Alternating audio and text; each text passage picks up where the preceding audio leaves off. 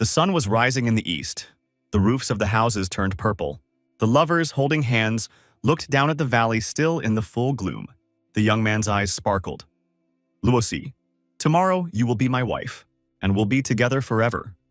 Spend the rest of my life with you. It's beautiful." Luosi mysteriously said, "Zhaojun, I have a gift for you." A question appeared in the young man's eyes.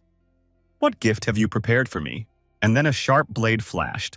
Luosi resolutely stabbed the blade into the young man's chest. A punch, another punch. Luoshi's eyes were cold and determined. "Luo!" Zhaojun shrieked. Luosi didn't stop. Another blow. Zhaojun groaned in pain. "Luosi, why did you do this to me? You can't blame me. You have no right to do that." The girl's hand touched Zhaojun, and the young man, losing his balance, began to fall from the roof down into the darkness. Luosi said after him, "You only have yourself to blame for what happened." "Why, I'm not ready. I'm not ready to die," shouted Zhaojun, retreating downwards. And then the rising sun illuminated the young man falling down. Terror froze on his face. He saw the sun in all its glory. A ray of sunlight struck him at the spot where Luosi had stuck her blade. Blood oozed from his mouth. The young man's face was numb with horror. Zhaojun shouted in his sleep in his bed. Was it a dream? Zhaojun touched the spot where the wound should be. Cold sweat trickled down his face. Where am I now? Am I alive? What's wrong with me? Zhaojun sat perplexed on the edge of the bed. There was the sound of a door opening. "Jenner, you've finally come to your senses." His mother stood on the doorstep. His mother was scared to death. If anything had happened to Jenner, she wouldn't have survived it. "Mom?" A flash of surprise flashed through the young man's mind. He was going through a brainstorm. A vapor appeared on his face. "How so? Tianyuan Kingdom. Son of a nobleman. A worthless bastard. I was reborn after 300 years. His mom was concerned, decided to get him some medicine. The woman came out of her son's room. "It's been 300 years. Luoshi, you have caused me so much pain. I swear on my title of martial emperor, if you are still alive, I will kill you." The young man's eyes shone with anger. And then, a young man came into the room, kicked open the door with his foot. "Haha, this pile of trash hasn't died yet?" he uttered in amazement. He grabbed Zhao Yan by the throat. He decided to teach him a lesson. Zhao Yan was surprised. "That's right, you're still alive, you're very lucky." Jenner decided that he wanted to kill the young master of this house. "Ha ha ha," the young man laughed back. "A bunch of trash who, at 15 years of age, has not yet awakened his spiritual roots, thinks he can call himself a young master?" Jenner lowered his head. "You are forbidden to take part in the ceremony that will take place in 3 days. Otherwise..." The young man raised his fist above his head, swinging it at Jenner. Jenner's hand easily stopped her opponent's lunge. "Otherwise what?" said Jenner with equanimity. The young man was very indignant. "Haha," grinned Jenner. "Is that the best he could do? Is he looking for death? Even after my reincarnation, defeating an insect like you won't be difficult." The young man boiled with rage. He pounced on Jenner, but Jenner grabbed his groin and squeezed him as hard as he could. "That hurt!" "Ah!" the young man screamed. Tears sprang involuntarily from his eyes. He fell to the floor and began squirming in terrible pain.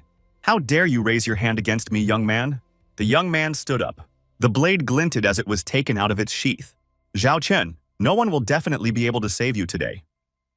The blade was pointed towards Zhao Chen. Mother's footsteps were heard. "Zhao Yan, what are you trying to do?" Mother warned that if Zhao Yan tried to attack him, she would have to call the disciplinary elders. "It's definitely not worth it," Zhao Yan thought to himself. He put the blade back in its scabbard. He decided to deal with the young man after the ceremony.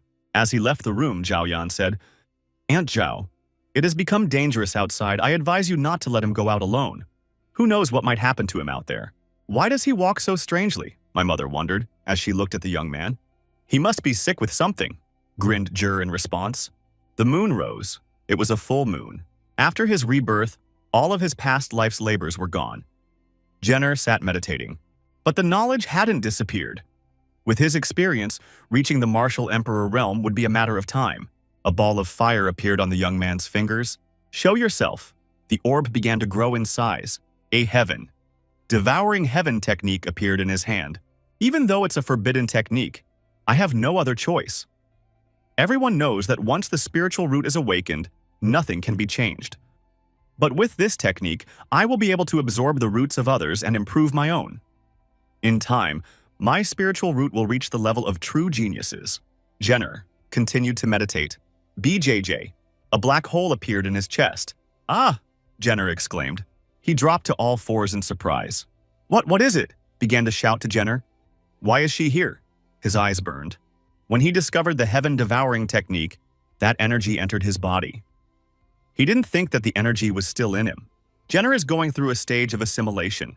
And oh, miracle, the black hole began to fade away. Perhaps he was reborn thanks to her. He hopes that in the future, he will be able to find out what it is. A crane soared over the practice area. The training didn't stop for a second. This is where the training energy is most concentrated. There are only 3 days left until the ceremony begins. Xiaochen crouched down on the meditation training ground. There were indignant exclamations behind the young man's back. The crowd was indignant. Why is he here? You're nothing! The shouts turned into insults, growing louder and louder. How dare you show up here? Get out of here! Xiao Tian, the grandson of the second elder, had awakened with a yellow rank root and had already reached the initial stage of the yellow stage. Someone from the crowd started to bully Zhao Chen. You dare say something back? I said, get out! The young man was burning with anger. How dare you even speak to me? You must be looking for death. He had insulted Zhao Tian. The crowd was murmuring, didn't they say that he would be bedridden for a long time? Take my first punch. A fist flew past his head. But his opponent calmly dodged it. Xiao Chen swung around. Now it's your turn. Zhao Chen's fist slammed into his opponent's jaw with lightning speed. How so? The astonished crowd began to shout. Who did you call a lowlife? Zhao Chen said to his crushed opponent. I'm sorry, I was wrong. Stay away from me. The loser pleaded with horror. It's already too late, Zhao Chen said coldly. All pay their respects to the elder. An elder has appeared. He simply adores Zhao Tian. Zhao Tian wrapped his arms around the elder's legs and began to complain about Zhao Chen with a cry. If you had come later, I would probably be dead by now. The elder indignantly called Zhao Chen a scum who wanted to kill the best warrior. The elder decided to teach Zhao Chen a lesson because the Grand Marquis was apparently unable to do so. Everyone around them became numb from the intense pressure that the elder had created. They could do nothing about it. Ha! That's it? Is he trying to scare me? Zhao Chen was surprised. Zhao Chen concluded that the elder couldn't tell the difference between truth and lies. This decision of the elder could not be called fair. The elder was surprised that this young man could withstand such pressure. Who the hell are you to lecture me? The elder shrieked. Zhao Chen decided to fight the elder. In the Tianyuan realm, there are only 6 stages of development.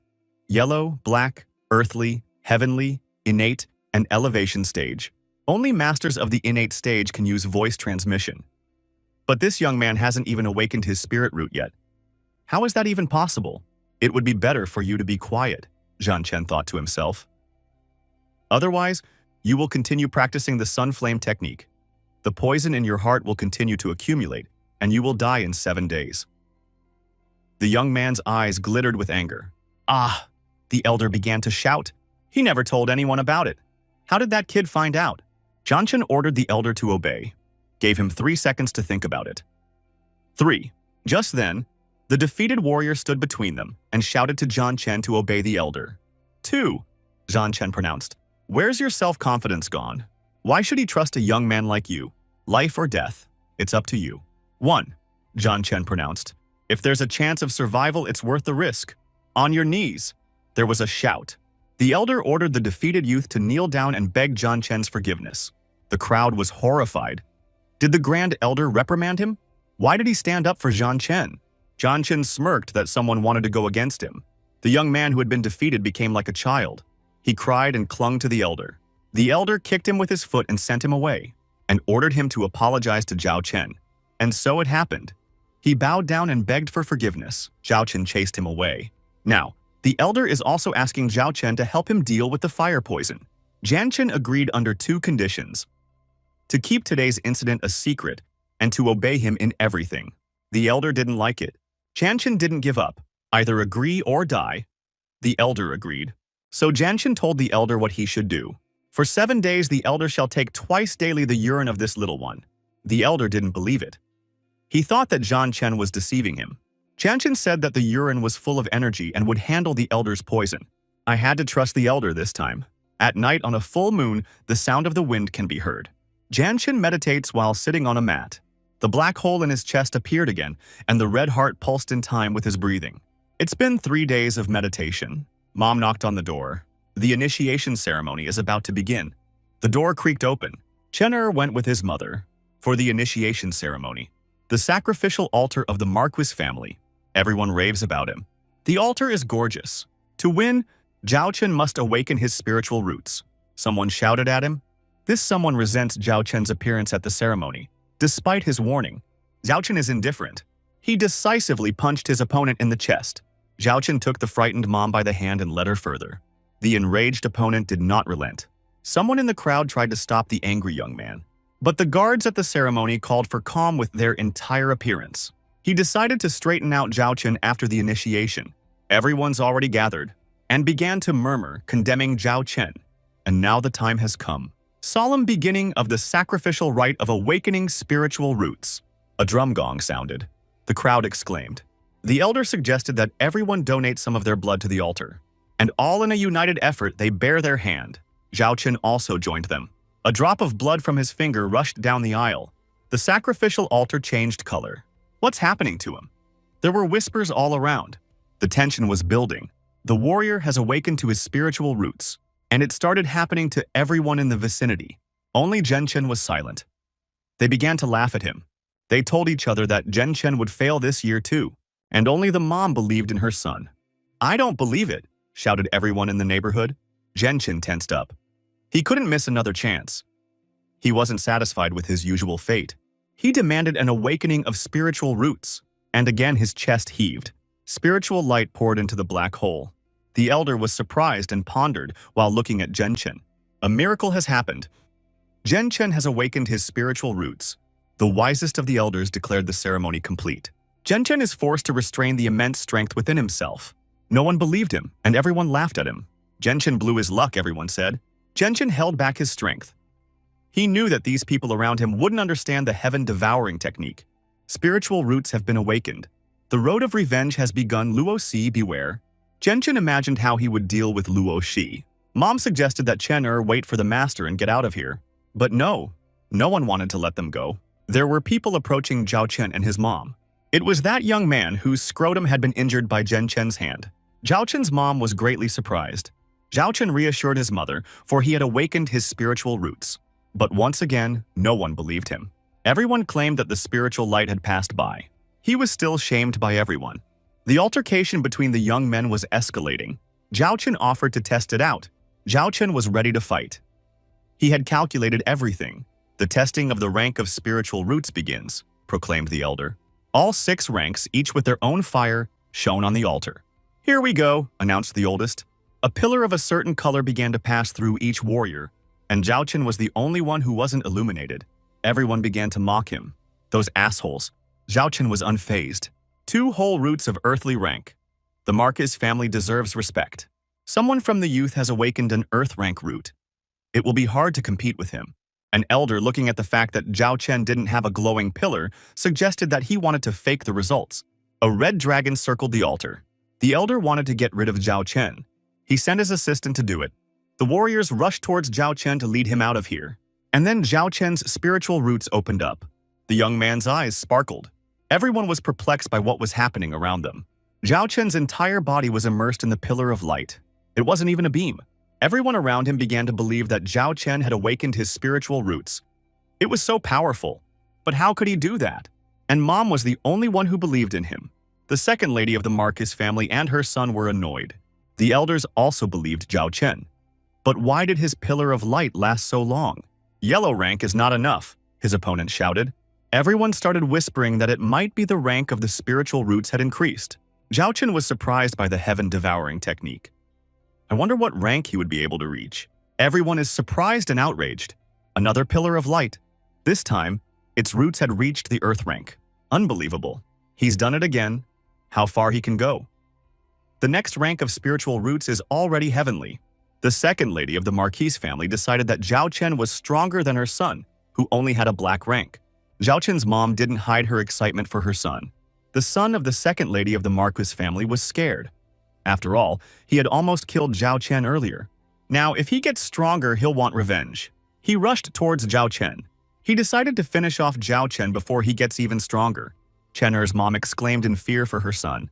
The second lady of the Marcus family sent her son to finish off Zhao Chen. The crowd was inciting both men in anticipation of the bout. We must interrupt the ceremony. Then Zhao Chen's spiritual roots will be destroyed, and he will fail. The opponent roared at Zhao Chen. Zhao Chen coldly sent him away. The opponent booed even more. The elder decided to intervene. No one may interrupt the ceremony. The ceremony of awakening the spiritual roots must continue. The elder banished the instigator. A powerful force pillar was directed by the elder's hand in his direction. The instigator fell to the ground exhausted. The crowd was yelling that Zhao Chen now had Earth-rank spiritual roots, and he would become very strong in the future. The second lady of the Marquis family called out to her son. She approached him and lifted him off the ground. He began to make excuses that he had almost succeeded in dealing with Zhao Chen. The woman turned reproachfully to the elder. The elder countered her that if it weren't for the Marquis' reputation, her son would have been dead long ago. Wisdom was evident in the elder's gaze. The servants began to calm him down. The second lady of the Marquis family came to her senses and began to apologize. Zhao Chen's gaze swept towards the heavens. The crowd whispered that Zhao Chen could be among the top 20 talents of the Tianyuan realm. The elder was surprised, believing that the heavenly rank roots were so easily obtained by Zhao Chen. Zhao Chen's mom was very happy for her son. Yet Zhao Chen still had his envious friends. Now they had a claim on the altar. The elder didn't like it. You got off easy. I suggest you shut up. The second lady of the Marcus family and her son couldn't settle down either. Sparks of contempt and envy lit up in their eyes. Zhao Chen was satisfied with the heavenly rank. Everyone noticed that the spiritual light around Zhao Chen was changing again. If this continues, his spiritual root will be able to reach an innate rank. In the entire Tianyuan realm, there is only one such talent. The elder realized that Zhang Che's family had a splendid future ahead of them. His servants were obediently silent. But someone pointed out that the innate rank doesn't have the same color. Green, it is the heavenly rank of spiritual roots. Yellow is the earthly rank of spiritual roots. Orange and black rank spiritual roots. Red is the yellow rank of spiritual stones. The crowd began to resent Zhao Chen's yellow rank again. The lowest rank. Everyone was screaming that the yellow rank was the rank of the common trash. And even the elder was upset that he hadn't witnessed the birth of Aeneas. Now no one would be able to stop Zhao Chen's opponent. He decided to cripple Zhao Chen for life. Chener's mom decided to warn him of the impending danger. The second lady of the Marquis family decided to stop her. Zhao Chen must not die here. Who will treat the defeated? He rushed towards Zhao Chen. We should ban the battle before the ceremony is over. He tried to enlist the support of Elder Mo. It's a simple competition, not a battle. There's no reason for the Grand Elder to interfere. The Elder decided to banish him from the altar. It all depends on the Grand Elder's abilities. They clashed in a melee. A strong wave of energy formed between them. The people around him whispered that no one could help Zhao Chen anymore. His days were numbered. The elder called the second young master for help. The forces were unequal. The second young master liked it. He gladly decided to get into the fight. Zhao Chen's mom started screaming in terror. The elder's face twisted in anger. He decided he was too late. The second young master headed out to destroy Zhao Chen. The second lady of the Marquis family, his mother, praised her son. Zhao Chen was cold-blooded. He realized that his opponent was only capable of a pitiful collection of energy. Zhao Chen's opponent decided to unleash his power, gay opponent with fury. Zhao Chen calmly met him. Zhao Chen coldly suggested to his opponent not to overestimate his strength. Zhao Chen called upon the innate spiritual roots to appear to him. The crowd roared with fear. The innate spiritual roots appeared to Zhao Chenyu. He is the only one like this in the entire Tianyuan kingdom, and only the elder was happy about it. He realized that their kingdom could rise even higher. The contraction must be stopped immediately. The warriors realized that given enough time, Zhao Chen would be able to become the ruler of the region with such strength, and only his opponent couldn't accept it. He couldn't let Zhao Chen surpass him. A fist of fury descended upon Zhao Chen, but he easily parried his opponent's lunge and sent him away. Ah! The defeated youth's face contorted in anger, and he fell to the ground exhausted. The crowd was astonished as Zhao Chen crippled Zhao Yan with a single blow using the power of heaven and earth. The elder lashed out with anger at the defeated man. The elder accused him of wanting to cripple the genius and prevent their family from rising to prominence. The second lady of the Marquis's family, his mother, intervened in the conversation. Her son began to ask her for help. She resolutely stood up for her son. The elder slapped the woman with curses. The elder swung his blade at the woman, ready to kill her. Now her son tearfully pleaded for help. Zhao Chen decided to intervene in this confrontation. Zhao Chen asked my lord to have mercy on the defeated young man and his mother. The crowd was puzzled by Zhao Chan's action. Zhao Yan couldn't believe his eyes. My lord was surprised at that too. He had not misheard.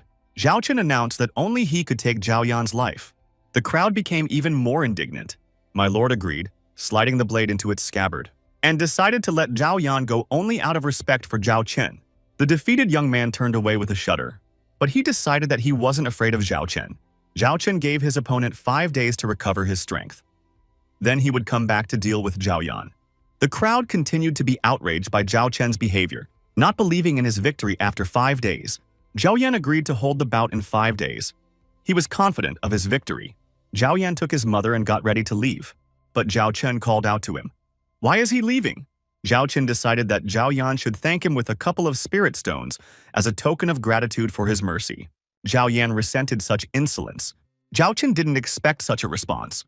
Zhao Yan heard cries of indignation behind his back, so he decided to give the stones to Zhao Chen. The one in turn thanked the defeated young man for the pouch of spirit stones. At this, the young men parted. Zhao Yan was confident that in 5 days, he would make his opponent regret it. Zhao Chen's mother expressed doubt in her son's ability to win the battle after 5 days.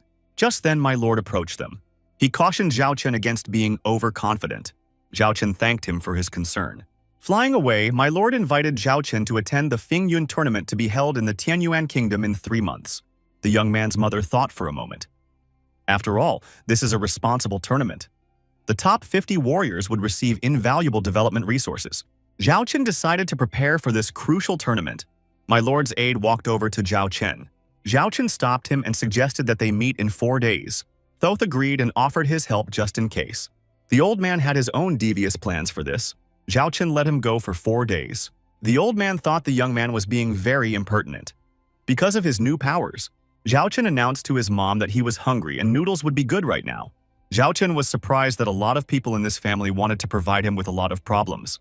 After returning home, Zhao Chen, everyone started calling him the third young master, and everyone admired his strength and courage. Zhao Chen was very surprised by the situation at home. Everyone began to offer Zhao Chen their family treasures to Zhao Chen as a tribute to his strength and genius. People began to bicker and fight over the right to be the first to approach the third young master. There was even an altercation. Zhao Chen agreed to accept all the gifts in tribute. He decided to pacify the crowd so that the doors in his house would not be broken down from the crush. His mom was the most surprised. It seems the news of your awakening has preceded you. Now everyone, even the simple servants, are trying to please you. Zhao Chen gladly accepted all the gifts. After all, now he wouldn't have any problems with resources for a while. The mother was happy for her son. When the news reached his father, he would be very proud. Zhao Chen became indignant. Where was his father when everyone was humiliating them? Why didn't he intercede? Your mother started sticking up for her husband. He's still your father. Zhao Chen sadly walked into the house. It's okay, thought the woman. Soon you will understand everything. Zhao Chen decided to increase his strength because the awakening this time was very dangerous. He held a glowing stone in his hand. The gaping black hole in his chest reappeared. The stone floated in front of him. Along with this black hole, Zhao Chen's absorption ability increased by several times. Zhao Chen was ecstatic at what was happening. He was now invincible. Zhao Chen continued to meditate and hoped for another absorption. Finally, after so many years of unsuccessful attempts, he managed to enter the yellow stage. Zhao Yan took 3 whole months to do it. Zhao Chen did it in 3 hours. Unbelievable. But suddenly, something went wrong. What's the matter? Said Zhao Chen indignantly. The stone changed color to blood. How could this be possible? Zhao Chen was very surprised. It turns out that black hole and spiritual roots merged together. There was no mention of such a thing in the technique book. Zhao Chen wasn't sure if it was a good thing. Someone knocked on the door, shouting out that he should definitely see the third young master. It was the voice of an elder. Zhao Chen was very surprised. The door swung open and the elder fell in asking for help, for he might die now. He fell to the floor and began squirming in front of Zhao Chen and his mother's feet. The woman became frightened and wondered what had happened. She motioned for the elder to come up and explain what had really happened. The elder was not himself as he was burning from the inside out. Turns out he couldn't take the poison anymore. It It was burning him from the inside out. Zhao Chen decided to end his suffering and help the sick man. He directed his energies toward the sick man. His mother urged him to stop immediately. It was dangerous. The old man clenched his teeth angrily. Zhao Chen's strength had entered him. It was unbelievable. The old man flew back with force into the doorway. Blood flowed from the old man's mouth. His eyes were closed in fear. The elder thought that Zhao Chen had decided to finish off the old man. The mother was surprised that her son had done that to the elder. The young man motioned for them to look at it. He pointed with his finger. The pool of blood, it turns out, contained some of the poison that nearly killed the elder. The elder was surprised and pleased. Indeed, he now felt much better than before. The mother wondered if the elder's body was all right now after such a procedure. The elder thanked the third young master for the cure and declared that he would remember the favor for the rest of his life. The elder decided to follow the third young master. After all, this strike was comparable to practicing the initial stage of the yellow stage. Zhao Chen had achieved this just a few days after his initiation. Zhao Chen will now need some herbal medicine. After all, he had only rid the elder of part of the poison. Zhao Chen glanced at the scroll. The elder was very surprised that Zhao Chen could brew herbal medicines, but some of the herbs on the list were the first the elder had heard of. Zhao Chen said that without these herbs, salvation was out of the question. If the elder didn't believe him, he could leave. The elder begged for help. He asks not to be abandoned and is ready to follow the master. The young man's mother could not recognize the elder. What had happened to him? He used to be so arrogant. Zhao Chen decided to save the elder after all, as he helped the young man a little during the ceremony. But for that, the elder must first go with the master to Luo Pavilion. The elder was very surprised. Still, they went to Luo's pavilion together. After all, Luo Pavilion was the largest medicinal herb store in this kingdom. It is. Even the elder was in agreement. The pavilion is divided into 3 floors. Anyone can enter the first floor. To enter the second floor, one must be either a nobleman or a cultivator of at least the black stage. Only alchemists were allowed on the 3rd floor. It was a very restricted area. The men were very curious. Zhao Chen suggested going into the store and looking around. Perhaps they could find the medicine they needed here. The store was bustling with activity. The vendors were beckoning customers to shell out more money and buy various potions. Zhao Chen didn't like the goods on the 1st floor. They turned out to be very mediocre. Zhao Chen pulled the elder behind him to the 2nd floor. The latter immediately agreed. But there was a guard at the entrance to the 2nd floor who didn't want to let them through. Zhao Chen explained that they need to get to the 2nd floor. They were going to get medicine. The guard was adamant as he didn't want to let the yellow stair trash enter the 2nd floor. Zhao Chen objected to him. The guard might be wrong. The elder asked the 3rd young master to deal with the guard himself. Zhao Chen yanked him back and suggested that he not interfere. The guard, rolling up his sleeves, decided to teach Zhao Chen a lesson for his insolence. The customers are frantic. Why would a young warrior bully the guards? It could cost him dearly. The guard swung violently, wanting to teach Zhao Chen a lesson. Zhao Chen only snapped back. He didn't even budge. Dodging slightly, Zhao Chen dodged the blow. The guard roared with rage. How dare that boy slip away from the blow? In response, the guard received a vicious slap. Zhao Chen thanked the guard, who flew off to the side for the lesson. The buyers were surprised by the young man's act. Either he is from a powerful 7, or he will be finished for such an act. No one has the right to beat the pavilion guards in the pavilion. The guard with a swollen cheek pounced on Zhao Chen in a rage. The elder cautioned the young master to keep his temper in check. The young man objected, for he could not stand still while the guard wanted to beat him. The elder tried to reason with the young man. He just didn't realize how strong Luo Pavilion was yet. There were footsteps coming from upstairs. No one dares to behave like that here. Zhao Chen saw a beautiful girl in a red dress coming down from the 2nd floor. The customers in the store exclaimed that it was Tang Ruo. Why is she here? She's the apprentice of the pavilion master, a 2-star alchemist. Everyone is afraid of her. The guard began to complain to the young girl. He was almost killed by an alien. Tang Ruo exclaimed at the guard that he couldn't even handle even the initial stage of the yellow stage. I wish he had died of shame. And the guard immediately let his breath out. The girl insultingly called out to Zhao Chen. She doesn't care who he is. But if he's got a beef at the pavilion, let him prepare for the consequences. He's not going to get away with it.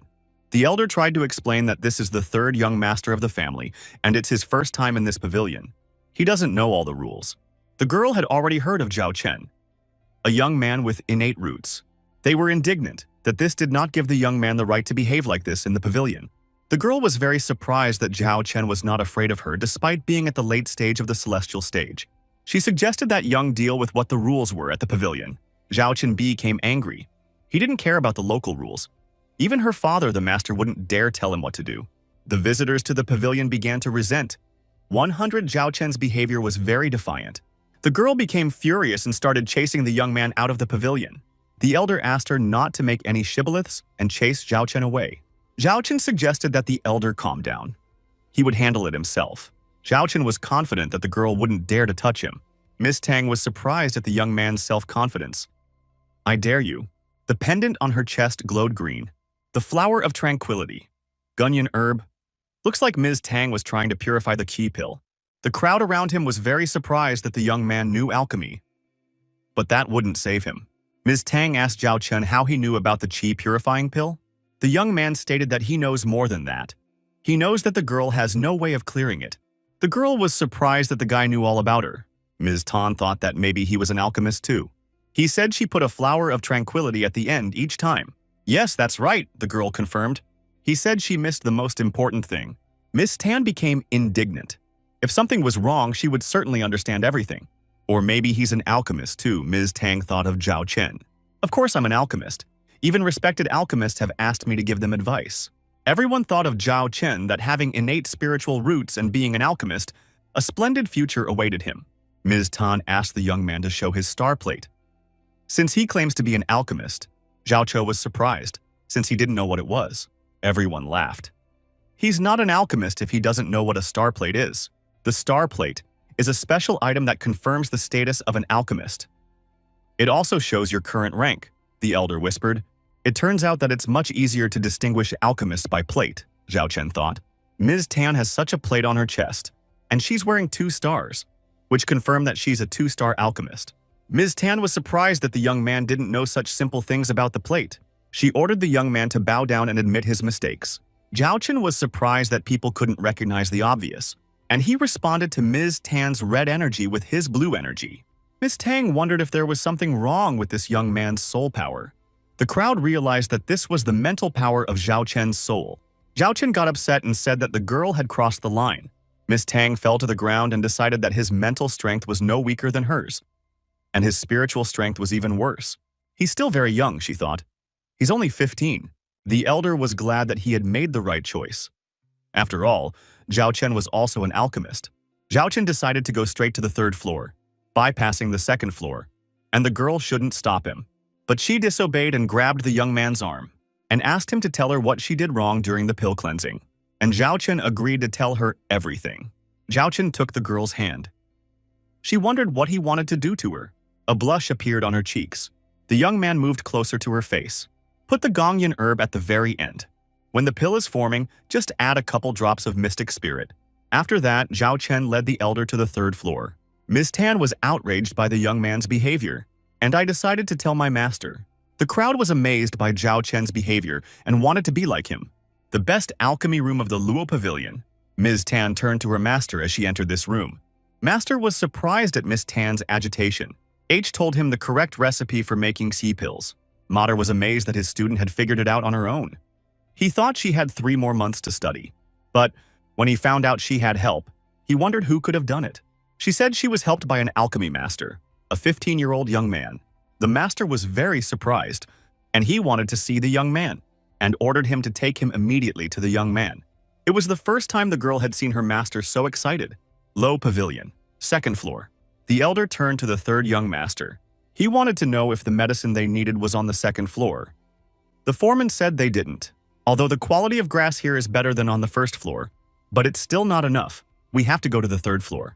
A young girl appeared on her way to the 3rd floor and suggested that the men wait, because you can't go to the 3rd floor without a star plate. But then the pavilion master appeared. The girl was surprised to see him. The men were surprised too. Master Pavilion was accompanied by Miss Tan. All 3 of them knelt down in respect before the pavilion master. Everyone in the neighborhood paid tribute to the pavilion master.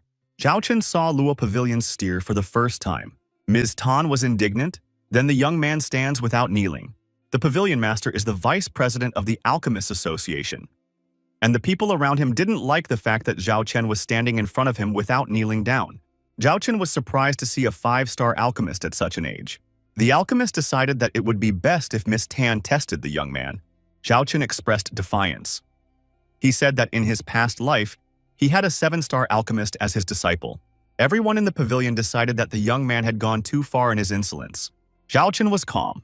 Miss Tan resented the young man's behavior. The alchemist suggested that everyone calm down. After all, the guest was still too young. The alchemist couldn't believe that a 15-year-old youth was willing to cause a disturbance in the pavilion. Ms. Tan was indignant again. After all, it's not fair. The young lady was very angry with the young man for his behavior.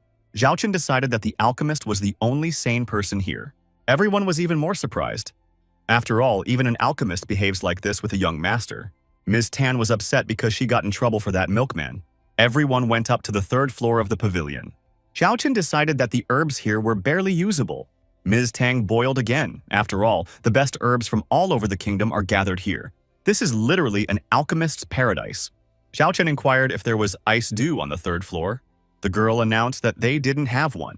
Zhao Chen asked if they had a mystery tree, and asked many other things. They had none of this, and Ms. Tan became furious, answering all the time with rejection. She decided that the young man was naming non-existent herbs on purpose so that the pavilion would lose its face. However, the alchemist countered that such herbs existed, but they had not been seen in these parts for centuries. The elder was afraid that nothing could save him now. He persuaded the young master to think of another way to save his life. Zhao Chen asked the alchemist to use his lab and bring him some medicines from the list, or their substitutes. The alchemist claimed that they had these herbs, but they couldn't be mixed, for they contradict each other. Zhao Chen calmed him down and offered to watch him prepare the medicine. The people around were once again resentful because of Zhao Chen's hubris. The alchemist was starting to get nervous as well. How dare that boy tell me what to do? Ms. Tan decided that now she would see who the upstart really was. But Zhao Chen forbade the girl from watching him. After all, she is still only a student. Ms. Tang shrieked in indignation, but Zhao Chen liked pissing her off. The alchemist shrieked at Tang Ruo. Fine, the girl decided. I didn't really feel like it. The young master was surprised at Tang Ruo's bad character. The elder and the alchemist began to watch Zhao Chen curiously. The alchemist bragged to the young master about his expensive pill furnace. Zhao Chen agreed with the alchemist. The pavilion master tried to be calm. He hoped to find out what this young man was hiding. The young master assumed that his mental strength was now somewhere at the level of a 3rd-order alchemist. That would be enough. He tried to use his internal energy to light the furnace. The furnace heated to red hot and fire erupted beneath it. The pavilion master assumed that the 15-year-old youth ignited the furnace with his mental power. He has the strongest alchemist level in the Tianyuan kingdom. The healing herbs soared upward. The young man sent them into the furnace with his mind. Shimmering with all the colors of the rainbow, the roots flew into the oven. The alchemist decided to stop the young man. It's against medicinal pharmacology. You can't put herbs in the furnace right away. The young man commanded silence and looked on. He continued to conjure over the stove. It was dual management with one dual-purpose heart. The young man decided that now the purification stage had arrived. The furnace inside burst into bright flames. The elder and the alchemist watched the young man with undisguised interest. Zhao Chen sank to the floor from exhaustion. He's very tired. He hadn't cooked like this in his previous life. The elder rejoiced and said he was willing to be a faithful servant. The alchemist was the most astonished of all. How could this be possible? The elder started yelling that we should be careful with the elixir. Zhao Chen reassured him, and then the boiler started making strange, disturbing noises. The young man ordered the elder to approach. He wanted to purify the elder of his inner poison with this elixir. It was the perfect level 3 elixir. The alchemist was amazed at the young man's abilities. The young master needed a set of silver needles to finally cleanse the elder's body of the poison. Just then, the alchemist fell to his knees in front of the young man, and he asked him to take him as his disciple. Zhao Chen was very surprised by this. The elder couldn't believe his ears either. Is this a joke? But the pavilion master was completely serious. He said that the young man would make an excellent teacher as his knowledge stretched beyond comprehension. The elder began to persuade the young man to agree, telling him of the many advantages of such a decision. The young man yanked him back. He would make his decision without advice. The elder began to apologize. The young man turned to the alchemist. Given my strength and status, I hope accepting some brat as master won't affect my reputation too much. But the young man refused the pavilion master. The elder and the alchemist were angered by the refusal. The alchemist wanted to know the reason for the refusal. Just then, Ms. Tan entered the room. She didn't want to believe the brat was up to the task. And then she saw the master kneeling. The girl asked why the alchemist was kneeling in front of this young man. The pavilion master ordered her to be quiet. She wasn't supposed to come in here. The girl took offense to the fact that the foreman yelled at her in front of a stranger. The alchemist began to apologize for the girl to Zhao Chen. Still, Zhao Chen refused to take the alchemist as an apprentice. The teacher was now stood up for by Ms. Tan. She decided to deal with the young man. An elder stood up for the young master. He decided to protect him. Ms. Tan announced that she's not afraid of anyone. She would deal with anyone. The elder was afraid that he wouldn't be able to stop this strike. The alchemist was disappointed with his apprentice, and he slapped her across the face. The girl fell down and couldn't believe that the master had raised his hand on his student. The alchemist declared that he was no match for the great Zhao Chen, a powerful alchemist. He suggested that the young man take Tang Ru as his apprentice. The young man wondered if the stubborn girl was worth taking as an apprentice. The girl refused to become his apprentice. She's never going to go for it. He has poor qualifications to be my teacher, shouted the young lady. The alchemist shouted at her. She must realize what she was missing.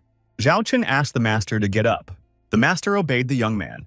The alchemist was still hoping that the young man would take the girl as an apprentice. The young man explained that his selection criteria was strict, and Miss Tan could not become his student. Ms. Tan contemptuously called the young man arrogant. The alchemist covered her mouth with her hand and told the young man that she was enamored of him. The young man and the elder did not believe him. Now the young man decided to leave with the elder to go his own way. The alchemist shouted at them. Zhao Chen stopped. The alchemist suggested taking Tang Rao as a medicine man at least, and announced that everything in the pavilion was at the young man's service. Zhao Chen agreed to take the girl as a medicine man. The alchemist rejoiced at this news and suggested that Tang Ruo thank Zhao Chen for the favor. The girl refused to leave the master. The master refused to listen to her and turned around. He announced that Tang Rao was no longer his student. The girl couldn't believe her ears. The alchemist said that she should now follow Zhao Chen. Zhao Chen pitied the pavilion master for being limited in his talents. The girl said that if the young man didn't deserve it, he would regret it. But the young man wasn't going to prove anything to anyone. The young man asked the alchemist to prepare a set of silver needles to dispel the elder's poison. The elder was unspeakably pleased. The needles were ready. To the young man they fit. The girl didn't believe in Zhao Chen's talent. The young man prepared the Ji Yang elixir and offered the elder to accept it. The elder agreed. The elder began to scream in pain as his insides were scorching. The air around Zhao Chen began to heat up. Everyone became alarmed. It takes very strong fire energy to deal with this poison. The elder was very frightened. He thought he might be burned alive. The young man urged the elder to be silent unless he was willing to die and submit. The point of the ocean of Qi. The point of heaven. The point of man. The elder was at the center of the circle. Zhao Chen was revolving around him. The young man had succeeded. He breathed a sigh of relief. The first part was done. The elder was no longer burning. He was glad that the poison had been dealt with so quickly. The alchemist and his apprentice were amazed at the young man's abilities. His skills in medicine were as strong as his skills in alchemy. Zhao Chen announced the second part of the poison expulsion ritual. With the words, "Disappear," he directed his internal energy towards the elder. There was a clap of incredible force. The elder immediately flew off to the side. He suddenly started coughing up blood. After that, the young master calmed down. He announced that the deed was done. The alchemist and his female disciple were amazed at how quickly Zhao Chen managed. The elder kneeled before the young man. The old man announced that the fire poison had indeed disappeared from his body. He was ready to kiss his savior. The alchemist and Miss Tao felt a little ashamed of the elder's behavior. The young man then decided to say goodbye and leave the pavilion. The young lady announced to her mentor that she was leaving as well. She said goodbye to the alchemist and headed for the exit, and all three of them left Lo's pavilion. The alchemist said that Ruo would be better off with the young man. When the trio went outside, everyone began to wonder why Ruo Tan was following the young man. The elder suggested that the third master visit the new flavor pavilion and have some good tea. The young man agreed and they headed to the new pavilion, ignoring the girl. And then they heard some sort of altercation. The men were interested in it. The voice sounded familiar. The young men were having an argument. The girl didn't want to give in to the young man, but the guy didn't relent and started insulting the girl. He punched her in the face. Zhao Chen decided to intercede, walked over and grabbed the instigator's arm. The girl recognized Zhao Chen. Zhao Chen tossed the bully far aside. The one with a shriek flew far away. The elder whispered that the young men were engaged. They had better not interfere. Zhao Chen was surprised by this news, but the girl announced that she didn't want to marry the scoundrel. Zhao Chen remembered that the girl's name is Zhao Qingyan, and she is his cousin. Tang Rao wondered what would happen next. Zhao Chen proposed to cancel the engagement. The cousin hugged her brother with joy. Tang Rao followed the events. The groom wasn't happy about it. He didn't want to cancel the engagement. He threatened Zhao Chen. Zhao Chen decided to deal with the instigator. He wouldn't stop and asked for a showdown. Zhao Chen slapped him with a slap, and the enemy flew far to the side. The one was surprised at Zhao Chen's immense strength. Zhao Chen towered over him. The groom was terrified of what was happening. Zhao Chen did not relent and continued. The puppy that ended up in Zhao Chen's hands put a pile of shit on the instigator's head, and everyone began to turn away from the defeated enemy. The one with shit on his head started cursing Zhao Chen and saying that he would still deal with him. Zhao Chen struck the guy again with a swing, and continued to kick him and mentally humiliate him. Everyone watching around thought that the third young master of the Duke family was very cruel. It was best not to stand in his way. Zhao Chen calmed down finally, deciding that enough was enough already. The cousin was delighted with her brother's actions. Everyone around them was amazed as well. And then there was a shout from some old man. He decided to avenge the young man. It was his master. In the old man's hands was a red orb that fueled him. The cousin warned her brother of the danger. Lin Laogi. It's been a long time since we fought, the young man thought. There was a flash of fire. The old man was advancing on the young man. Cousin was frightened by the whole thing. Tang Rao was calm. The old man lifted the weakened groom up, the one who said that Zhao Chen should be done away with. Those watching the events were amazed at how quickly Zhao Chen's strength was increasing. The old man began to calm the young man who had lost the fight, and he decided to take revenge. The old man decided to deal with the elder. The elder decided to take the fight and kick the old man's ass. The groom decided his chance had come. He pounced on Zhao Chen. Zhao Chen was completely calm. The opponent began to threaten the young man. A furious fist pierced the air. The elder was afraid for his master. But Lin Laogi didn't want to let the elder go. Everyone in the neighborhood decided that Lin Yan was about to kill Zhao Chen. Tang Rao no longer believed in her master's victory. Sister hoped for his victory. Lin Yan began to land crushing blows. Zhao Chen was cool and calm. Zhao Chen wondered at his opponent's stupidity. Just then, Zhao Chen performed an alternating wind kick. It was incredible. The opponent flew far away. The ground opened up and a pillar of fire appeared from there. His opponent lay at the bottom of the hole that had formed, not realizing what was happening. Zhao Chen declared the defeated man mediocre. Everyone around him was amazed at the young master's strength. The girls were thrilled too, and only the servant of the defeated did not stop. The elder caught up with Lin Laoguai and discharged a powerful slap at him.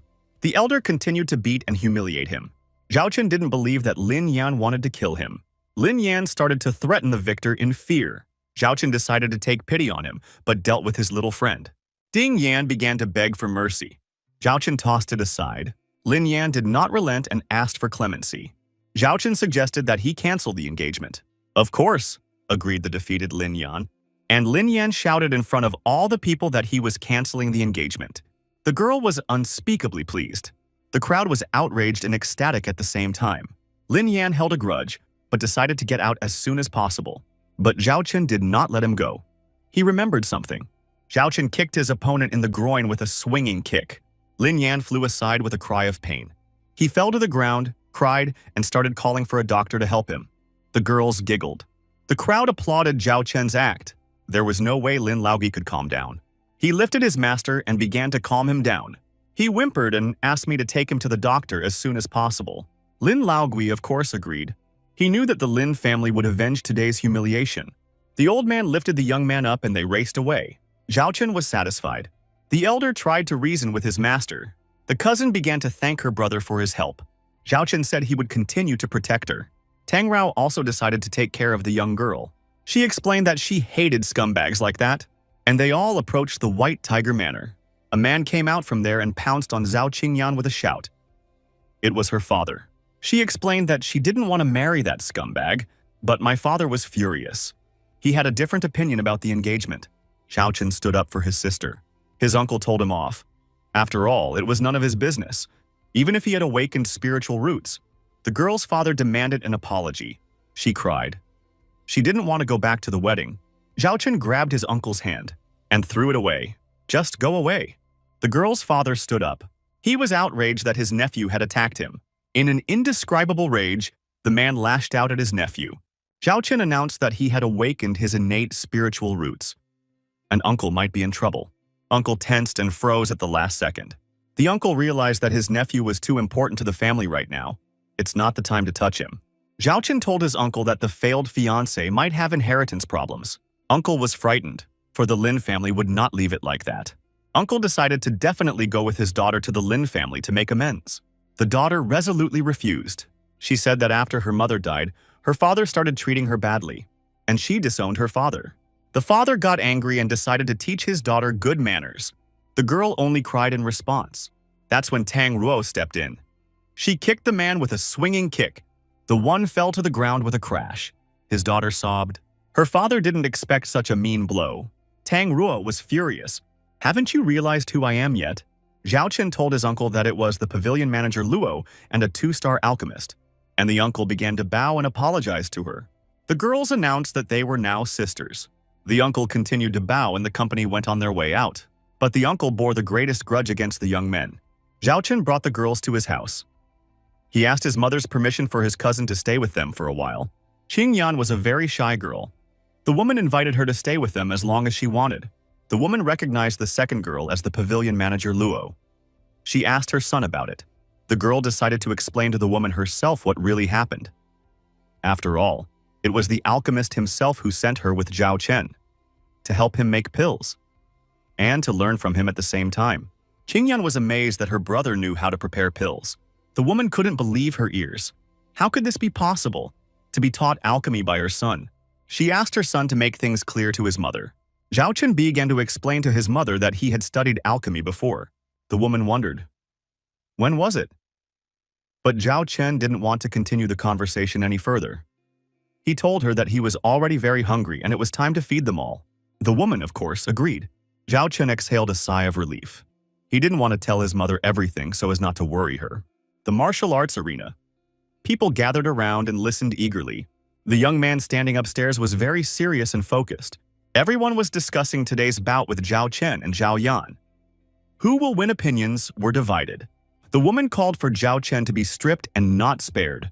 Zhao Yan promised his mother not to spare his opponent and make him regret that he was even born into the world. Many people cheered for Zhao Yan and grumbled that the innate spiritual roots had gone to the wrong challenger. Zhao Qian had no chance of winning, and now it's early morning. Zhao Yan stands in the arena with his head held high, imagining how he will strip his opponent. It's noon, still no opponent. The crowd is perplexed. Zhao Yan is starting to get excited. It's evening. Zhao Yan was furious. He didn't expect such insolence from his opponent. The crowd is perplexed. What has happened? Zhao Yan shouted. How dare Zhao Qian do this to him? He promised to grind his opponent into powder and turn him into garbage.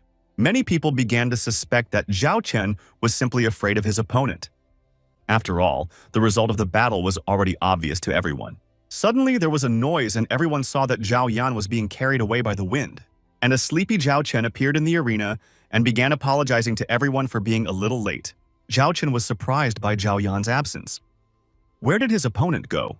Zhao Yan appeared, and with rage and curses, he decided to pounce on his abuser.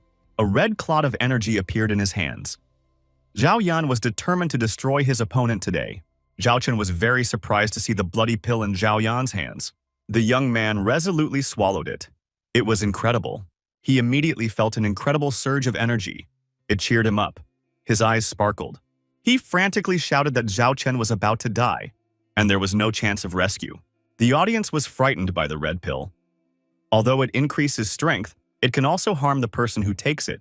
Zhao Yan's strength was now comparable to that of a late-stage yellow stage. Zhao Qian disagreed. After all, it doesn't have to be like this. Zhao Yan pounced at his bitter opponent with a shout. Thrusting his arm forward, Zhao Qian began to call upon the devouring heavens to give him more strength. The energies of the opponents met, and it was very powerful. There was an explosion of energies. Everyone saw that it was a very powerful explosion with a large shockwave. Everyone began to question whether the young men definitely only had a yellow step, but the unbelievable happened. Zhao Yan's strength began to fade away. He realized that it was his rival's trickery. But how could this be possible? It turns out that Zhao Qian had managed to absorb his rival's spiritual roots. It wasn't difficult. And now, He had broken through to the middle stage of the yellow stage. Zhao Yan's mother rushed to meet her son, and he began to cry out to her for help. His strength was failing him. Zhao Chen did not rest. After all, no one would be able to save his rival from imminent death. Zhao Chen made another powerful strike with his internal energy, and Zhao Yan's body flew far away. He fell to the ground and purple blood gushed out of his mouth. Zhao Chen saw that the enemy's body was motionlessly sprawled on the ground. Zhao Chen's family members rejoiced at the young man's talent. After all, their family would definitely start to prosper now. Everyone began to raise their hands to the sky and chant the winner's name. But then the unbelievable happened. Zhao Yan's mother took out a dagger and screamed at her son's abuser. Zhao Chen had no choice but to deal with the unruly woman. With one punch, he knocked her down. Her mouth was already bleeding in flight. The woman fell to the ground with a clatter. Zhao Chen went up to her and told her that Zhao Yan had always bullied him. And today, he even wanted to kill him. So Zhao Chen had no other choice. The crowd began to support Zhao Chen and justify his act. The elder came to the woman and said that her son was to blame for getting into trouble all the time. Now he got what he deserved. The woman began to threaten the young man because she will not let it go. Her son's killer will not escape retribution. Zhao Chen said that he would always be ready. No one could scare him. Zhao Yan's mother ran away. The woman went to her brother and complained about Zhao Chen, who had massacred her son. She urged her brother to avenge her nephew. With tears in her eyes, she said the young man had raised his hand to her in the same way. The man resented the news. The boy had become conceited. He must be taught a lesson. He decided to give his sister 3 yellow stage killers. But he would have to make sure that the young man really paid for what he had done. The woman decided to torture Zhao Chen to death, enlisting the help of 3 assassins. She removed herself from her brother's house, contemplating a plan of bloody revenge along the way. One of Mr. Wang's servants dutifully agreed to do his master's bidding and deal with the unwanted boy. The servant said he could not escape blood feud, but the master objected. After all, this doesn't concern the Wang family. Let the woman decide this matter herself. He said that Zhao Chen had already managed to insult the Lin family. Now we just have to wait for them to deal with each other. He said that the more chaos around, the more chances the Wang family had to rise up. That was his cunning plan. Meanwhile, the tired Zhao Chen was resting at his home and contemplating how to behave in the future. After all these events, he realized that by killing Zhao Yan, he had offended the Wang family as well.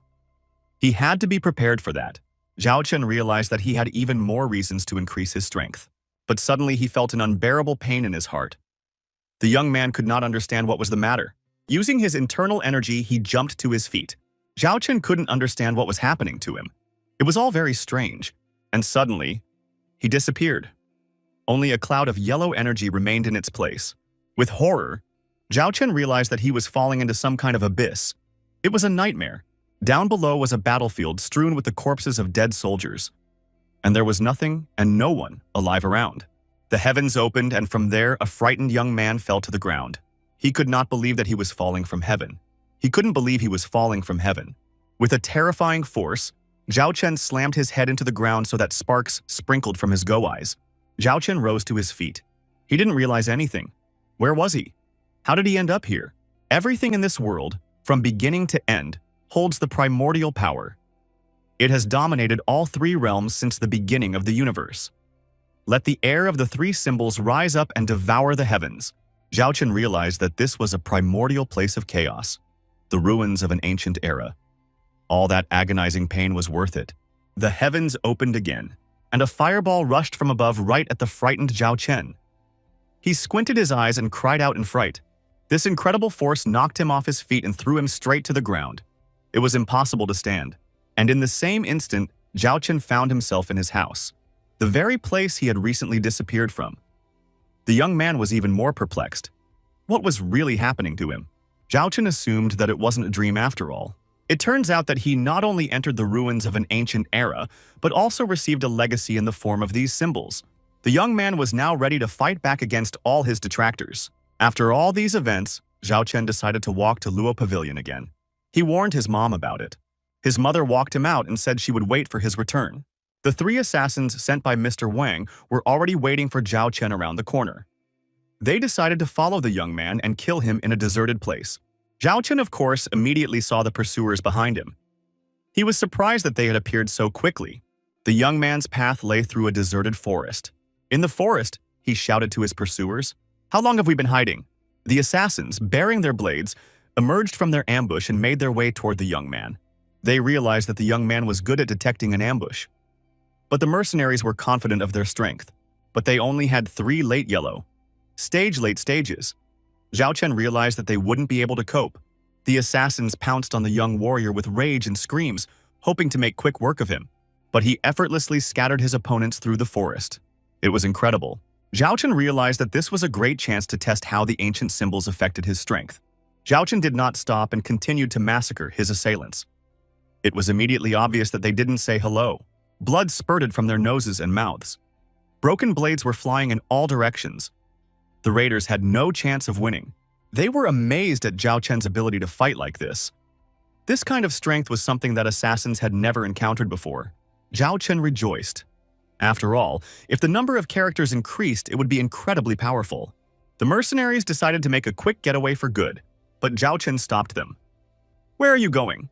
Anger flashed in the young man's eyes. He wanted to know immediately who had sent them. The criminals were afraid to confess. I mean, they're the most professional of professionals. And that's why they won't say anything, because their will is stronger than steel. Zhao Chen had to beat them up again. They confessed that Madame Wang had sent them to commit this crime. Zhao Chen now realized that it was the second aunt's doing. Well, he'll be ready for it. Let's see who defeats who. The criminals were murmuring amongst themselves and were glad that Zhao Chen immediately believed them and pardoned them. But then the unbelievable happened. All 3 of them had their throats slit in an instant. Blood rushed out. In front of them stood Zhao Chen with a naked blade. Of course, the young man didn't believe a single word these bastards said. The servant says he will demand the banishment of this boy when his master returns. The mistress smiled enigmatically. Surely she knew more than her servant. Perhaps Zhao Chen would be done with Zhao Chen soon. She confessed that she had sent 3 badass yellow stage assassins after the boy to deal with the scoundrel. And then the unbelievable happened. Zhao Chen came into the house and said that a measly 3 assassins were not enough to kill him. Auntie was terribly surprised. Auntie objected that it was impossible. After all, Zhao Chen is only at the middle stage of the yellow stage. It's not enough to stand up to the vicious thugs. Now the woman was attacked by an elder who had entered the house with the young man. He began to threaten her. After all, she should not have done that against one of their family members. Her servant interceded for the lady. He said it was better for Elder Lin not to interfere. His master would decide her fate. Now the woman has started threatening Zhao Chen's mother. She will soon learn what it means to lose a loved one. Everyone started yelling at her. "You can't do that, you can't say that, those are scary threats." Zhao Chen dared to deal with the obnoxious woman. The men looked at him in bewilderment, but it was already too late. Zhao Chen swiftly rushed towards the woman. The servant and the elder were frightened and tried to stop him. The woman was furious. "How dare he do this to me?" Zhao Chen struck the woman with all his might. The woman collapsed to the ground without feeling. It turned out that Zhao Chen had actually straightened her out for good.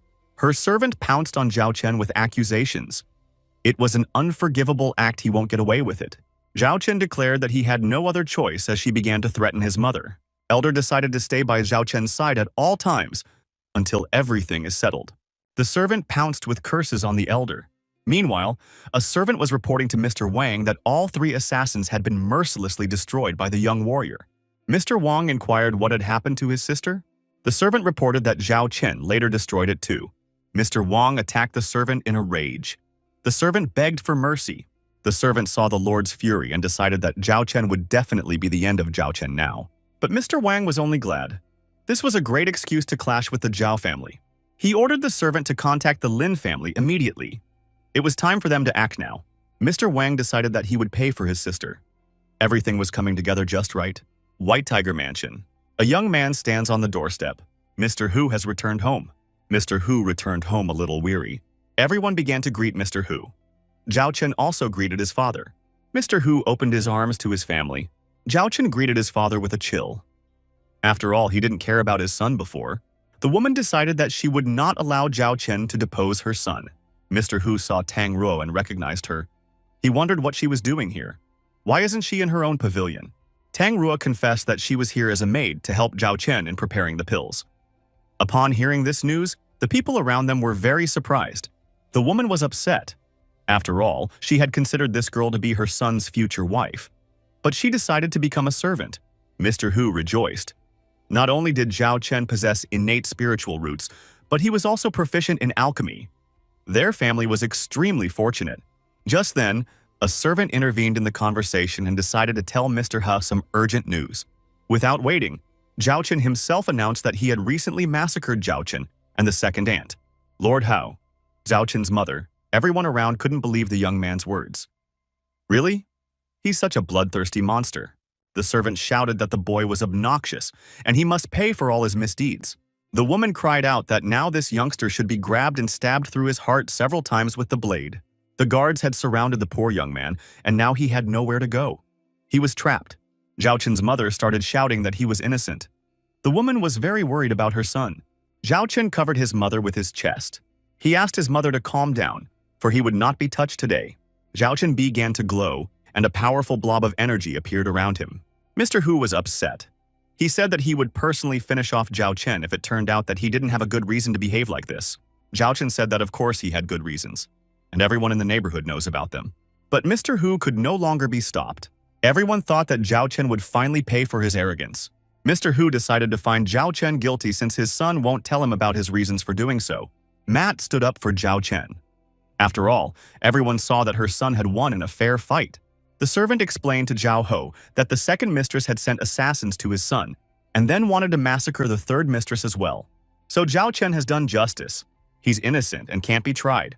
Father wondered why Zhao Chen didn't confess to him right away. Zhao Chen said that it wouldn't have changed anything. The father laughed.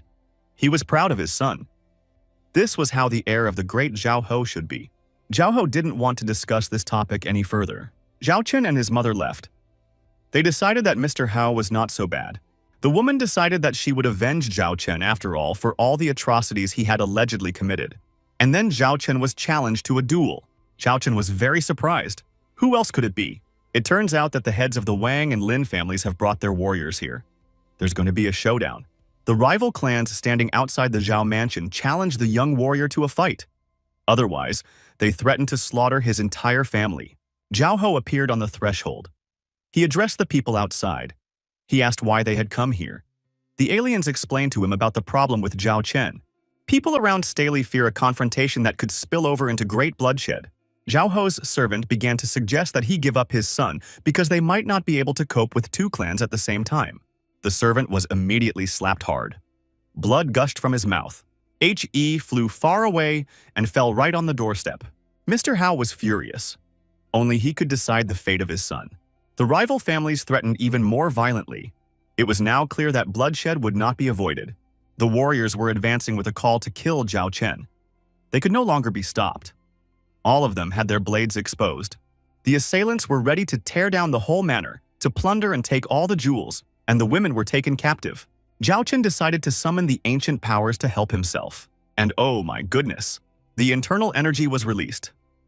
Zhao Chen's entire body glowed. The enemies were terrified. They began to beg Zhao Chen for mercy. But the young man was undeterred. He threw his fist of fury towards the opponents. The enemies wondered where such strength came from for such a young man. Zhao Hao was overjoyed. He decided that now it was his time to intervene in the unequal battle with the enemy. The enemies were trying to stop Zhao Ho to deal with the youngster faster. One of the competitors decided to challenge the White Tiger to a fight. Someone also decided to kill Zhao Chen in the process. The confrontation between the clans was escalating with terrible force. Zhao Chen met a very strong opponent in a fierce battle. Many people began to doubt whether the young man could withstand this confrontation. His mother cried out in horror. The woman could not bear to see it. Well, there's no escaping fate. Zhao Chen's eyes were glowing with rage. No one could stop the young warrior anymore. Just then, a protector appeared and said that no one dared to attack Mr. Zhao. Everyone was terribly surprised. After all, it turned out to be the honorable master of Luo Pavilion. The young man was lucky again. Zhao Chen was also surprised by Pavilion Master Luo's appearance. Why is he here? Why he's interfering? Everyone's clamoring around. Pavilion Master Luo asked Zhao Chen about Zhao Chen's well-being. Zhao Chen thanked his savior. The gawkers around were perplexed. Why was the Pavilion Master so respectful towards Zhao Chen? Could there be some kind of connection between them? The leaders of the attacking clans resented Pavilion Master Luo's appearance. After all, it was none of his business. They should sort it out amongst themselves. The Pavilion Master smirked. He didn't like the insolence of these upstarts. He announced that Zhao Chen was the elder of the pavilion, and if they were going to massacre him, they would become the worst enemies of the pavilion. The enemies were very surprised to hear such a thing. The members of the Zhao family cheered. Their relative had become the youngest honorary elder of the Luo pavilion. This was a great honor for their family. Zhao Chen was satisfied with the honorable position. He decided to be sure to thank Pavilion Master Luo. The enemies were very upset. That little brat got lucky again. The enemies realized that they couldn't deal with Luo Pavilion. The pavilion was very powerful and strong. They were at a loss. But one of the opposing clan decided that not all was lost. All it takes is… Luo Pavilion Master was very surprised that the enemies still hadn't surrendered yet. Did Luo Pavilion mean nothing to them? Of course, they wouldn't bully Zhao Chen anymore. After all, he is now the elder of Luo Pavilion. But they decided to take Zhao Qingyan since she was promised to the son of one of the clansmen. Zhao Qingyan was adamantly against it. She didn't want to return to the Lin family. It was announced to her that it would not be up to her. She was resolutely decided to take her with her as a trophy. Zhao Chen stood up for his sister and his fist of fury flashed again. An indestructible energy was directed by Zhao Chen towards his enemies. The villain was maddened by the young man's rage and insolence. Zhao Chen said that Qingyan is a member of the Zhao family and he will always stand up for his sister. But not everyone was in agreement. The rival from the opposing clan grabbed Mr. Wang by the throat. After all, he had lost 1,000 spirit stones but never paid the debt. Qingyan is daddy's payback. Zhao Chen was surprised at this turn of events. The pavilion masters asked not to interfere. After all, this is a private matter between Lin Feng and Father Qingyan. The pavilion master pondered. Zhao Hao was very upset by what was happening. Mr. Wang began to ask his daughter for help. He realized that he would never be able to repay his debt. The blood ties did their thing, and Qingyan screamed for her father to be released. She would agree to go to the Lin family. Everyone around them began to sympathize with the poor girl. They realized that the Lin family would pay her back for her brother. And then the restless Zhao Chen stepped in again. He decided to help his cousins. He turned to his enemies, for they need him, so take him and leave the innocent girl alone. The Lin clan leader agreed, but he realized that he couldn't massacre Zhao Chen right now. After all, he had too much support. The enemies decided that Zhao Chen should fight Wang Yan and Ling Chao of the opposing clans in the arena in 7 days. That's where everything will be resolved. Everyone realized that it would be an unequal battle. After all, Wang Yan and Ling Chao were the first geniuses of their families. They couldn't be dealt with so easily. Zhao Chen's parents decided that these conditions were too excessive. This is not the way to treat their son. Qingyan wanted to talk her cousin out of such a deal. She was ready to return to the Lin family. But Zhao Chen resolutely agreed to such conditions. He will show everyone what a real fight is. Everyone began to condemn Zhao Chen. He can't survive the fight, let Qingyan leave. The woman decided that Zhao Chen had signed his own death warrant. Her servant was also very happy about this event. And yet they decided to meet in 7 days at the martial arts arena. The Zhao family's enemies, satisfied with the outcome, were about to leave. There was nothing to hold them here now. Zhao Chen memorized all the members of the Lin and Wang family. Only young cousin continued to worry about her brother. She still wanted to return to the Lin family. Zhao Chen calmed her down again, for he always proved to be very tenacious. Tiger Sanctuary. Zhao Chen was surprised after reading the inscription on the building. Sanctuary. The men saw a large image of a white tiger. Zhao Chen was very surprised that he was here. He had many questions. The father decided to get his attention and called out to his son. He turned around, and then they both saw the power of the heavenly tiger. The men were amazed. A stream of heavenly light rushed over them. Zhao Chen assumed that this appeared to be the power of the great Zhao clan's bloodline. This was something the young man had never seen before. Zhao Ho confirmed his son's assumption. So yes, the Zhao family possesses the bloodline of the heavenly tiger. Father claimed that since Zhao Chen had awakened his innate spiritual roots, he had a chance of awakening the bloodline. Zhao Ho told him that the strength of the bloodline had originated from ancient times and was very powerful. Zhao Chen was overjoyed at this unexpected surprise. Zhao Ho suggested that the young man stand here and calm down, and he decided to wait for him outside. Walking outside, Zhao Ho hoped that his son would be able to handle all of this. He had a lot of faith in his son. He shouldn't let him down. Zhao Chen calmed down and lowered himself to the floor to meditate. He needed to think it over well. At first, he even despaired, for the bloodline in his body was too depleted to be awakened. But there was a spark of hope in the young man's eyes. He knows what he has to do. He's not like the others, he's different. Eating heaven, and a miracle happened. A huge spirit appeared in front of the young man. It was the spirit of a white celestial tiger. Zhao Chen suggested that this bloodline could form its own spirit. The white celestial tiger spirit swiftly headed towards Zhao Chen. But the young man channeled his inner energy to cut it short. Zhao Chen was determined to confront the might of the white tiger. The heavenly white tiger spirit let out a belligerent roar. Zhao Chen was not afraid and fearlessly confronted the still unknown heavenly power. The people outside were amazed at the unusual light bursting outward from the white tiger sanctuary. No one could figure out what that mysterious light was. People began to speculate that young master Zhao Chen was behind it. He's the only one who can do it. Zhao Chen's father was a little scared and excited about what was happening. And then the large doors leading into the white tiger sanctuary opened. Zhao Chen stood on the doorstep. His father and everyone else looked at the young man with undisguised curiosity. The father asked if his son had succeeded in awakening the bloodline. He nodded affirmatively. Zhao Chen stood nonchalantly in front of the crowd.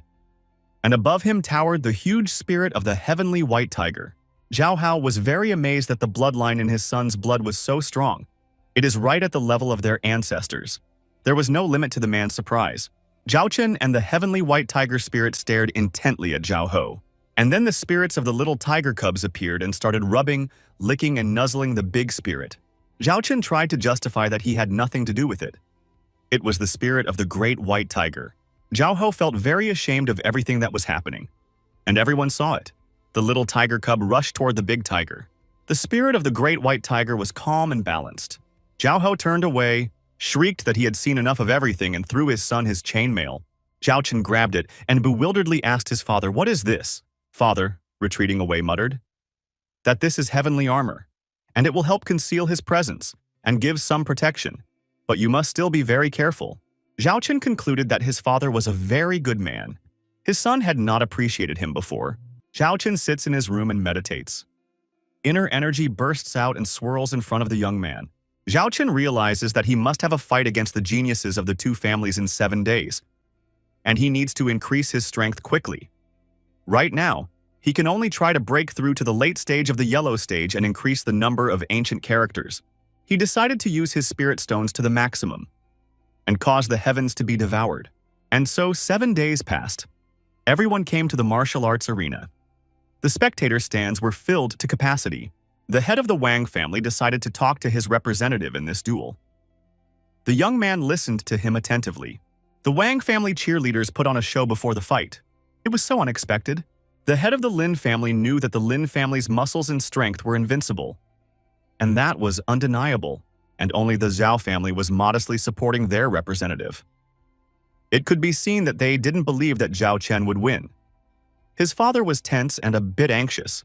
Zhao Hao was upset by his family's weak support and attacked the support group. They scattered. The opponent began to calm Zhao Ho. "Do not worry so much," he said. Another opponent suggested that the outcome of the fight was already obvious to everyone. "Why support the loser?" Zhao Ho asked them. Why were they so sure that his son would lose? Is it so obvious? He was contradicted. After all, it is not only obvious to them, it is obvious to everyone around them. There were already widespread betting on the outcome of the fights in the stands. Everyone was betting that Zhao Chen would lose. He wouldn't even last 2 minutes. Two exceptional geniuses who would soon advance to the black stage could not lose to a youngster who was only at the middle stage of the yellow stage. Zhao Hao didn't try to say who would win, but he knew that his son would surprise everyone here. The two geniuses of the opposing clans were already standing dignifiedly on the podium waiting for their opponent. The crowds in the stands began to get nervous that Zhao Chen was once again not showing up on time. It was obvious that he was scared. After all, the outcome of the fights was obvious to everyone present. The fearless geniuses of their clans began to insult their rival from the arena at the top of their voices. After all, a coward like him, not even his innate roots could fix him. Zhao Ho and his wife also became worried. They even decided to send servants to bring the young warrior. The servants suggested that Zhao Ho expel his son from the family if he didn't show up for the duel. But the head of the family offered to wait a little longer. The women from Zhao Chen's entourage were also here. But his mother didn't want her son to appear. After all, she didn't believe in his victory. The heads of the rival clans began to rebuke the head of the White Tiger family. Where is his pride? How long can we wait for the impudent youngster? Then, the Lin clan's clan head decided to massacre Zhao Chen's cousin since he was afraid of the duel. And no one should interfere with them. Zhao Ho warned everyone that no one should move from their seats until his son appeared. Just then, Pavilion Master Luo intervened. He suggested that everyone stay calm and wait for Zhao Chen. Passions were running high in the box of the heads of the family, and the crowd decided that if there was no arena fight, they could watch the other showdowns. The head of the hostile clan rebuked the Pavilion Master for sticking his nose in, and he secretly beckoned to his warrior to prepare for the attack. Pavilion Master Luo once again asked him to calm down and just wait. The Lin family warrior with curse words decided to massacre young Qingyan. He moved straight towards her. Zhao Ho and Pavilion Master Luo were furious at what was happening. But the members of the opposing clans have concluded that it's too late. There's no turning back.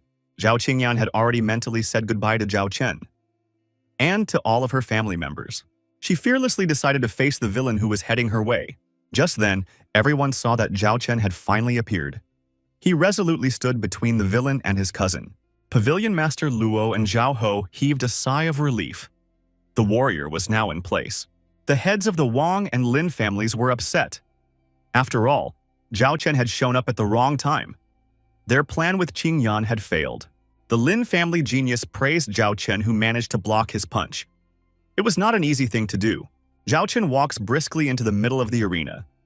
Now he's ready to take the fight to the ground. All three opponents were now in the arena.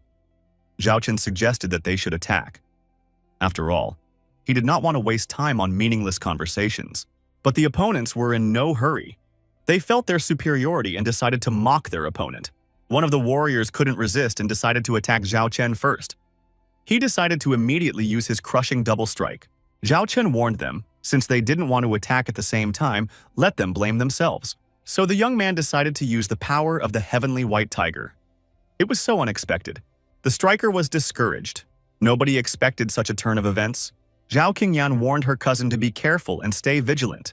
The Lin clan head urged his son to deal with his rival sooner rather than later and not to feel sorry for him. Zhao Ho was calm. After all, when the power of the heavenly white tiger came into play, the result was always obvious. Zhao Chen stepped on the chest of his defeated opponent. He looked up at the victor pleadingly. Zhao Chen said that the genius of the Lin family had uncompromisingly lost this fight. The crowd was perplexed. How could this be possible? A youngster had won a fight against such a professional. Master Lin must have been very arrogant and did not calculate his opponent's strength. Zhao Hao was very proud of his offspring. "This is a true warrior," he said. Zhao Chen's mother and cousin were very happy that their boy had defeated a strong warrior like Master Lin. The evil woman couldn't calm down. Because Zhao Chen is still alive, her servant was also desperate. He realized that he would be finished if Master Zhao Chen stayed alive. Pavilion Master Luo was satisfied with the outcome of the fight. He had made the right choice when he bet on Zhao Chen. Zhao Chen told the defeated warrior that the two of them should have attacked at the same time. That way, the opponents would have a better chance. The defeated warrior, who had blood oozing from his mouth, begged Zhao Chen for mercy. He would not do this again. The head of the Lin family begged Zhao Chen to spare his son. After all, there would always be an agreement in the future. Zhao Chen was surprised. Why would I let him go? He lifted his leg over his opponent, pronouncing that all must be recompensed, and all must answer to the law of honor for their wrongs. Zhao Chen shouted that a painful death awaited the defeated warrior and fiercely unleashed a deadly leg kick at his opponent. The one with his mouth open, unconscious, remained lying motionless on the ground. The crowd was aghast at how coldly Zhao Chen had massacred his opponent, leaving him no chance of escape. The head of the Lin family, horrified by what had happened, was about to kill young Zhao Chen, and with a shout of hatred lunged at the offender. But he was blocked by Zhao Ho and Pavilion Master Luo. They declared that no one should interfere during the fight. The head of the Lin family retreated with curses. But he couldn't calm down and forgive what had just happened. His sister tried to calm him down and suggested he relax. She had a plan. One of the Lin family heirs is killed. The other is maimed. Sooner or later, the Lin family may fall, but Wang Yan can avenge the offense. Now, the Wang family representative decided to intervene. He announced that he was not a simpleton. Zhao Chen said, "You can be so arrogant. One such person is already lying senseless." But Master Wang said that he is stronger than everyone here. He's not afraid of anything. The crowd, fueled by the interest, shouted that Zhao Chen was definitely not going to be well now. The gap between the black and yellow stage could not be compensated for by talent alone. Many of the people present wished Zhao Chen to lose in this fight with his opponent. Pavilion Master Luo became very worried about the outcome of the upcoming fight. He felt that the forces were unequal.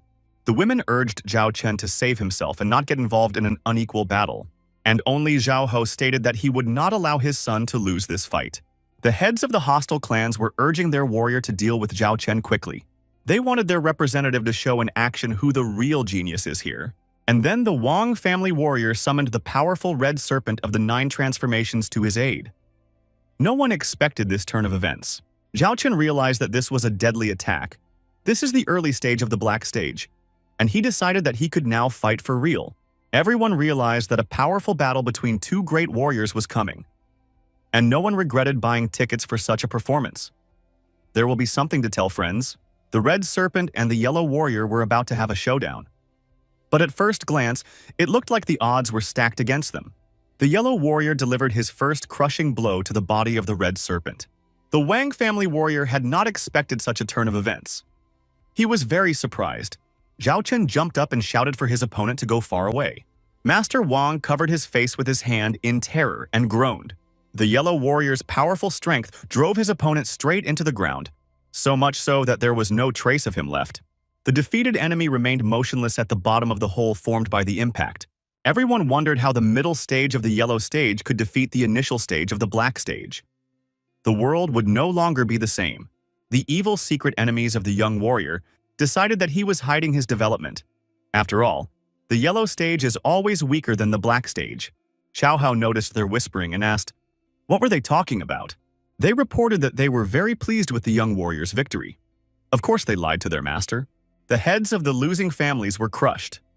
They did not know how to avenge the shame inflicted on their families. Now they started bickering amongst themselves, accusing each other of losing. But one of them didn't see it as a loss. He thought the best part was yet to come.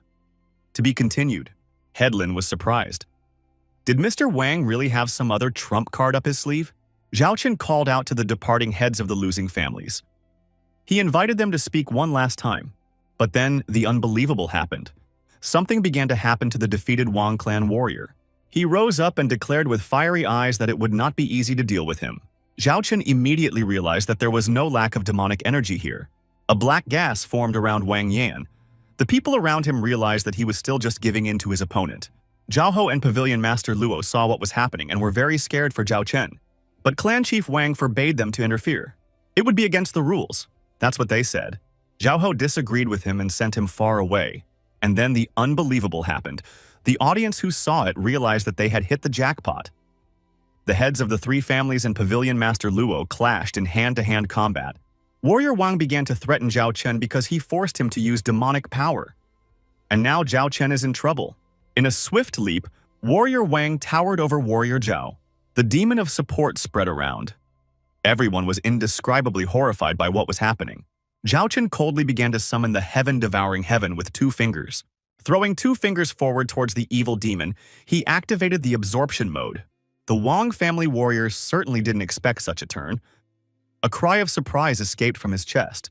Zhao Chen realized that the heaven-devouring technique came in handy.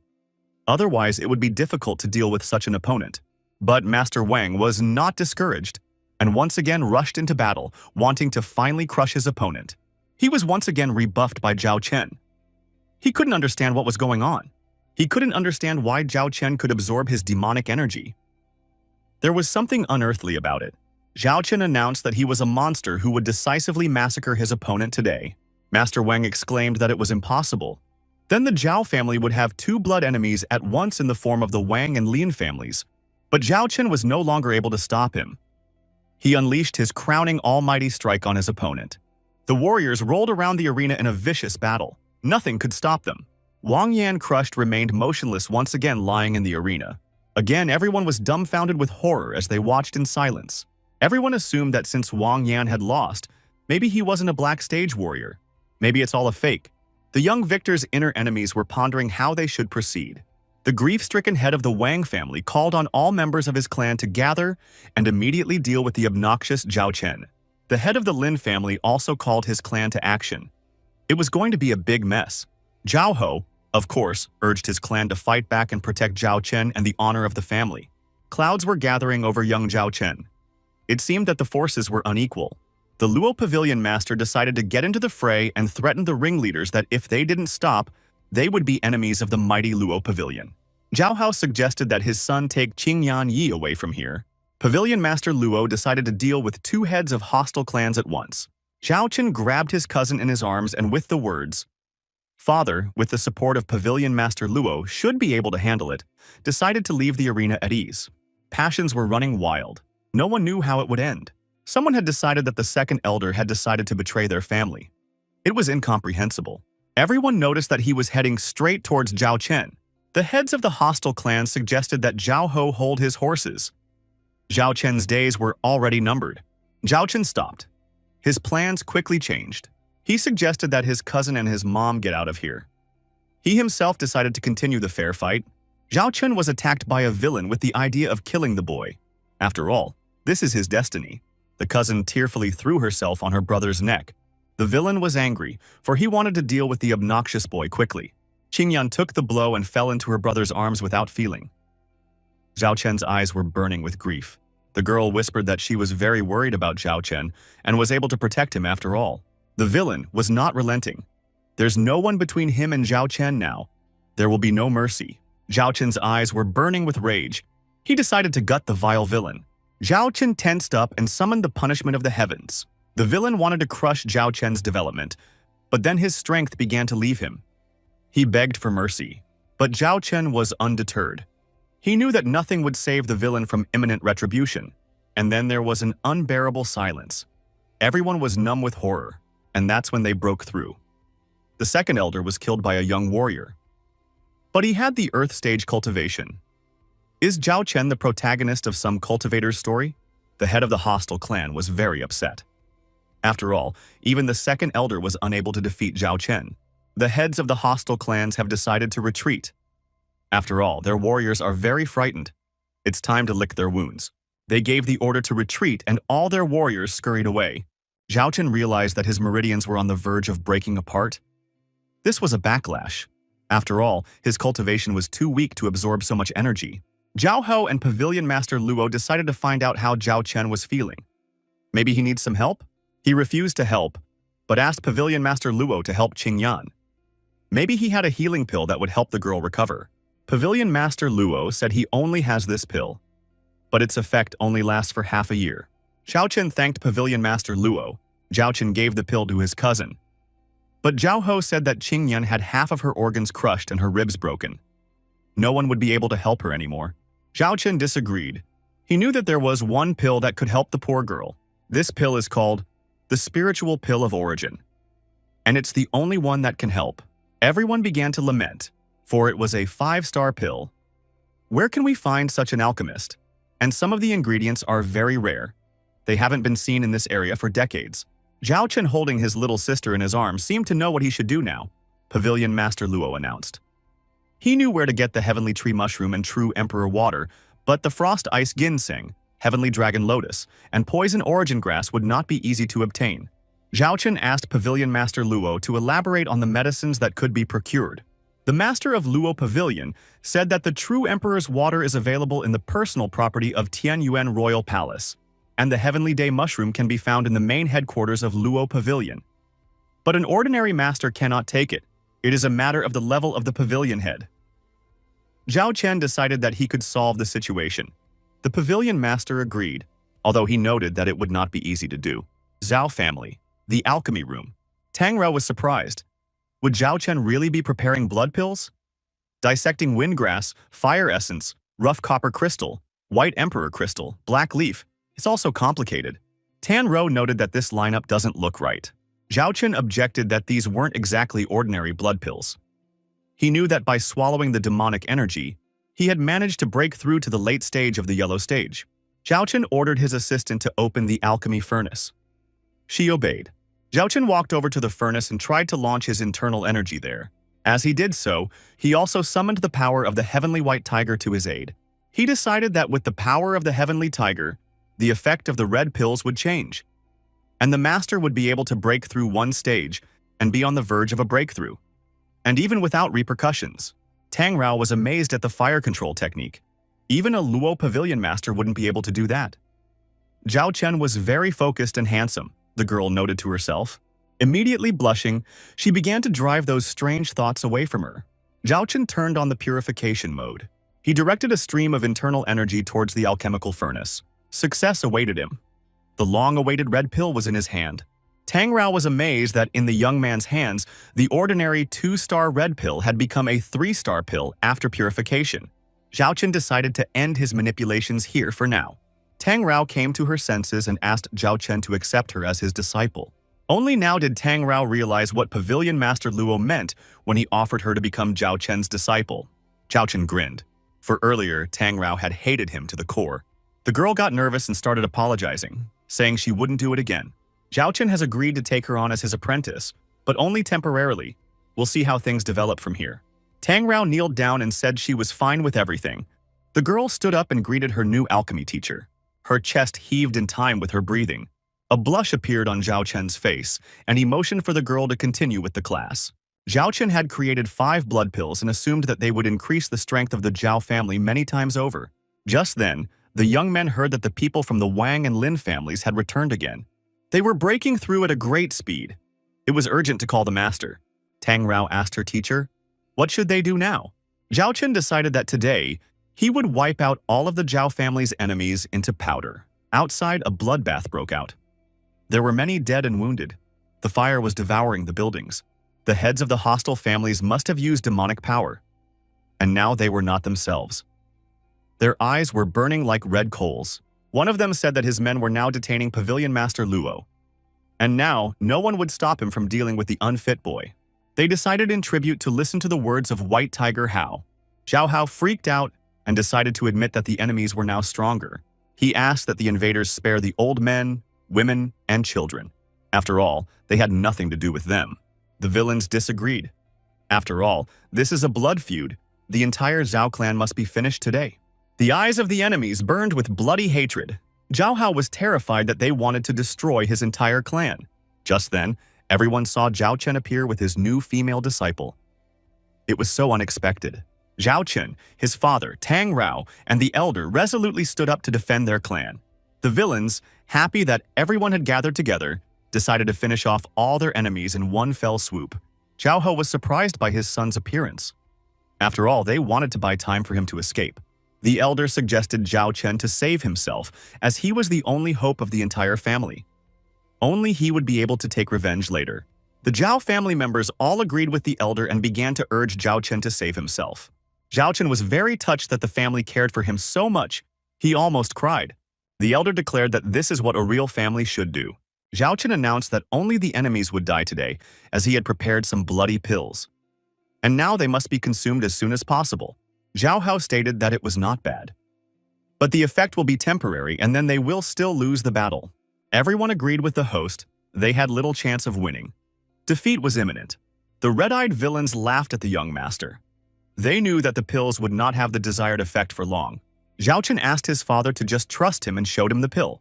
This bloody pill was not as simple as it might seem at first glance. Tang Rao announced that these were definitely extraordinary pills. After all, they were prepared by Zhao Chen himself. Zhao Hao realized that he now had nothing to lose and swallowed a single pill. And, as always in such cases, a miracle happened. The heavens opened. Zhao Hao felt a surge of bloodline strength. But the villains didn't believe him. They thought he was playing a trick on them. Just in case, the villains decided not to take any chances. Zhao Hao might be serious. One of them changed his mind after all, bared his blade, and decided to test fate by using his demonic power. Zhao Hao, feeling a surge of strength, was resolutely ready to fight his opponent. The villain swung his heavenly demon sword with all his might. But Zhao Hao threw out a heavenly tiger fist towards him. Zhao Hao, using the power of the heavenly tiger, began to expel the demon from the enemy's body. The villain was shocked. He didn't understand how such a thing was possible. He wondered where his demonic power had gone. Everyone saw the villain fall to the ground exhausted. All that was left of him was a wet spot. Everyone was amazed by the effect of the red pill. The head of the Lin family lost to the white tiger. Zhao Hao assumed that this blood pill had helped him reach the middle stage of the heavenly stage. He was proud of his son. The Zhao family members were very happy that things were happening like this. Their young master would not let anyone offend him now.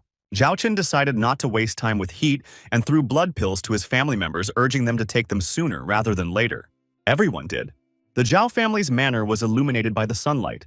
It was unreal. The elder, after taking the pill, noted that he was able to break through the step. And all those who had taken the pills were no longer afraid. The elder was determined to rush into battle to deal with the offenders. The members of the Zhao family in one accord began to attack the members of the hostile clans and avenge their dead brothers. Some even promised to put an eye on the enemy's ass and make him blink. The head of the Wang family staggered back and couldn't believe everything that was happening. He's been planning this crime for so long and it didn't go according to his plan. This is a total failure, Van thought. Zhao Ho immediately accused Wang Yan of colluding with heavenly demons and urged him to repent wholeheartedly. Wang Yan grinned. Confession was not at all in his plans. Wang Yan announced to everyone that it was their own fault for driving him to the point of burning blood. The process has already started. Everyone noted that Wang Yan's strength was now comparable to that of a late-stage celestial stage. Only Zhao Chen was sure that nothing could help the enemy anymore. Zhao Chen suggested that his father use spiritual power to stimulate his bloodline. Then his bloodline would be strengthened. The elder suggested that he should not be afraid of the fire poison and use his sun flame technique to its fullest potential. The restless Wang Yan rushed into battle, sweeping away everything in his path. Zhao Chen announced that justice would be served today, and Wang Yan would pay for all his crimes. Wang Yan tried to object to the young man, but then his demonic power waned for some reason. Must have run out of juice. Zhao Chen ordered his father and elder to deal with this criminal quickly. All three of them surrounded Wang Yan. Zhao Chen used the secret technique of slashing tiger claw. There was a massive explosion. You can't see a thing. Wang Yan didn't expect that he could lose a battle because of some brat. He decided he was now haunted by bad luck. The members of the Lin family were indescribably terrified. Zhao Chen ordered the surviving enemies to lay down their weapons and obey him. Everyone began to surrender, throwing down their weapons and swearing they would never come back here again.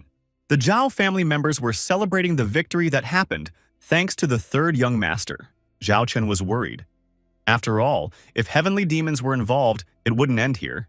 To be continued. Yeah, the cursed eye has appeared. Who is this? Who dares to kill my son? While I was away, you wretched worms. I won't forgive you for this.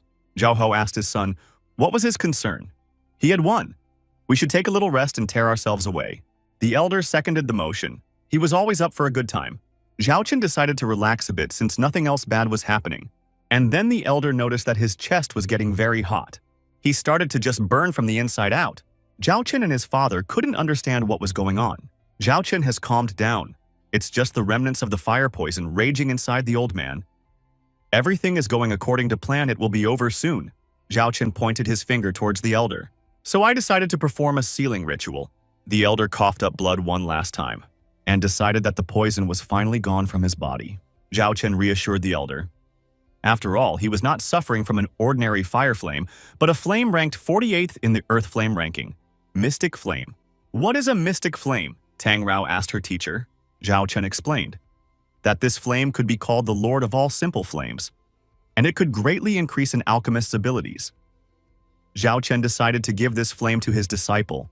Tang Rao became embarrassed, for this was too expensive a gift for her. Zhao Chen urged the young female disciple not to be flirtatious and just accept the gift.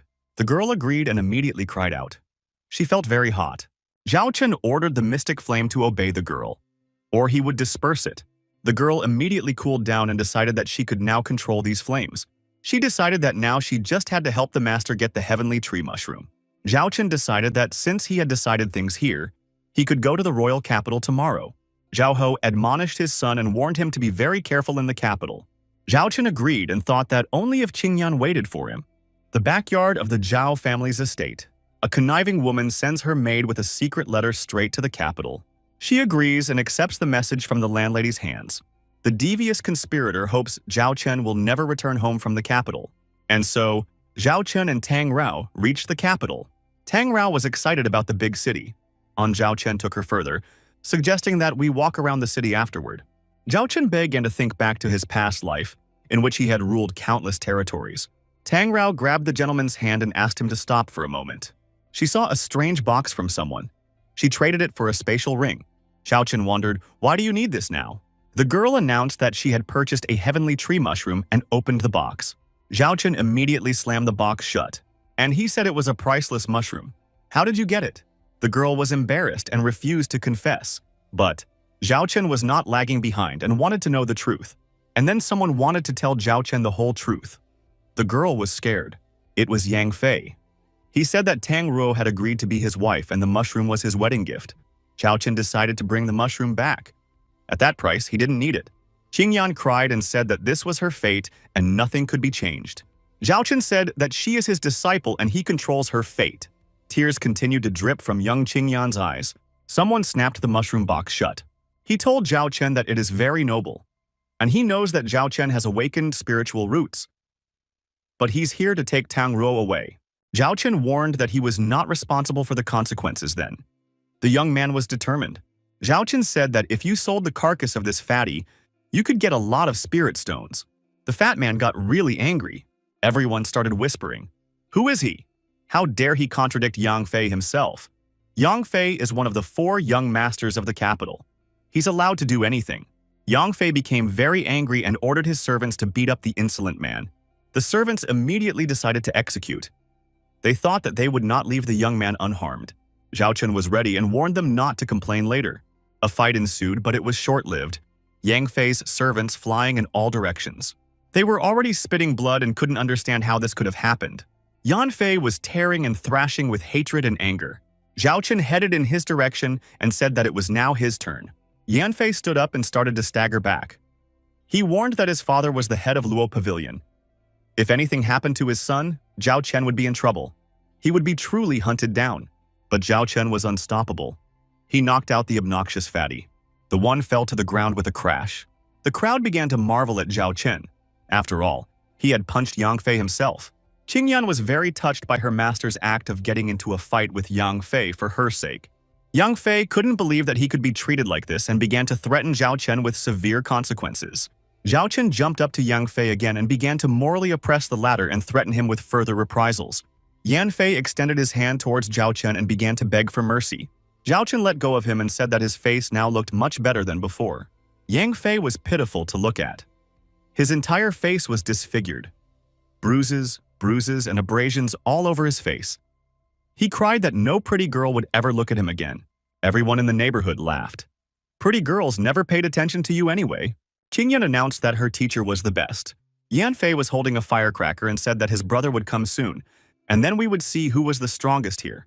Zhao Chen announced that he wasn't going anywhere and let Yang Fei call anyone here. Yan Fei let off a firecracker and with the words, "an arrow piercing the heavens," suggested that everyone should now wait. Firecracker fireworks appeared over the city, and everyone in town heard a rumble. Everyone's frantic. What's going on? Could it be an earthquake? Yang Fei warned Zhao Chen that his brother was close and retribution would be imminent. Zhao Chen said that he is always ready to face his opponent. Then Yang Fei's older brother and his servants appeared. He decided to deal with his younger brother's abusers. Yang Fei tearfully rushed to his brother and begged him for help. After all, he is one of the 4 great masters of this city. Mo Fei announced that he had recently reached the late stage of the yellow stage, and this brat is nothing to him at all. The people around them began to discuss that this stranger would now be in trouble. After all, Mo Fei's strength was unquestionable. Zhao Chen praised Mo. After all, at his age, reaching the late stage of the yellow stage, it wasn't easy. Mo Fei roared for Zhao Chen to not even think of asking for mercy. Mo Fei took out his heaven-tearing fist from his pocket and brought it down on his opponent with all his might. Zhao Chen announced that he had reached the same stage a long time ago, and they clashed in a fierce battle. Fire and sparks were flying in all directions. Energy was booming at the epicenter of the collision. Just then, Yang Fei saw his powerful brother Mo being thrown aside. There was no limit to his surprise. While lying on the ground, Mo Fei had no way of understanding how it was that he had managed to lose the fight. Mo Fei's servants were also puzzled. How could this happen? Could it be the power of the innate spiritual roots? But then we won't be able to deal with this brat. And the servants all began to scatter in all directions in fear, so as not to be crushed by Zhao Chen. Everyone in the neighborhood started laughing at the Fei family's servants. Cowardly servants with weak masters. Yang Fei was all in tears and couldn't accept such a humiliating defeat for his family. Just then, Zhao Chen made a request to him. Could he spare him a moment? The man, whimpering, agreed to listen to the winner. He had no choice anyway. He ordered Yang Fei to quickly write that he was breaking his engagement to Tang Ruo, but he wouldn't agree to cancel the prenuptial agreement so easily. Yang Fei added that Zhao Chen can bully him for as long as he wants, but he will not cancel the marriage contract. Tang Ruo will become his legal wife. Zhao Chen was very surprised at the fatty's persistence and stubbornness. I had to do some work on Yang Fei's face again, and the document to break the marriage agreement was eventually prepared and signed by Yang Fei. It wasn't difficult. Zhao Chen took away the dissolution and said that this was something that should have been done before. Unnecessary bloodshed could have been avoided. Tang Ruo rushed over to hug her savior. The priceless heavenly mushroom, by the way, was still in their possession. This is the right way to do business, Zhao Chen thought. The girl inquired of her master where they were now keeping their journey.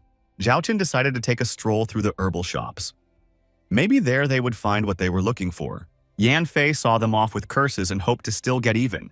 They hadn't found anything in the shops yet, and Tang Ruo was a little upset. Zhao Chen tried to calm her down. Zhao Chen thought for a moment. After all, in every shop, as soon as they heard the name of the herbs, they immediately rejected them. Something was amiss, the young man decided, and then they saw some old man being thrown out of the gate with the words, "Get out!" In his hands, this man was holding some kind of plant. Zhao Chen immediately realized that it was a poisonous origin herb. There could be no mistake. Someone shouted at the old man and said that this was an association of alchemists, not some kind of charlatan office. And he could tell the difference between some weed and a poisonous herb of origin. The old man excused himself that it was indeed a poisonous herb of origin. He's not lying. He only wanted to exchange it for pills for his granddaughter. Someone turned out to be a 3-star alchemist, and he couldn't let some old man teach him about herbs. The people around him thought that the old man had gone completely out of his mind, trying to contradict Mr. Zhang. The poor old man cried out for help and asked the alchemist to believe him. It was a real high-grade herb, not some fake. Zhao didn't stop and continued to abuse the old man. Who is he? To tell a 3-star alchemist. And then, someone grabbed Mr. Zhao's arm. Zhao became indignant. Who was it that dared him to stop him from doing justice? It was Zhao Chen, of course. He always found someone to save from trouble. And Mr. Zhao got a goodbye kick and was sent away. Mr. Zhao directly hit his face against the wall of the building with a swing. Zhao immediately woke up. Blood was gushing from his nose. He began to threaten Zhao Chen. No one dares to attack a 3-star alchemist, especially when he is on duty. Zhao Chen was very surprised that the Alchemists Association would accept such talentless non-entities who couldn't even tell the difference between a weed and a medicinal herb into their ranks. The crowd around, of course, became very surprised at the behavior of some youngster who was crossing the esteemed Mr. Zhao. The alchemist, who had lost a couple of teeth after colliding with the wall, began calling for the guards to deal with the rogue upstart. The old man thanked Zhao Chen, but advised him to hurry up and get out of here, for the association would never forgive such incidents. Zhao Chen didn't even think of leaving. He thought that there was something wrong with this old man, since he was able to guess the medicinal herb in the plant. Even a 3-star alchemist couldn't do it. The old man began to make excuses, mumbling something incoherently. Just then, Chu Haisheng himself came out, the president of the Alchemists Association. He was very surprised that there were fools in the world who could cause trouble for his association. Mr. Zhao immediately rushed over to the president. He told him everything and said that the brat was questioning the competence of a 3-star alchemist and asked him to teach the boy a lesson. The president wanted Zhao Chen to explain himself. Otherwise, he would face severe consequences. Everyone started muttering their own words. Zhao that the young man was dead. The old man that it was his own fault. The young lady said it would be a good idea to get out of here. Zhao Chen turned to the honorable president. He allowed that a 3-star alchemist might not know, but the president should know that a medicinal herb has 7 spines, unlike a weed that has 6 spines. The alchemist began to rebuke Zhao Chen for wanting to mislead the president. But the president shut the alchemist's mouth. The president agreed with the kid that it was a medicinal herb of origin. The alchemist now no longer believed the president. It was an embarrassment to him. Everyone in the neighborhood realized that the boy was right, so Mr. Zhang was wrong. But the president replied to the alchemist that he wasn't kidding. The alchemist had to admit his mistake. It was unforgivable. Zhao Chen suggested that the alchemist now apologize to the old man, and everyone started yelling that the alchemist was really unfair to the old man. The alchemist realized that Zhao Chen was mocking him and asked what he wanted. Zhao Chen suggested that the alchemist kneel down and beg the old man's forgiveness. People started cheering for the guy and chanting in his support. The alchemist was amazed at the youngster's insolence and said that he would never agree to such a disgrace. The president supported Zhao Chen's idea and ordered the alchemist to kneel down. The president really needed this herb. He wanted to buy it back from the old man. The crowd continued to chant and demand an apology from the alchemist. The alchemist thought that he couldn't bear such embarrassment. Even the vapor showed on his face. Zhao Chen decided to help the alchemist and channeled a beam of internal energy in his direction. The alchemist cowered and fell to his knees. The alchemist began to threaten the young man again. "We just need to find out his name." The young man immediately introduced himself and called himself Zhao Chen, and everyone began to recall that this was the same guy who had massacred Mo Fei. The alchemist told Zhao Chen that they would meet again, and that the young man should not relax. Zhao Chen said that he was fine with it. After all, he is not afraid of anyone. The president apologized to the old man on behalf of the association and offered to buy the medicinal herb from him. Zhao Chen realized that the president was also after this herb. It's already in auction. The old man confessed that he wanted to cure his granddaughter, and if he could get some help, he'd be happy to give up the herb. The president promised to cure the old man's daughter and invited him to follow him. Zhao Chen announced that he also knew a bit about medicine and wanted to go with them as well. The people supported Zhao Chen's decision. The president didn't mind. He realized that the boy was no match for him, and the old man took the whole campaign to his sick granddaughter. And so they all came to the old man's hut. The old man announced that his granddaughter couldn't get up because of her illness and invited everyone to come inside. Zhao Chen thought that he was mistaken, and it was an ordinary old man. But then this herb might cause him some problems. Zhao Chen motioned for his assistant to wait for him outside. Tang Ruo wished him good luck. The poor girl was barely alive on the bed. An aura was spreading around her. Zhao Chen was astonished. Did she really have an innate body? The old man dutifully entrusted his granddaughter to the president of the association. He asked everyone to calm down and promised to cure the girl for sure. Zhao Chen doubted that the president would be able to cope. After all, it wasn't even a disease, but a side effect of improper cultivation of the innate body. The president has announced that all her meridians are torn and her internal organs are severely damaged. The old man became very upset and cried. He began sobbing over his granddaughter's bed. The president offered the old man a pill to help the girl last a few more years. The old man thanked the president and was about to give him the healing herb. And everyone noticed that Zhao Chen had disappeared somewhere. The president gladly agreed to accept the gift from the old man's hands.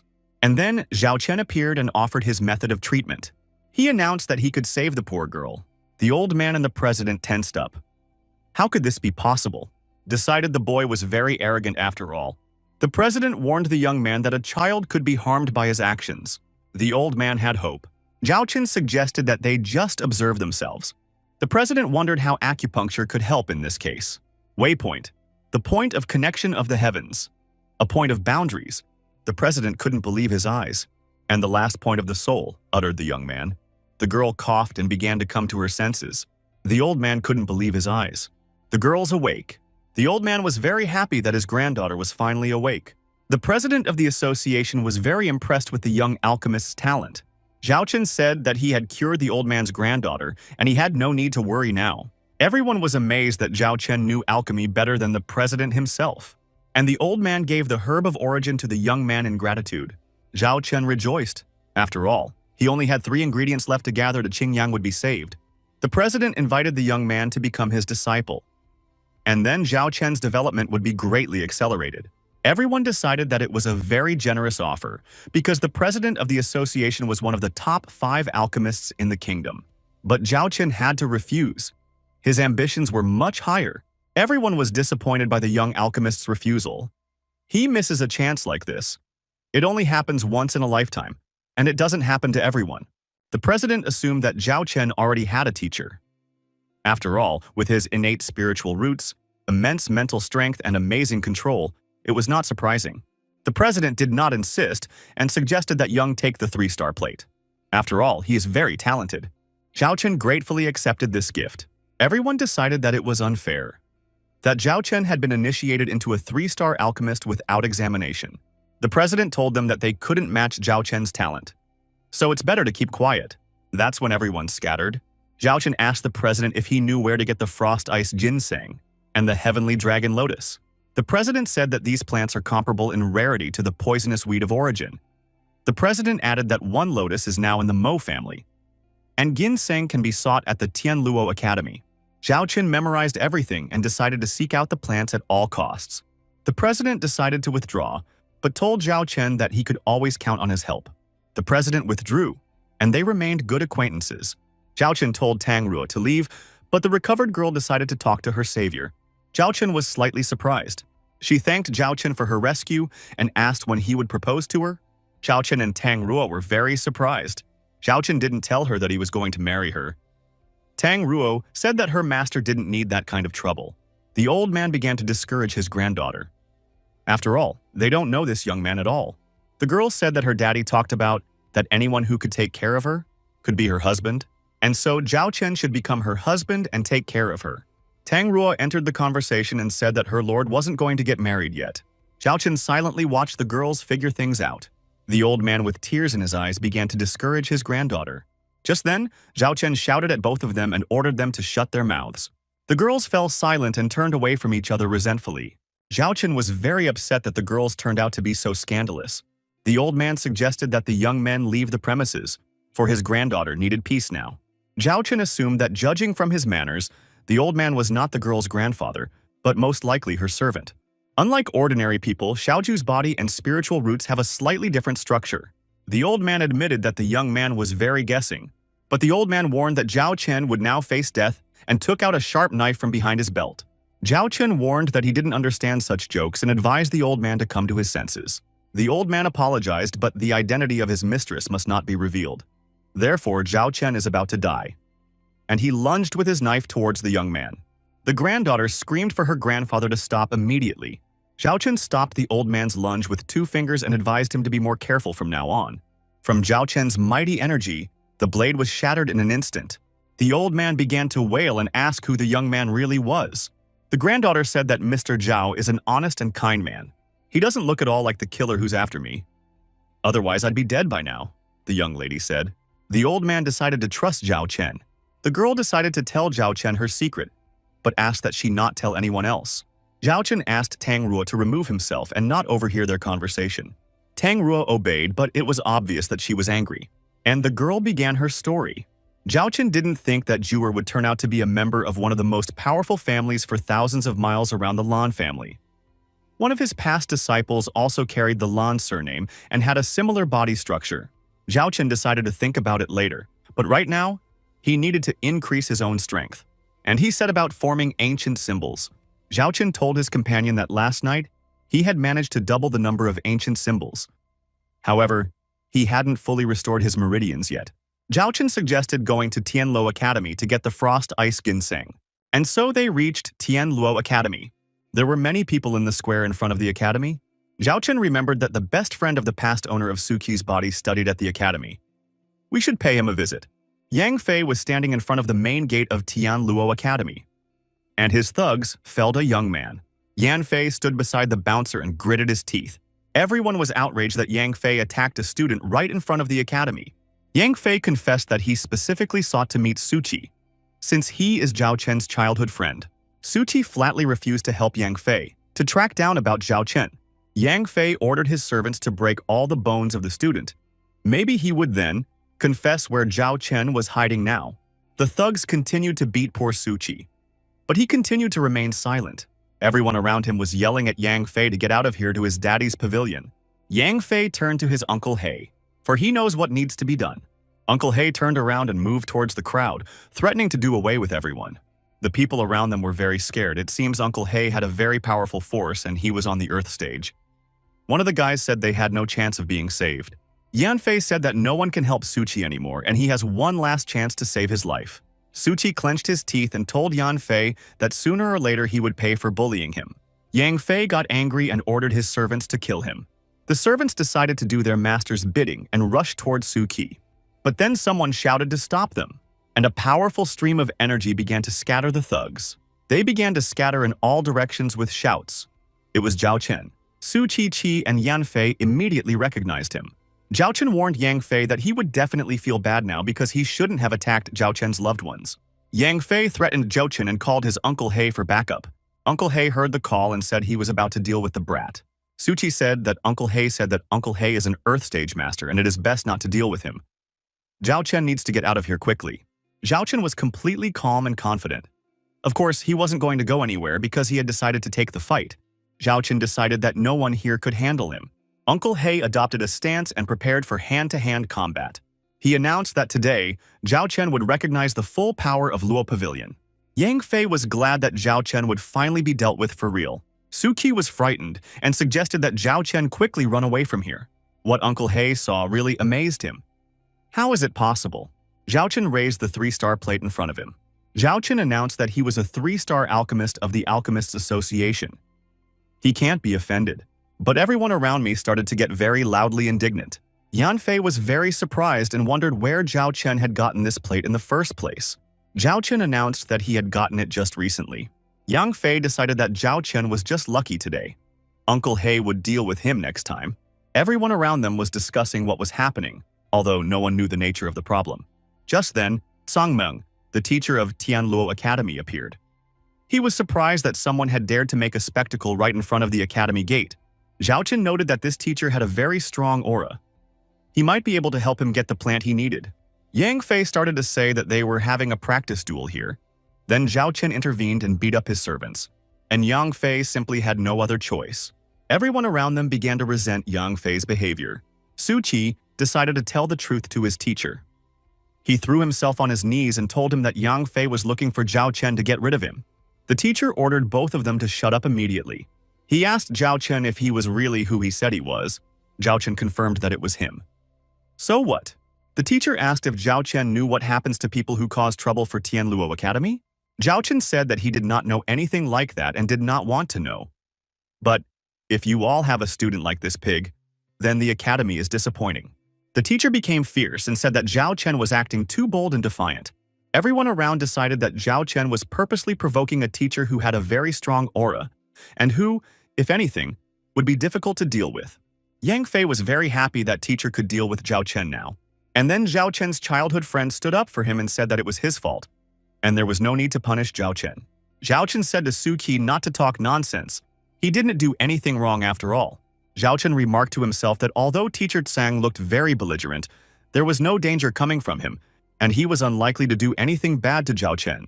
Teacher Tsang praised Zhao Chen and said that he could be called an incomparable genius. After all, he is not bad. Teacher Tsang offered Zhao Chen to be his disciple. He promised to teach him everything he knows. Then the young warrior's path in martial arts would be much easier. Everyone around them was surprised by Teacher Tsang's behavior. Wasn't he the one who had just wanted to deal with Zhao Chen? Why all this drama? Yan Fei began to urge Teacher Tsang to respect the academy. After all, the reputation of the academy might suffer. We have to deal with Zhao Chen. Teacher Tsang yelled at Yang Fei. Apparently, he had been told what was going on for a long time. Teacher Tsang was tired of watching this show and listening to Yang Fei's lies. Yan Fei was confused and started to make excuses, saying that he was misunderstood. Zhao Chen asked the teacher what punishment the academy had for such behavior as Yang Fei had arranged. The teacher said that for his background, one should be more lenient with him. Suki should not cripple him, but just give him a lesson in good manners. Zhao Chen suggested that he himself would deal with Yang Fei right now. Zhao Chen, with the words, "This is for my brother," punched Yang Fei to the ground. Another blow with the words, "This is for you for daring to threaten me." And the third time he hit with the words, "This is for being such a pig." Yang Fei flew off to the side. Blood was coming out of his nose. Yang Fei began to threaten Su Qi and Zhao Chen, warning that he would still come back. Teacher Tsang was angry and chased fatty Yang Fei out of the square. Uncle Hay shouldered his nephew and walked away. Everyone around them rejoiced at Zhao Chen's victory and laughed at Yang Fei's defeat. Teacher Tsang again offered Zhao Chen to be his disciple. After all, he had helped solve his problem. Zhao Chen promised to think about his proposal, but only on the condition that Teacher Tsang would take Su Qi as a disciple as well. Su Qi began to resist after all. With his earthly spiritual roots, he wouldn't be able to become a worthy disciple of Teacher Tsang. Everyone around him wondered why Zhao Chen didn't immediately agree. After all, it's a great honor. Teacher Tsang is one of the 2 greatest geniuses of this kingdom. Zhao Chen asked Teacher Tsang if he would agree to such a proposal. Teacher Tsang agreed and accepted Su Qi as a disciple from today. Zhao Chen suggested that Su Qi thank his teacher. Su Qi was very dumbfounded by this turn of events. Su Qi kneeled down to pay respects to his teacher, but the teacher told Su Qi to get to his feet faster. Teacher Tsang said that he would not give offense to Su Qi, but the latter in turn must not shame his teacher. Here, some lady in the crowd offered her services to Zhao Chen and said that he was very lucky. But Zhao Chen didn't like such a suggestion. He wasn't like that. He called the lady transgender and kicked her right in the leg. She went flying off to the side. Then, Zhao Chen suggested that Kui Shi should hurry up and go to the academy since they had settled everything here. Zhao Chen asked, would Teacher Tsang go with them? Teacher Tsang said that it was now Zhao Chen's turn to accept him as a disciple. And then, Zhao Chen and Teacher Tsang would get into a squabble over who would be the teacher and who would be the disciple.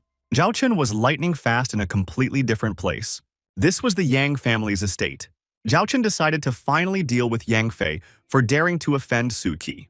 Zhao Chen stuck his hand behind his sinus. He had something there for this occasion. He pulled out a scrap of paper from there, which just as well could come in handy right now. The scrap flew to the feet of the armed guards who were very surprised at its appearance. One of the guards picked up the scrap, unfolded it, and saw that there was a message of some sort. It was an engagement breakup document signed by Yang Fei. The guard decided to inform the young master of this piece of paper. Zhao Chen decided that the bait had worked, and he moved quickly to another part of the estate. There the servant was already reporting to his master about his find. Yan Fei was very angry that he was being distracted from a very important and interesting matter. The guard reported that while patrolling the area, they found this. He handed Yang Fei a piece of paper. Yan Fei was very angry. He assumed that Zhao Chen had managed to break into his estate, and at this time, Yang Fei and his servant heard someone's cry. They were alarmed that there was someone else here. The guard didn't even have time to pull his blade out of its sheath before his head was severed. Yan Fei was horrified. There was a rumble of thunder and the undaunted Zhao Chen appeared on the threshold. Yang Fei shrieked exhaustedly out of fear. Zhao Chen suggested that Yang Fei guess why he appeared here? Yang Fei began to calm Zhao Chen and urged him to negotiate. But Zhao Chen was very angry and ordered Yang Fei to shut up. Zhao Chen warned Yang Fei that since he was playing with people's lives, they could do the same thing now. And Yang Fei's father wouldn't help him.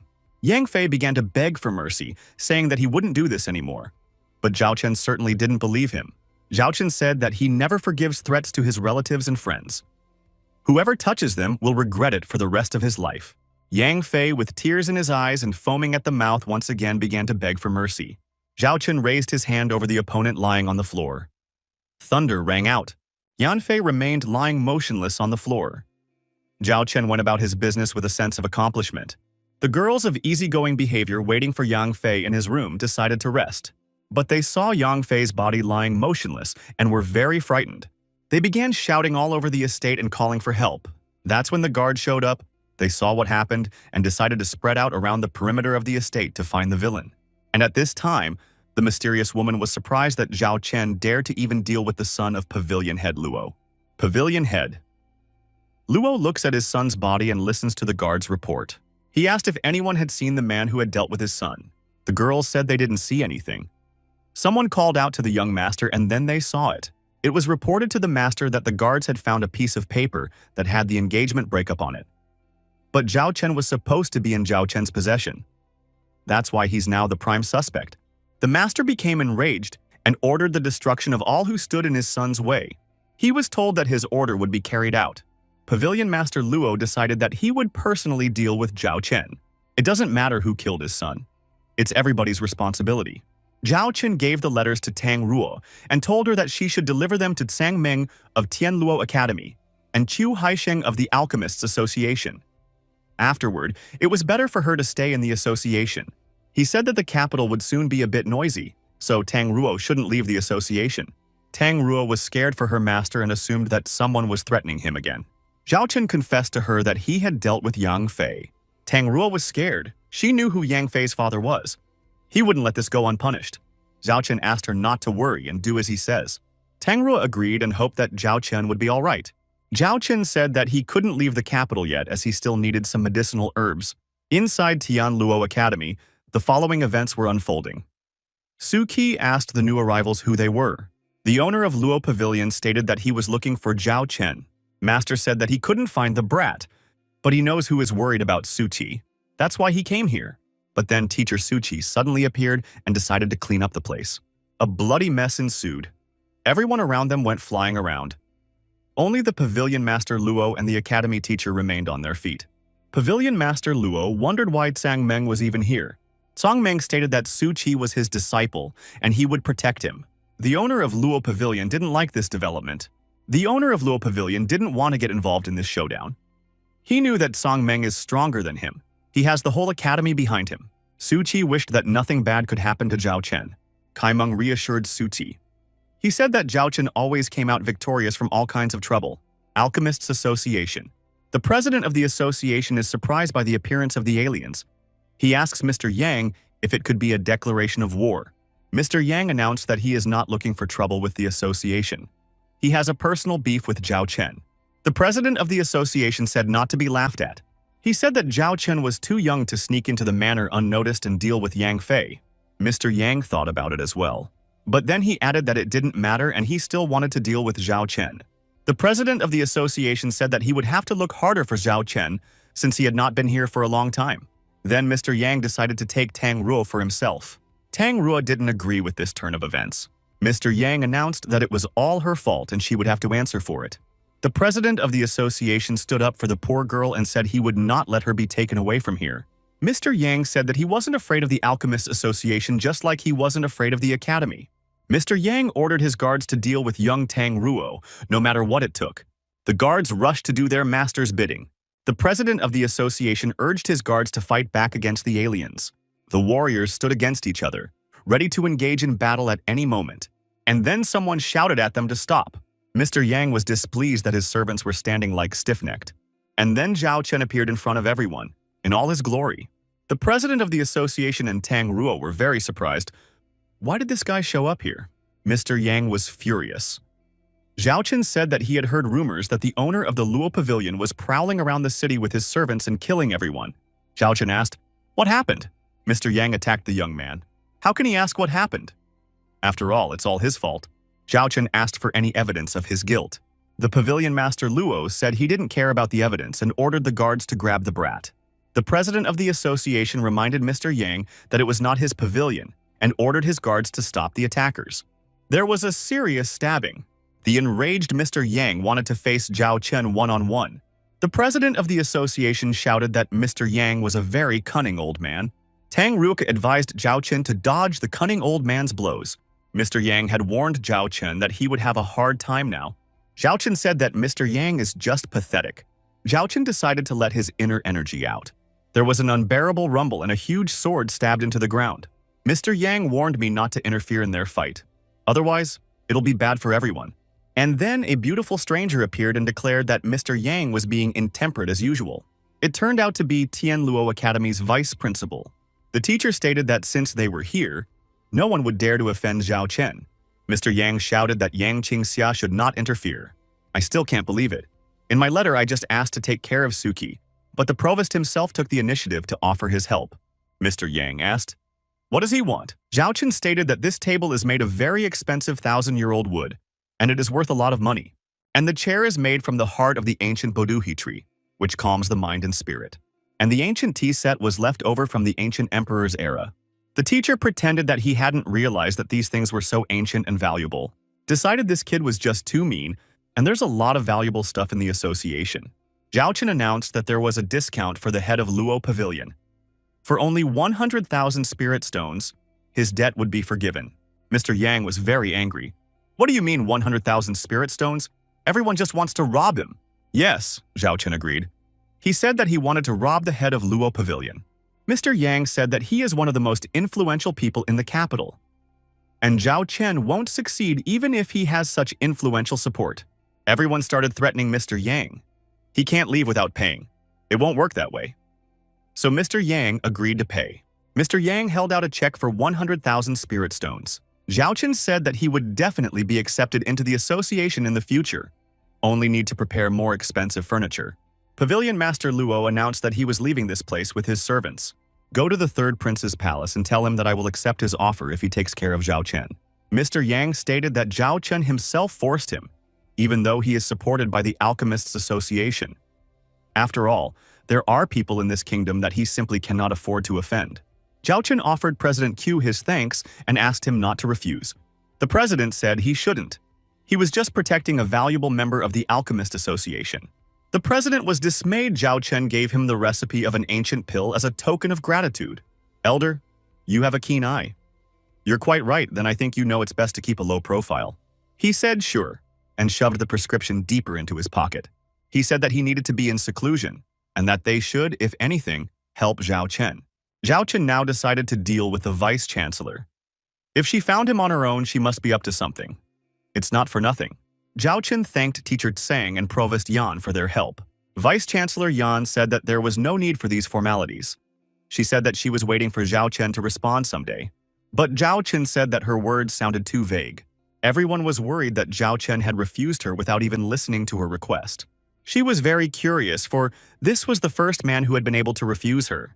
The old man advised Zhao Chen not to piss this woman off and agree to her proposal.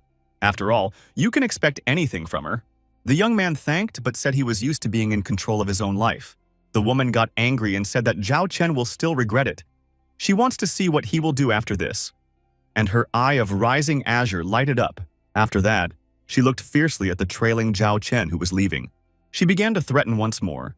If the young warrior did not agree, he would suffer in her spirit world until she was satisfied. Zhao Chen was surprised at what she said about the spirit world. After him, his inner spirit rose above Zhao Chen.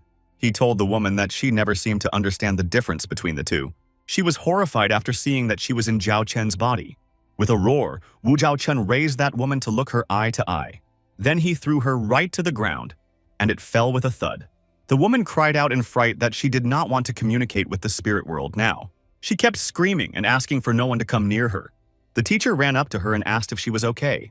The provost said that everything was fine and wondered what kind of monster was sitting in Zhao Chen. He almost scattered her soul with one look.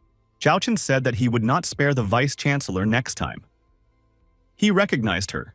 It was the one who had followed him to the Yang Manor. It was good that she only tried to threaten him with the help of his spirit world. The provost asked Zhao Chen to stop. The young man inquired what was the matter. She confessed that she knew that Zhao Chen was looking for the frost ice ginseng. If he agreed to her proposal, she would help him get the plant. Zhao Chen said, for her to immediately confess where the frost ice ginseng was located, and now Zhao Chen is already in the hotel. He opened his eyes and pronounced that he was almost at the true peak of the yellow step. And he didn't have much time left. Soon, he would be able to advance to the black stage, but he would be many times stronger than ordinary cultivators. As he left the room, he decided it was time to get another ingredient for Qingyang. The third Prince Xiaofan is at his palace and is flirted with by girls. A messenger came and reported that the head of Luo Pavilion had agreed to his terms, and that he had sent a large sum of money. All he needs to do is to get rid of Zhao Chen. The third prince said he'd heard that name before. I'll have to look it up. The prince remembered. He was the one Auntie Xiaofei had asked him to destroy in her last letter. He decided to kill two birds with one stone. If the boy's on the yellow step, we should send someone to him who's on the black step. The servant said everything would be fulfilled. Zhao Chen came to Tianluo Academy. Everyone began to recognize him and said that the academy's vice-rector and the president of the Alchemist Association stood up for him. Zhao Chen met with Su Qi and said that he could now not worry. Zhao Chen would be fine. Su Qi said he had to go to class, and Zhao Chen explained that he had business to attend to a friend. At that time, a scream was heard from somewhere in the bushes. "Don't move!" The boys stopped. Some hooligans showed up, and the bravest of them declared that the young men had to pay to go down this road, so they would have to shell out. And at the same instant, he received a savory slap in response to his words. Zhao Chen said that he was a complete jerk if he didn't realize that you can't do such things in Tianluo Academy. Zhao Chen said that such idiots wouldn't have thought of it. And they'll have to confess who sent them here? That insolent man said it was Zhao Chen's problem. Why did he cross the third prince's path? Everyone immediately said that Zhao Chen was unlucky because the third prince was the most powerful disciple of Tianluo Academy. In fact, since he had innate spiritual roots, he should realize that all the geniuses would want to destroy him before he grew up. Su Qi warned Zhao Chen that this guy was already at the middle stage of the black stage, and they had better not get involved in a confrontation. Zhao Chen said that he was just itching to test his newly acquired strength. The attacker said that he was about to show the chasm between them, and decided to apply his crowning ocean palm strike. But something went wrong. Zhao Chen's inner strength fought back against the instigator. The next moment he was on the ground foaming at the mouth. The next moment, he was foaming at the mouth on the ground. Zhao Chen said that all the followers of the third prince turned out to be nothing. Everyone began to wonder how it was possible because there was a whole step gap between them. Apparently, only true geniuses do that. Su Qi was very happy for Zhao Chen and praised him. Zhao Chen said to tell the hooligans to get out. And next time, let the third prince come himself and not send some trash. They scattered, repeating that they would definitely come back and that the third prince would definitely come after Zhao Chen. Zhao Chen concluded that judging from these henchmen, the third prince was also nothing. Su Qi hurried Zhao Chen into class. After all, Xiao Li'er was about to teach the class. If she was even a minute late, she would eat everyone. Students in the classroom heard the footsteps of the approaching teacher. She walked gracefully into the classroom. Her dress moved in time with her steps. Everyone started wailing, realized she was pissed off. And because of the latecomers, it's going to be everybody's ass. Xiao Li'er loudly slammed the class magazine on the teacher's desk. Who are these latecomers? Do they seem to be bored with life? And then everyone heard the creak of the door opening. Su Qi and Zhao Chen stood on the doorstep, out of breath from running. Su Qi apologized loudly for them entering the classroom later than the teacher. She was burning with anger. She wondered how they dared to get in her face. Su Qi whimpered, asked the teacher to take pity on them and said that he wouldn't do it again. Su Qi told Zhao Chen to ask for forgiveness too, as the teacher was the daughter of the king himself, and it was not worth it to make her angry.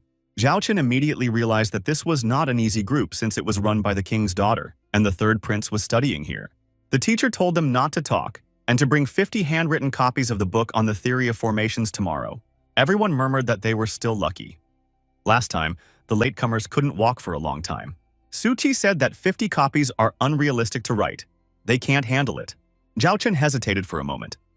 Formation theory. It sounded familiar to him. The teacher, in response to Su Qi's remarks, said that 60 copies should now be made. Su Qi decided to remain silent further so as not to aggravate the situation. Zhao Chen didn't want to keep quiet and suggested that the teacher discuss something. She thought the young man was up to something. But he wouldn't succeed, even if he was defended by the provost herself, and she doesn't give a damn about who this Zhao Chen really is. Zhao Chen started to explain that she misunderstood him, and that he meant something completely different. He added that if he remembered formation theory by heart, can he not rewrite it? It'll be useless anyway. Everyone started laughing at Zhao Chen. He said the impossible. There are many pages in this book. A student who has never attended a class once cannot know it by heart. The teacher agreed that there was no point in rewriting then, and she would give them a top grade. Zhao Chen said that if that was not the case, she could flog him heartily. Su Qi didn't believe Zhao Chen and said that it was better not to argue and complete the teacher's assignment. Zhao Chen remembered that he had written this book back in his previous life. He didn't think that his work would reach such a backwater. Then Su Qi got excited and told Zhao Chen to show this teacher where the crayfish are. Zhao Chen smiled and agreed with his brother. The teacher suggested not to waste time and to start already. There are a total of 8,536 articles in the book with 30,000 kinds of formations in each article. If a single word is wrong, Zhao Chen has lost. Everyone began to stick up for Zhao Chen and said that it wasn't serious. No one could possess such knowledge even after studying the entire course at the academy. Chuki said that the teacher just wants to screw Zhao Chen. Zhao Chen said that if he loses, Su Qi is at her disposal. Su Qi didn't like this, of course. Everyone was amazed that Zhao Chen had agreed to quote everything. How could he be so confident?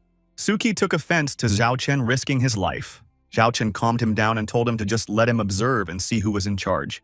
Zhao Chen resolutely stomped his foot. With his right foot, he motioned for teacher Chao to begin. She said she would listen to every word.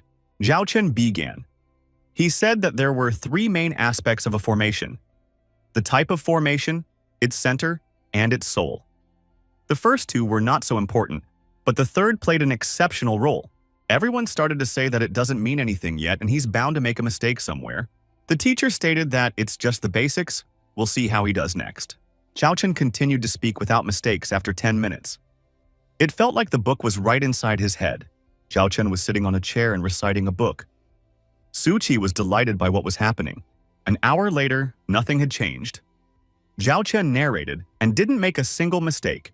Teacher Chao was astonished. How was this even possible? Zhao Chen finished and added that he hoped the next generation would benefit from his writings. Zhao Chen said that he had done his part. Now the teacher must fulfill her part of the contract. Everyone began to praise Zhao Chen. They asked him to reveal his secret.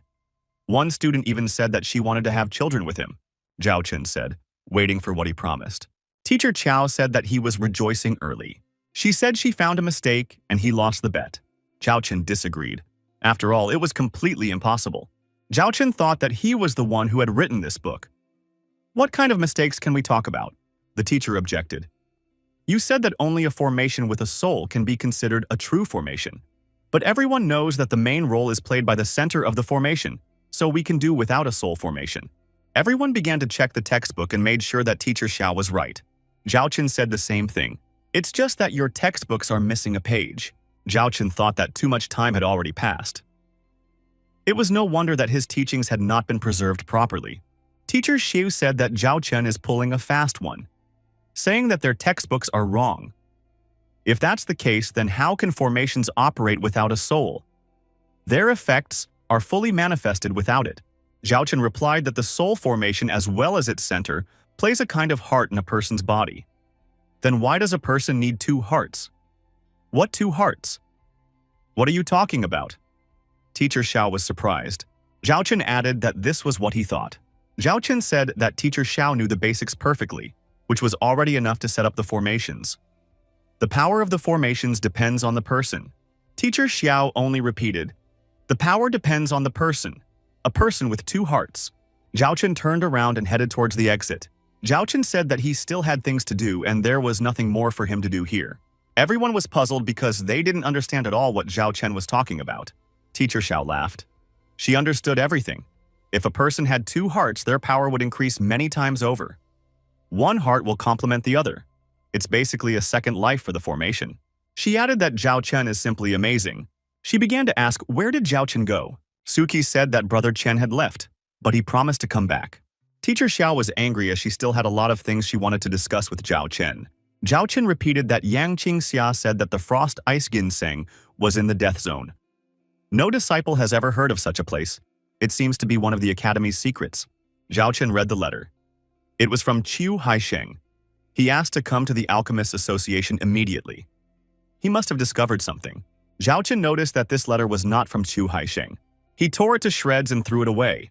Zhao Chen wondered who needed to trick him and invite him into the association. Meanwhile, President Q, many others gathered around the golden cauldron. And we saw a milky-colored liquid start to flow out of this cauldron. Suddenly, a pill of absolute tranquility came out of the cauldron. It was the legendary 6-star pill. How could this 5-star alchemist produce it? Everyone saw that this pill had 3 heavenly clouds on it at once. So this pill is of the highest quality. Then President Q is the strongest alchemist. The elder summoned the pillory to himself with a wave of his hand, and the pill dropped right into his palm. He announced to Chu Heishan that it was a 6-star pill. He can come over and see for himself. After spending a fortune, he finally learned a way to increase his mental power. After becoming the new president of the association, he was able to get the ingredients for one more time. Qiu Haishan admitted defeat and declared that he had won. The elder's servant said that since Qiu Haishan had lost, he should now hand over the presidency to him. Qiu Haishan obediently agreed. After all, these are the rules. So the old man decided to issue his first decree as president. From today, every member of the association must pay an annual fee of 1,000 spirit stones. A 10% tax will also be levied on all pill sales. Everyone became indignant and warned that they might leave the association. The old man said angrily that everyone could get the hell out of here. But they would forever be denied access to the association's ingredients. And no store in the capital would even sell them herbalism. Everyone thought about it and began to feel very sorry for what had happened. And then someone said he still disagreed. Of course it was Zhao Chen, the defender of all the humiliated and downtrodden. He said that the old man just wanted to profit from the members of the association. The old man said that he had been waiting for Zhao Chen for a long time. Now he was finally honoring them with his presence. The old man added that he never thought the letter would work. Zhao Chen said that the old man was being very foolish. The old man's servant said that he would remember everything to Zhao Chen now. The servant reported to the old man that Zhao Chen has a very tense relationship with the Luo Pavilion Master. If Zhao Chen was captured now, Luo Pavilion Master would be in their debt. The old man liked it and decided to issue an edict. Zhao Chen said that Doa Jie is a despicable old man, and he has no dignity. Zhao Chen decided to prove that he was better and kick this old man out of the association. The old man laughed. For there is no one better than him to know alchemy. The old man said that he was a 6-star alchemist and Zhao Chen couldn't compete with him. Because he's only a 3-star alchemist, Zhao Chen decided that his stupidity must come to an end. The young man offered to finally test whose alchemical abilities would prove to be better. Everyone began to wonder if Zhao Chen wanted to battle with Doaji in alchemical abilities. The former president said that Zhao Chenyu should not be humiliated at all. After all, reality can be very cruel. Zhao Chen said that he could not worry. And we'll see what happens next. The former president then agreed and wished the young man good luck. The old man's servant suggested that Zhao Chen should just give up and not waste time. Then maybe he would be spared. Or maybe not. Zhao Chen motioned for them to open their eyes wide. A cloud of energy appeared in his hand, and various medicinal herbs flew around him. Zhao Chen sent all this goodness into the cauldron and invited the old man to see the true skill. It all mixed in the cauldron. It boiled. The spirits of various mystical animals began to hover over the cauldron. Everyone noted that these were ancient spirits long ago sealed in the main furnace of the association. And those spirits have awakened. The old man's servant was amazed at what was happening and suggested that perhaps the boy was cheating. The old man suggested waiting, because with the appearance of spirits, the difficulty of making pills would only increase by leaps and bounds. Suddenly, there was some sort of explosion, and Zhao Chen began the formation process, and everyone saw a great pill. Everyone began to admire her and praise Zhao Chen. The old man did not want to believe what was happening. He realized that now he would have to leave the association. The president recognized Zhao Chen as a great genius of all time. Zhao Chen, showing the old man the gold pill, said that he had lost. The old man walked away upset, repeating that we'll see more and he'll be back. The servant ran after the old man, repeating not to be left here, but Zhao Chen stopped him. After all, he didn't want to let him go. The latter got upset and said that he should not be offended, because quarrels between members of the association were forbidden. Zhao Chen said that he betrayed the laws of the association and even brought an enemy here. He has no right to call himself a member of the association. And everyone started yelling that he should be kicked out of the membership. The servant began to call out to the old man for help and said he was his apprentice. The old man said that he shouldn't have invited Zhao Chen here. Things would be different now. The old man's servant cried and said it couldn't end like this. Zhao Chen said that he was very treacherous and deserved to be betrayed even by his men. He was very angry and said he was ready to deal with Zhao Chen. He got very excited and wanted to pounce on Zhao Chen. But Zhao Chen dodged and said that the tone could get away. And Zhao Chen kicked him in the heel with all his might, and he flew at high speed straight into the abyss. It was the only thing they saw. There was silence, and everyone saw the motionless villain lying on the ground. Everyone started saying it was a great hit, and now the traitor was finished. The president thanked that Zhao Chen had saved the Alchemists Association, and now the post of president rightfully belonged to the young man. Zhao Chen said he's doing a great job, and he doesn't want to become president at all. The president then proposed to give Zhao Chen the position of honorary president. Zhao Chen thought for a moment, but everyone began to welcome the new honorary president. A standing ovation was heard. Zhao Chen asked everyone present to stand up and said that he agreed to accept the position. Zhao Chen thought that this Chu Haishen was very clever since he was able to lure him into the Alchemist Association. Just then, someone from the street started shouting exasperatedly for Zhao Chen to come out. Zhao Chen thought that someone else had come to cause trouble. And meet Zhao Chen's fierce fist. Zhao Chen walked out and saw many heavily armed people. The president of the association asked what brought the third prince to the association. The third prince said that he had come for Zhao Chen as he had injured his bodyguard and should be held accountable for it. Zhao Chen said that he could explain everything now. The servant told the third prince that Zhao Chen was too arrogant and should be taught a lesson immediately. Zhao Chen said that this subordinate ambushed him, and Zhao Chen only fought back. The third prince said that if Zhao Chen did not obey, a fate worse than death awaited him. Zhao Chen said that he would disappoint the third prince, but he disagreed with him. And then the duel of glances began. The tension was building. Everyone was outraged that this guy was provoking the third prince himself. He's not going to get away with this. Everyone expected to see a great show now. The prince angrily declared that Zhao Chen had had enough of living, and added that after such insults, no living soul can stay in the city. Zhao Chen agreed that he had offended. What are they going to do about it now? The third prince declared that he would now teach a lesson that Zhao Chen would never forget. The prince ordered the guards to grab Zhao Chen and break his bones. The guards accepted the order and moved with their weapons straight towards Zhao Chen. And then the unbelievable happened. The president of the Alchemists Association got involved in the confrontation. The third prince was outraged. He said that the president shouldn't get involved in a showdown over some petty alchemist. Otherwise, they would become enemies. The president said there was a misunderstanding. Zhao Chen is not some pathetic alchemist. He's the honorary president, and he will be protected by the entire association. The third prince was indignant. How could this be possible? His servant assumed it was some kind of joke. It can't be.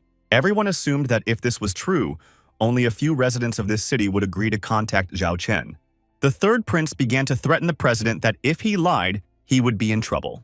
The president said everyone in the district already knows about it. You can ask anyone. And all of them began to confirm that it was true. And that if anyone touched Zhao Chen, they would have to deal with the entire association. The third prince realized that it looked like there was nothing he could do to Zhao Chen today. Zhao Chen continued to mock the third prince and asked why his servants still hadn't arrested him. But the servants were afraid to do so, lest they get in trouble with the Alchemists Association. The third prince said that it was time for them all to go home. But Zhao Chen stopped him. Zhao Chen said that he wasn't going to just let the third prince go because the third prince had come to deal with Zhao Chen. The third prince angrily asked Zhao Chen, what did he want after all? Zhao Chen said that since Zhou Tian slandered him, he should pay for it. Everyone from the association began to demand an apology from Zhou Tian. The prince apologized and said that Zhou Tian was at his disposal. Zhou Tian began to beg the third prince not to do so and save him from imminent retribution. Zhao Chen grabbed Zhou Tian's shoulder and told him to stand still. But Zhou Tian began to beg for mercy, and in return, he offered to tell all the secrets of the third prince. But Zhao Chen said that he wasn't interested, and he punched his enemy in the back with such force that it pierced through his chest, and blood gushed out of Zhou Tian's mouth. Zhou Tian also fell senseless on the ground. Minus another villain, Zhao Chen thought. Everyone began to say that Zhao Chen was so determined and his enemy had gotten his business. Zhao Chen thanked the president of the association for his support and said he would never forget it. The president of the association said they did what the honorable president of the association deserves, and all members of the association agreed with their president. Zhao Chen said that since he had settled his affairs here, he would be going back to the academy. The president said that the third prince is very vengeful and he will take revenge. But in a non-wall association, the president won't be able to help Zhao Chen. Zhao Chen said that he has some things to do in the academy, but he is not afraid of the third prince. If he wants to come to the academy, let him come to the academy. The president of the association said that if anything happened to Zhao Chen, he would definitely take revenge, even if it was the collapse of the entire kingdom. Third Prince Xiao Fang's mansion. The tea bowl shattered, hitting the floor. The third prince cannot calm down and says that he will definitely get even with Zhao Chen. And then the servant says he has a plan to deal with that rascal Zhao Chen. The third prince had warned him that he couldn't conflict with the Alchemist Academy right now. The servant said Zhao Chen, Zhao Ao's younger brother. Zhao Ao has just returned after increasing his life experience, and he is very interested in getting rid of his brother. Since it involves the Marquis family, the association will not interfere. At that time, the third prince ordered to go to Zhao Ao immediately. The third prince decided that this time, Zhao Chen would not escape retribution. Zhao Chen had already approached the academy. The teacher and Su Qi began to say that Zhao Chen needs to get out of here since someone is trying to harm him. Zhao Chen was very surprised. After all, he was so harmless. How could he have enemies? The teacher stated that she had heard that Xiao Fan and Zhao Ao wanted to kill Zhao Chen. Su Qi said that Zhao Ao is the best cultivator of the Xuan realm, and it was better for Zhao Chen to lay low for a while. Zhao Chen said that he was not going to hide.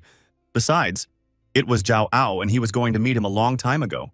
The teacher said that it was a lot of work for her to get all this information, and she didn't want to see Zhao Chen dying, so he'll have to go after her.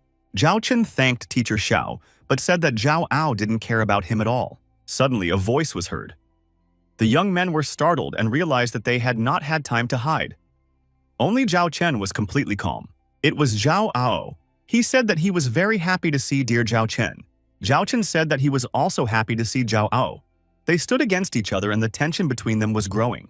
And then Su Qi stood between them and told Zhao Chen to run away and he would detain Zhao Ao. Zhao Ao was very angry and said that he just wanted to exchange a few words with his little brother. But that red-haired rascal had prevented him from doing so. He asked Su Qi, could he be looking for death? Zhao Ao immediately threw out a blue flame towards Su Qi, which very quickly caught up with his opponent. What kind of flame is this? Su Qi was surprised, but at the same instant, Zhao Chen appeared beside Su Qi and was able to protect Su Qi by fending off those flames. Everything happened very quickly. Zhao Chen defended Su Qi and said that he should be more careful from now on. Su Qi was very frightened by such a terrifying flame. Zhao Chen said that Su Qi should leave immediately as it was a matter of the marquee family members. Su Qi agreed to leave, realizing that he was still too weak to resist Zhao Ao. He needs to improve himself to reach the right skill. Zhao Ao said that Zhao Chen did a good job of repelling his energy towards Su Qi.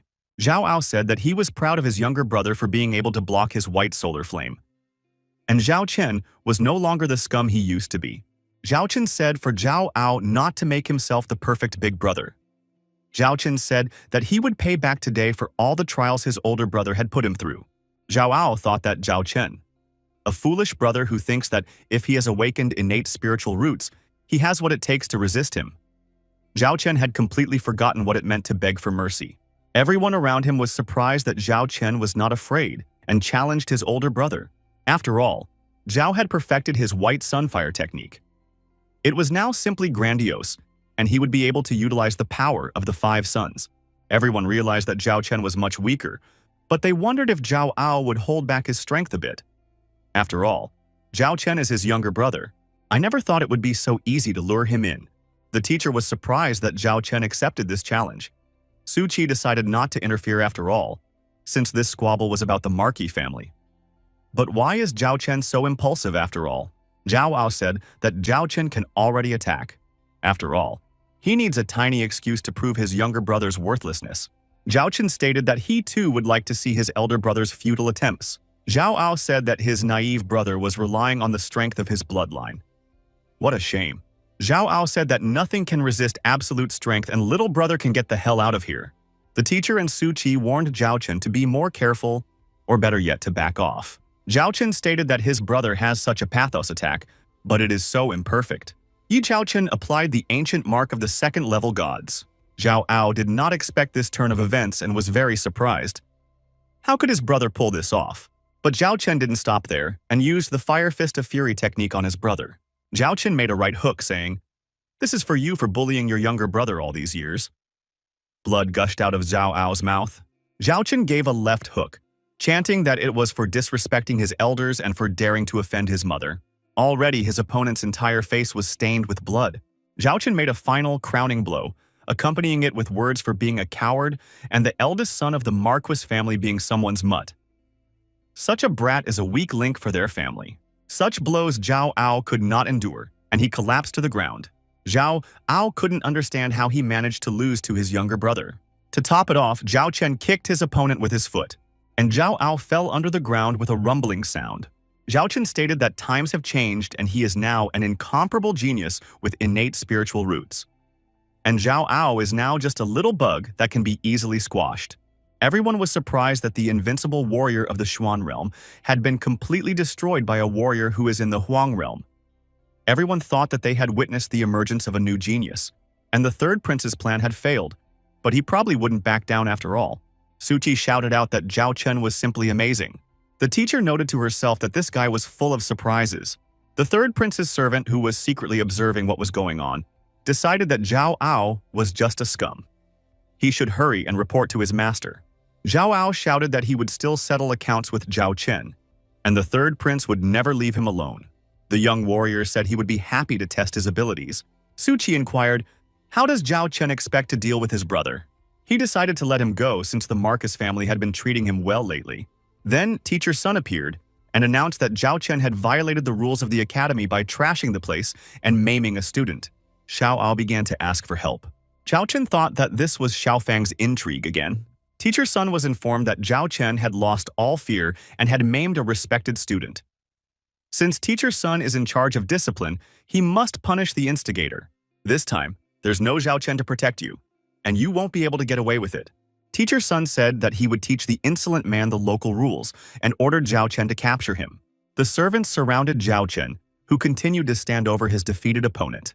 The teacher intervened and said that Zhao Chen was her student. If anyone tried to touch him with a finger, she would make sure that the finger would be chopped off. Su Qi said that he would fight anyone who touched his little brother Chen. Teacher Song was very surprised and angry that Xiao Li Er and Su Qi were crossing the disciplinary hall representative. they would have to answer for their behavior. Teacher Xiao Lier said that it was obvious that Zhao Ao provoked his younger brother who was just defending himself. It is impossible to ignore this fact and twist the truth. Suchi said that he was willing to sign on to those words as well, and that if anyone equals S worth punishing, it equals S Zhao Ao. Teacher Sun said that the statements of these two are not enough. He doesn't believe them. Someone in the crowd said that he was also willing to vouch for Zhao Chen, and the people began to pick up on it, and everyone began to claim that Zhao Chen was innocent. By now, everyone had already started saying that they were willing to vouch for Zhao Chen. Teacher Song decided that things had gotten very complicated since everyone was willing to vouch for Zhao Chen. He was upset that people always support Zhao Chen and not him. Could it be that he wasn't handsome enough? Zhao Chen said that there was more support on the side of truth than on the side of lies. Xiaofan, Zhao Chen stated, the academy is not a place where you can do whatever you want. There must always be justice here. He stated that he would do everything he could to make Zhao Chen get hurt. And no one can save him. Teacher Sun told His Highness that Zhao Chen should be left alone today, but they will pay him back later. But His Highness wanted to settle accounts with Zhao Chen now and announced that if Teacher Sun did so now, the position of an elder in the academy would be secured for him. Teacher Song clapped himself on his chest and said that he would deal with Zhao Chen now. He was just the right person to arrange it. Teacher Song said that they were just a bunch of students whose opinions were worthless. Now even the emperor himself wouldn't help Zhao Chen to get out of here safely. Everyone around wondered how it was that the words of the disciples had no meaning. Just then, the provost appeared in the arena and said that she was willing to vouch for Zhao Chen. Everyone was surprised by the appearance of Vice Rector Yang Qingxia. Teacher Sun began bowing before the provost and offering her his help. The provost stated that she was just walking around the academy and happened to see a duel between the brothers, except that she was very surprised at Teacher Sun's methods of upholding justice. Teacher Sun immediately tried to justify himself. He said she had misunderstood him. Teacher Song was very surprised that Zhao Chen was able to gain the support of such influential people. The provost didn't want to listen further and said that Teacher Sun was relieved of his duties in the disciplinary hall and would become responsible for cleaning the entire academy within 10 days. Furthermore, she decided to detain him for the duration of the investigation. She stated that Zhao Ao broke the rules of the academy and started a fight with his brother. Now he should be arrested for 3 days, and the servants began to do her bidding. There was a big scuffle. Zhao Ao told Zhao Chen that they weren't done yet. Teacher Sun lamented that his greed had brought him to this point. Everyone realized that Zhao Chen was just lucky, and that he was a genius among geniuses. The vice-chancellor came here just in time. The third prince was very surprised that only Zhao Ao was punished. Why isn't Zhao Cheng being punished? The provost stated that this is an academy, not the third prince's palace. There is no questioning the provost's decision here. The third prince, covered in sweat from anger, apologized to the provost.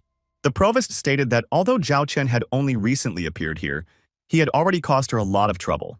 She decided to discipline him. After all, having innate spiritual roots doesn't make him special. Zhao Chen smiled, looked at her, and agreed to follow the provost. Zhao Chen decided that there was no way to punish him, but there were a few things he would like to find out from the provost. Suchi stated to Zhao Chen that one should be careful with the vice-rector. You can't quarrel with her. Zhao Chen reassured his brother, saying that nothing bad would happen.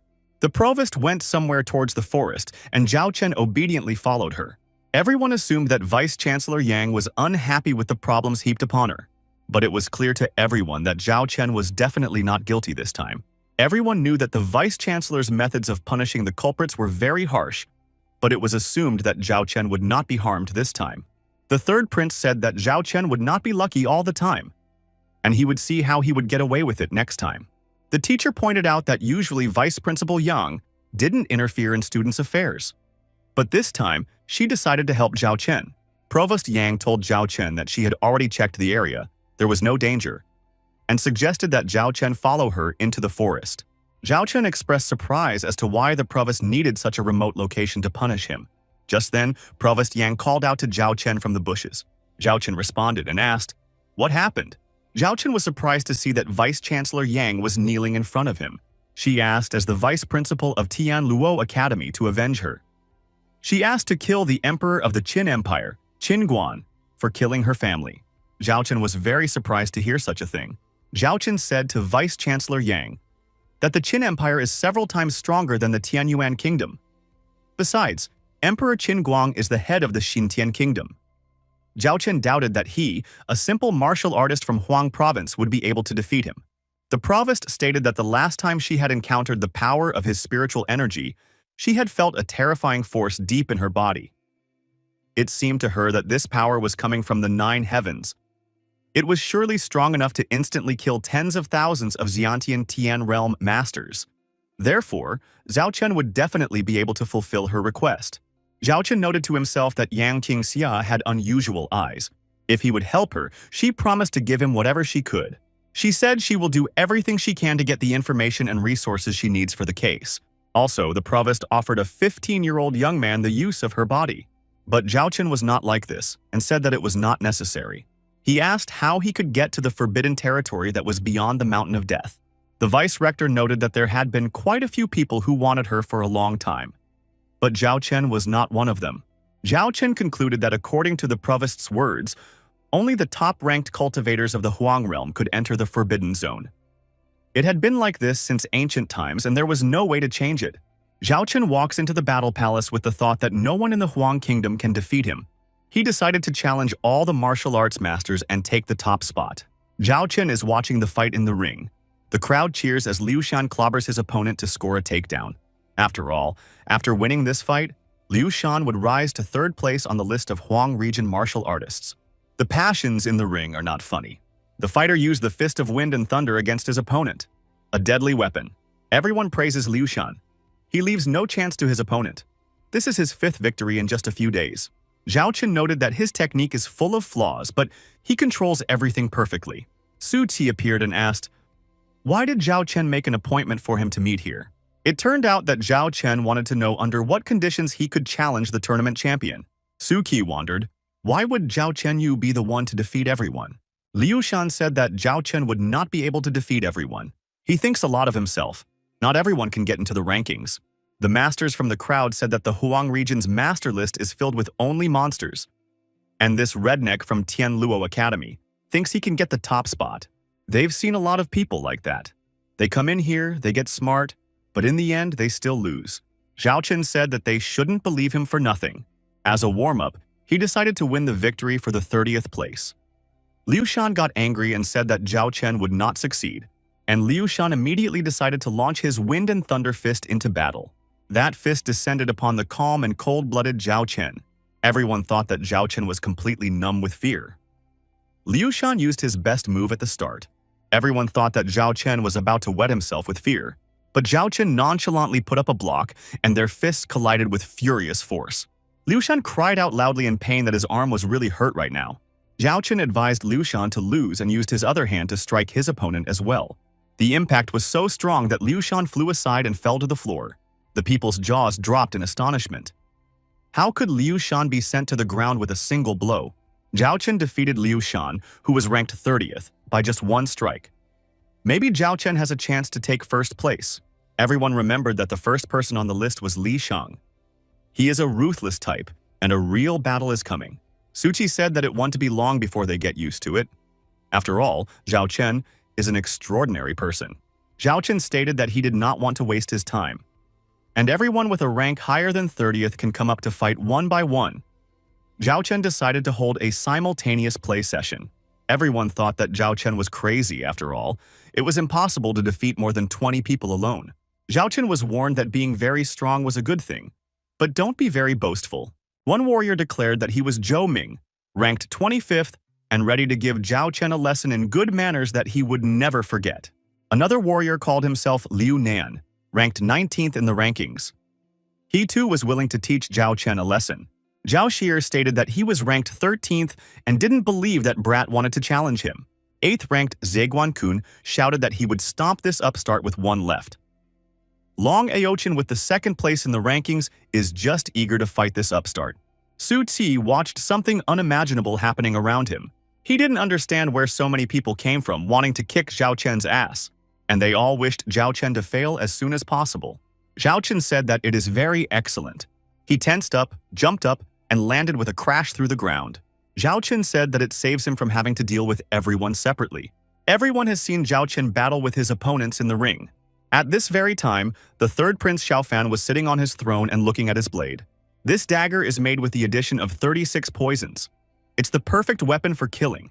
Even if it scratches Zhao Chen slightly, he'll be finished. The third prince was approached by his servant. He said that Zhao Chen had headed to the battle palace to rank first among the strongest warriors of the Huang Kingdom. The third prince became agitated and asked who was now in first place. The servant replied, "This is Li Shang, the leader of the ranking, and Zhao Chen can lose to him." The third prince thrust a deadly dagger into his throne. The third prince said that he wanted Zhao Chen to not just be defeated, but destroyed. The third prince sent his servant to tell the ranking leader that if he won, the third prince would fulfill his every wish. The servant said it would be done, and the deadly dagger remained stuck in the throne of the third prince. At this time, everyone was amazed at how Zhao Chen was methodically massacring his opponents. The entire battlefield was strewn with lying warriors. Zhao Chen asked, was there anyone on the list of strongest he should defeat? And then a fresh warrior started coming down the stairs, and he said that now we'd have to fight him. It was Li Shang, the #1 ranked person. Looking at him, Zhao Chen realized that this warrior had a great deal of strength concentrated in him. The warrior moved lightning fast towards Zhao Chen. He said he was Li Shang, and now Zhao Chen will be in trouble. Everyone began to cheer Li Shang and said that he should definitely defeat Zhao Chen and defend his title in the rankings. Li Shang said that Zhao Chen is certainly strong. Zhao Chen said that the latter was also not a slip of the tongue. Zhao Chen pointed out that once a fighter's aura was modified, his strength could increase or decrease several times. Li Shang seems to be in the first category. Li Shang announced that he only needed one strike to defeat Zhao Chen. Li Shang unleashed a thunderclap and moved towards his opponent. Zhao Chen said, "Let's see who survives."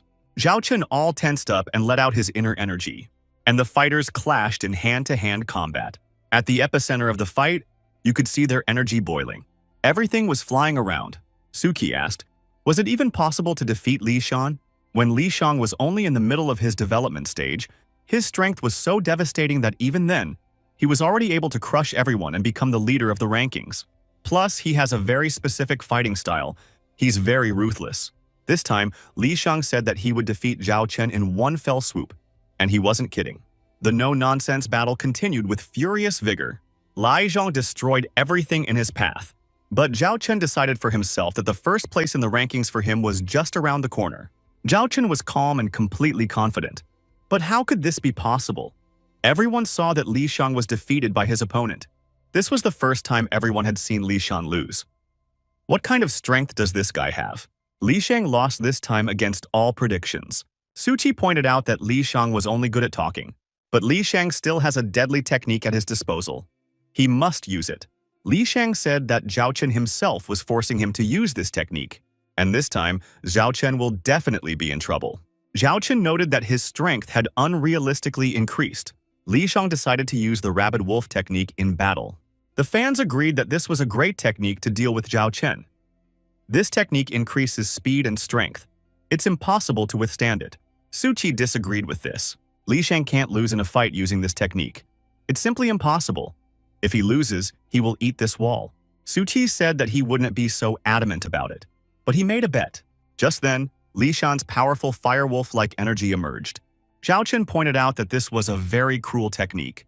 Li Shang said that Zhao Chen talks a lot and did the mad wolf dance. But Zhao Chen was able to resist in this fight and withstand the invasion of this wolf. There was a rumbling sound and the ground beneath their feet opened up. Li Shang announced that Zhao Chen was very cocky, and he wouldn't even have to use what Xiao Fan gave him. Zhao Chen decided to use his crushing fist. He put maximum energy into that punch. Li Shang was very surprised that Zhao Chen wasn't even injured. Zhao Chen said, now Li Shang had become too weak and the advantage was now on Zhao Chen's side. And Zhao Chen directed all of his martial energy towards his opponent. He flew far away to the side. Li Shang fell to the ground, and Zhao Chen announced that he was the top ranker as of today. No one could believe their eyes. It had never happened before that Li Shang had lost before. It turns out Zhao Chen had half a day to beat everyone in the rankings. He's strong, and now he's on top. Everyone began to congratulate Zhao Chen and said that he was now at the top. And Suchi watched the loser of the bet eat the wall. It was funny. Zhao Chen stood with his back to his opponent. Li Shang was upset that he had lost the fight. Just then, the third prince's servant reminded Li Shang to use the secret weapon. He said that since Zhao Chen had turned his back now, this was his last chance.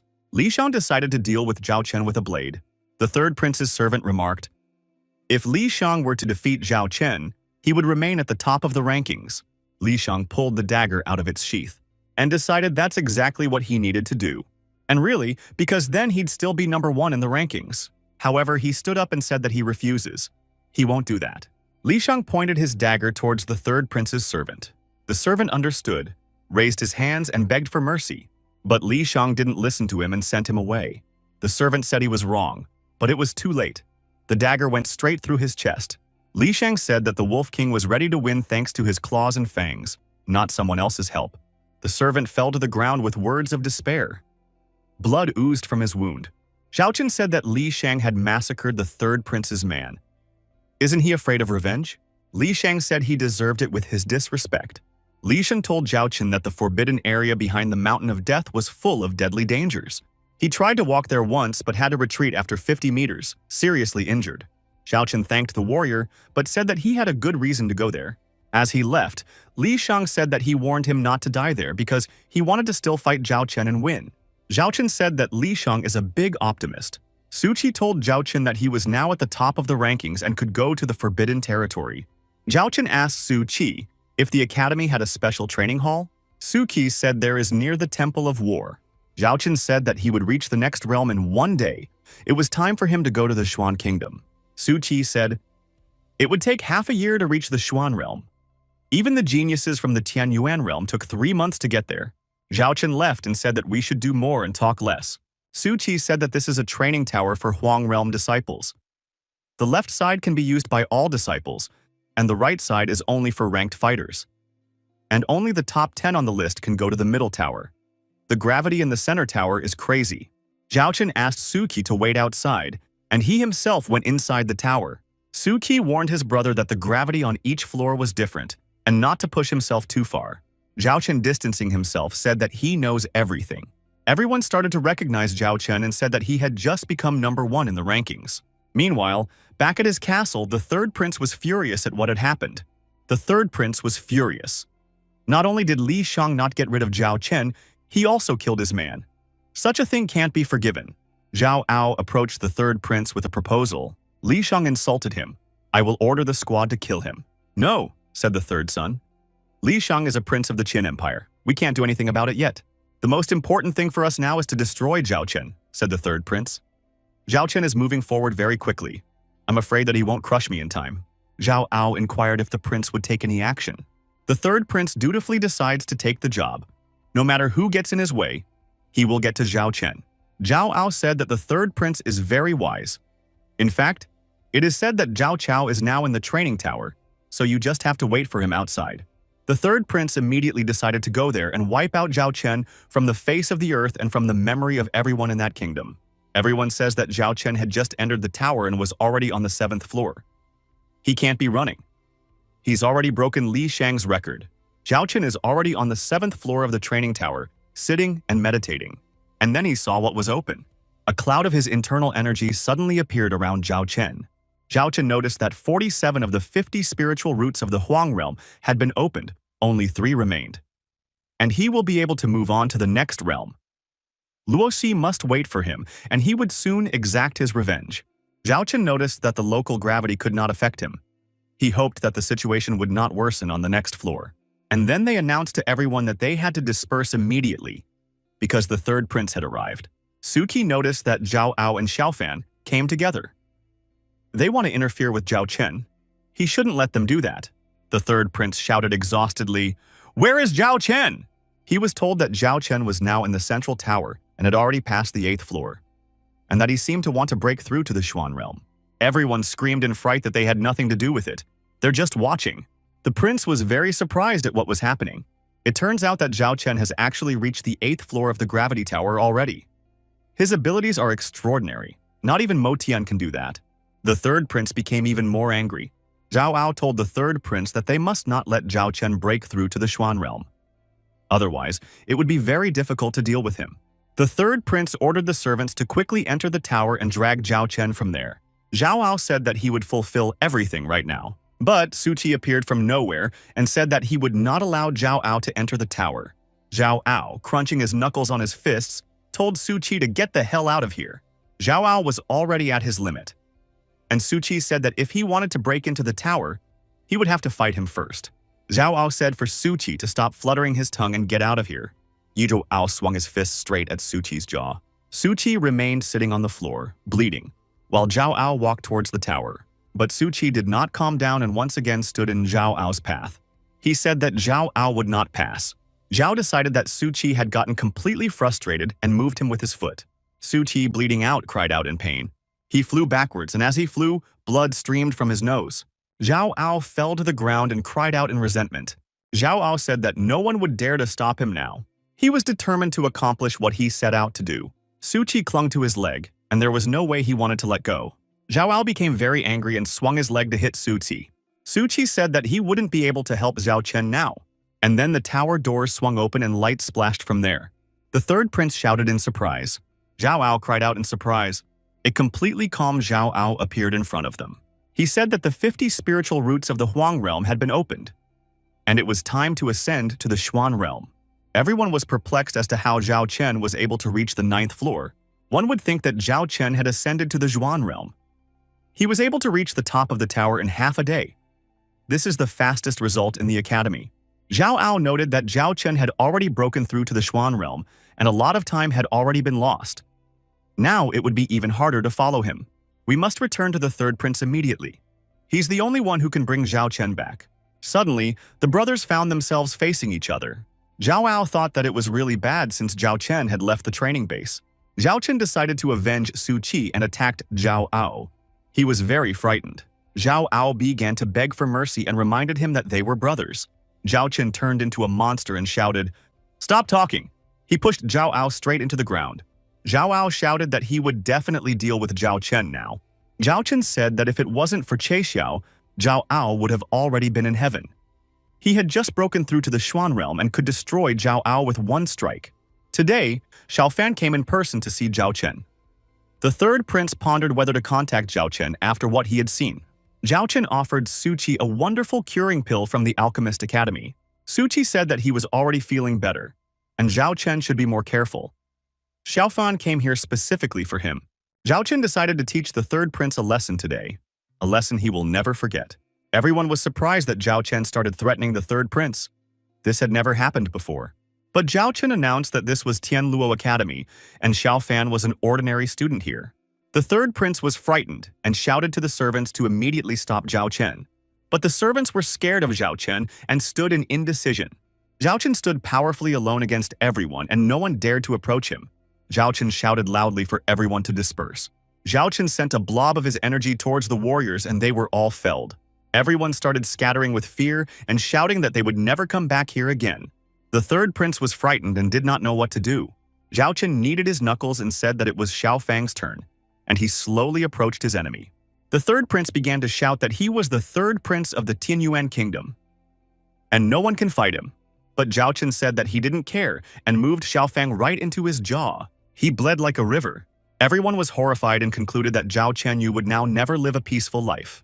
Everyone started laughing from the way Zhao Chen taught that underdog third prince a lesson.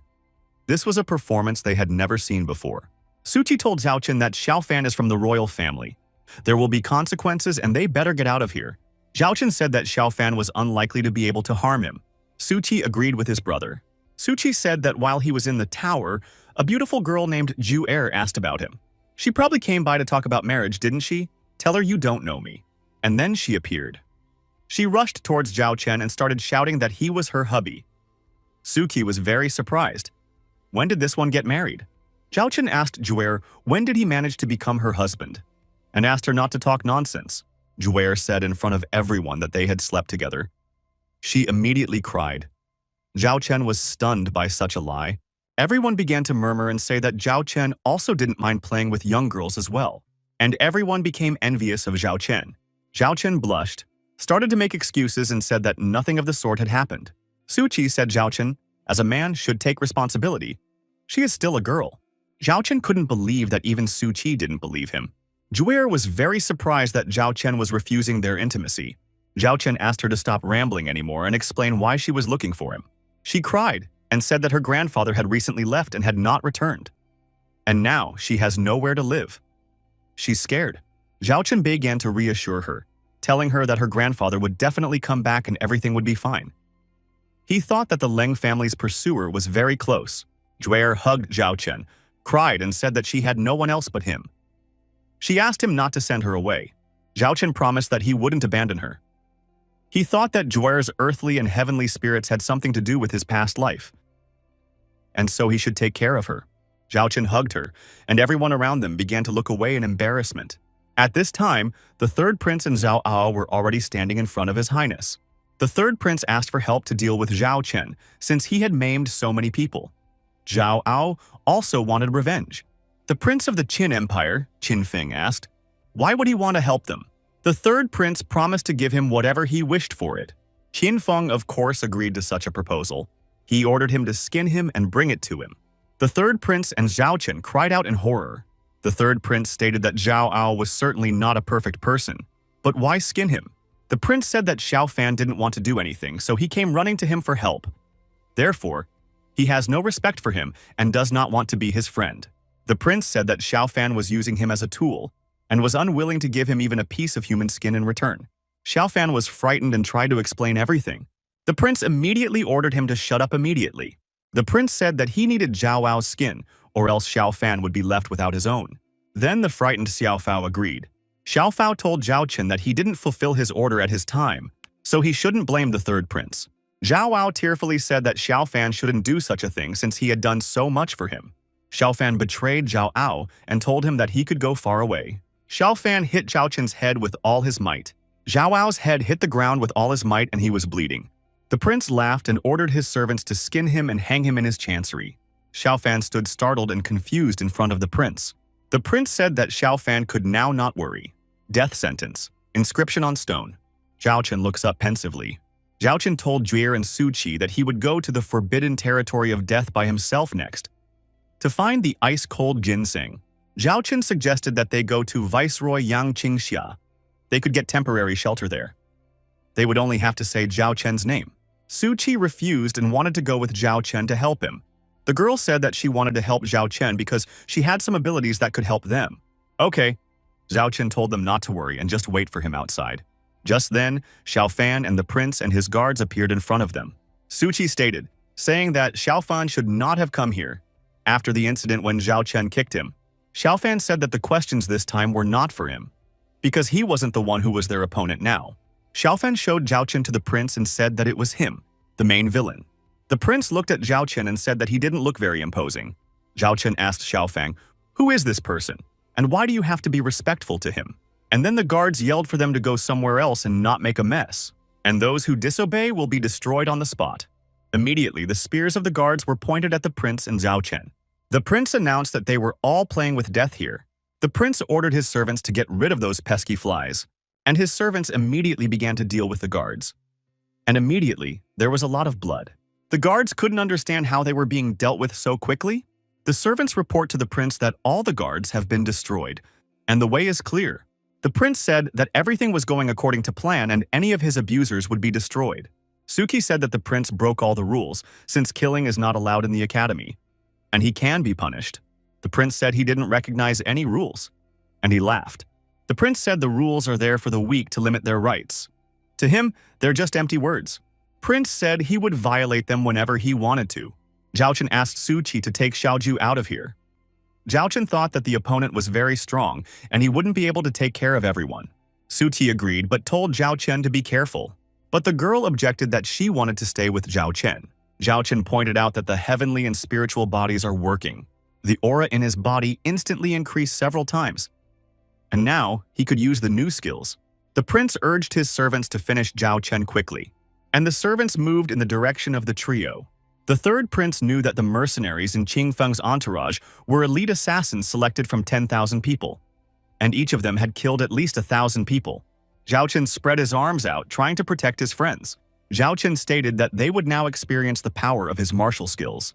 Zhao Chen decided to apply the Nine Suns River and Mountain technique, and everyone saw a mountain fall on the mercenaries from above. The mercenaries couldn't do anything and realized that Zhao Chen was very strong. Immediately, all the mercenaries found themselves unsealed by this mountain. Xiao Fan shouted that Zhao Chen is very strong and killed the 3 mercenaries with a single blow. Fortunately, Qin Feng Yu had been deceived this time. Otherwise, the consequences would have been irreversible. The girl said that Zhao Chen is very gorgeous and he is the best. Zhou is willing to always help her brother. And Zhao Chen thanked her for her help. Su Qi decided that he too should find a way to gain strength to help Zhao Chen. The prince said that Zhao Chen did not disappoint him, and only the strongest deserve to be skinned by him. He will put Zhao Chen's skin in the most prominent place. He will keep it solemnly. The girl said the prince is perverted and disgusting, and Zhao Chen will kick his ass. The prince said that Zhao Chen wouldn't be able to handle him. The prince ordered, and many armed mercenaries immediately formed around the trio. The young people were surprised that so many people had formed around them. They appeared as if out of nowhere. Zhao Chen was very worried about his friends. If he was alone right now, he wouldn't be scared. Zhao Chen realized that in order to succeed, he had to first defeat the strongest one. The prince said that he would show Xiaofang what happens when a rabbit tries to go against a lion. The prince said that if Xiaofan had been able to straighten out Zhao Chen with his own hands, there wouldn't be so much trouble now. Xiaofan, of course, agreed with the mighty prince's words. Xiaofan realized that the prince still had an ace up his sleeve, so someone would be in trouble today. Zhao Chen called out to Qin Feng. He asked if he was afraid of making a mistake. After all, compared to Zhao Chen, he couldn't be called a lion. The prince got angry and said that Zhao Chen was trying to kick before he died. The prince ordered the assassins to massacre Zhao Chen, and they pounced on the enemy like loyal dogs. The mercenaries had already surrounded Zhao Chen, but in the next instant, he disappeared. The assassins were very puzzled. Where had this unfit boy gotten to? A servant shouted to the prince to be more careful. Suddenly, Zhao Chen appeared beside the prince and decided to engage in hand-to-hand combat with him. Xiaofeng shouted frantically in fear that Zhao Chen was already very close by, and now they would be in trouble. Qinfeng gloatingly said that they had nothing to worry about, and now he would show this Zhao Chen where the crayfish were. The prince offered to take a look at his immortal gold armor. Zhao Chen was not confused and took the form of a tyrannical fist. Zhao Chen blocked his opponent's punch. It was a fight to the death. The prince put up his defense and said that Zhao Chen could certainly touch his golden armor and indulge his ego. However, the winner would still not be Zhao Chen. Zhao Chen flashed his left eye and said that the prince would definitely not be the winner in this fight. The warriors dealt the strongest blows to each other, but everyone's defense was very powerful, and the blows did not reach their targets. Suddenly, the prince cried out fearfully from surprise. Zhao Chen decided to use his secret technique, to use the ancient gold technique. Thus, Zhao Chen decided to break the prince's defenses and disarm him. The prince didn't expect this turn of events and screamed loudly again. And then something incredible began to happen. The energy surges of the opponents were trying to suppress each other. The assassins were amazed at what was happening to their master. Xiaofeng began to urge them to be more careful and save their master immediately. The prince leaned on his servant's shoulder and marveled at how strong Zhao Chen really was. Zhao Chen shouted that if he had nothing else to do right now, he would finally finish off the prince. He decided to go on with his urgent business. Zhao Chen said that when he returned from the lands of death, the prince would definitely lose his head. The prince called Zhao Chen a bad person. A grimace of rage contorted his face at that. The prince came to order, announced it to everyone, and once again ordered the servants to massacre Zhao Chen. The servants moved in pursuit of the young warrior. Zhao Chen ran up to his friends and they asked each other how things were going. Zhao Chen told them to follow him. Zhao Chen realized that he had almost no strength left after using the ancient gold technique. He shouldn't get involved in the battle now, and it was best not to take the time to hide in the Forbidden Lands. And Zhao Chen, along with his friends, disappeared into the cave that led to the Forbidden Lands. The servants saw that the young men had set foot in Forbidden Lands and began to reason whether they should follow them. But the servants knew that this was the territory of death, and no one had ever come back alive. That stopped them. The prince was beyond furious that Zhao Chen had managed to slip away. Xiaofan began to argue that since Zhao Chen had stepped into the Forbidden Lands, he would not be able to survive now. The prince then told Xiaofan to bring Zhao Chen's body to him, and he would skin him. Xiaofan pondered for a moment. After all, he didn't know how to do it. Just then, there was a shout for Qin Feng. After all, Zhao Chen, his opponent. It was Li Shang, and he forbade Zhao Chen to touch Zhao Chen, because only he should deal with the young warrior. Li Shang ran up, but was very surprised when he didn't see Zhao Chen beside him. Xiaofan said that Zhao Chen lost to the prince and fled to the forbidden territory. Li Shang asked the prince incredulously, was it true that Zhao Chen had cowardly escaped? Li Shang asked, wasn't it Zhao Chen who injured the prince? The prince asked in anger, maybe Li Shang wants to part with his life? And now the prince and Li Shang started to fistfight with each other. The blows came one after another, but the warriors had managed each other so far. Li Shang smirked after another block and stated to the prince that he wouldn't dare take on Li Shan. The prince stated that if his father had not forbidden him to touch him, Li Shan would have been finished long ago. Li Shang suggested that the prince admit defeat to Zhao Chen and not hold a grudge against him. Li Shang is confident that Zhao Chen will not perish in these lands. Li Shang coldly waited for an answer, and the prince stood aside thoughtfully. The prince said that if Zhao Chen doesn't die in the Forbidden Lands, he would kill him with his own hands. At this time, 3 young men were advancing along an unknown road full of dangers. Su Qi stated that these Deathlands looked very gloomy. The girl remarked that it was very scary here, and she was afraid for her life. And then Zhao Chen started coughing for some reason. Su Qi asked what was wrong with him. The girl asked as Zhao Chen didn't scare her. Zhao Chen said he's fine. He just has a small injury to his internal organs. He decided to heal himself first and took the green healing pill. Zhao Chen sat down to meditate and asked to take care of him. Su Qi said that Zhao Chen could start the healing process, and he would make sure that no one would approach Zhao Chen. Su Qi resolutely began to guard his friend. The girl assumed that Zhao Chen would be able to recover quickly. But at this time, someone was watching the young men intently. And then, Zhao Chen was recognized by a stranger who was watching them from behind a ledge in the cliff. The stranger thought that she had been looking for Zhao Chen for a very long time. Meanwhile, the young warrior, unaware that he was being watched, was meditating and recovering his body from his injuries. Zhao Chen's inner energy hovered over him. Su Qi noted that half an hour had already passed and Zhao Chen was still healing. The girl added that she didn't know it took so long to heal. Just then, Zhao Chen heard that they were not alone here. He ordered the stranger to show himself, and all 3 young men saw a stranger approaching them from behind a rock. The girl asked, had Zhao Chen had time to recover? Su Qi annoyedly noted that he hadn't heard earlier that someone was watching them. The stranger approached and said that she was here to protect Zhao Chen on her master's orders. It was Luo Xi. Luo Xi? Zhao Chen was surprised. Zhao Chen rushed towards the beautiful stranger with fury. Zhao Chen was surprised that Luo Xi dared to show up here. He said that she could prepare to die. He had already decided to use his tyrant fist. Luo Xi sincerely exclaimed that she didn't understand what Zhao Chen was talking about. After all, this was a dangerous territory, and if Zhao Chen behaved recklessly, he might be harmed by the evil forces dwelling here.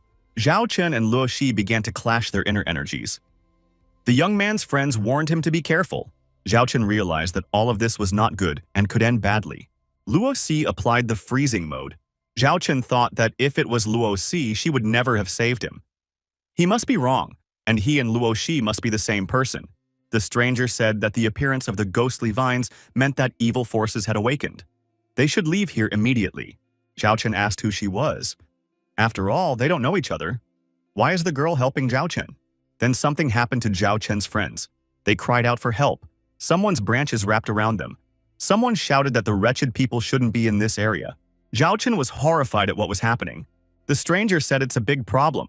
It is one of several creatures of the Forbidden Lands, a ghostly-faced Lion King. It absorbs the life force of humans. It's almost impossible to break free of its hold. But Zhao Chen realized that his body was wood, and it was possible to use fire. The stranger said that Master had ordered her to protect Zhao Chen, so let him go ahead and she would deal with the tree. Zhao Chen said that he was not used to hiding behind a woman's back. Besides, it's just an old dead tree. Zhao Chen can handle it in no time. The stranger said that this tree is the greatest evil in the Forbidden Lands. It's immortal as long as trees exist, and it's almost impossible to deal with, even if a heavenly master were here. Zhao Chen's friends, bound with branches on their hands, asked the young man to leave them and flee. Zhao Chen told them not to worry, for he had a way to curb the villain. In an instant, Zhao Chen created a series of fire spurts. Zhao Chen continued to stoke the fire with all his might. The tree declared that it was not afraid of flames since its branches were created by evil spirits. So Zhao Chen had miscalculated this time, and then the tree caught fire. But it couldn't understand how this was possible. This was the first time this had happened to it. Zhao Chen declared that it was the flame of heaven igniting evil and evil spirits. The tree declared that it was not an evil spirit, but the Lord of the Forbidden Lands. And he could not be defeated by some little man. The stranger realized that Zhao Chen had defeated the Ghost King. Zhao Chen definitely doesn't need her protection. Perhaps Zhao Chen is even stronger than her. Zhao Chen's friends fell to the ground with a scream after the tree let go of them. Zhao Chen picked up the young girl in his arms. Zhao Chen asked Joer if she was okay. The girl thanked the guy and said that she was fine. Suchi at this time collapsed right on the ground because no one supported him. Zhao Chen was busy. Suchi said, Zhao Chenyu said that it was discrimination. He could be supported as well. But, what is this? Wondered the stranger. The girl assumed it looked like an egg. Strange how there could be an egg in a tree. No one would ever hatch from it. The stranger stated that the egg contained a strong aura, and the ghostly Lian King must have devoured it for its own development. Zhao Chen speculated that he was able to dispose of the tree before it could even digest the egg. Zhao Chen decided to take a closer look at this egg. Zhao Chen brought his hand to the egg and his hand glowed at the same instant. A sign appeared on it. Zhao Chen was very surprised. When the ancient deity mark on his hand touched the egg, it immediately activated. Just then, the egg boiled. Zhao Chen immediately realized what was inside the egg. Zhao Chen's friends didn't understand what this was even happening. The stranger suggested that it must be the descendant of some very ancient and powerful monster, and everyone saw a cute little puppy come into the world. And he just started yapping. Everyone was surprised, as they expected to see an ancient animal, but it turned out to be some small dog. The puppy started whining and rubbing against Zhao Chen's leg. Zhao Chen said that this puppy seemed familiar to him, and he thought to himself that he was not as simple as he seemed at first glance. The puppy activates the mark on his hand. Its origin might have something to do with the ancient lands. The girl liked the puppy very much and offered Zhao Chen to take it with her. Zhao Chen also liked the puppy and agreed with the girl. The girl was very excited about it, like a little child. She grabbed the puppy in her arms and began to twirl around with it with joy. The stranger told Zhao Chen that now that the trouble was over, it might be worth it to continue their journey. There were still many dangers ahead, so they should be cautious. Zhao Chen disagreed. After all, he stepped into the forbidden lands not only in search of ginseng, but also for heavenly matter and earthly treasures that could increase his strength. Zhao Chen asked Juer to use her strength and see if there were any treasures around. Juer agreed to help Zhao Chen, and the four of them, not counting the dog, set off on their perilous journey. Suchi called out to Zhao Chen and ran to catch up with him. The stranger tried to reassure herself, saying that it was Master who asked her to take care of Zhao Chen. All four of us continued on our perilous journey. The stranger told Zhao Chen that Master had taken her to the Forbidden Land several times. Therefore, she is sure that something can be found here. But Zhao Chen must follow her instructions to avoid trouble in the future. Zhao Chen decided not to argue with her. After all, it was more expensive to argue with a woman. He thought that she was very kind and he would not deprive her of her enthusiasm. Suddenly, from nowhere, black, gloomy shadows with green eyes began to descend on the travelers. They were some ominous, suspicious warriors. They grinned and circled around the travelers. Suddenly, they heard a voice from above telling them that some creatures had dared to come here. It was a monster who announced that he had a great meal waiting for him today. These monsters said they wanted to taste their flesh and blood and eat their souls, and they've already begun to divide up who gets the young girl. The girl said that she was getting a little scared. Zhao Chen thought that it was Yinling, and normal attacks wouldn't help. The stranger warned everyone to be careful. Since it was Yinling, it would be very difficult to act coherently, and they began to act very quickly, but not necessarily coherently. Yellow flashes began to appear in the air every now and then. The stranger announced that she had a secret weapon that would deter them. So let everyone leave. She'll hold off the monsters. Zhao Chen, of course, had no intention of going anywhere. He decided to use the Great Seal technique. The monsters knew nothing yet of the impending danger and continued to approach the travelers ominously. Suddenly, the monsters cried out that they couldn't move. It was the immobilizing rays that Zhao Chen directed at them that pierced them. Zhao Chen was holding a fire sphere that radiated doom to the monsters.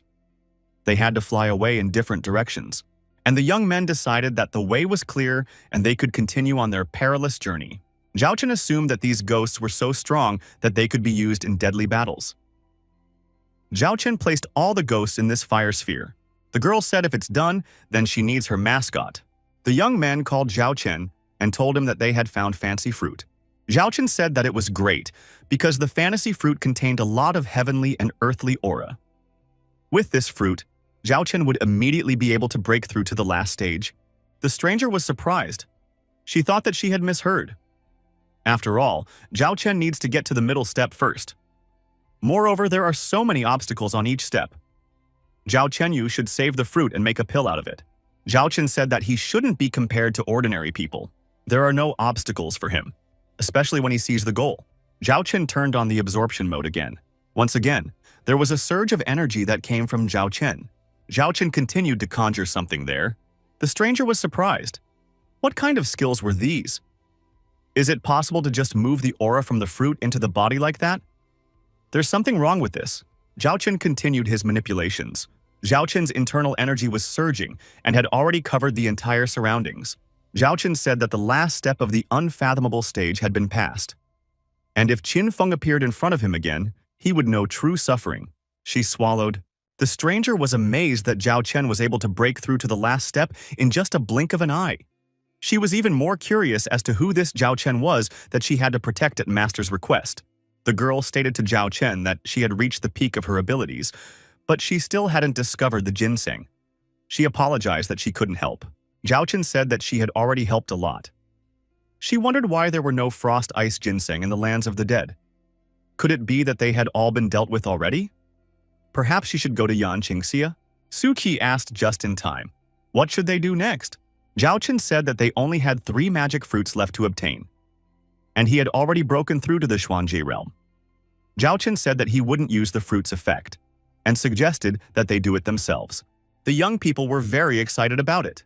The stranger said that he was able to absorb the fruit's energy directly. However, the power of the fruit was so great that a human would not be able to handle it. Zhao Chen said that he would help them and they would be able to go up at least a rank. Everyone was very happy about it. Zhao Chen suggested that he should not waste any time and hurry up and get started. Zhao Chen raised his hand and the fruit chortled. All 3 of them were amazed at what they saw. Meanwhile, the 3rd prince reported that Zhao Chen had still not been found. Xiaofan reported that a few days ago, he had sent several squads to the lands of the dead to search for Zhao Chen, but no one had returned.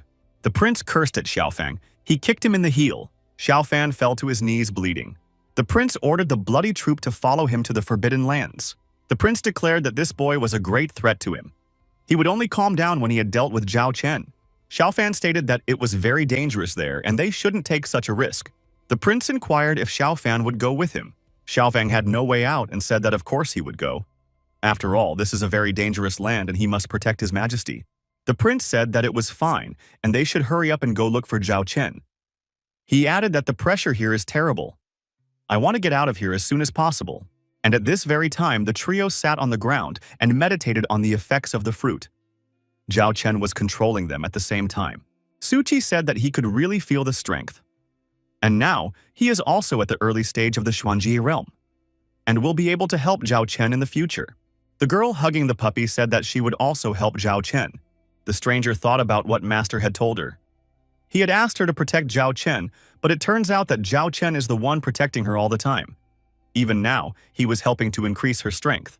And then someone turned to Zhao Chen and said in a rough voice, "How is it that Zhao Chen is still alive?" It was Qin Feng. Zhao Chen asked if it was true that the prince still wanted to straighten him out.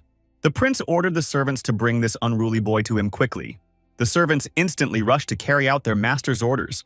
Zhao Chen cheerfully said that he just had a surprise for them. He told them to accept the gift. Zhao Chen fired a ball of fire at them with the terrifying ghosts. They immediately decided to eat the aliens as they were very hungry.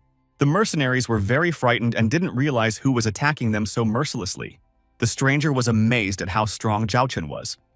Zhao Chen was very clever and sent the soul of a tree monster against the mercenaries. Xiaofan shouted that the monster's soul was simply terrifying.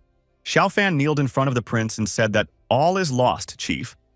We must retreat to the shelter immediately and unconditionally. The prince was amazed that Zhao Chen had such a monster in store.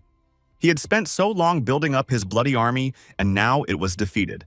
Zhao Chen announced that Qin Feng had lost, but the prince couldn't calm down. The prince had decided to deal with Zhao Chen himself again and kick his ass. The prince unleashed his super powerful inner spirit and told him to fight Zhao Chen. Zhao Chen didn't rub himself. He decided to use the sunrise technique and the Milky Way technique against the spirit. And this spirit couldn't handle Zhao Chen and his powerful techniques. The prince wondered once again, how could this be possible? Zhao Chen said that anything is possible now. Zhao Chen executed his powerful punch and used his fist of fury in battle. It came straight at the prince's torso. It was very painful, and the prince exploded forever. Everyone was ecstatic that Zhao Chen was able to defeat the prince.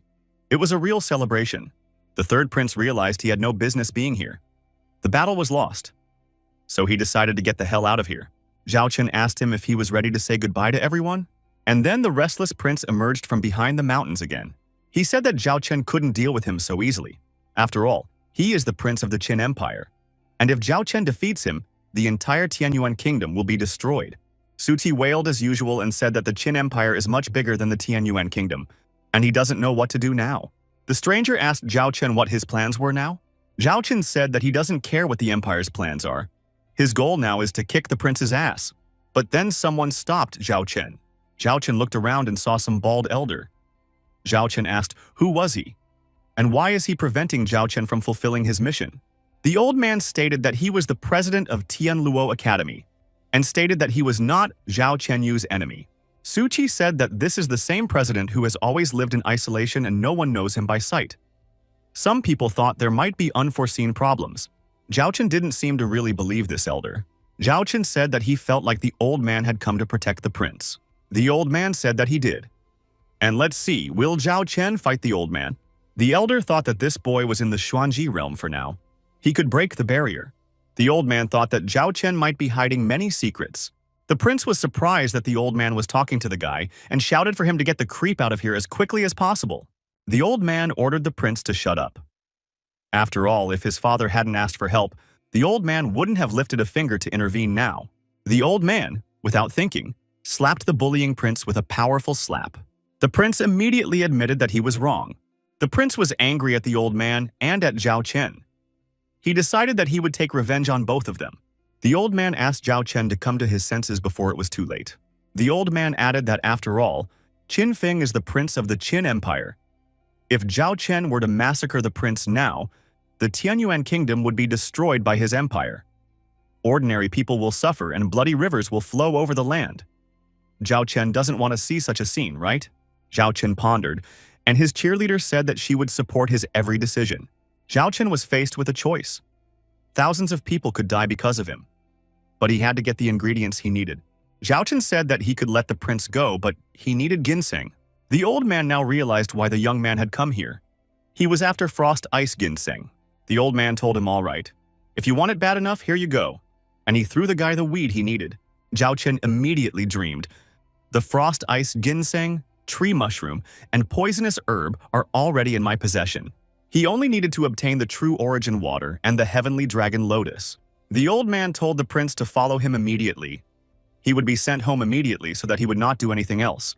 The prince told Zhao Chen that there was one difference between them. No matter what happened to him, he would definitely be rescued.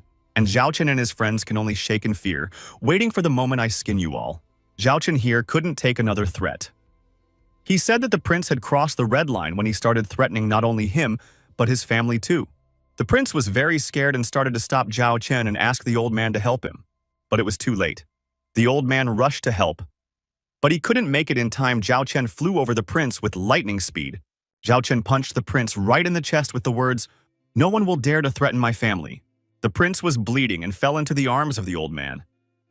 He immediately decided to check how the injured man was feeling. The old man was angry because he had given Zhao Chen the ginseng to Zhao Chen, and he had promised not to touch the prince. The prince lamented that he would deal with the young man.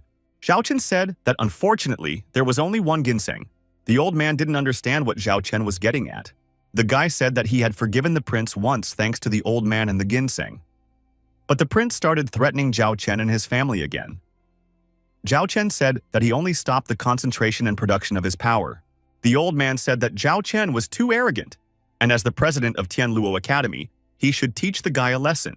The old man said he had to do it or no student would respect him. Zhao Chen asked, did the prince's desire to straighten out Zhao Chen also have something to do with the rules of the academy? The guy added that when the prince started threatening Zhao Chen's family, why didn't the old man stop the prince? So there is no need to rant about any rules. The old man was very angry with Zhao Chen and decided to teach him a lesson after all. The old man was yelling that he couldn't be considered president if he didn't take the guy down. It was going to be a very epic battle. Zhao Chen said, okay, I don't mind. Now let's check to see who's who. The old man decided to immediately apply his famous fire hand method. Zhao Chen was not confused and blocked this lunge of the old man. The old man continued to unleash clots of his energy, but all was to no avail. The guy parried all of his blows.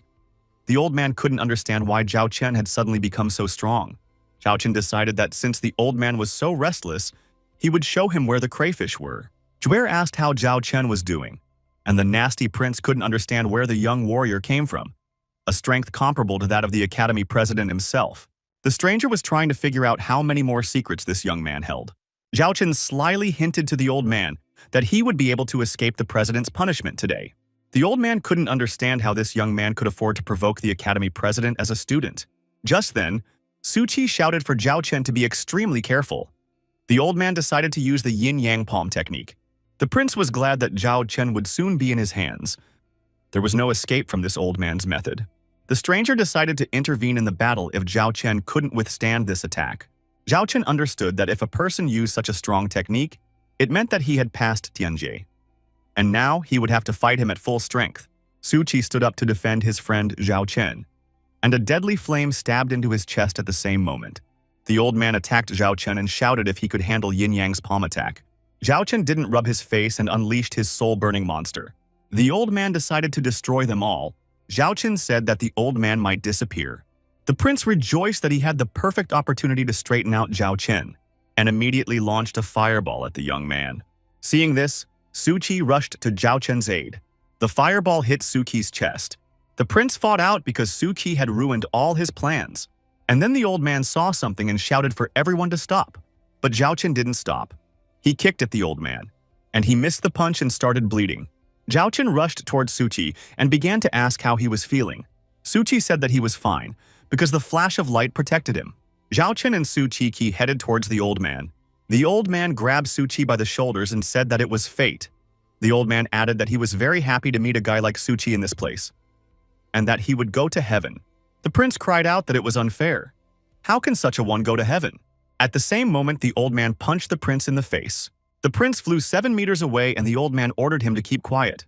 The prince looked at the old man resentfully. The old man said his clan had been searching for him for thousands of years. Finally, today, the search is over. The president warned the prince not to even lay a finger on Su Qi. The prince immediately started apologizing and saying he was wrong.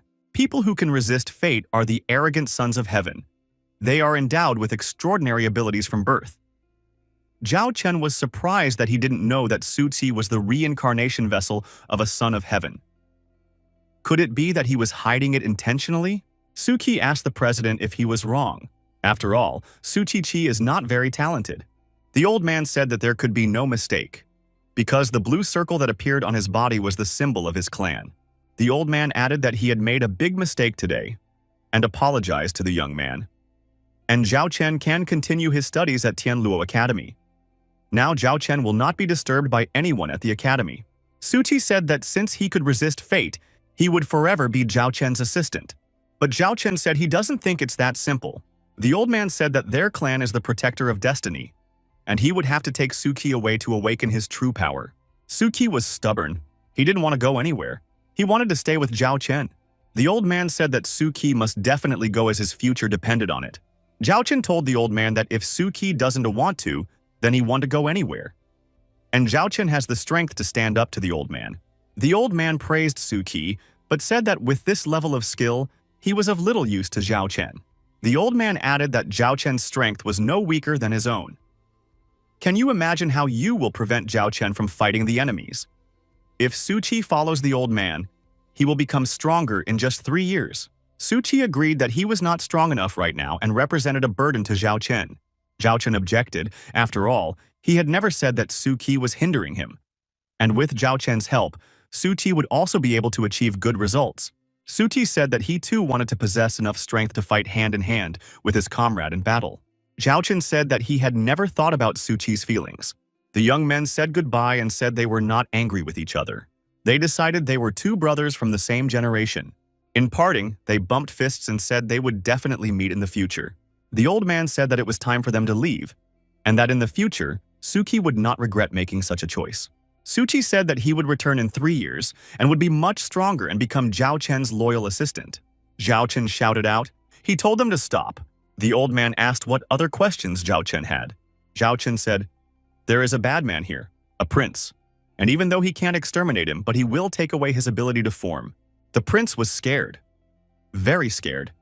He asked what Zhao Chen wanted to do to him. The prince started to ask the president for help, but the president told him to save himself. The old man knew that he needed to get Su Qi out of here, so he no longer wanted to stand in Zhao Chen's way. Zhao Chen said that no one would help the prince today and made a kick to the prince's back. The bloodied prince fell straight to the ground. A servant reports to His Highness that there is news that Zhao Chen has defeated Qin Feng. He also inflicted a terrible injury on him. Now Qin Feng has been stripped of his powers and completely useless. His Highness asked where the president was. Shouldn't he have prevented Zhao Chen from doing so? The servant said that the president tried, but he failed. And for reasons unknown, he allowed Zhao Chen to strip the prince of his power and the ability to form. His Highness spat in his throne. Even Qin Feng couldn't handle this boy. He stated that he was just furious. Can't anyone get rid of this Zhao Chen? And then someone appeared on the doorstep. He said he had a plan to kill 2 birds with 1 stone. It was Mr. Liu. His Highness inquired what his plan was. Mr. Liu said that the Feng Yuan competition will start soon. Zhao Chen will definitely participate. Xiao Zhang will also participate. This is a very strong contender for the championship title. If we create a conflict between them, we can capitalize on it. His Highness was very pleased. It was a great plan. He decided to do so and watch them fight. 3 days later, the battle arena. The noble spectators had already taken their seats in the boxes. Everyone is excited to have waited for the competition to start. I wonder who will win this year. There's a huge prize pool promised. The top 3 will be able to enter the Hualong Key, and whoever comes first will receive the royal jewel, water of true origin. Everyone has heard that Senior Prince Xiao Zhang is participating in this competition, and he is very strong. So it can be considered that the water of immortality is already in his hands. In the box are the King of Tianyuan and Tianyuan Ho. The king says that he has heard that Tianyuan Ho's daughter Yu Hoyer is also taking part in the competition. Will she be able to become the champion? Tianyuan Ho stated that his daughter was still not strong enough. It would be good if she could at least get into the top 10. The king asked if there was any chance of his son Xiao Zhang becoming the champion. After he wins, why don't we think about uniting our families? No one in this city knows of Xiao Zhang's terrible atrocities. And you want me to give up my daughter for her? You misunderstood me. I meant Zhao Chen, Hu Weiho's son. He laughed. Well then, he didn't insist. Thought that old fox was mocking him. All right, we'll see. Besides, Zhao Chen is only in the Xuanji realm. Xiao Zhang will defeat him. He's determined to destroy the entire Yu family and take all their treasures for himself. They decided not to guess anymore and just watch the competition. Zhao Chen's 3 companions all encouraged him and said that he would definitely become the champion. Zhao Chen had no doubt that victory would be on his side. For the past 3 days, he had been practicing the ancient body refinement technique. The body of the Lord of the 9 Heavens. In a low-level training hall. In order to heal Qingyan, he needs to obtain the true origin water. Prince Xiaozhang said that he didn't expect to see Zhao Chen here at all. Zhao Chen didn't know him and asked who he was. The one said that he was the eldest prince of Xiaozhang. He invited Zhao Chen to become his supporter and bow down to him. Otherwise, he would make Zhao Chen die very slowly in the arena. He began to be warned that Zhao Chen is the same kind of competitor. His father might punish him if he bullies Zhao Chen right here. Xiaozhang said that no one should tell him because he would be ruling this kingdom in the future. Xiaozhang said that Zhao Chen only had 2 options, to go to his side or to become his slave. Everyone said that Xiaozhang was overreacting. He's even worse than Xiaofang. They both boast of their titles as princes, but the older one is also very strong, and the king supports him. Zhao Chen will face a lot of hardships. They don't think that Zhao Chen will surrender. However, Xiaozhang will very likely become the king of Tianyuan in the near future. Zhao Chen said that he won't lose to anyone. Even if he is thrice king, it won't help him. And he has a third option. Xiao Zhao kneels down and begs for mercy. Xiaozhang said that his opponent would not last long now. And then the gong sounded. The competition had begun. The opening of the competition was announced. Everyone started yelling, "I can't wait. I can't wait to find out who the winner will be." Xiao Zhao said that Zhao Chen was lucky today. Well, they will see each other later in the finals. He said that Zhao Chen made him laugh. His brother is so smug. If he wins, he will become king. There's hardly anyone who would benefit from such an outcome. Zhao Chen said that Xiao Fan is just disgusting. Stop pretending to be an innocent sheep. He's just trying to provoke a conflict, so that he and Xiaozhang can clash. Save your shenanigans for someone else, she said. That he was shameless and spit on him. Xiao Fan called Zhao Chen's name and said that he would kneel before him one day and beg for mercy. The referee has announced that Wu Min wins the 3rd fight. 5th fight, Yu Huier wins. The 9th fight, Xiao Zhang emerges victorious. The 11th fight is Zhao Chen versus Yu Huier. They stood against each other and no one started first. The crowd incited both of them. They wanted a spectacle. More, of course, they were rooting for the girl. It was said that Zhao Chenyu couldn't be defeated easily. He'd better give up. Then they started yelling for everyone to quiet down. The fight's about to start anyway. The girl said that she had heard a lot about Zhao Chen, but she didn't know that he was so good. Zhao Chen was surprised that Miss Yu was familiar with his name. The girl said that Zhao Chen didn't need to pretend. She will finish him off anyway. Zhao Chen pretended not to understand her. Zhao Chen's girlfriend marveled at the heresy that crazy lady was spouting in the ring. Another girlfriend stated that she didn't realize she had a rival. Zhao Chen continued to joke and said that there was a misunderstanding. After all, this is their first meeting. What kind of marriage is there to talk about? Ms. Yu said that it turns out Zhao Chen is not even aware that their families have a prenuptial agreement. And she revolved her weapon and shrieked that she was about to give Zhao Chen a proper thrashing. She shouted at Zhao Chen to get the hell out of here. Zhao Chen effortlessly dodged her punches and continued to remain completely calm. Zhao Chen declared to Miss Yu that she would not be able to defeat him with this tool. His opponent called him names and told him not to be so cocky. And then it started. Voices from all sides in 6 directions. The 8 gods who have crossed the sea. They're waiting on all sides. Zhao Chen on this occasion decided to try out the 9 Heavens Lord's case technique. Zhao Chen began to use the body tactics of the 9 Heavens Lord's body. And that same 9 Heavens Lord rose above him. It was such a transformation of Zhao Chen's inner energy. But everyone decided that Zhao Chen had clearly come to an end. After all, Miss Yu's attack was very strong. Zhao Chen's support group hoped that he would face his opponent with dignity and not lose. Miss Yu noticed that Zhao Chen deliberately did not deviate from her attack. So what was his plan? She stated that even with such a high level of spiritual pulse, he couldn't defeat the girl. Zhao Chen asked her not to jump to conclusions. Why is that? His rival was very surprised. Zhao Chen's support group was very happy when they heard his words. It meant that he was all right. Zhao Chen told Ms. Yu that her attack even cheered him up a bit. Ms. Yu decided that the guy was just messing with her and decided to continue the fight further. Immediately, the spirits of the 3 beauties appeared. They circled around Zhao Chen and offered to play with them. They said they couldn't wait any longer, and it was time for him to act.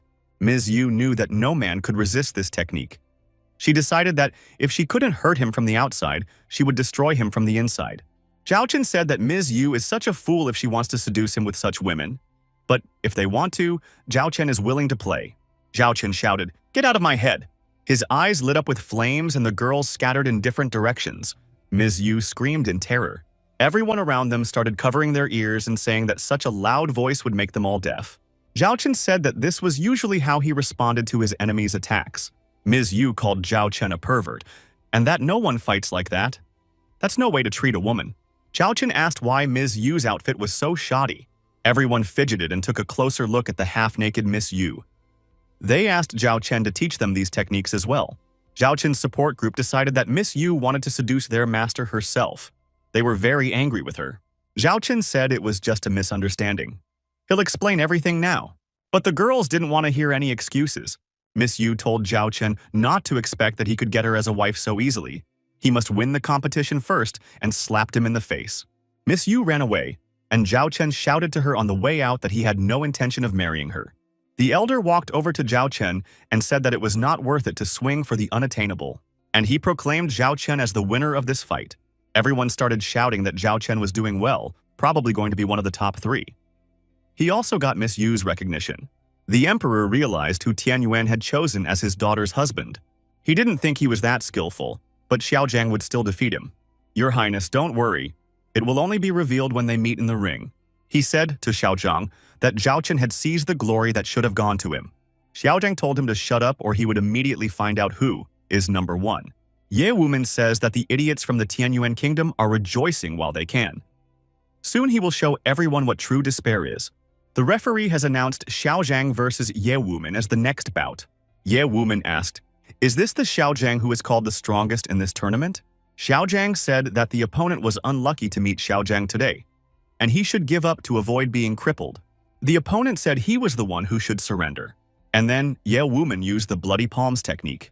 Xiaojiang said that it was all nonsense, and used the heavenly strike technique. And then 2 powerful internal energies of the rivals collided. They were completely different in their structure. She said that although Xiaojiang's strength is uneven, the technique used contains royal energy, and it seems like the opponent in black will not have any luck. Zhao Qin's support group didn't even know what to say about this fight. Zhao Qin said that Xiaojiang wouldn't be able to fight him, because he would lose now. The opponent in black applied heavenly bloody palms. This punch powerfully struck Xiaojiang right in the heart. Xiaojiang, defeated, fell straight to the ground and even lower. He lay there and couldn't figure out how it all happened. The emperor jumped up in surprise. The warrior in black said he was annoyed that it turned out to be the strongest warrior in the kingdom. Xiaojiang asked who he was and where did he come from. He stated that he was Ye Wumen of the Qin Empire from the Blood Army Alliance, and shouted loudly, "The Qin Empire! Bloody Army!" Zhao Chen became very tense. Everyone started saying it was against the rules. A foreigner can't compete. And can anyone even compete against him? He told King Xiao that he was participating in the competition for fun. He thanked the king for letting him participate. The king objected and said that he naturally did not want the stranger to continue to compete. However, he is still confident that the title will go to the winner from the Tianyuan kingdom. The Blood Army is the strongest alliance in the Qin Empire. Why would they send their man to our kingdom? Something has definitely happened. Ye Wumen said that there was no one in their kingdom who could engage in single combat with him. Everyone said it couldn't be tolerated. His insolence is out of line and he must be dealt with now. The king called for silence and said that he was changing the rules. Now whoever wins will be the champion of the competition. And all the warriors rejoiced, thinking that today they could be glorified. Ye Wumen offered the king a wager. The king decided that since this upstart made it to their competition, he must want to destroy the entire young generation of the kingdom. Well, you're gonna have to prove it. Ye Wumen then suggested that there was not a moment to lose and continued the competition. Zhao Qin's cheerleaders have decided that this upstart is very cocky. Zhao Chen will have to kick his ass. But Zhao Chen decided that none of that was important. And the main character has to show up at the last minute. All the warriors began to say that they had not seen such arrogance since their childhood, and Ye Wumen would soon be finished. They suggested cutting him into pieces and feeding him to the animals. Ye Wumen continued to scoff and said that a bunch of trash dared to fight him. How self-righteous they are. Ye Wumen decided to summon the Blood Emperor and said, "Blood Emperor, appear." Indeed, a cloud of energy in the form of an image of a bloody emperor immediately appeared above him. Ye Wumen stood with his head proudly raised and his limbs spread apart. Immediately, everyone began to scatter in all directions, horrified at the energy emanating from Ye Wumen. Ye Wumen stood in the middle of the arena, and the defeated opponents were scattered around him. The king was very astonished that he couldn't even be defeated by a crowd of his warriors, and suggested that the Tianyuan kingdom would be disgraced. Ye Wumen thought that if Tianyuan's younger generation were such weaklings, this kingdom would soon come to an end. Why don't everyone follow him and become his servants? It would be better than being annihilated. This time, Ye Wumen defeated all the warriors, and next time, the goal of the Blood Army Alliance would be more specific. And then someone asked if he had finished his boastful monologue. It was Zhao Chen. He said that he was tired of listening to this bragging and decided to close the mouth of this Ye Wumen. And everyone started shouting for Zhao Chen to leave the arena and not shame the kingdom. After all, no one was able to defeat Ye Wumen, so why did Zhao Chen enter the arena? He's definitely in trouble now. The king was advised not to stop Zhao Chen. Maybe he could do something. "Let's see and take our time," objected the king. Ye Wumen told Zhao Chen that apparently he was too soft on his opponents, what Zhao Chen thought he could handle. Then next time, he would not restrain himself and would kill anyone who got in his way. Everyone was very frightened by Ye Wumen's statement. Zhao Chen stated ironically that if he attacked and didn't get a surrender, it meant Ye Wumen had been too kind to him. Everyone decided that Ye Wumen had just been humiliated. Would Zhao Chen really be able to handle him this time? No. It's impossible to predict who will emerge victorious today. The king and his companion weren't completely sure if Zhao Chen would last in a fight with Ye Wumen. Ye Wumen was very furious at the unpunished slap he received from Zhao Chen. He said that he just wasn't ready to fight yet. It would not happen again. Zhao Chen had a different opinion. Zhao Chen kicked Ye Wumen's leg straight into his stomach. He flew backwards with a scream. Blood immediately gushed out of his mouth. Ye Wumen rolled on the ground, on the way not realizing what was happening to him. The king thought that Zhao Chen was really good, and if the first strike was from under the heel, then the second strike was simply marvelous. The king said that even if his son was defeated, Zhao Chen would be able to save the kingdom's honor. Ye Wuman rose to his feet and said that he would now become very rude. Ye Wuman decided to summon the Blood Emperor again, and he appeared above the warrior at the same instant. Ye Wuman repeated like a spell, immortal body, sacrifice to the blood god, blood alliance, formation of bodies from rivers of blood, a gathering of bloody demonic wars. Ye Wuman was very tense and focused. Everyone wondered why Ye Wuman would do this. Probably all the techniques he practiced had protective properties. Ye Wuman announced to Zhao Chen that he had released the strongest defense techniques and his sneak attacks would no longer get past his shield. Zhao Chen said that he was not going to attack from under his hedge. Now he attacks his enemy standing face to face, and Zhao Chen let his internal energy out. Ye Wuman said that Zhao Chenyu would not be able to attack. With his current state, there was no way to break through the defense. Even the power of the heavens wouldn't help him. Zhao Chen said that they would check it out now. Zhao Chen, along with his spirit, dealt a crushing blow to the enemy. He stood there like a dumbfounded man and didn't even have time to react. Ye Wuman noticed that something had gone wrong. Ye Wuman saw that the blood of the 10,000 gods, the mighty technique, there was no way he could defeat Zhao Chen. Ye Wuman wondered where the Tianyuan kingdom got such powerful monsters from. Ye Wuman cried out in fear and helplessness. Zhao Chen told his enemy that it was in vain that he was so arrogant. Today, no one would save him from losing this fight. Ye Wuman's spirit let out a terrifying cry of despair. Immediately, Ye Wuman fell defeated by Zhao Chen at the feet of the victor. Ye Wuman's body was bleeding. Zhao Chen said that it was the end of him. Everyone around them began to rejoice at Zhao Chen's victory and said that their kingdom had won after all. And everyone began to thank Zhao Chen for such a beautiful victory. Zhao Chen's cheerleaders ran up to him and started congratulating him and thanking him for saving the kingdom from destruction. The young lady thought that such a strong technique never existed in the Tianyuan kingdom.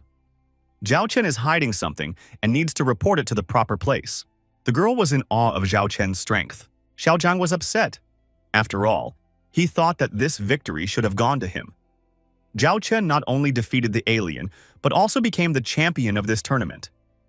Now his status in the Tianyuan kingdom would increase a lot. Xiao Zhang was very angry. He has royal blood in him. How can Zhao Chen compare to Xiao Zhang? Xiao Zhang decided to show everyone who the chief genius in this kingdom was. The third prince thought it would be better if they both died in the battle for leadership. The king's associate reported that Zhao Chen had won the battle and saved the kingdom's honor. The king said that he had seen everything and ordered Zhao Chen to bring Zhao Chen to the palace. The interlocutor was surprised that the king summoned Zhao Chen to see him. He couldn't trust the king and needed to keep an eye on the boy. The girls congratulated Zhao Chen on his victory, and he announced that he now had to get the heavenly dragon lotus. A servant reported that the king was waiting for the young master at his palace. Zhao Chen thought that the king personally wanted to give him the water. The servant said that Zhao Chen would soon find out for himself. The girl stated that it was all suspicious and she was a little concerned. She suggested Zhao Chen to go to the palace with him. Zhao Chen said that there was no need for that. After all, he was going to the palace, not to the dragon's lair or the tiger's mouth. Zhao Chen told the servant to show the way, and they all walked up to the royal palace. Zhao Chen saw that there was a large table set with all sorts of viands in the hall. Zhao Chen was very surprised by this. The servant reported that this meal was prepared especially for the winner of the tournament. The servant suggested Zhao Chen to enjoy the dishes that were made with high-quality food. His Majesty will be out soon. The servant thought that after Zhao Chen had his lunch, it wouldn't be the king who would be waiting for him, but Yan Wanya. Zhao Chen pounced on the servant and said that he wouldn't eat all of it. Zhao Chen smashed the table of treats. The servant asked in despair, "What has gotten into Zhao Chen?" Zhao Chen stated that all the ingredients are of very high quality. They can be enjoyed separately, but if they are mixed together, the dish will turn into poison. The servant isn't an alchemist, is he? Zhao Chen said he would destroy him for the assassination attempt. The servant said it was the king's order, but Zhao Chen was adamant and swung a punch at the servant. Zhao Chen decided that it was necessary to stop, and then the king appeared with his entourage. Zhao Chen greeted the king. The king said that he was amazed by Zhao Chen's abilities, so he arranged this test for the young man, to see what he could do. Zhao Chen said that he now understood everything. The king said that he had no bad thoughts and apologized for the misunderstanding. The king decided that Zhao Chen should get behind Zhao Gong. The servant said there was just a miscommunication. We should have just found out the food was poisoned. You passed the test. Zhao Chen told the servant that he was finished anyway. The servant was very scared and asked why Zhao Chen was so eager to massacre him. Zhao Chen said that he too wanted to conduct a test and see if the people in the royal entourage could protect His Highness. Unfortunately, the servant failed the test. The king decided that Zhao Chen would not dare to do this in front of him. The king's servant started shouting at Zhao Chen that this was not the way to act in the presence of His Highness, and the young man should immediately kneel down. Zhao Chen declared that there was no other person in this world that he would bow down to. The king got angry and said that Zhao Chen is very arrogant. He could order the destruction of Hu Shaoho's residence. Zhao Chen said he could try, but it wouldn't work. The servants were so insolent that they decided to deal with Zhao Chen, because no one was allowed to talk to the king like that. The king thought that he still needed Zhao Chen. That's why he can't deal with him right now. So he suggested forgetting about the incident. The king told the servants to get lost. The servants were surprised at the king's decision. They could not believe that His Highness was willing to forgive the impertinence of this upstart. So they left the room. Zhao Chen saw that the king had decided to let him live. So the king wanted something from Zhao Chen. The king offered to forget as if nothing had happened. However, Zhao Chen must help the king save someone. If he saves her, the king will give the royal water and anything Zhao Chen wants. The king revealed that he might be angry, but asked that he not be blamed for his anger. Zhao Chen thought that the king was talking too much, and it was time to take Zhao Chen to the right place already. Zhao Chen decided that if he could get the heavenly dragon lotus from the king, he would save a lot of time. The king said that Zhao Chen was being very disrespectful to him. And if Zhao Chen can't cure Honor, he will regret being born into the world. The king and Zhao Chen stood in front of the bed where the motionless Honor was lying on. The young man thought that the girl was covered in goosebumps. Xiao Han was lying motionless. It was as if she was asleep. The king said it was his daughter Xiao Han. A strange disease struck her when she was 8 years old. Her whole body is covered with goosebumps. She can't see sunlight. She lies in bed all the time. No alchemist has been able to cure her. Nothing helps her. The king said that someone advised him to contact Zhao Chen. And that person is also here, and the king has invited Mr. Diao Dan. Diao Dan walked in and said hello to the young man. Zhao Chen was very surprised to see this elder. The king said that Mr. Diao is now making a medicine for his daughter. Thanks to him, her condition has stabilized. Mr. Diao Dan added that the king appreciates him very much. However, he cannot cure his 6th daughter. And Diao Dan recommended Zhao Chen to the king because he is a very talented young man. And his alchemy has clearly improved since their last meeting. Diao Dan was sure that Zhao Chen would be able to cure the girl. Diao Dan thought that he was the one who poisoned the young princess, and she won't be able to recover after Zhao Chen's treatment. And the king's anger would crush the young lad. Zhao Chen said that Diao Dan was kicked out of the academy, and now he dared to recommend him to the king. Zhao Chen thought there was something wrong. The king said he had no idea that these two, enemies. Diao Dan told the king that for him, the conflict with Zhao Chen had been put on the back burner. After all, it was more important to save the princess. The king said that Zhao Chen could ask him for anything if he could save the princess. Zhao Chen decided to check to see what kind of trap this rogue wanted to lure him into. The king declared that the coldness of his daughter's body was so terrible that no master could handle it. Zhao Chen said that he was not afraid of this cold. After he had absorbed his spiritual blood, this cold could not harm him. The king wondered why nothing had happened to Zhao Chen. Is he all right? Zhao Chen stated that it is not a disease. The 6th princess is experiencing a special condition of her body. He added that as long as the cold emanated from her, her meridian would be cleansed. He wouldn't be able to cure the 6th princess, but she would be able to cultivate energy quickly in the future. Zhao Chen has the medicine and will be able to cure the princess. Zhao Chen asked everyone to leave first. The king decided to take Diao San out of the princess's room. The old man thought that the moment Zhao Chen decided to treat the princess would be her last. The young man stood in front of the princess's bed and shouted, "Tian Hai Sei!" An incredible energy enveloped the entire room. The king thought that incredible chaos was emanating from Honor's body. If it breaks through, no one will be able to stop it. Only Zhao Chen could withstand it. The old man thought that Zhao Chen was indeed a very talented guy. But the time had come and the fire poison was about to manifest. The girl began to come to her senses and called out to her father. The old man decided that now it was starting. The old man announced that there was nothing Zhao Chen could do. We must stop him quickly. Otherwise, the princess might die. The king rushed into the room in fright and asked Zhao Chen what was going on. Zhao Chen said he should ask Diao San. After all, he was the one who poisoned the young princess. The old man began to refuse and said that he didn't understand what Zhao Chen meant. The old man told the king that the further away he went, the more difficult it would be to rescue the princess. The king was very angry and ordered Zhao Chen to get out of here. Zhao Chen stated that he was not the one who should get out of here. The king was very much surprised at this insolence of the young man. The king decided not to back down and was not afraid of Zhao Chen's physical strength. Zhao Chen said that if the king wanted to save his daughter, he and the old man should immediately leave this room. The king interjected, "Could Zhao Chen really handle it?" The old man stated that it was impossible. Zhao Chen is just lying to the king.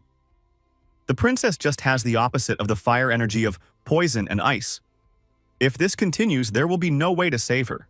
Zhao Chen said that the old man is ignorant, so he thinks the princess can't be saved. Zhao Chen said that if he decided to save someone, no one in the world can stop him from doing so. Zhao Chen applied divine vein absorption to the princess. He decided that absorbing these two types of energy was able to slightly increase the power of his cultivation. This was a surprise to him. The princess began to regain consciousness and called out to her father. The princess declared that all that cold had left her body and she was fine now. The king was overjoyed that everything had worked out. The old man was furious about it. The king sat down on the bed with the princess and asked how she was feeling now. Does she have any discomfort in her body? The princess stated that she has never felt as wonderful as she does now. Even her meridians are not blocked anymore. She feels like she can release her spiritual power at any moment. The king said that he was very grateful to Zhao Chen for his help. His daughter is finally healed, and he will not break his promise and will give Zhao Chen the heavenly dragon lotus and the royal water to Zhao Chen. Zhao Chen thanked the king, but said that he still had something else to deal with. The king decided to see what would happen next. Zhao Chen told the old man that he was the one who poisoned the princess and wanted Zhao Chen to follow through. The old man began to refuse and said that he didn't understand anything. After all, it is only a guess and there is no proof. Zhao Chen cracked the old man on the cheek and said that he dare not refuse. The old man hit the floor with a thud, and a pill rolled out of his pocket. Zhao Chen said that these pills were given to the princess by the old man every day. They contain fire poison. The king can see for himself. The old man claimed that he had underestimated Zhao Chen, and he confessed that he had set this whole thing up because of him. After all, because of Zhao Chen, he had lost his high position in the Alchemy Academy, and he wasn't going to forgive Zhao Chen. The king was furious.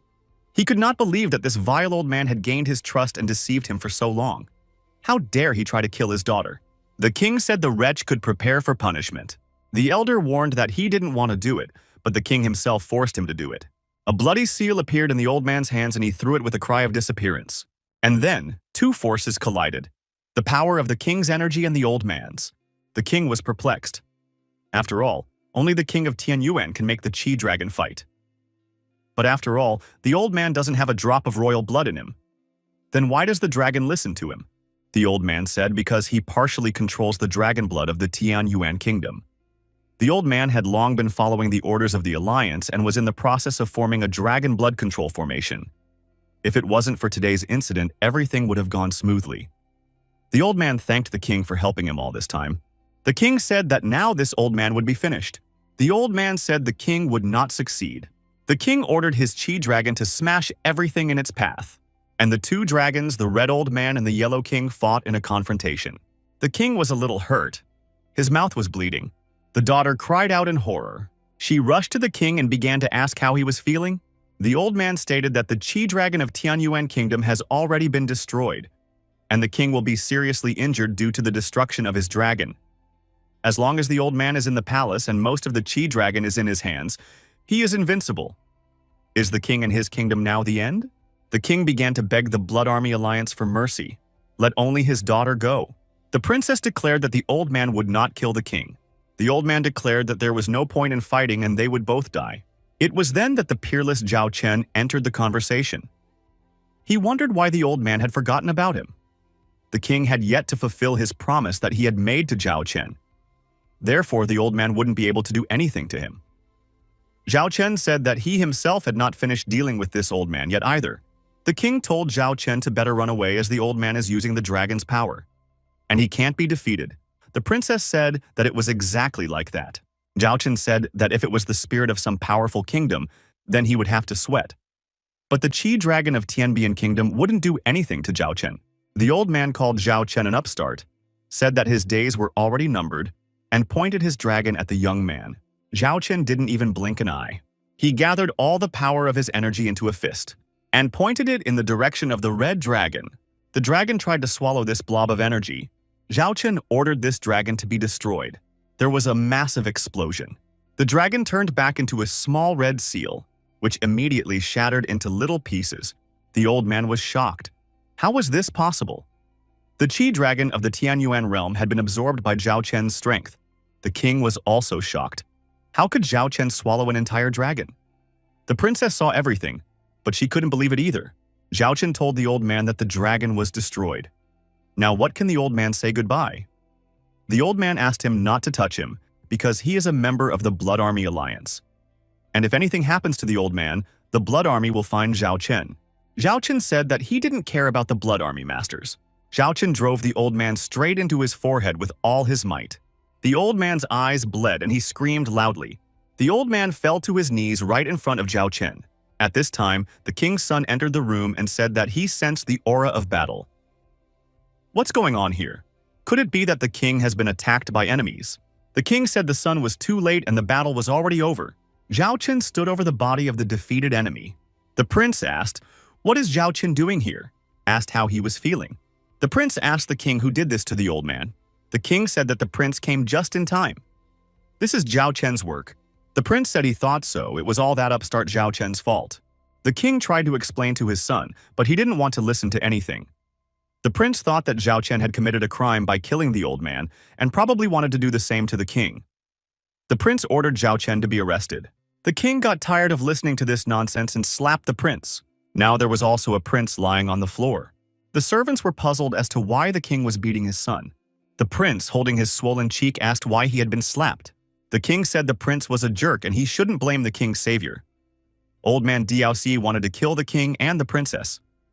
Zhao Chen saved everyone's life. The prince is completely confused by events. The king told the prince to kneel down and beg Zhao Chen's forgiveness. The prince didn't believe that Zhao Chen could save the king. After all, he has such negligible strength. The king bellowed at the prince that he was giving him one last chance to bow. Otherwise, he would lose his title. The king realized that half of the dragon's power was in Zhao Chen's hands. If he was offended, someone might not be happy. The prince knelt down and apologized to Zhao Chen. He thought to himself that he would definitely deal with this impudent person. Zhao Chen told the king to stop clowning around. The young man sees right through him. It's just that the king wants to regain control of the dragon. The king said that Zhao Chen is very intelligent and guessed what he was thinking. This dragon energy is very important to the royal family. The servants were shocked to hear the king himself trying to persuade Zhao Chen. Zhao Chen said that he doesn't rely on the dragon's strength in his training, so he can safely bring him back. Zhao Chen said that all he needed was for the king to keep his word. The king thanked Zhao Chen and said that he would keep his royal promise. The king handed Zhao Chen a box and said that this heavenly dragon lotus was bought from the Mo family for a very large sum of money. Zhao Chen opened the box. It contained a lotus and royal water. In return, Zhao Chen gave the king control of the Qi dragon. The king rejoiced that finally the dragon's Qi energy had returned to him. The king said that Zhao Chen's help would never be forgotten. And in the future, the king would fulfill his every request. Zhao Chen left, saying that he had things to do. He finally has all the ingredients for the pill. And he can go back to Hu Xiaoho's residence and make the medicine for Qingyang. When Zhao Chen returned, she asked him what happened at Hu Xiao's residence. She had just received a message that the long-lost ancestor of the Wang family had finally returned. Hu Xiaoho had been defeated. The entire family participated in the battle and lost. Now Wang Peng is on his way to the capital. He is very strong. He is at the top of the sky. They may not be able to fight him. Zhao Chen was furious and said that Wang Peng could prepare for trouble. There was no way for him to avoid them. Zhao Chenya, without thinking long, ran to find Wang Peng. The girl ran after Zhao Chen. She didn't want to be alone. At this time, the Wang family warriors were dealing with the Zhao family. Their ancestor told them to behead the head of the Zhao family and use the blood clots to apply demonic energy. The taste of this family's blood is unbelievable. The battle of the clans continued unabated. The clan heads were also figuring things out. And then the treacherous Wang Peng appeared. He was heading towards the Zhao family and said that no one had ever been able to defeat the Wang family. He promised to spare everyone if they explained to him how his clan had lost the last battle to the Zhao clan. The head of the Zhao family, hugging his wife, said that it is not a secret and everyone knows about it, but he won't tell him. The Zhao warriors said that they weren't used to talking either. Wang Peng said that the Zhao family's bones are really strong, and they continued their verbal altercation. But then something happened. Wang Peng walked over to her. She was kneeling in front of him. Wang Peng demanded that she confess everything. Had someone destroyed his family's authority? She confessed that it was all Zhao Chen's shenanigans. He was making a pill for Hu Xiao's family back then. And then he used his pill to destroy the demonic energy in his son and reduce his strength. Wang Peng couldn't believe that it was all some brat Zhao Chen's fault. And if Wang Peng is seeking revenge, he should go to Zhao Chen and Hu Xiao's family. The woman said she was innocent and asked to be released. Master Zhao turned to Xiaofei. It's not like she has no conflict with her son. Why would she betray him? Xiaofei said that there was a conflict. Her nephew wrote to her that Zhao Chen fought Zhao Ao, and the latter completely lost to the youngster. And now she wishes trouble for Zhao Chen. Wang Peng decided that he could have some fun now. He said that he would let Xiaofei use demonic power to straighten out Zhao Chen. Xiaofei's eyes lit up like glowing coals and she squealed with joy. Wang Peng ordered her to bring Zhao Chen's head and he would have mercy on her. Xiaofei decided to straighten out Hu Xiao as well. Zhao Chen's mother said that Xiaofei wouldn't dare to touch her master. Zhao Chen appeared out of nowhere. He hit his aunt in the jaw and knocked out her tooth. She collapsed to the ground with a clatter. Zhao Chen arrived just in time. He asked Wang Peng how he dared to touch his family. Zhao Chen's parents were scared for him and told him to run far away from here. Zhao Chen said that he came here to save them. Xiaofei, hearing that Zhao Chen was here, immediately rose to her feet. She said she was lucky he came here on his own, and she's going to avenge her son on him now. Zhao Chen said that Xiaofei betrayed the Hu Xiao family house, and that she generally looks very bad now. Xiaofei became hysterical and yelled that she was about to take Zhao Chen down. She jumped to her feet and tried to pounce on the young man. Zhao Chen stated that her body was filled with demonic energy and he would help her with it now. Zhao Chen inserted his fingers into her eyes. She cried out in pain. Blood rushed from her eyes. Zhao Chen watched as Xiaofei collapsed, defeated right at his feet. Zhao Chen's parents cringed, but decided that Xiaofei had herself to blame. Just then, Wang Peng woke up and said that he had just seen an entertaining sight. How Hu Xiao's family members deal with each other. Zhao Chen said that Wang Peng needed to go after his relatives, and Zhao Chen would help him do that now. Wang Peng said that he was about to teach Zhao Chen a great lesson. Wang Peng ordered his servants to kill every single one of them. Zhao Chen declared that the blood flowing through Xiantian's veins was much better, and he would prove it now. Zhao Chen released his energy outwards and ordered it to absorb them. Wang Peng's warriors couldn't understand what was happening to them. Their strength was leaving them.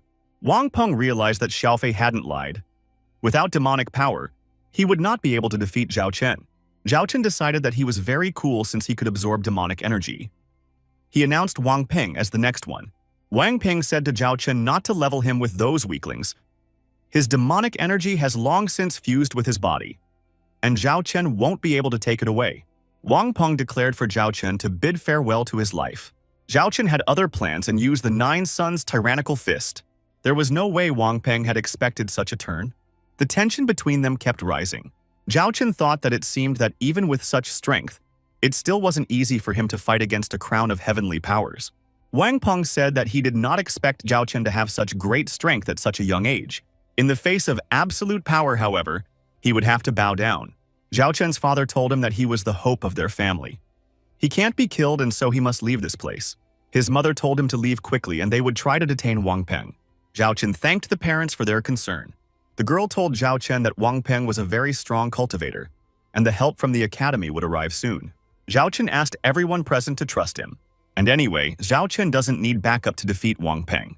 Wang Peng stated that he wanted to watch the guy's attempts to fight him, and unleashed his inner dragon on Zhao Chen. Zhao Chen warned his opponent that he was about to use his strength to move to the third step. The warriors and their inner energies fought deadly duels. Wang Peng said that no matter what secret techniques Zhao Chen used, he would not be able to win. Zhao Chen reported that the third stage of divine vein absorption was open, and delivered a devastating blow to his opponent. Wang Peng was astonished. He couldn't understand how Zhao Chen had managed to do this. He had developed his demonic energy through hard work. Zhao Chen's energy was absorbing Wang Peng's energy. Zhao Chen slapped Wang Peng's nose with a powerful kick. He flew off. Wang Peng noisily landed on his back. He screamed in pain and resentment. The Zhao family warriors rapturously shouted that Zhao Chen had handled this rogue. Zhao Chen is truly a true genius. The girl said that Zhao Chen did not disappoint her. The defeated Wang Peng was lying at the bottom of the hole he himself had made when he fell. Wang Peng lay at the bottom of the pit and couldn't believe that this had happened to him. After all, the demonic energy was one with his body. How could Zhao Chen take it away? Zhao Chen, Wang Peng asked, are these your last words? Wang Peng said that he would not give Zhao Chen the pleasure of killing him. He decided to kill himself. Wang Peng's demon left his mortal body. Zhao Chen looked at this and didn't understand how one could mess with an unclean force like this. Zhao Chen's parents realized that Wang Peng was sending a message to someone. Zhao Chen said that Wang Peng was whining like a downed dog. But you have to keep a low profile or he will get worried. The girl said. Zhao Chen told Zhao Chen that Qingyan had gotten even worse and he needed to hurry up if he wanted to save her. Zhao Chen assumed that her condition had worsened because of Wang Peng. Zhao Chen rushed over to Qingyun, examined her, and decided that her injuries could not be delayed. He was afraid that he might not be able to prepare the pills in time. Zhao Chen's mother asked how she was feeling. Zhao Chen said that he would definitely save her. Only with the dragon's qi can he create a cure in one day. Let's see if the king keeps his word. Zhao Chen thanked the king for favorably lending the qi of the dragon. The king replied that if Zhao Chen hadn't intervened in his time, the kingdom dragon would have gone to the Blood Alliance. The king said, young master Zhao Chen, look, this is the spirit dragon of the Tianyuan kingdom. Thanks to the Xiao family's hard work, the dragon finally began to take shape. Over thousands of years, the Xiao family's blood has fused with the qi of the kingdom's dragon. As long as this energy is here, the Xiao family will always be able to protect the Tianyuan kingdom. Zhao Chen said that undoubtedly the dragon spirit is so pure and looks incredible. However, it is tainted and unstable. And if it is as you say, then the Xiao family will soon be in big trouble. The king was very surprised. Where did this information come from? The prince resented the king for bringing Zhao Chen into the royal training hall. The king told the prince not to instruct him but to listen carefully to Master Zhao. Zhao Chen asked the king about the fact that in the past 6 years, no one but him could pass into the Tianjie realm. And has the king been feeling pain in his body while practicing for the past few years? The king said it's like this. So the dragon spirit of the kingdom has been defiled? The prince couldn't believe his father was falling for this nonsense. Their family passed down the dragon qi from generation to generation. They would have noticed a problem like this. Maybe Zhao Chen wants to grab their qi. The king told him to shut up. If Master Zhao wanted the Xiu family's dragon qi, he wouldn't have returned it to us.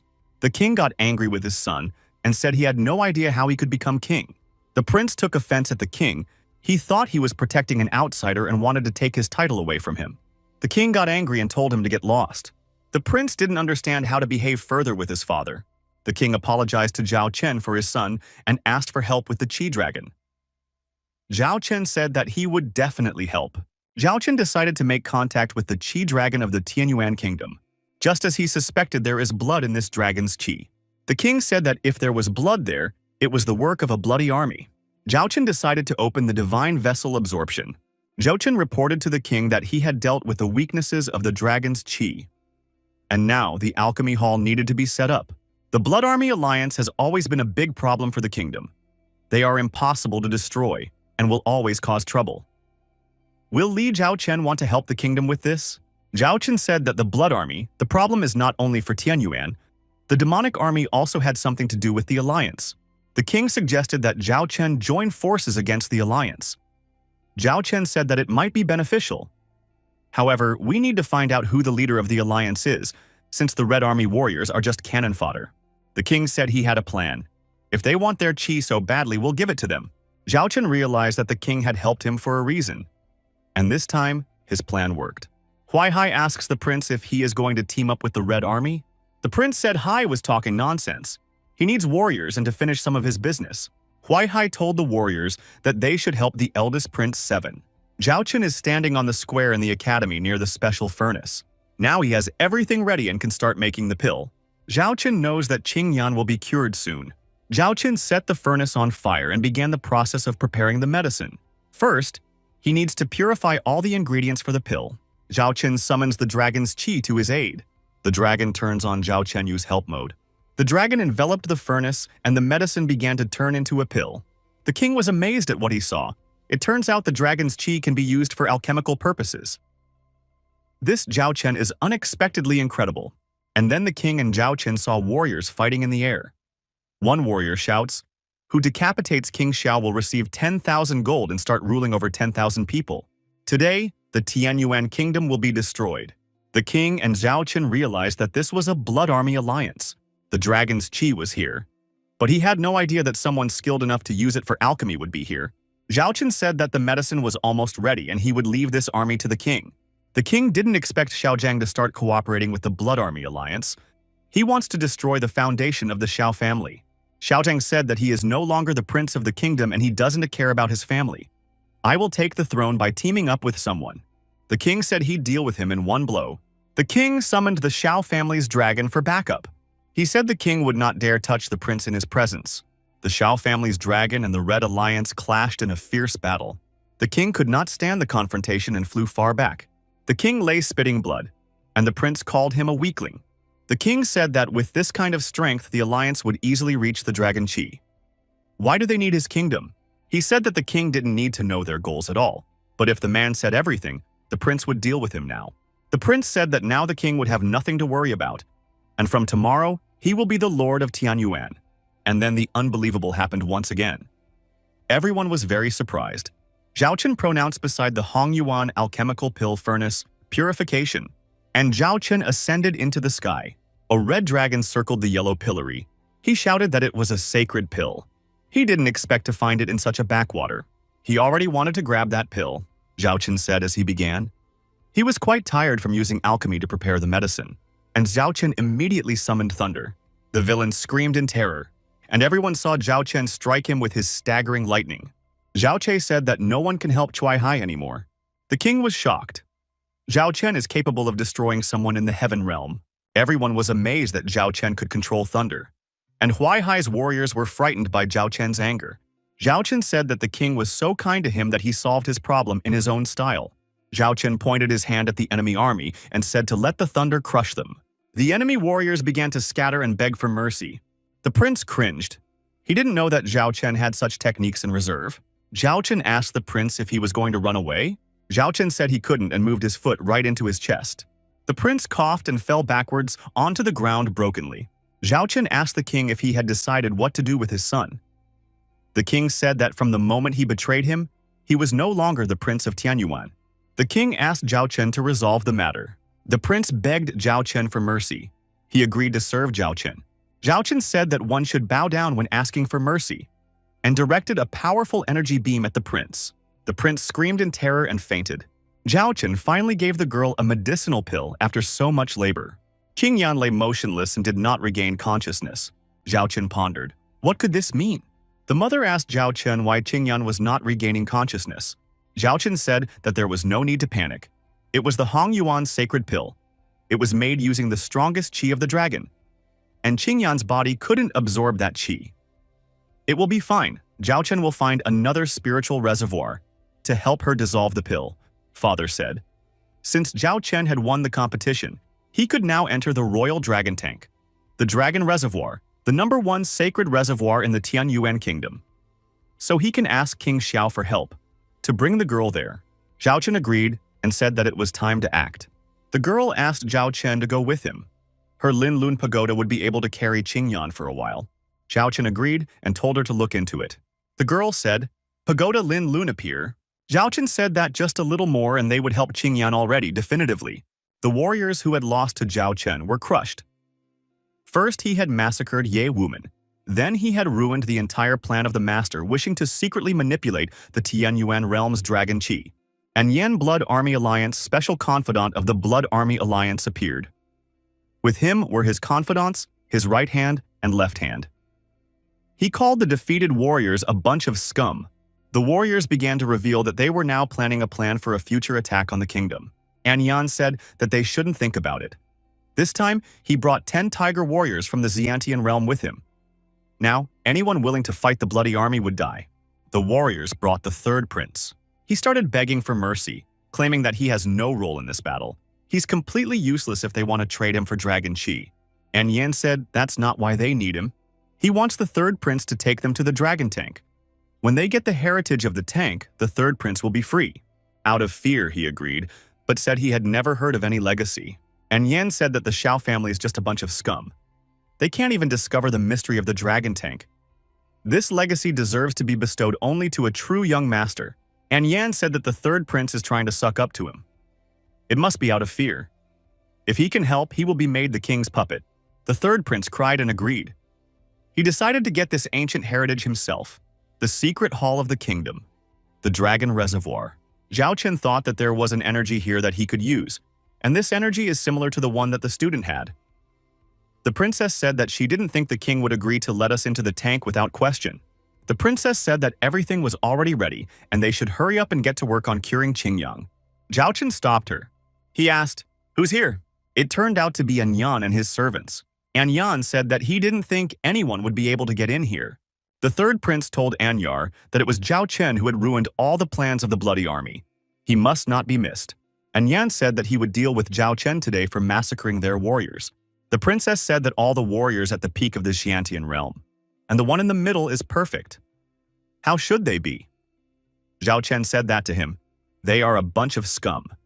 He can deal with each and every one of them, and he can easily harness the energy of this place. And Yan declared that anyone who offended the alliance should die. He ordered to protect the reservoir and deal with Zhao Chen. Anyan's servants attacked Zhao Chen and used the dragon fist and blood tiger palm. A red dragon appeared and began to attack Zhao Chen. The latter didn't even bother. He said that if they had attacked him somewhere else, it might have hurt him. Zhao Chen said that they would all die in this place and attacked his enemies. Anyan's right, left hands immediately flew off to the sides. The enemy had not expected such an attack from Zhao Chen. Anyan's servants, lying on the floor, urged their master to retreat. Zhao Chen said that the enemies didn't stand a chance if they were going to use such a pathetic strength against him. Anyan was amazed at how this pathetic insect from such a small country was able to kill his brave warriors with a single blow. Anyan assumed that Zhao Chen had already found the legacy of the tank and used the power of the dragon tank against them. Zhao Chen said that Anyan had gotten it right. If it wasn't for the strength of this place, he would have had to sweat to deal with them. Anyan was very angry that Zhao Chen had snatched the heritage of the reservoir from under his nose. But even though Zhao Chen had borrowed the power of the reservoir with his secret technique, he would defeat Zhao Chen with a single blow. And Yan said to the spiritual blood beast to appear. And Yan threw a red fireball upwards and everything around him turned into flames. Zhao Chen was surprised and said that he definitely couldn't be defeated by these toys. Zhao Chen resolutely threw himself into a fight with his assailant. And Yan said in his defense that he was going to restrain Zhao Chen with this technique. And Yan uttered for the dragon tank's heritage to become his. And it turned into a spirit weapon, a spiritual weapon from the dragon tank. He decided that the legacy would pass to him. Zhao Chen stated that it belongs to him. And they began a dispute over the legacy of the dragon tank. Zhao Chen told Anyan to get out of here and thrust his blade into him. Anyan said that it was not fair and not according to the rules. How dare Zhao Chen do such a thing? Zhao Chen said that if the price is the legacy of the reservoir, then he is willing to go head-to-head. Zhao Chen said that Anyan was now useless and gave him a kick in the ass. Zhao Chen said that the legacy of the dragon tank belongs to him. It's his beauty. Xiaofan's eyes lit up and he said that he was now the heir of the ancient emperor. Zhao Chen looked at Xiaofan and said that he looked too happy. Why would that be? Zhao Chen asked, why would Xiaofang be the heir of an ancient emperor? It's a big responsibility. He didn't ask Zhao Chen's permission. Xiaofan said that Zhao Chen now had no right to even talk to him. The spiritual weapon had already fallen into Xiaofan's hands, and Zhao Chen might not even try to take it away. Zhao Chen said that he didn't even try to do that. Zhao Chen said that the weapon should return to the hands of its true owner. Xiaofang became brave and threatened Zhao Chen. He said that he would use his blood to attack with spiritual weapons. Zhao Chen said that Xiaofan wouldn't be able to use the heavenly halberd. Xiaofan was surprised by Zhao Chen's words. Why is it that he can't? Zhao Chen urged the spiritual weapon to return to him. Xiaofang was very offended that Zhao Chen had taken the legacy right out of his hands. A stingy male tear rolled down his cheek. Zhao Chen said that Xiaofan could ask his former companion all the questions. Xiaofan shouted that it wasn't fair and he didn't want it that way. He admitted that he was wrong and asked Zhao Chen for forgiveness. Xiaofang began to offer various bribes.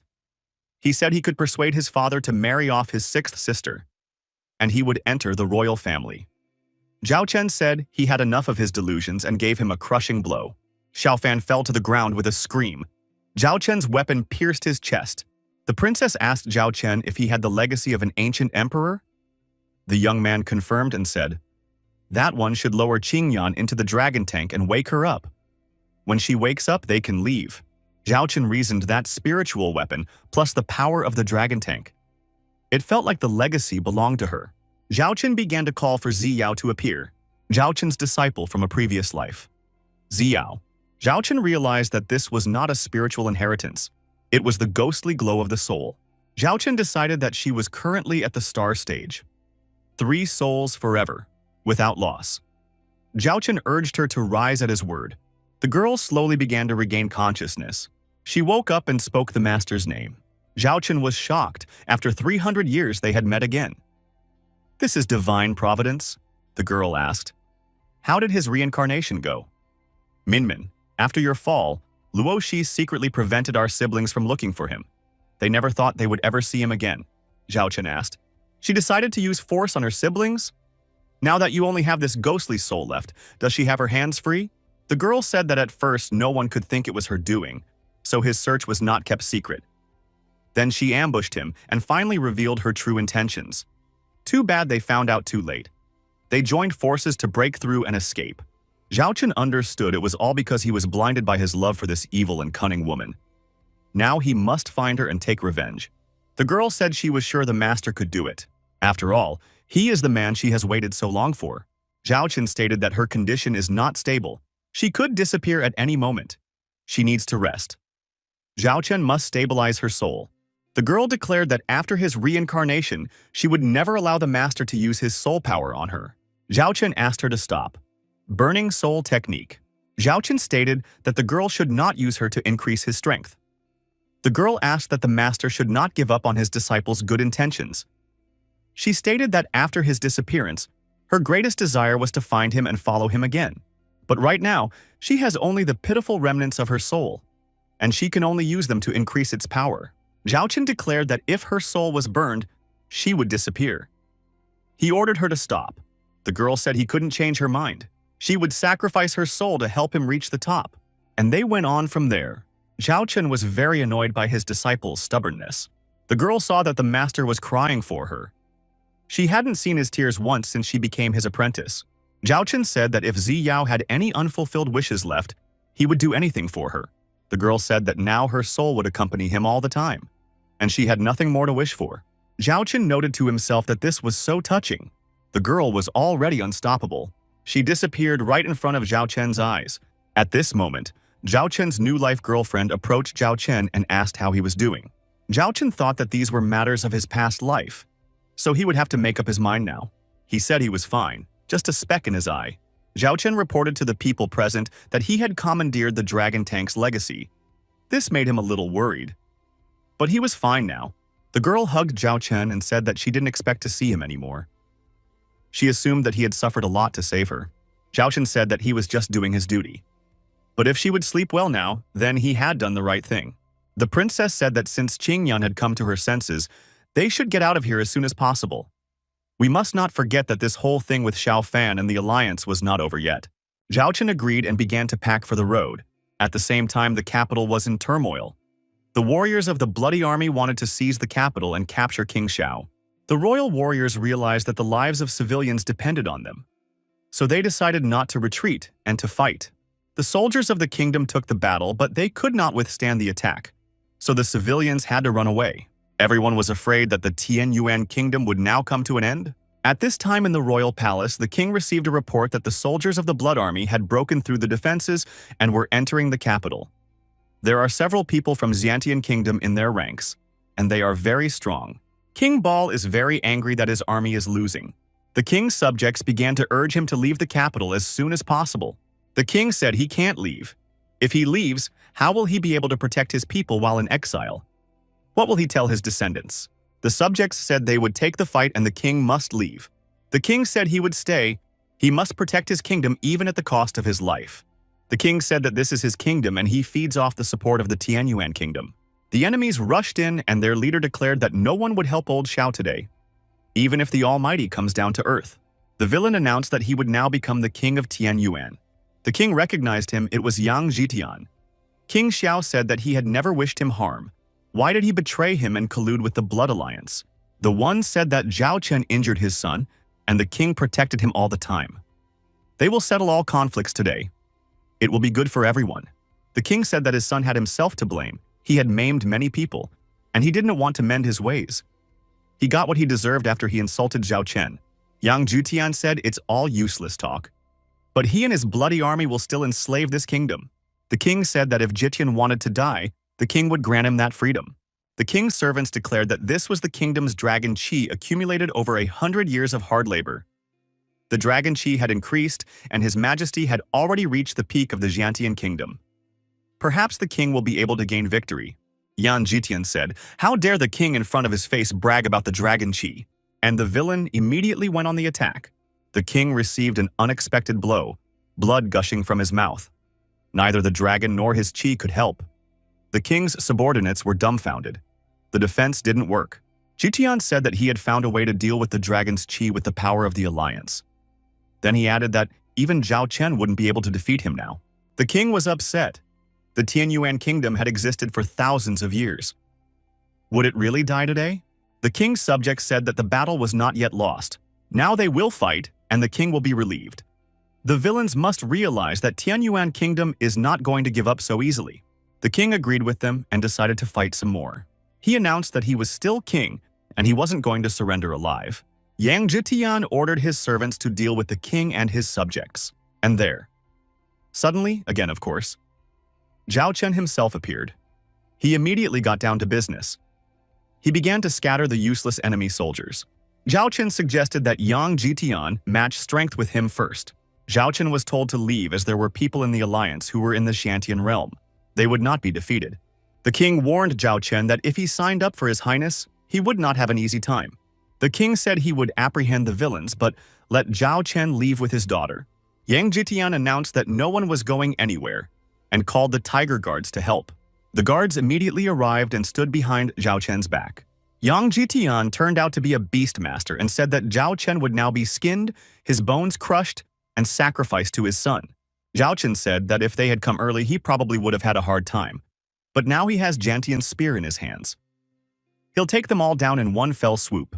Yan Jitian said that with some broken spear, Zhao Chen wouldn't be able to do anything. The king's subject wondered whether Zhao Chen, despite the difference in cultivation ability, would be able to defeat all the tiger warriors in one fell swoop. The king said that Zhao Chen always thinks about his actions. He thinks several steps ahead. And this spear must be very powerful. The king's subject knew that Zhao Chen had destroyed the Wang and Lin families, saved Qin Yan from death. He had done many other good deeds as well. He shouldn't fail this time either. Yang Jitian urged them to come to their senses. You can't pin so much hope on some boy.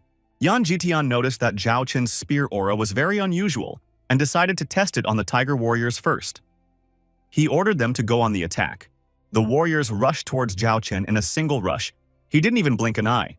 He only swung his spear. And then the bloody mess began. The world has never seen anything like it. The scythe came out of the woodwork.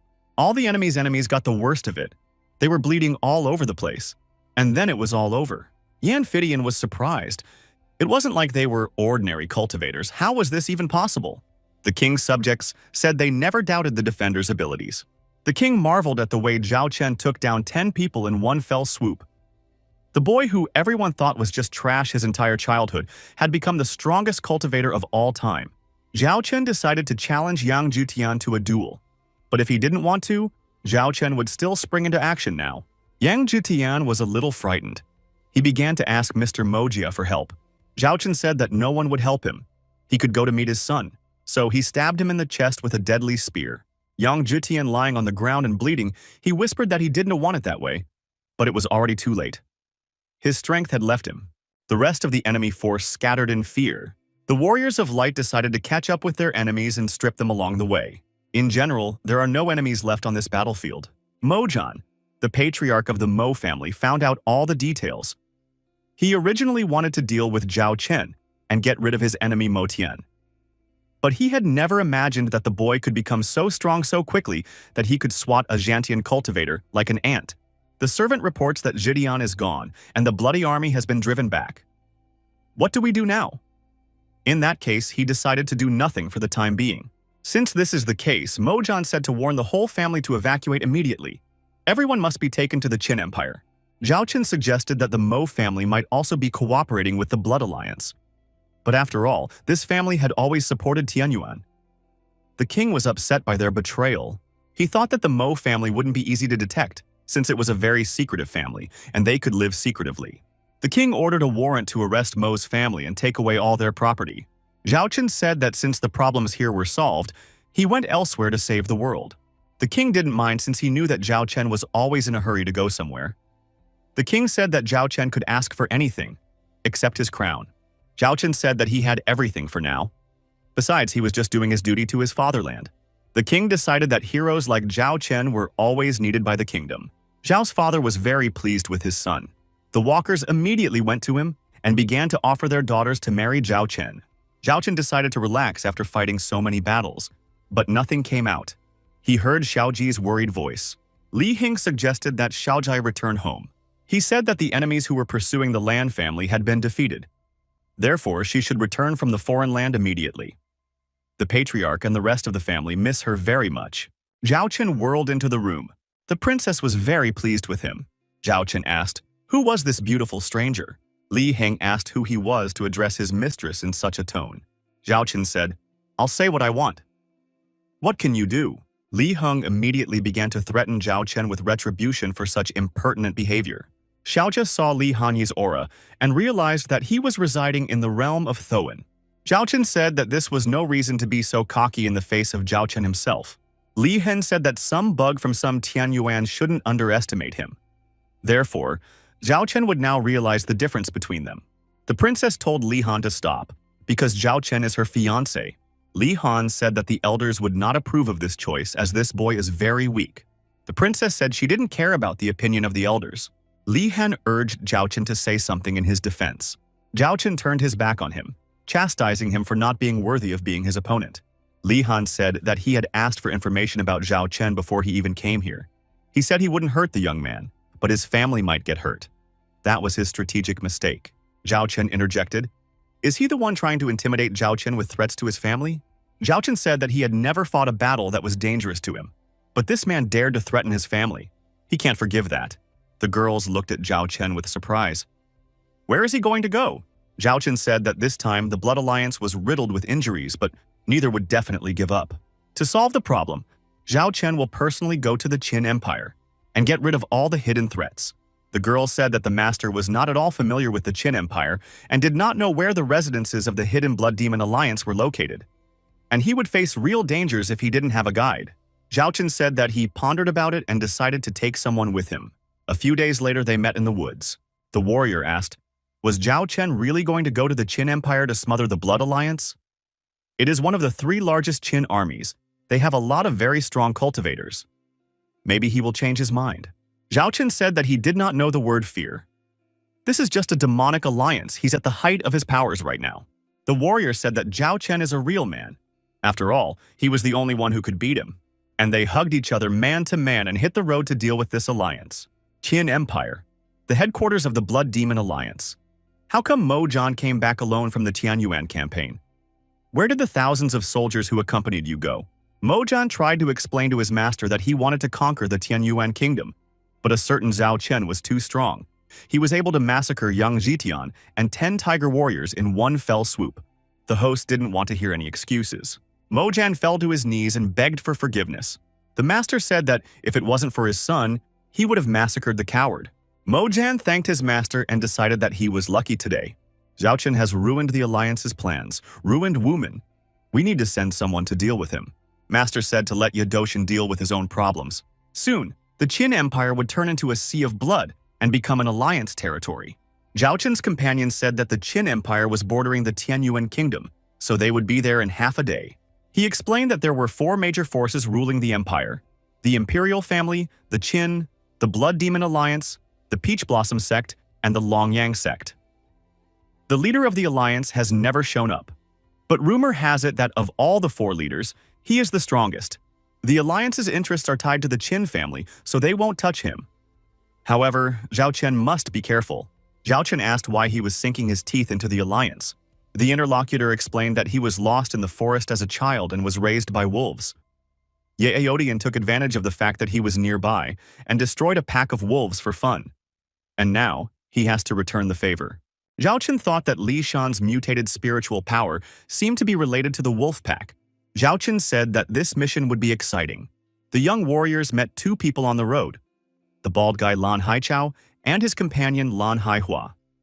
The bald guy said that it looked like after they dealt with Zhao Chen, they would be able to make money off Ye Aochen. Zhao Chen said that they were very quick to intercept him here. Baldy said that Zhao Chen's heads were valued at 10,000 spirit stones. The bald man's sister said there was no need for him to fight, she'd do it all herself.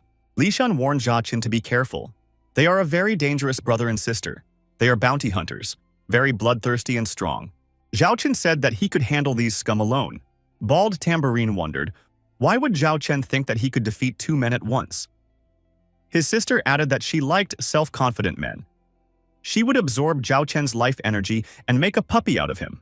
Li Shang said to Zhao Chen not to underestimate his opponents. They are residing in the Xiantian realm. Haichao's seduction techniques are very strong, and Haichao is a master of wild beast techniques. Sister said that she didn't want to touch Li Shan since he was a member of the imperial family. However, now let her not be offended if she doesn't be gentle with him. Baldy said that Zhao Chen wouldn't be saved now. Not even the Almighty could save him. Li Shang was already seething with anger. Zhao Chen said that he would deal with them himself this time. He said that he would only make 2 moves, and if they didn't disappear, he would let them live. The villainous sister said that she would be the first to test her insidious power on Zhao Chen. She waved her hand, and seductive beauties appeared and began to hover around Zhao Chen and make him obscene offers that a normal man would not be able to refuse.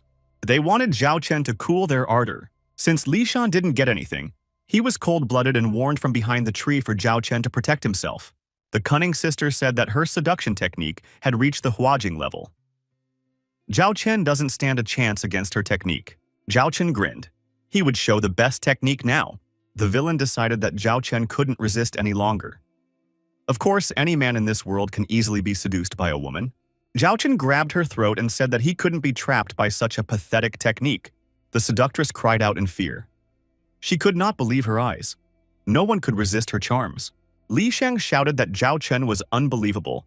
Zhao Chen began to drive away the temptresses with his inner energy. Zhao Chen said that it was now the turn of the villain sister herself. Zhao Chen said for her to catch the waves. The villainess shrieked for her brother to help her and flew off to the side herself, carried away by the waves the young man had unleashed on her. Her brother rushed to save his sister in a rage. Zhao Chen was cold-blooded and continued to exude energy waves against his opponents. The villainess began spitting blood and collapsed to the ground exhausted. Zhao Chen said, "One punch ready." The brother ran over to his sister and lifted her in his arms and asked her how she was feeling. She replied that she was fine. Sister said to brother to keep his guard up. Zhao Chen doesn't have a high level of cultivation, but he is very strong and it is really strange. Brother said that physically, he was clearly stronger than Zhao Chen, although he might have stronger mental energy. Brother said as he summoned a pack of beasts to chew on Zhao Chen. He soared pokey toward the sky and shouted, "1,000 beasts!" His eyes were bloodshot. It was not a pleasant sight. Just then a pack of large wolves appeared out of the woods. Zhao Chen immediately realized that this was a method of controlling wild beasts. The sister said it was her arrogance. That's why she lost. But no matter how great his mental energy was, his cultivation level was too low. He can't survive among these creatures. The villain brother said that Zhao Chen was about to die. Li Shang decided that he had to help his friend because, if he was surrounded by a pack of wolves, he would be in trouble. He shouted to Zhao Chen to help and rushed forward to attack. The burning wolves were approaching Li Shang. They started biting him in the arms and legs. Brother said that Li Shang would stay put for now. The beasts will control him. He will deal with Zhao Chen first, then release Li Shang. Zhao Chen stood motionless in the clearing. The wolves surrounded him in a tight ring and snarled as they approached the young man. Zhao Chen stated that he thought the enemy had a cool animal control technique. It turns out that he's just devastating them and making them his puppets. The second strike is about to happen. Baldy told Zhao Chen not to boast in vain and ordered the wolves to attack the young man. The wolves opened their mouths and approached Zhao Chen closely. Zhao Chen thought that he had one technique against beasts in reserve, but he hadn't used it for a long time. Zhao Chen said, "Bring out the power of the tiger." He said the beasts were controlled by another power, and he's going to help them break that bond now. Zhao Chen had succeeded. The wolves calmed down like pets and sat around Zhao Chen, the young man thought, even though his level wasn't that high. But this technique was clearly of a higher level, so he was able to scare the beasts. The villain couldn't believe that Zhao Chen had freed the animals from his control. Li Sheng said that Zhao Chen never ceases to amaze him. Zhao Chen began to threaten the villain for forcing the wolves to serve him.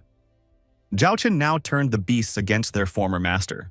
His sister claimed he had the power to control beasts, but was attacked by wolves. She is mortally wounded and cannot help her brother now. She cowardly ran off into the woods, shouting to her brother that she would be back soon with help. She ran and thought that she would take revenge on Zhao Chen in the future. Li Shang tried to chase after her, but Zhao Chen stopped him by saying that he only promised to give her 2 punches. So let her run. Li Shang then asked if he had a plan. Zhao Chen said that the couple had given him an idea on how to find the Alliance base, the headquarters of the Blood Demon Alliance. Ye Aoten asks his subordinate, "What have you heard about Zhao Chen?" Zhuehe replies that Zhao Chen was recently spotted at the border. He was fighting with mercenaries from the Lan family. Ye Aotan said that he had some unresolved matters, so it was better to find someone who could deal with Zhao Chen. Zhao Chen went to the mercenary pavilion. No one in the pavilion knew Zhao Chen by sight. Zhao Chen said that he wanted to offer a reward for his own head, 10,000 medium-quality spiritual stones. Li Shang was surprised that Zhao Chen was setting himself up. This is a provocation of the entire alliance. They don't have the strength to resist. Zhao Chen said that this was the only way to get all the alliance people out of the den. Here, the alliance forces wouldn't be so large and he could deal with them himself. The pavilion began to say that 10,000 was not a small sum. But who is this Zhao Chen? They assumed that one of them was Zhao Chen. He has too much self-confidence. He's just a simple country boy who doesn't know what he's doing. Here, the alliance warrior told Zhao Chen that he might completely die now. Zhao Chen realized that it was a disciple of an old demon from the Blood Demon Alliance nicknamed Blood Demon Sword Wang Ba. Wang Ba is at the Jiantian realm level. Zhao Chen was surprised that the alliance people had come so quickly. A warrior shouted out that Zhao Chen was thinking of winning the fight with his pathetic cultivation. Zhao Chen would lose today. Zhao Chen said, "You'll lose on your own." Zhao Chen punched his opponent in the chest with such force that blood rushed out of his mouth, and he collapsed to the ground, unconscious. Everyone shouted as the warrior fell from a single blow. He was a cultivator of the middle stage of the Jiantian realm. Zhao Chen turns out to be a dignified and very strong warrior. The remaining warriors began to say that Zhao Chen would be in trouble if he stayed here. "The old demon will deal with you." Zhao Chen kicked them away and said that he would wait for the old demon here. The warriors ran out of the pavilion in fright and wanted to tell their master everything as soon as possible. Li Shang said that last time the old demon was at Xiantian Peak. Right now, he might already be in the Xiantian realm. Zhao Chen said that he didn't care what level the enemy was and asked Li Shan to trust him. Zhao Chen decided to finally deal with everyone. The second floor of the mercenary pavilion. The owner of the pavilion is Bai Yi. She said that Zhao Chen is a very attractive young man. He's not afraid to provoke an alliance. Deputy pavilion owner Hu Wei. He too was amazed at how quickly Zhao Chen had dealt with such a strong opponent. Bai Yi said that she hoped to be surprised by Zhao Chen, the hall of the Blood Demon Alliance. "Blood power. Finally, this power is mine," shouted the head of the hall. Now was the time for him to leave this place and hand over the reins to Wang Ba. Just then, one of the warriors ran in and said that their affairs were bad. Master Wang Ba is no more. The old master was horrified. He walked up close to the messenger, grabbed him by the neck and asked him who dared to do that. The warrior said it was Zhao Chen. "He's waiting for you in the mercenary pavilion." The old evil master threw the warrior aside and said that this Zhao Chen had completely lost his fear. He must be taught a lesson once and for all. The old man said that today he would deal with Zhao Chen for ruining all his plans, ruining his disciple. He's also provoking him. He took everyone to the mercenary pavilion. The old man said that today he would show everyone what fate awaits whoever goes against the alliance. The store's visitors were terrified that the old demon himself had come through here. Nothing can save Zhao Chen, and no one would be able to find him afterwards. Zhao Chen assumed that the entire alliance had come here. The old man said that no one could save Zhao Chen. Not even his legs could carry him away. Zhao Chen asked the old man. He must have already realized that there is a very serious battle to be fought. Zhao Chen said that now that everyone was here, he wouldn't have to search for everyone individually. The next meeting would be on the other side of the world, the old man said, talking a lot. He will now test the new Bloody Raksha technique on Zhao Chen. Li Sheng said, "This is not good. Zhao Chen will have to dodge. He won't be able to survive it. After using this technique, his strength is comparable to the peak of the Although realm." Zhao Chen said to Li Sheng, "Not to worry, he can handle this army by himself." After the clash between the old demon and Zhao Chen, the Red Army wondered who had won. Zhao Chen stood over his defeated opponent, blood flowing from his mouth. He was unconscious. The enemy warriors saw that their leader had fallen. They decided to attack Zhao Chen in unison and inflict maximum damage on him. Some warriors wanted to avenge the master. Some were afraid they might fail. Zhao Chen told them that if they were afraid to attack, he himself would do it first. Evil must be done away with. Zhao Chen went on the attack and began to scatter the enemies in all directions. With the power of his energy, Zhao Chen methodically destroyed the opponent one by one. In the end, all enemies were defeated. No one escaped the reckoning. Li Jia noted that he had not expected Zhao Chen to be so tough. He should urgently gain strength so that he could tear Ye Aotan apart with his own hands. The pavilion owner wondered. I wondered what was going on outside. Her companion assumed the old man had already dealt with the boy. You can't defy the alliance and fight alone. The servant told his mistress that Zhao Chen had won. First, he killed the old man. Then he killed all the others. The pavilion mistress's companion was very surprised. After all, the old man was cultivating at the level of the Althoan realm. How on earth could the weakling Zhao Chen defeat him? The pavilion mistress said that Zhao Chen had surprised her a lot and ordered her to invite him over. A servant told the young master that the owner of the pavilion was inviting him to her house. Zhao Chen thanked and declined. The servant was surprised. Why did the young man refuse? Li Sheng told Zhao Chen that the mercenary pavilion is now becoming more vast and powerful. It is said that it could become the fifth powerful force of the Qin Empire. Therefore, this is hardly an ordinary invitation out of politeness. Zhao Chen said that if the pavilion mistress wanted to call him, let her come here herself. The lady said the brat was worthy of the title of young hero. The people on the street were speculating about Zhao Chen fighting at the entrance of the pavilion. And now the owner had personally invited him to visit. It would be in her best interest to befriend such a warrior. A servant introduced Zhao Chen to the pavilion mistress, Mrs. Bai Yi, and her deputy, Mrs. Hu Wei. Zhao Chen inquired why they had come here. Hu Wei said that Zhao Chen did not do the right thing by massacring the old man and his men. Zhao Chen said that he and the Blood Alliance are enemies forever. So no matter how bad it is now, it's only going to get worse. Bai Yi offered the brave man an outsider's perspective on this situation. After all, the old man was one of the weaker masters of the Alliance. Zhao Chen asked, and how should he understand it? Bai Yi suggested Zhao Chen to join the mercenary pavilion and she would guarantee his safety. Everyone said that in this case, Zhao Chen would be protected as much as possible. It would definitely benefit the pavilion as well. Zhao Chen was grateful for the generous offer, but declined, saying he was working alone. Everyone said that Zhao Chen is making a mistake because the Alliance is already sharpening their teeth on him. He shouldn't have rejected Madame Bai Yi's proposal. Hu Wei said that Zhao Chen had just been given a chance to survive, and he had neglected it. If he decided to fight the Alliance alone, he would be defeated. Zhao Chen said that he would take care of his own life. There's no need for them to worry. Hu Wei was very angry at this boy's insolence. The owner of the mercenary pavilion asked everyone to be quiet. She told Zhao Chen that it was bad that he did not want to join them, but she would not insist. However, the enemies of our enemies are our friends. Bai Yi said that although Zhao Chen had enough courage, he still didn't have enough strength. She suggested that he take a good luck pill. Everyone was amazed at the generosity of Mrs. Bai Yi. After all, this pill helps even the weakest martial artist ignore obstacles. It looks like Madame Bai is trying to get Zhao Chen by any means necessary. Zhao Chen thanked her. The good luck pill is just the tip of his triumph. Master Bai and the Blood Alliance, enemies. She is trying to win them over to her side with the help of the pill.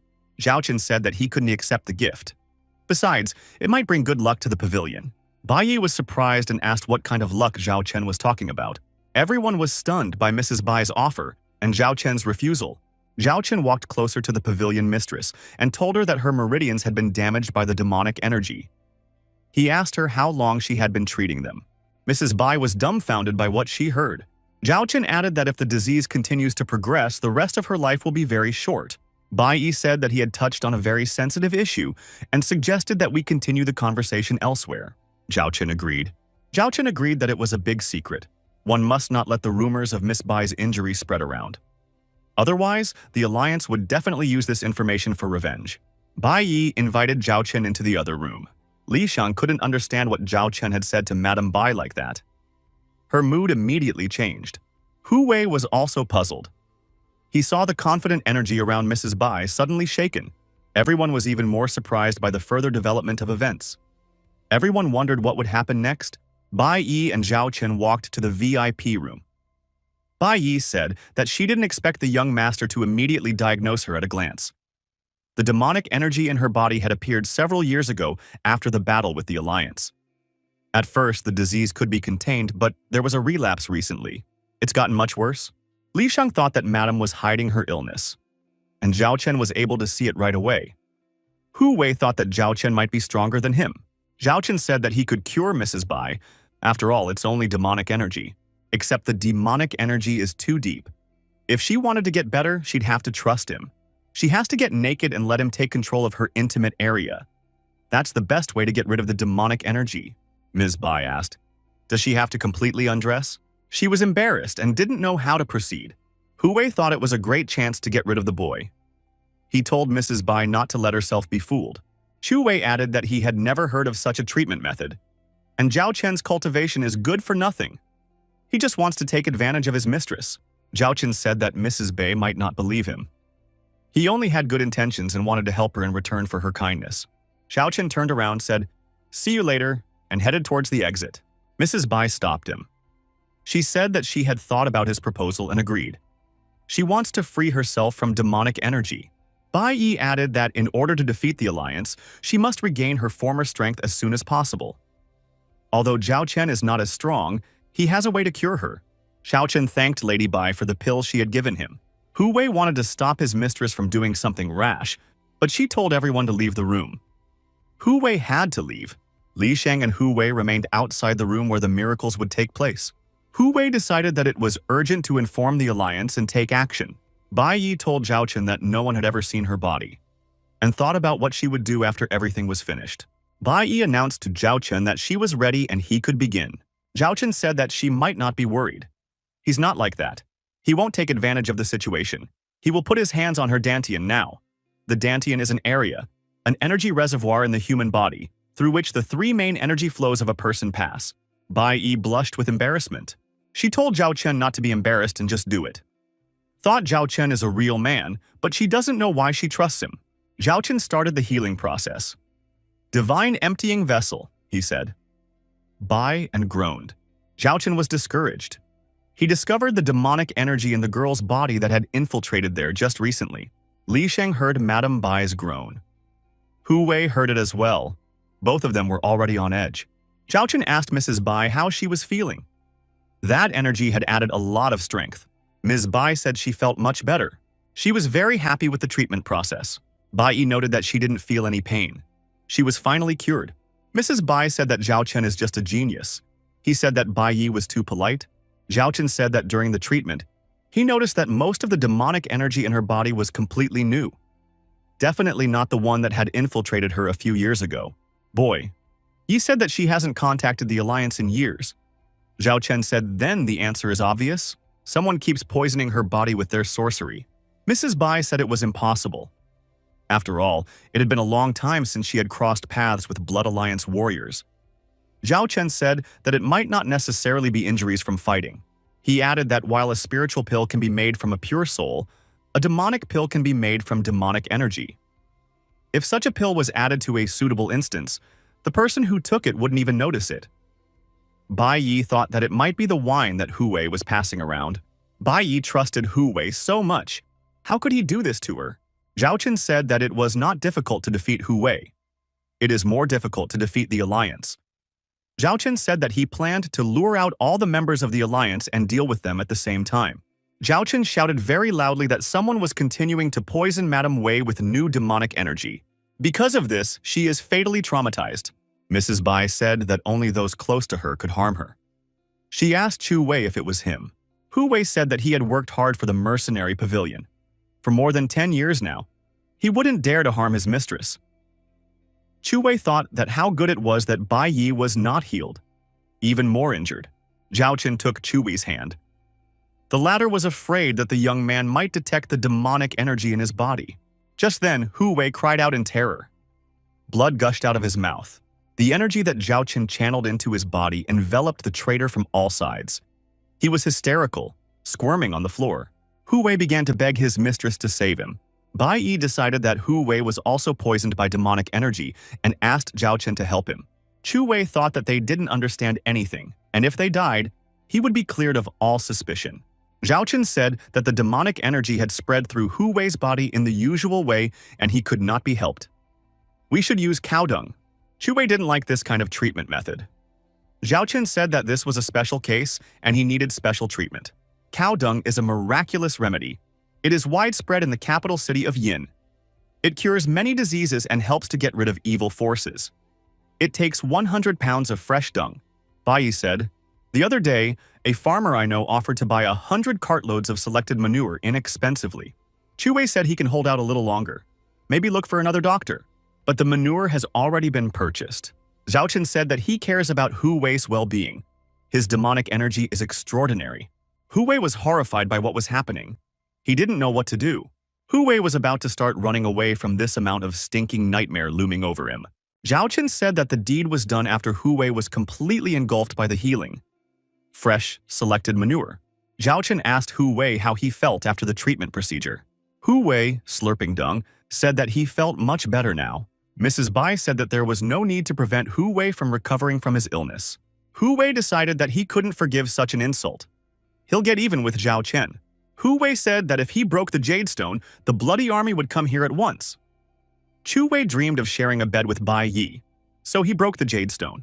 She said Ah Hai should take revenge, and He replied that he had a sacred artifact. She said she believes him because he's the best, and He asked why he was being disturbed. She asked what had happened, and he replied that Hu Wei had sent a disturbing message. That no-good man Zhao Qin had wiped out an entire unit of the Blood Army. He decided to send an entire army to deal with Zhao Qin. She decided that Zhao Qin was definitely not going to be unfortunate now. There was no need for him to insult the Blood Alliance. The golden room of the mercenary pavilion. Zhao Qin said that he didn't need the good luck pill. He can go to the heaven level without it. Zhao Qin added that this pill contained energy inside that he could use for other purposes. By filling the primordial divine rune with the energy of the luck pill, he would be able to enter the primordial lands once again. Zhao Qin was counting on the fact that the ancient Sis could help in cultivating Zhao Tian's heaven-striking technique. Zhao Qin began to frantically meditate. Zhao Qin said to let the primordial techniques open up. Primordial lands. Zhao Qin noted that here, he had arrived here. Zhao Qin saw a meteor that had an aura of ancient qi. This was what he needed. Zhao Qin placed the glowing ball of light between the palms of his hands. Zhao Qin activated the divine vessel absorption mode. Zhao Qin revealed Zhao Qin's Heaven Strike, the destruction of the sky. A surge of energy consumed everything around the young master. His punch was incredible. His current cultivation is based on the Tianji level. But the energy of this strike was equivalent to the entire strength of a cultivator at the peak of the Thoan realm. Zhao Qin added, only sucking out too much energy with this punch. Because of this, he won't be able to explore the primordial lands. Now he has to go back. Zhao Qin thought that now that he had mastered this technique, he would be able to crush all the Blood Alliance masters. Mrs. Bai announced to Zhao Qin that Hu Wei had indeed met with the Blood Alliance. Zhao Qin said that Hu Wei is incredible. 2 days later, Zhuehe asked Hu Wei if Zhao Qin and Bai Yi were really in this mercenary pavilion. Hu Wei said he was following them. And they're there without guards. Zhuehe said that when everything was over, Zhao Qin's head would belong to him and Bai Yi Hu Wei's. Hu Wei thanked his master Zhuehe. Yihe led the Alliance warriors to attack. He told them to kill Zhao Qin and take Bai Yi prisoner. She will be tortured. Wei He rushed into the pavilion. It was empty. The ringleader has ordered a sweep of the premises. Zhao Qin and Bai Yi appeared and said that it was okay not to look for them. We are at your service. Zhu He tensed up. Why is it that Zhao Qin is so calm? It's not for nothing. Hu Wei said that Zhao Qin was right not to run away. After all, he still couldn't escape from the Bloody Army. Zhao Qin asked, what else would he have to be afraid of? Zhu He's warriors realized that they had been ambushed. There were archers standing around, ready to start firing at the invaders. Turns out the pavilion was ready for an attack. The attackers were circled. Hu Wei asked Zhao Qin, how did he manage to do all this? Zhao Qian said that all this time, they had been aware of Hu Wei's communication with the Blood Alliance. Bai Yi told Hu Wei that their families had been destroyed by the Alliance. Instead of taking revenge, he served the Alliance instead. People like Hu Wei must be destroyed. Today, the world will be freed from his presence. Hu Wei was very surprised. He realized that they had been caught. Hu Wei reported to his master that they were trapped. "What am to do now?" Xue He clenched his blade. He said, "You just have to destroy it." The traitor noted that together they would definitely make it. Hu Wei saw Xue He's dagger being pointed in his direction. "I meant to destroy you," his master roared and plunged the dagger into the traitor's chest. Hu Wei cried out in surprise. Why did everyone treat him like this? Xue He said that accepting such a sneaky rat into his ranks was bad luck. Hu Wei lay senseless at Xue He's feet. He was finished for good. Hu Wei moaned that he didn't want such an ending. But this process was already inevitable. Zhao Qian noted that it is very fascinating to watch the dogs chew on each other. Xue He said to his warriors, since Hu Wei was finished, it was time to deal with these two as well. He ordered the servants to go on the attack. The servants were frightened and asked Master Xue He to think of a way to escape. After all, they were all trapped. Xue He said that he was not afraid of Zhao Qian. "You don't have the guts to deal with me." Zhao Qian said that he was waiting with surprise for Xue He to surprise him. The attackers decided that their leader had a plan and would show Zhao Qian where the crayfish were. Xue He decided to use a special technique. He realized that the balance of power would change then. His warriors waited eagerly to see what would happen next. Xue He used the bloody spiritual flag, absorption, and told his warriors that they should sacrifice themselves for him. It was their destiny. Xue He's warriors began to ooze blood and realize what their master was using for his technique. "You are honored," shouted a satisfied Yue He. "Be worthy of it." The bloody spiritual plan had absorbed enough bloody qi. Xue He was now ready to massacre the mercenary pavilion. Zhao Qian noticed that there were more inactive players. But this flag can really absorb bloody qi and contains demonic powers. Such a thing shouldn't exist in this world. It seems that the demonic alliance is not that simple. The owner of the pavilion got angry and said that we must hurry up and not let the villain use the flag again. We must get rid of him quickly. Weha said it was too late. They would have to learn the full power of his flag. Xue He pointed his demonic blood weapon directly at his opponents. Bai Yi took the brunt of the blow and began to bleed out. Zhao Qian gently picked her up and inquired how she was feeling. Xue He said that this was just the beginning and things would only get more complicated from here on. Today, all of his enemies will suffer. Bai Yi told Zhao Qian that this flag had absorbed too much blood qi, and its strength is unbelievable. It will be difficult for him to resist. She motioned for Zhao Qian to leave. Zhao Qian coldly stated, "It's an artifact tool," and that he would calmly deal with this problem. Xue He was even offended by the young man. How dare he underestimate this artifact? Xue He progressed that the opponent would now know the full power of his anger and let out his demon. The young warrior was undeterred. "Zhao Qian, be careful!" Mrs. Bai shouted. After all, she cared about the young man now. There were already many things that bound them together. Zhao Qian, using his skills, jumped high up. Zhao He began to get anxious. There was a massive explosion of energy. The villainous warrior saw that his demon was completely over. Xue He saw that Zhao Qian was able to resist the onslaught of his sacred artifact. "Who the hell is he?" thought the villain. Zhao Qian said that he was weak and not worthy of knowing, and directed a beam of concentrated energy directly at Xue He's face. Xue He immediately cried out, and a fountain of blood gushed from his forehead. Zhao Qian left his motionless opponent lying on the ground.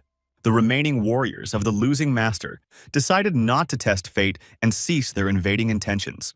Li Shang appeared and said that no one should move. No one would be able to escape.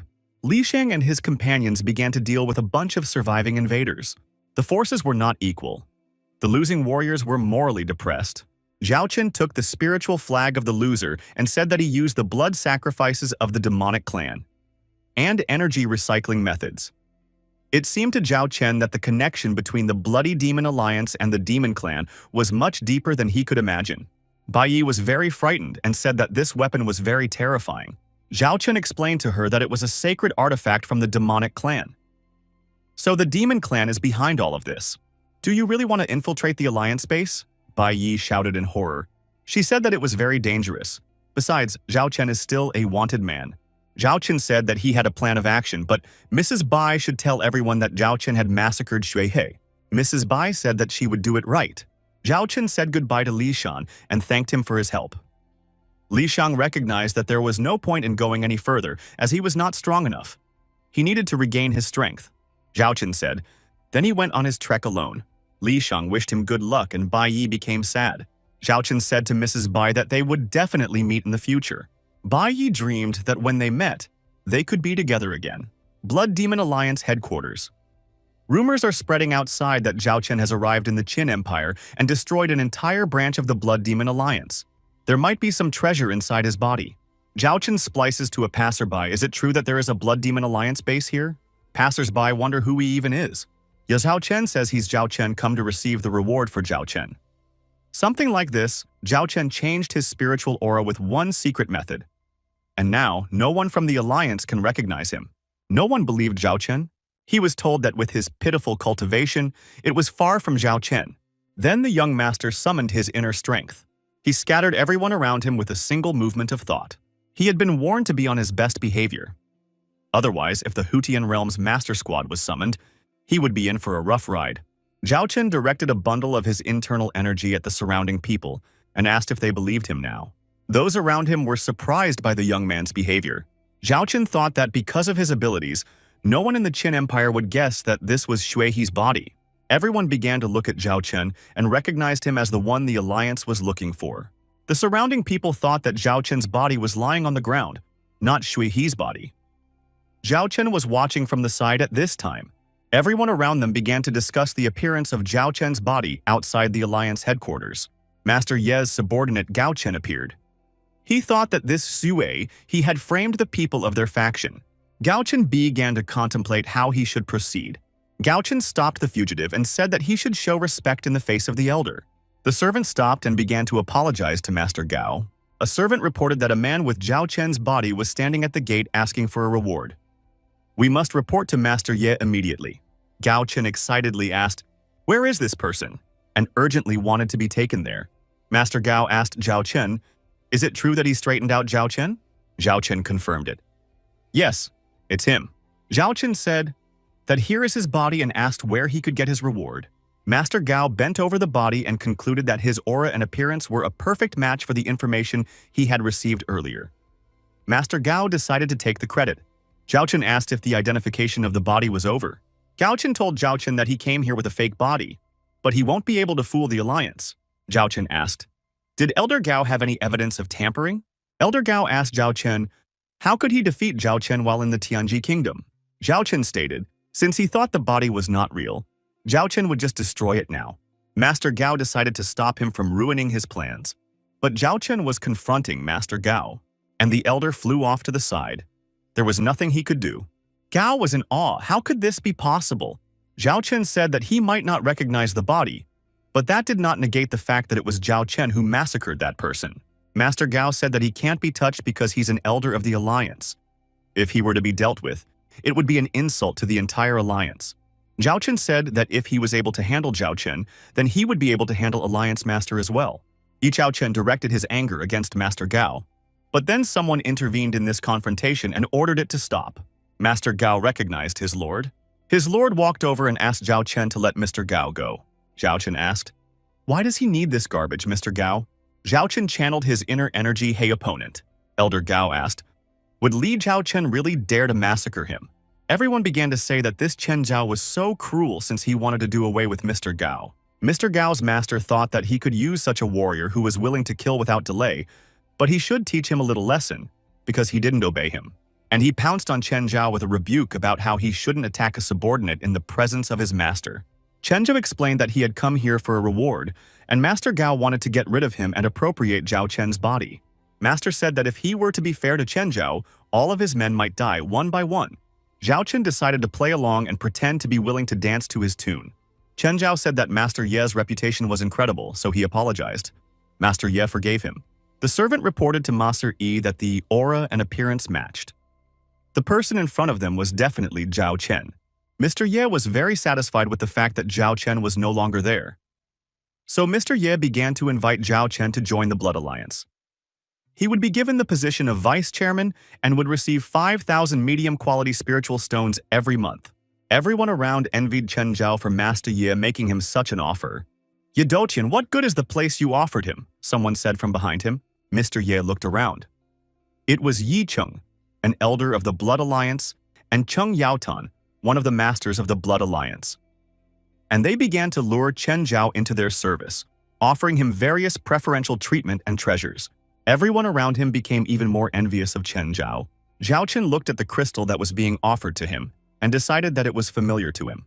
Is it really from the Demon Clan? Master Ye began to offer Chen Zhao even better terms of service from him. Things were heating up. It was starting to feel like an auction. Chen Yu Zhao is already offered crystals, 5 artifacts, and a salary of 10,000 medium-quality stones. Who's bigger? People on the street watched with interest to see how this trade for the best employee would end. Master Yi wanted to offer the maximum bid for this lot, and he offered Chen Zhao the opportunity to walk the bloodthirsty path. "What kind of path is this?" Chen Zhao asked lively. Master Yi was told by opponents that this was not something that would interest potential employees. It was explained to Chen Yu Zhao that the bloodthirsty path was a test. Passing it would allow you to become an inner disciple of the Blood Alliance. This path is a very dangerous place. Not everyone can go there. But if Chen Zhao ends up in the Jiantian realm, he will be able to get there. Master Cheng offered Chen Zhao to go with him, and he will give whatever he wants. Everyone began to advise Chen Zhao to do so and make the right choice. Chen Zhao thanked Master Cheng for the generous offer. He said that Master Cheng had made the most favorable offer. However, Chen Zhao had opted for Master Ye.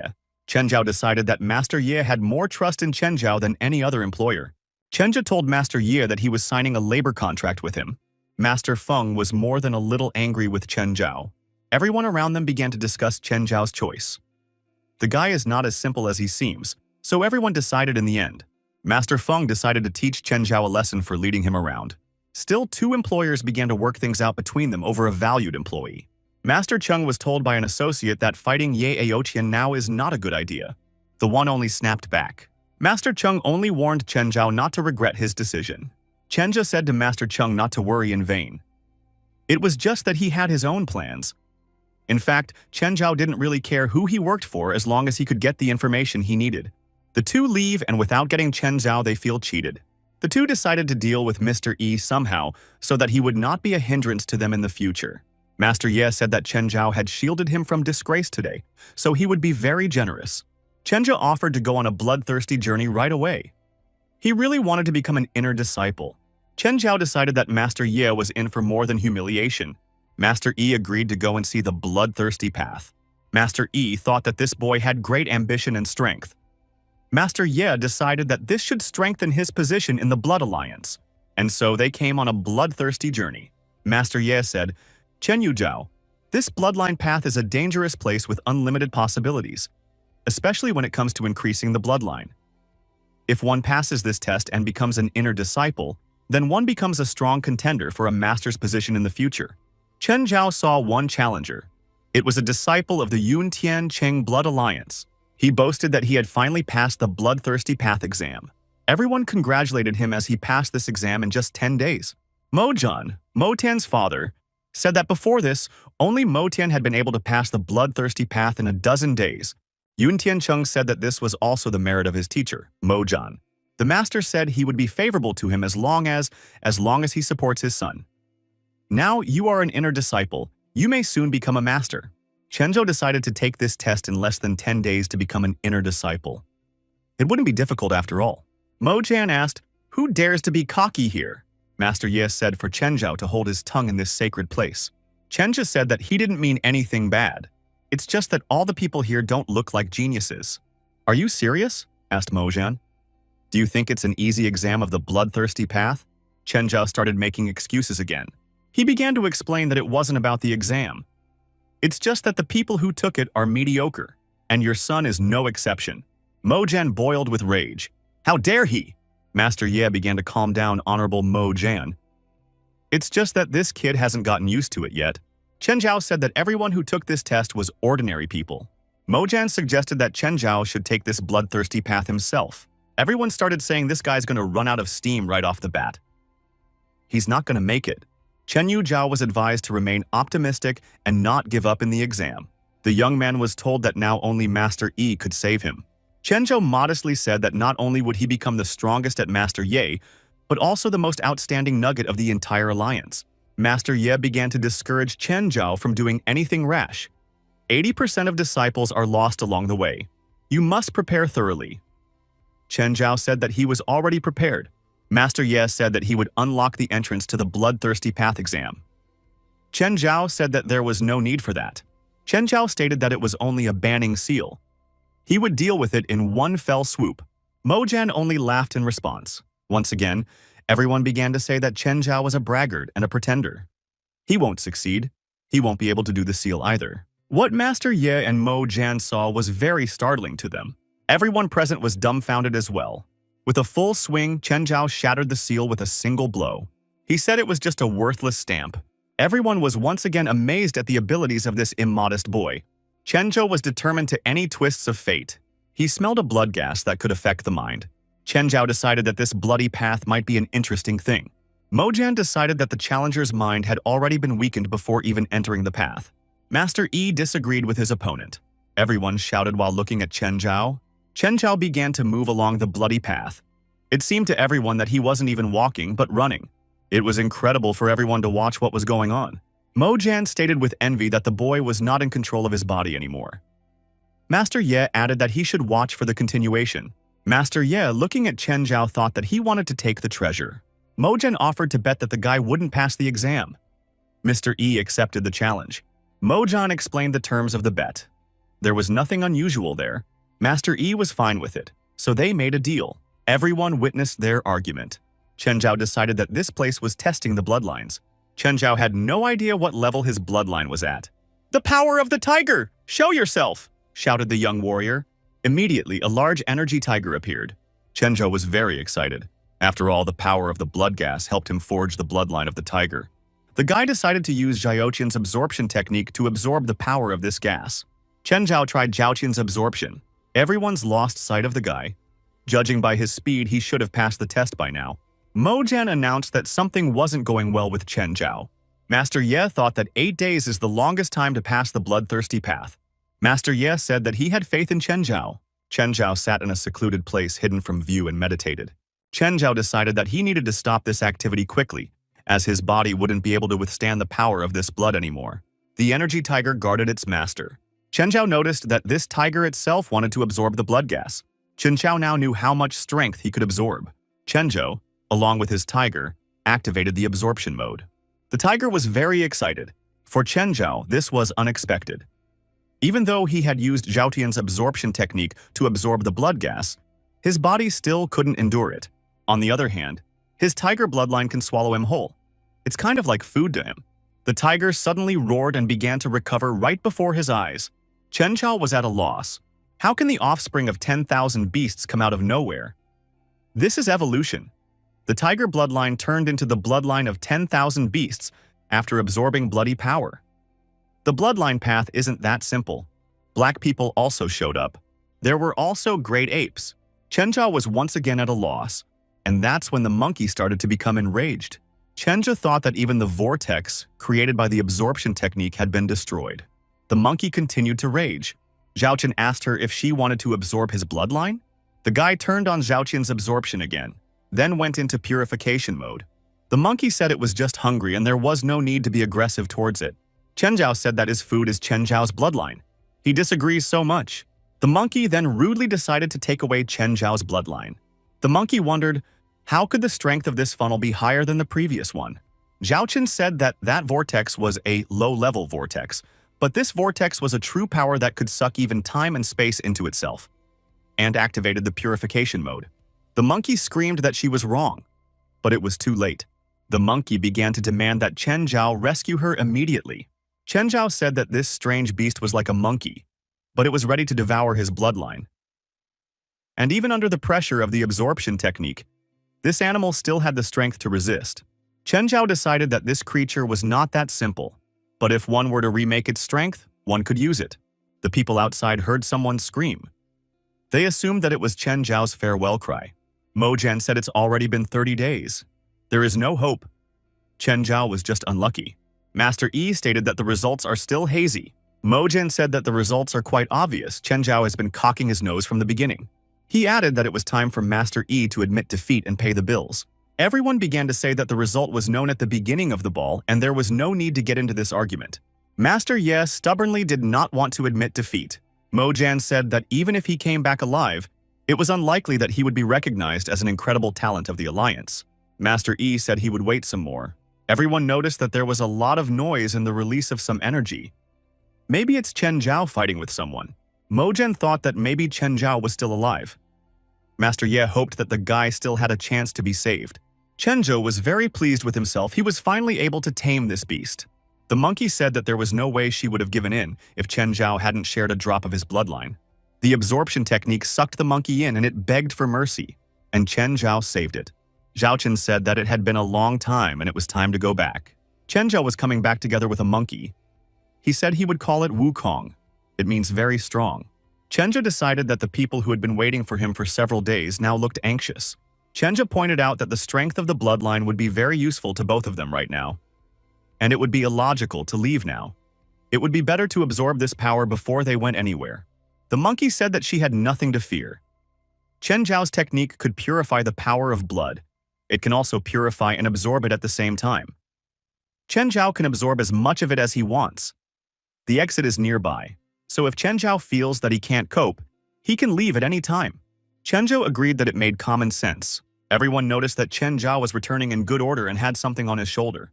Master Yi was the one who was most excited. It seemed like Ops had won the bet. Mojian considered himself too careless when he got involved in this bet. Master Ye came to remind Mojian that he was now owed a debt. Mojian hissed that Chen Zhao hadn't finally returned yet, so he still had a chance to not lose. Master Yi said he was willing to wait a couple more hours for his final loss. Everyone noted that Chen Zhao had stopped. He probably can't go any further. Mojian smirkingly said that if Chen Zhao stopped during the exam, his cultivation would come to an end. Everyone agreed with Mojian. If Chen Zhao stopped, he would be corroded by the bloody power, so he can't stop. Master Ye conjured Chen Zhao to fight. After all, he was the master's last hope to gain a stable position in the alliance. Chen Zhao continued to struggle to move forward. And then there was a flash of fire. Everyone began to wonder what had happened. It was a shockwave created just like the previous one by Chen Zhao. Chen Zhao was absorbing blood energy at this time. Everyone was shocked that the young man had decided to absorb the bloodline power directly.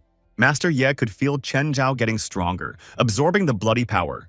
Master Ye shouted that Chen Zhao's bloodline power was already many times greater than Mo Tian's.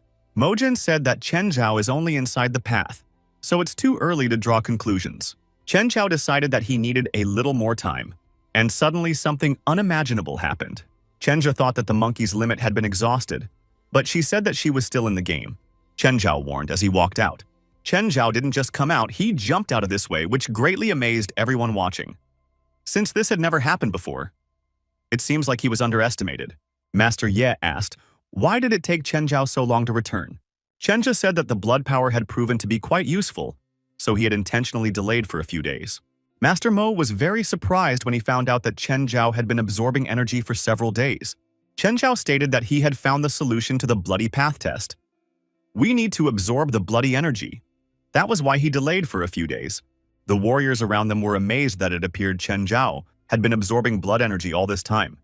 How strong his bloodline must be right now. This guy surpasses even Mo Tian. Mo Jian stated that everyone knows that the sooner one gets out of the way, the more advantages for the bloodline. If the human body absorbs too much bloodline power, it will simply be torn apart. The old man stated that the guy was taking too long to pass the exam, and now he was trying to cover himself with some frivolous excuses to avoid embarrassment. The ladies around caught the common sense in Mo Jian's words and decided that Chen Zhao was really just pulling a fast one. No one would be able to withstand the presence of so much blood energy. Mo Jian thought that if the guy had extraordinary abilities, it was unlikely that he could absorb so much power. He said, Ye Aotian, that his subordinates only had the ability to flail their tongues. Master Ye said that it would be better if Mo Jian didn't talk with his tongue and paid his bills. The fact is, Chen Zhao got out of the bloody path unharmed. Therefore, Master Mo lost the bet. Master Mo turned black with anger. But he knew that he had lost to that upstart Ye Aotian. Master Ye loudly announced that Master Mo Jian was in full view of everyone to fulfill his promise. Someone approached Ye Aochin from behind and suggested forgetting about the bet. Master Ye looked around and saw Yuntian Cheng. The one said that Master Mo's son is the sacred son of the alliance. If you humiliate his father, there might be trouble in the future. Master Ye thought that he was alone right now and had a weak position. There is no need to insult a sacred son in front of so many alliance disciples. However, he cannot help but respond to such humiliation. Chenzhou overheard the conversation and decided that Ye Aochin would follow his interlocutor's advice. This could not be allowed to happen. Chenzhou called out to Yuntian Cheng. Chenzhou said that he was a nobody and should not open his mouth here, and slapped him in the face. Mojan shouted that you can't offend his disciple. Everyone around him began to reproach Chenzhou for such an act. Now he's in trouble. Yuntian Cheng shook himself off and said that Chenzhou was definitely not going to have any luck now. Zhaochen said that was exactly what he meant. The young man added that if you lost an argument, you should admit defeat with dignity. That's what Master Mo should do. Chenja added that he still dared to threaten Master Ye. Since I'm his disciple, I can't forgive you for that. Yuntian Cheng told his interlocutor that now his last hour had come. The warriors decided to fight. Yuntian boldly announced that he was attacking Zhao. Everyone around him started accusing Zhao of being too arrogant, so now he's going to get what he deserves. Zhao said that his opponent was no match for him. He will lose this battle now. Without thinking long, Zhao summoned the bloodline of 1,000 beasts. Those observing noted that the 1,000-beast bloodline was a legendary strongest bloodline. And now, Zhao's chances of winning were very even. His opponent was taken aback. He hadn't expected that the young man could have this bloodline. Zhao said to go to Oblivion and asked the local king there about it. There was no way Yuntian Cheng had expected such a turn. "The Red Python bloodline! Explosion!" shouted Yuntian Cheng. Those watching were astonished. Does the guy really want to blow up his bloodline? The distance between them is very great. If he doesn't detonate his bloodline, there is no escape. The explosion was very powerful. Zhao would definitely not be able to withstand it. Everything is covered with the aftermath of the explosion. It's not clear who survived the confrontation. Yuntian Cheng stated that Zhao forced him to go for it. There is no turning back now. Zhao Chen shouted that he was talking too much. Yuntian Cheng did not expect his opponent to remain intact after such an explosion at all. Chenzhou stated that he was protected by the energy of 10,000 beasts, and it is impossible for him to be injured by a pitiful python bloodline. Chenzhou flew towards his opponent, swung his sword and shouted that the one had come to an end. Yuntian Cheng begged for mercy. Mojan and Master Ye shouted for Chenzhou to stop and text not to act. The young warrior was unstoppable.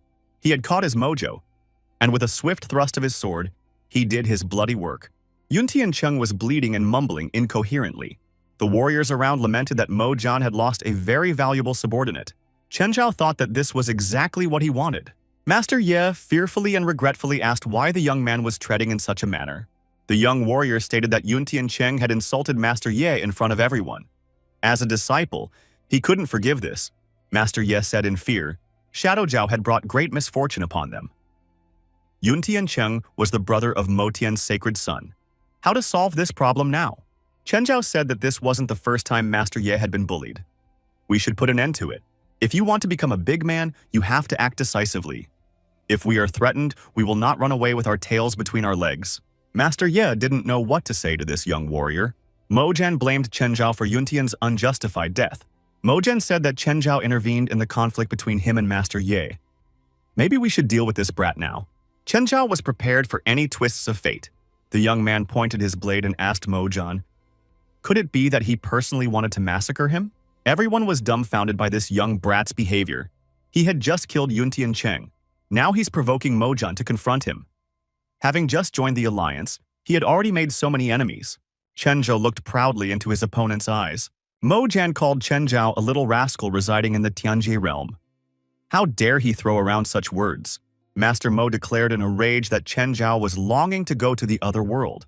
The young man bared his blade, pointed it toward his opponent, and said, "Try it."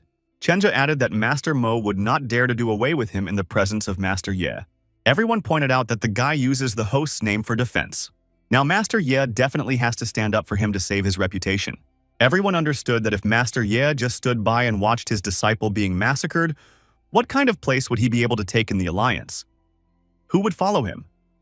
Master Ye realized that Chen Zhao had already caused him more than a few problems. Maybe it wasn't worth bailing him out? Mojan was unwavering. He knew that nothing and no one could stop him. Chenja was only adding oil to the fire.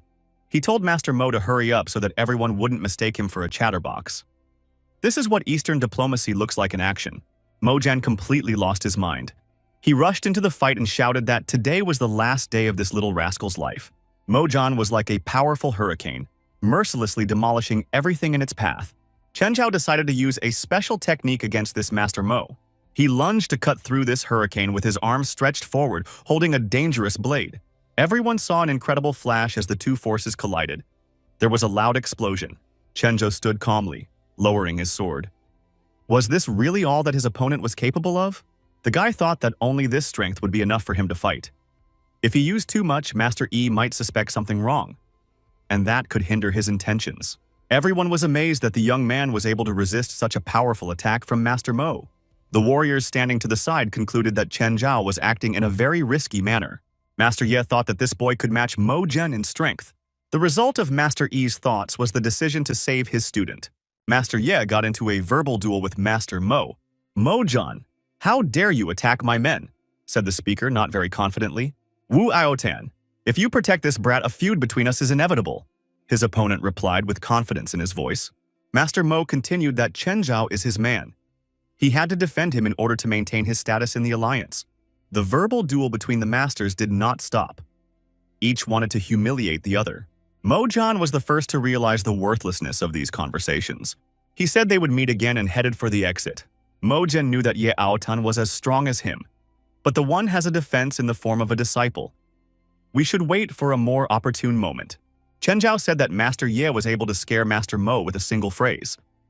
So Chen Zhao is following the right person. The young man thought that if everyone in the alliance was like Wu Aotan, it would be easier for him to follow his plan. Master Mo went brave at his disciples' praise and said that he would always support the young man. And he thought that it was very easy to subdue this kid with a couple of well-chosen words. Chen Zhao and Master Ye laughed heartily at each other. Master Mo told Chen Zhao that he would now treat him accordingly. He recently had a vacancy for the position of commander. Would the young man be willing to take the position? Chen Zhao said that he would love to take the position. Chen Zhao thought that with this status, it would be much easier for him to pull off his spying endeavors. Master Mo invited Chen Zhao to meet the other members of his team. Everyone who was there knelt down and began to greet the master. Mo Aotan ordered everyone to stand up and said that he would now introduce the new commander to them. Everyone was beginning to think it would be someone on the staff, but they noticed that Master Ye had brought someone with him. "What's this about?" "It's some stranger." Master Ye said that it was Chen Zhao. He just passed the bloody path and became a disciple of the alliance. Master Ye added that from now on, this young man is your commander. The warriors wondered how it was that some boy recruit would command them. Experienced warriors said he was too young and unattractive to be a commander. It was starting to smell like an unruly relationship. Chenja thought that there was a reason why Master Ye was giving him command of these people. Could it be some kind of test? But he decided to accept this challenge. Master Mo decided to remove himself and left Chen Zhao to familiarize himself with the personnel. Master Ye thought that if Chen Zhao could not subdue these warriors, he could not be trusted with serious matters in the future.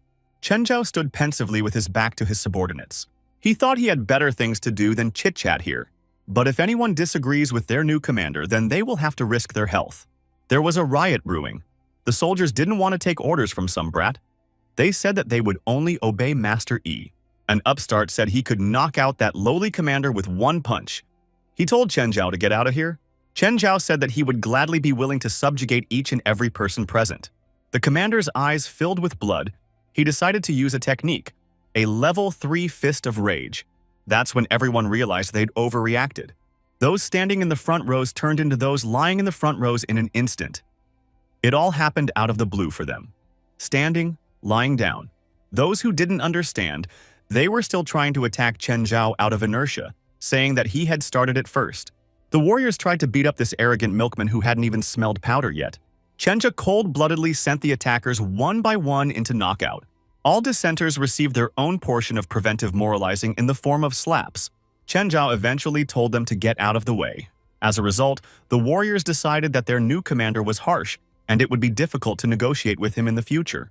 The commander asked if there was anyone else who needed a friendly nudge.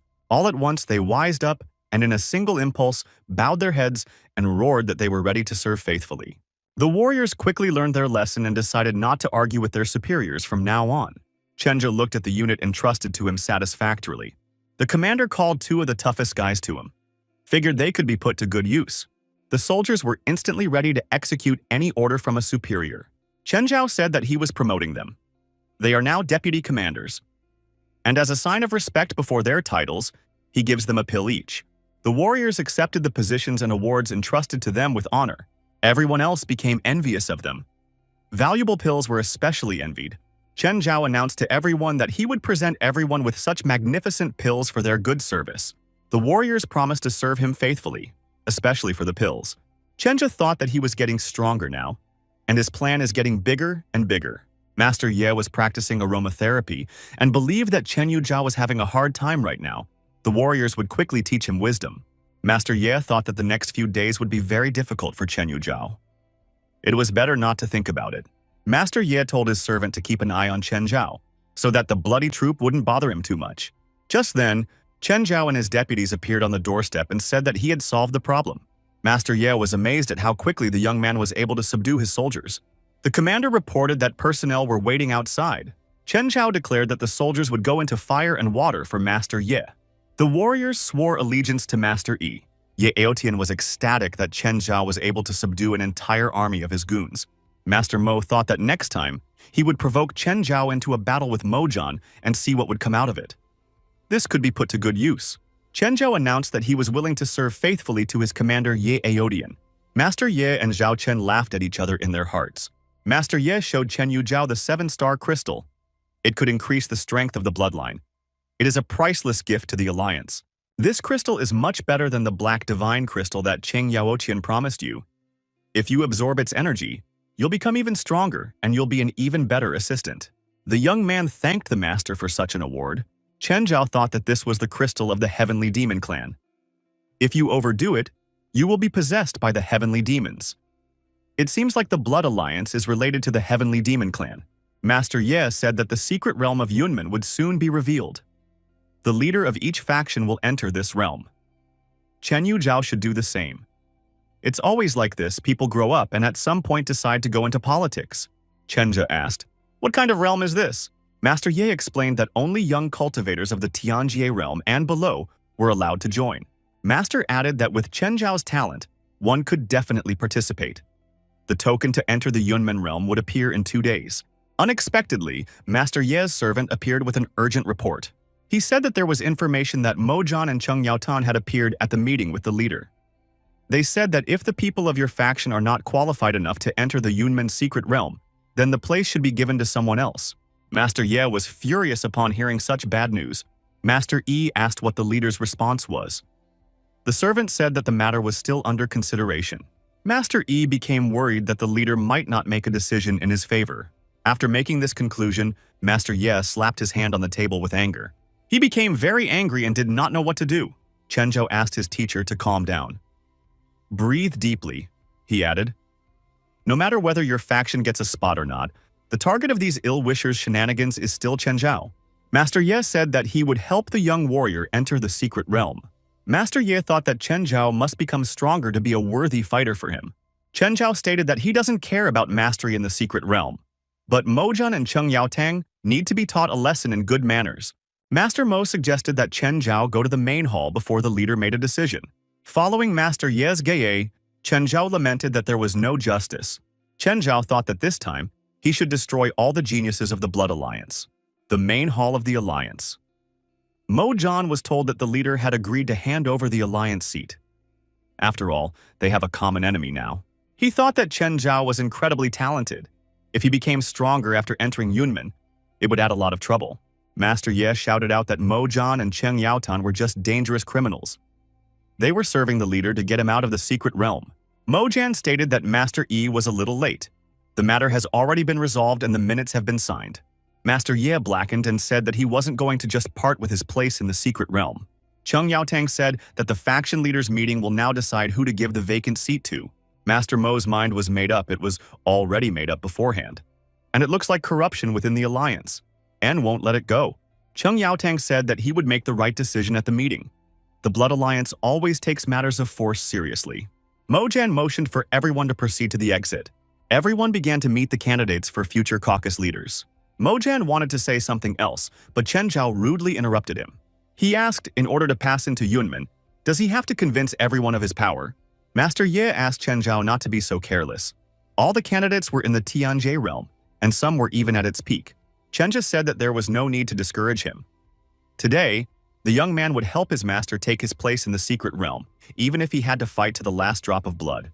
Master Ye promised Chen Zhao not to abandon him. He thought that his subordinate was willing to die for the master. Master Ye was very pleased that the young man was so loyal to him. Chen Zhao thought that since Ye Aoshan was so willing, he would take part in this performance. Mojan decided that Chen Zhao was so stupid that he had taken the bait and now he was in their hands. Mojan decided that if he couldn't get Chen Zhao, he would destroy him. The candidates looking at Chen Zhao didn't understand why this weakling was trying to compete with them. He was clearly eager to die. Master Mo said that whoever could deal with Chen Zhao would receive a pill that would help them break through to the next realm. Another candidate expressed interest to see how a boy who had just joined the alliance could have enough power to pass into the secret realm. Master Mo said that if everyone is ready, we can begin. There's only one condition. Fists are blind. If someone dies in a fight, it's only one person's fault. Chen Zhao stated that he would not be intimidated by this. Master Ye told Chen Zhao that if he was going to lose, let him call for help. The young man replied that these candidates could not harm him. Chen Zhao asked everyone who was willing to be the first to start the confrontation. One of the applicants stated that he came first. The other candidate said that this Lei Quan was very cunning.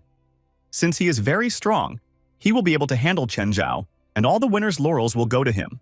Master Mo thought that Lei Quan was going to break through to the last stage of the heaven stage.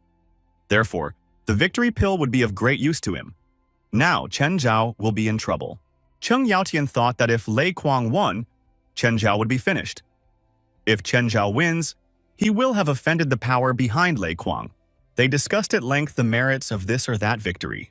Lei Quan said that Chen Zhao Chen had been discussed more and more recently. He had even heard that Zhao Chen had straightened out Zhao Chen, Yuntian Chen, and passed the bloodthirsty path exam. Lei Quan added that it would be doubly satisfying for him to defeat such an opponent. Chen Zhao suggested that he should stop talking and get down to business. Otherwise, everyone would think that you had decided to deal with me with chatter. Lei Quan progressed that Chen Zhao's final moments had come. Lei Quan jumped on top of his opponent and began to unleash a torrent of his powerful energy on him. Chen Zhao stood to his feet, praised his opponent, and suggested that he could now withstand his onslaught. The young warrior gathered all his energy into a fist and swiftly rushed at his opponent. A bloody battle ensued. In this flow of energy cataclysms, it was impossible to understand who was winning. The warriors who were watching the fight reacted very vividly to what was happening. They liked Chen Yu Zhao's countering technique. The guy was not a bad guy. Lei Quan was at a loss. He was no longer unconditionally confident of his victory. Lei Quan took all his will in his fist. He couldn't let this upstart lose. But he was defeated and lying on the ground. There was no way out. Cheng Yaodian and Mo Jian couldn't believe that Lang Chuan could be defeated with a single strike. Lang Chuan lay back and asked the winner, "Bro, tell me how you did it?" Zhao Chen let his question pass his ears and said that he had heard that Lei Quan liked to torture people. Zhao Chen added that he actually doesn't like to deal with opponents in this way. Lei Quan suspected something wrong and started begging for mercy. Zhao Chen said that he wouldn't even get his hands dirty about it. And he added, "Just the legs." Oh, he kicked his opponent in the nest with all his might. There was a tremendous scream. Lei Quan was in so much pain that he asked Chen Zhao to get rid of him quickly. Chen Zhao said, making sure to remember to apologize to everyone he tortured and tortured. Mo Jian felt pain and fear from what he saw. "Lei Quan, everything," Chen Zhao announced. The young man turned to the subdued applicants and asked who was next. The guys were a little shocked at what they saw.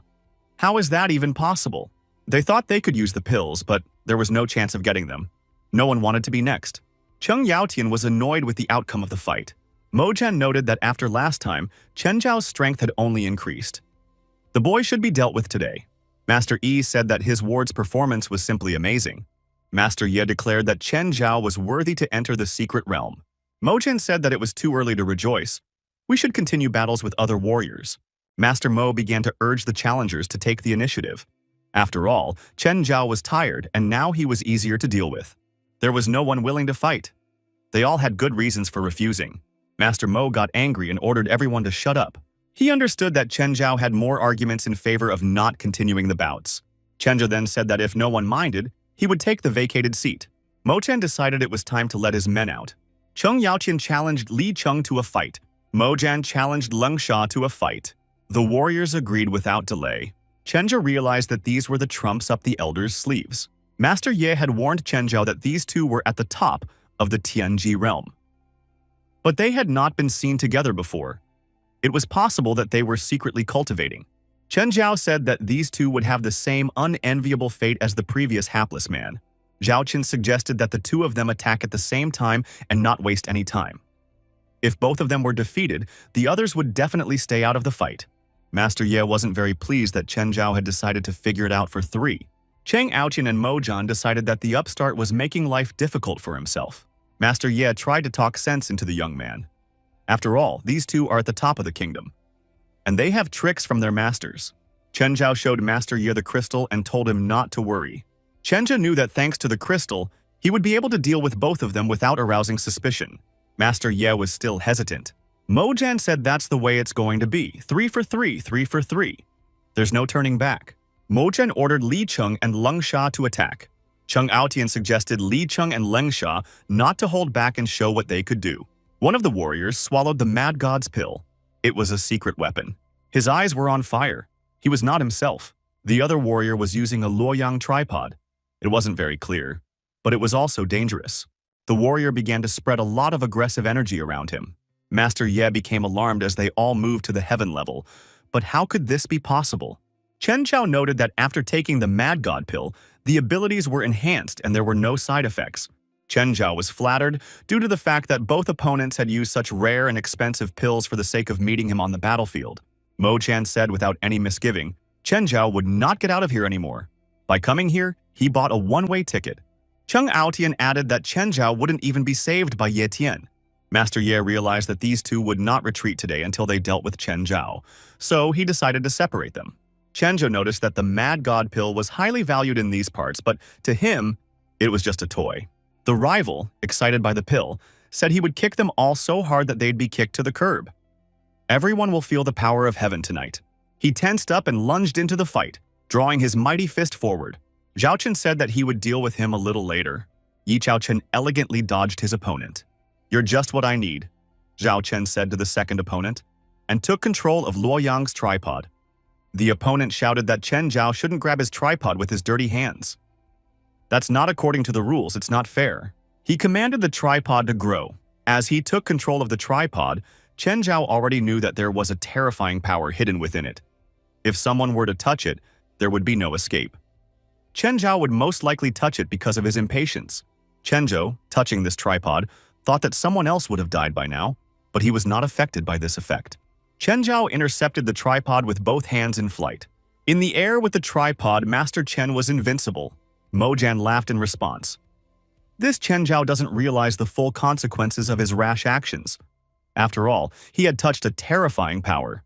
Master Aodian said that in the natural realm, no physical body would be able to resist such power, especially not Chen Zhao, who had just passed to the heaven level.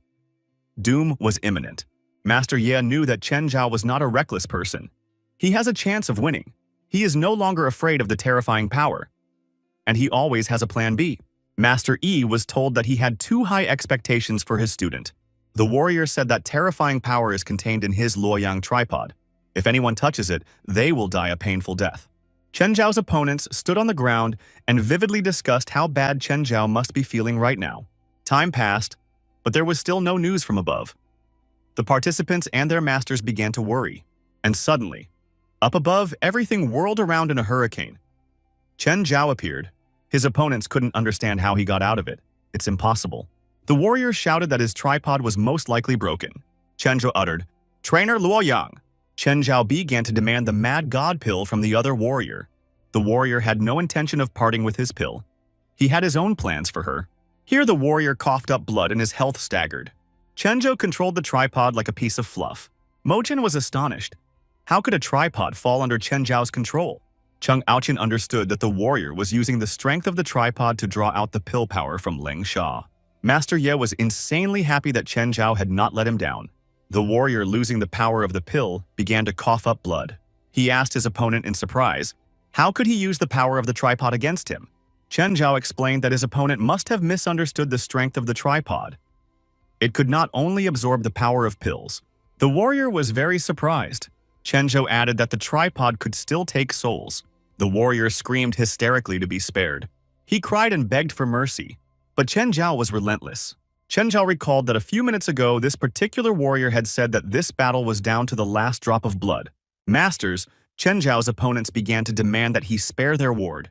Chen Zhao countered that he could ruin him by relying on the Mad God pill. And now he can't do anything. Or should I let him take the pill again? Chen Zhao added that everyone has their own destiny. Master Yi said that since there was an agreement, there was no need to break the terms. Otherwise, he would have to tell Master Ming. Mo Jian and Cheng Aotan realized that they were wrong.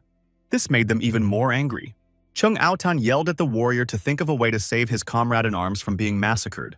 Li Cheng said that there was nothing he could do. After all, Chen Zhao even controls the tripod. Chen Zhao wondered if Li Cheng had any plans. Li Cheng was overwhelmed. Chen Zhao's strength was several times stronger than his strength. Li Cheng declared that he would obediently follow Chen Zhao from this second onwards. He was now his new master. Li Cheng said that all he needed was for the master to let him go. Mo Jian and Cheng Aotan were shocked at such a brazen betrayal. Mo Jian said for the warrior to come to his senses. After all, Chen Zhao is a humble little guy. He's not worthy of being a master yet. Mo Jian added that he is an elder of the Devil Alliance. Cheng Aotian said that Li Cheng is one of the best warriors of the Alliance. How can he join this pathetic rookie? Li Cheng thought that the old man didn't understand anything. Chen Zhao's talent is unimaginable. He can effortlessly control a tripod. If I follow him, I might have a future.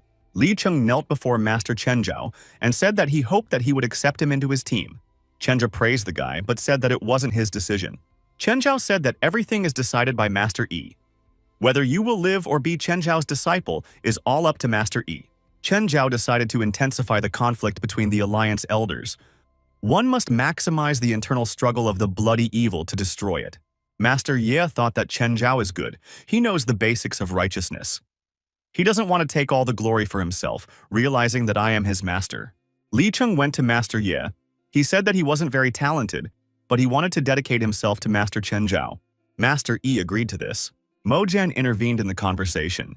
He said that Master Yi was breaking the rules. Li Cheng is Mo Jian's man. If you force him to join another clan, it's a violation of the rules. If you report it to the right place, there will be a lot of trouble. Master Ye tensed up. This was a direction he hadn't thought in yet. Chen Zhao stated that it was a joke. Master Ye had never forced anyone to join his sect. Li Cheng himself took the initiative amidst the threat of losing. Chen Zhao asked Li Cheng, "Am I right, brother?" and looked him sternly in the eyes. The guy said that Chen Zhao was right. No one forced him to make this choice. Mo Jian started pushing Li Cheng. He repeated that it was all said without coercion. Maybe Mo Jian can't hear well, so he has to repeat himself. Mo Jian was furious that this youngster was allowing himself to mock him. Mo Jian shouted in anger that he would destroy him now. Chen Zhao intervened for the boy. He announced that Li Cheng was now his disciple. And if Mo Jian had any questions, they should be discussed with Chen Zhao.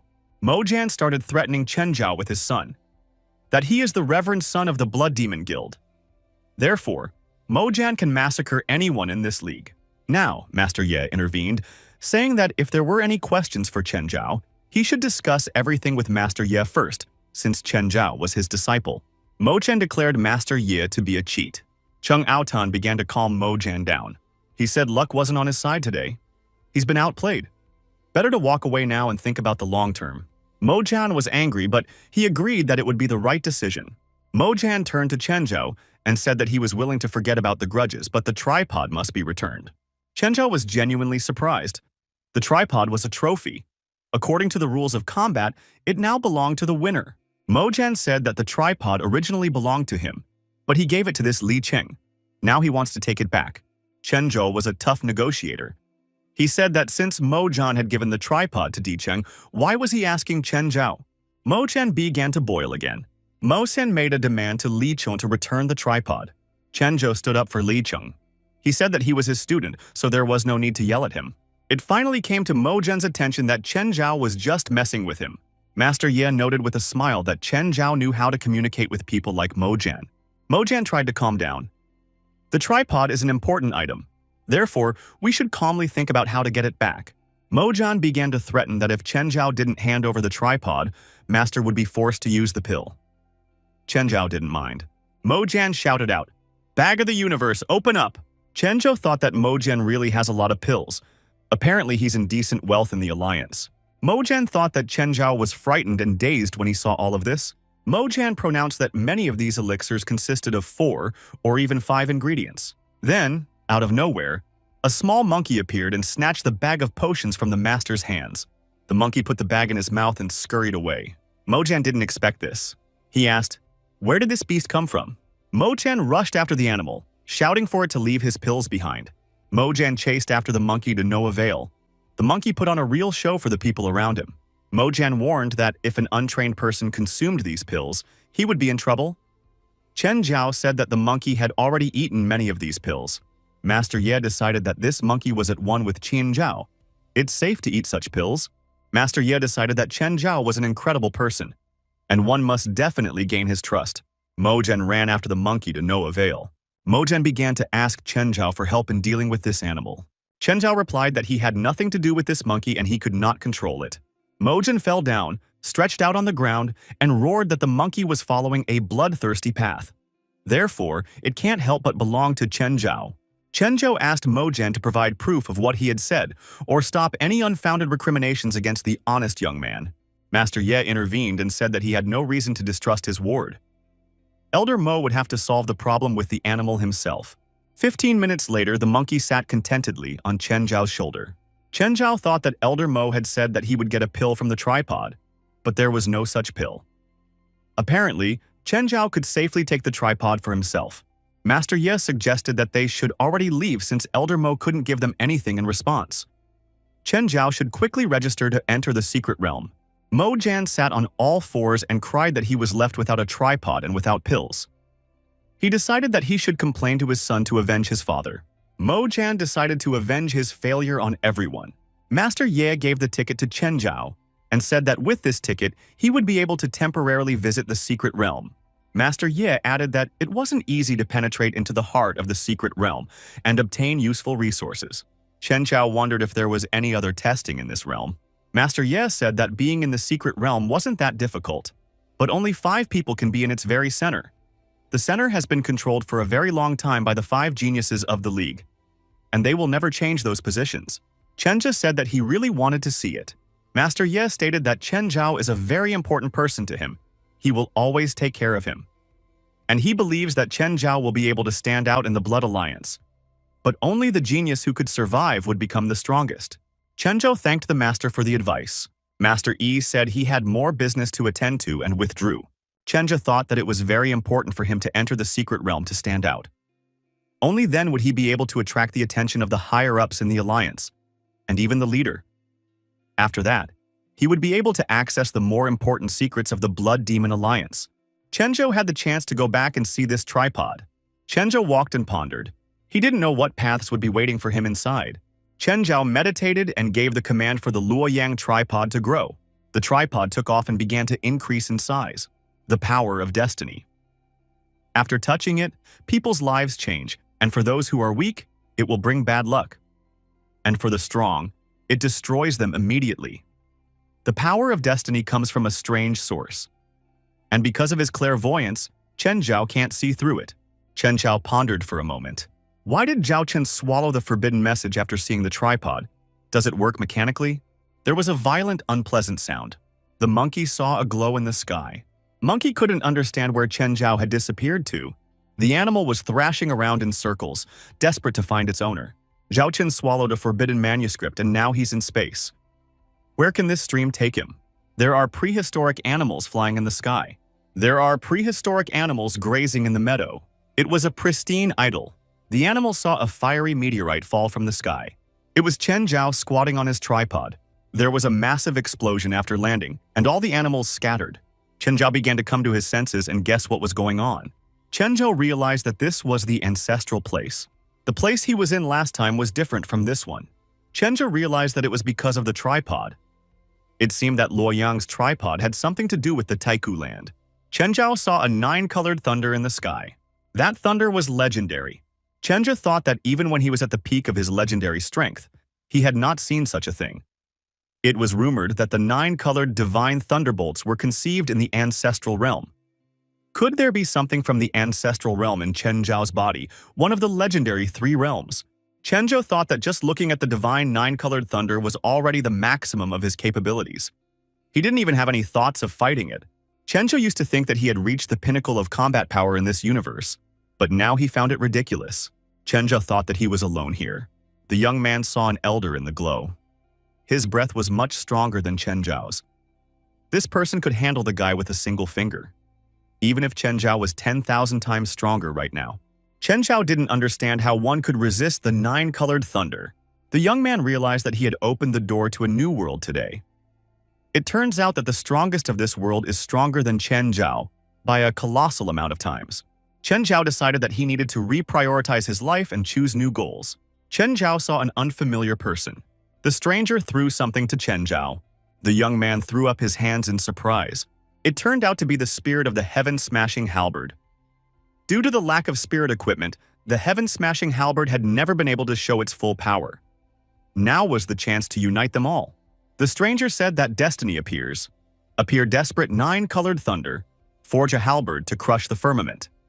Protect the desperate fortunes. Dominate the 3 realms. Chen Zhao said that the heaven-slashing halberd will protect the outcasts. Maybe he is one himself. Chen Zhao turned to the stranger. The young man raised his halberd to the sky. Just then, Chen Zhao heard a wild howl.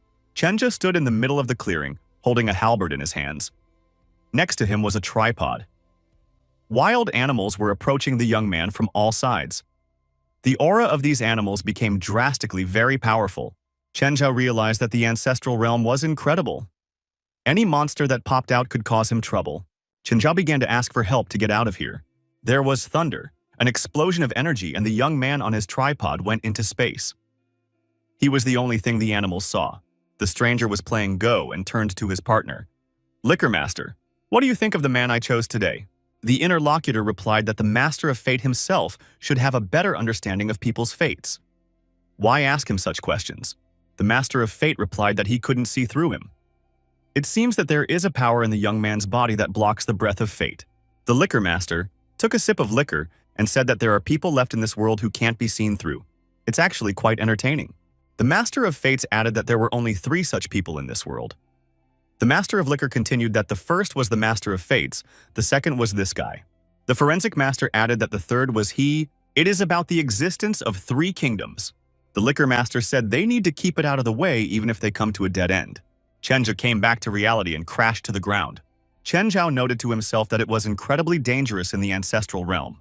The young man thought that he had reached the highest level of martial arts in his past life. But the person he saw made it clear by his presence that Chen Zhao was nothing compared to him. This time, Chen Zhao was able to get his hands on the halberd, and that wasn't a bad thing. The spirit fused with the body of the heaven-chopping halberd. Chen Zhao thought that if Yao Otian's words were to be believed, the qualifications in the heart of the secret realm were controlled by the 5 geniuses. We should go there, see everything, and get more information. The young man decided to be strong so he could join the League of Blood Demons. The warrior realized that only a victory in the secret realm would get their attention. The street was noisy and full of people. Someone called Chen Zhao the second brother of Chen. "What is this?" the young man wondered.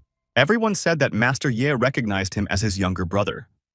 From then on, Master Ye is the first brother and Chen Zhao is the second brother. Chen Zhao thought that Master Ye no longer doubted him. Chen Zhao heard someone say that he had the guts to show his face here. The guy looked around and saw Mojan in front of him. Chen Zhao asked the one how he was doing without the tripod. It was a sarcastic joke. Mojan saw that Master Yi was not here, and there was no one to protect the boy. Master Mo started demanding the tripod back to him again. Chen Zhao said that he had no intention of doing so. He realized that a dangerous situation had been created for him. After all, this old man is strong. Mojan stated that no one would help the young man now. Chen Zhao stated that Mojan wants to establish himself at the expense of the weak. Passions were starting to heat up again and people started to pull up to the show. Mo Chan understood the precariousness of this situation. If he starts taking action without authorization, it will damage his son's reputation. But Chen Zhao can't let go either. Chen Zhao thought that Mo Zhan was embarrassed to pull something like this. Chen Zhao also wanted to know where his limit was. Chen Zhao himself had offered Elder Mo to fight if he didn't mind. Would he be able to suppress his strength to the same level as the young warrior? Master Mo was very astonished by Chen Zhao's unprecedented impudence. Mo Jian interjected, asking if he wanted the elder to descend to his cultivation level to fight him. Chen Zhao decided to take the old man at his weakest. The guy decided that he would now fight to enter his heart. If Mo Jian could surpass strength and fight now, then Chen Zhao would be able to recognize his limit. Everyone was amazed at this boy's courage. He had just advanced to the celestial level and was already challenging the elder. Many people are already saying about this warrior that he is very strong. Everyone noted that the elder had a very strong cultivation level. Even if he were to drop to Chen Zhao's level, his battle experience would make itself felt. Mo Jian said that at first he thought the young man was just a rookie, but you are provoking on purpose. You must be looking for more trouble. Master Mo decided to help Chen Zhao get these troubles. Chen Zhao noticed that the elder had returned to the early heavenly rank level. Chen Zhao offered his opponent favorable terms since he could control his strength. Mo Jian said with an angry glare that the young man's confidence was not lacking, but he appreciated him highly. Chen Zhao said that everything now depended on Elder Mo, and if he lost, he would lose with honor. He thought that this old man was pathetic. The fight began, and Chen Zhao used his tyrant fist. The young warrior threw out a powerful charge of energy in the direction of his opponent. Mo Jian parried this strike and noted that Chen Zhao's strength was indeed good. Mo Jian said that the huge gulf between them couldn't be erased just because he had advanced to the level of a youth. And the elder turned on the storm fist mode. It was an incredible power, a power that only celestial fighters could use. It was incredible. It was all mixed up. Those watching the battle could not understand who was winning. New spectators began to appear. They were curious to know what was going on in the blood purification room. Quan Song Lan appeared, who was curious about who was putting up a fight there. Zhuo Qiuhan came in and suggested that there was a new genius.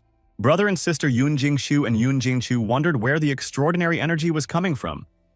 Could it be Chen Zhao who broke the bloodthirsty path record a few days ago?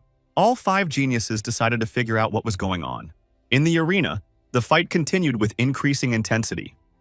The clash of powerful energies was accompanied by noisy booms and powerful bursts of light. Mo Jian was starting to get tired. He began to doubt his victory. How is this possible? Chen Zhao used extra strength, giving him an undeniable advantage. Everyone began to say that this technique would bring the young man victory. If Mo Jian didn't raise his level now, he wouldn't get rid of him. Chen Zhao victoriously looked down at his opponent from top to bottom. The guy realized it too, that if the old man didn't increase his strength to innate realm now, he would definitely lose. Mo Jian realized that things were not going well for him. He had no idea that the guy would be so strong. He was very successful in his training. Mo Jian applied the reinforcement mode and used the storm's blow again. Everyone noted that Chen Zhao was not a weakling. Mo Jian had strengthened to the level of a great completion heavenly, but could barely match his opponent.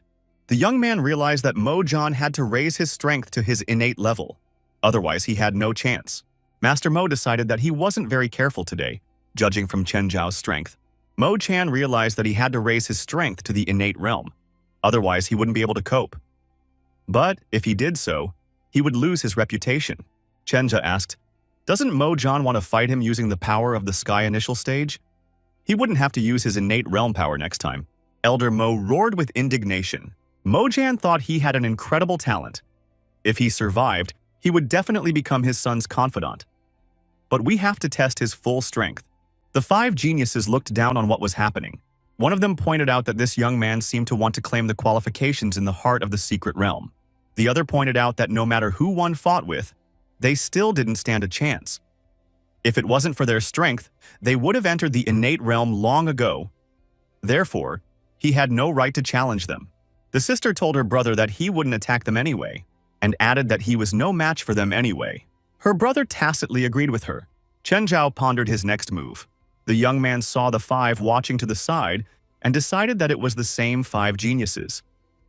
They only seemed to possess the great perfection of the heavenly realm, but in fact, they all possess the power of the innate realm. Mo Jian shouted at the young man and said that he should not be distracted during the battle. Mo Jian decided to use the demonic fist of the tyrant of the 9th heaven. The elder rushed towards his opponent with incredible strength. Everyone noticed that Mo Jian had once again pumped up his strength and returned to his previous level. The elder would do anything to get rid of the boy now.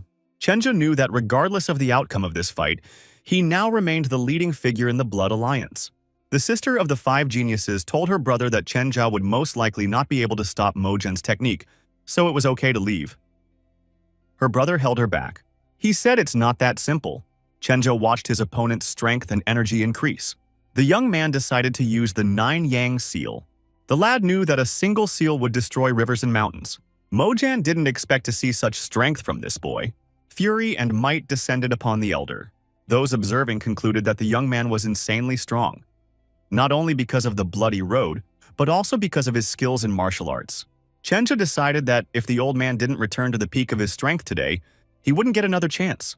Mo Zhen gritted his teeth and growled that Chen Zhao was very good today. Mo Zhen was serious about wiping the guy off the face of the earth first, then to destroy him completely. Someone in the crowd noticed that Mo Zhen had missed a good punch from Chen Zhao. No one knew what would happen next. Mo Zhen once again shouted that Chen Yu Zhao's end had come. Everyone noted that Master Mo had abruptly moved to the peak of his strength. This is innate perfection, the golden form of Dharma. Therefore, Chen Zhao is on the verge of perishing. There is a huge gap between the innate realm and the heavenly realm. The cunning monkey weighed everything and decided that Chen Zhao's chances of winning were critically low. The monkey said that Mo Zhen had crossed the red line. Therefore, it will help its master as much as it can. Chen Zhao reassured his friend and said that he didn't need any help as everything was going according to plan. Chen Zhao said that he has training now, and this old man is the perfect sparring partner. The monkey said that the warrior is playing with fire. After all, Elder Mo is not going to hold back his power. It's not worth it. Chen Zhao thought that this was the case. The youngster added that this is the result he is waiting for. Monkey thought that if the old man found out he was being used as a punching bag in training, he would come to another rage. Mo Zhen continued to think he was piling on and gave a flurry of hurricane blows. Chen Zhao made an effort to resist. The onlookers thought that Elder Mo was using powerful techniques. His strike couldn't even be stopped by an innate realm cultivator. Soon, there would be one less genius. The five geniuses continued to watch the duel with interest. The sister asked her brother who he thought would win. The one replied that it is hard to say. They are fighting at full strength. But so far, none of them have used soul weapons. So none of them have been in a desperate situation yet. The brother added that it was more likely that Chen Zhao would lose because the elder's punches are very powerful. Another genius added that Chen Zhao deserves praise as a rookie. He is mesmerizingly incredible. The warrior added that he would really like to train with him. At this time, Chen Zhao flew off to the side somewhere, parrying the old man's punch. The young warrior said, "Getting interesting." And so Mo Zhen applied the art of the body, the hegemony of the 9 heavens. Everyone decided that Chen Zhao was insane. What was he thinking? Chen Zhao noted that if this was all the old man could do, it was clearly not enough. Mo Zhen got the hang of it and invited his opponent to attack. He thought he could handle the boy without difficulty. As he advances, he moves to his death. The geniuses from above watching the fight decided that the young man would lose, decided that Chen Zhao had already figured it out and had nothing to lose. One of them added that if anything goes wrong, there will be a demon. We have to wait until the end. Chen Zhao began to transform into a monster shrouded in incredible energy. After receiving 1,000 scratches, he felt that he was getting stronger. Mo Zhen decided to freeze and not move, because the energy of the explosion seemed alive to him. The people watching assumed that Chen Zhao was still on his feet. Everyone could feel his breathing. Mo Zhen couldn't believe his eyes. After such a powerful attack, the young warrior was still alive and even gained strength. Mo Zhen clenched his fists with all his remaining sai. The elder has decided that he doesn't care what tricks this young man is willing to use. Anything he uses is futile in the face of absolute power. Mo Zhen recharged more energy and gathered to attack again. Chen Zhao's eyes were burning. "A bit intriguing," he muttered, in anticipation of the upcoming clash. The brother and sister upstairs noted that the young warrior was not only fine, one could even feel the breath of his entire face. His brother noted that his breathing was getting stronger. Mo Zhen shouted at the young man to stop bragging and actually show something. The elder used a bloody column, a hurricane massacre. It was overwhelming. Chen Zhao noted that this was a good time. He didn't have an explosive rush at the moment. There was an unprecedented explosion. The energy of the explosion spread out and swallowed everything in its path. Chen Zhao thought that he was obsessed with the hegemony of the 9 heavens. The ordinary way was too slow. But with the help of this old man, he will become stronger. Some genius has figured out Chen Zhao. The genius realized that Chen Zhao was training. It was unfathomable.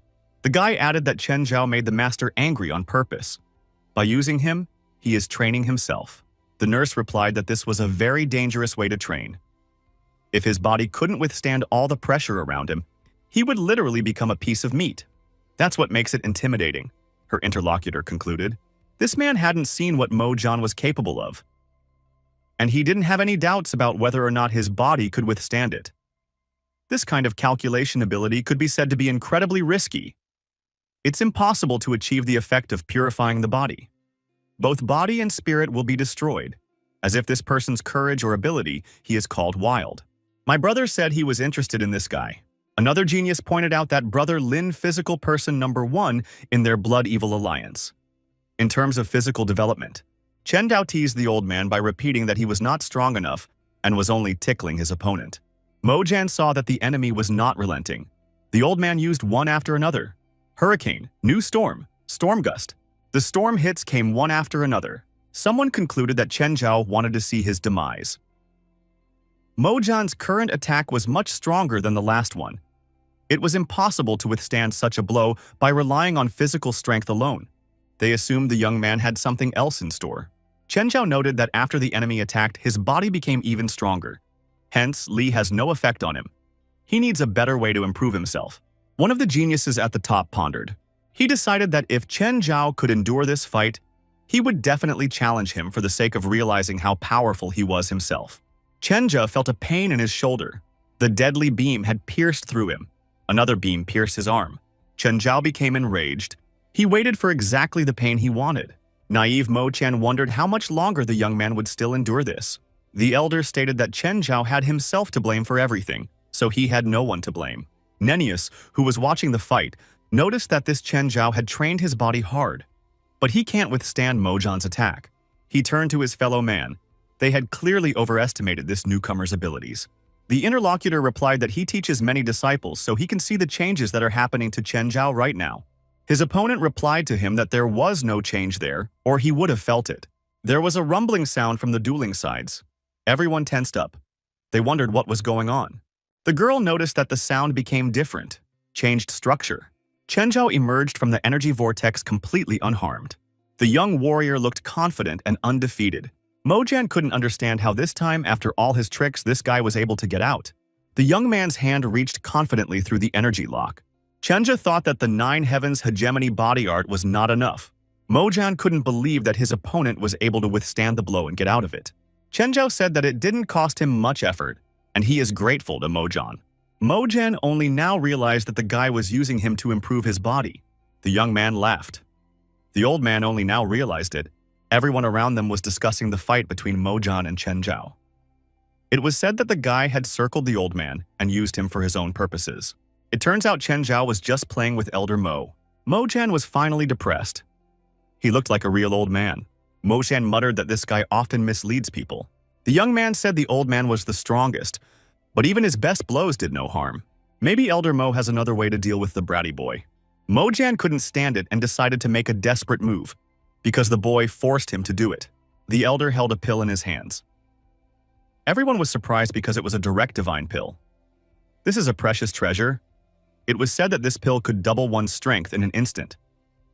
The old man seemed to have no other options left to win the fight. Chen Zhao decided that in that case, he too would have to enlist the help of external forces. The guy raised his secret weapon above his head. This was definitely not the turn the old man had expected. He had a spiritual weapon. Mo-Jan had told Chen Zhao that such a thing was too worthwhile to be in his hands. If he gave it away, he could count on a quick demise. Chen Zhao declared that Mo-Jan was not worthy of such a weapon. Mo-Jan swung his sword and said that he would end it all now. He shouted bloody carnage and rushed into battle.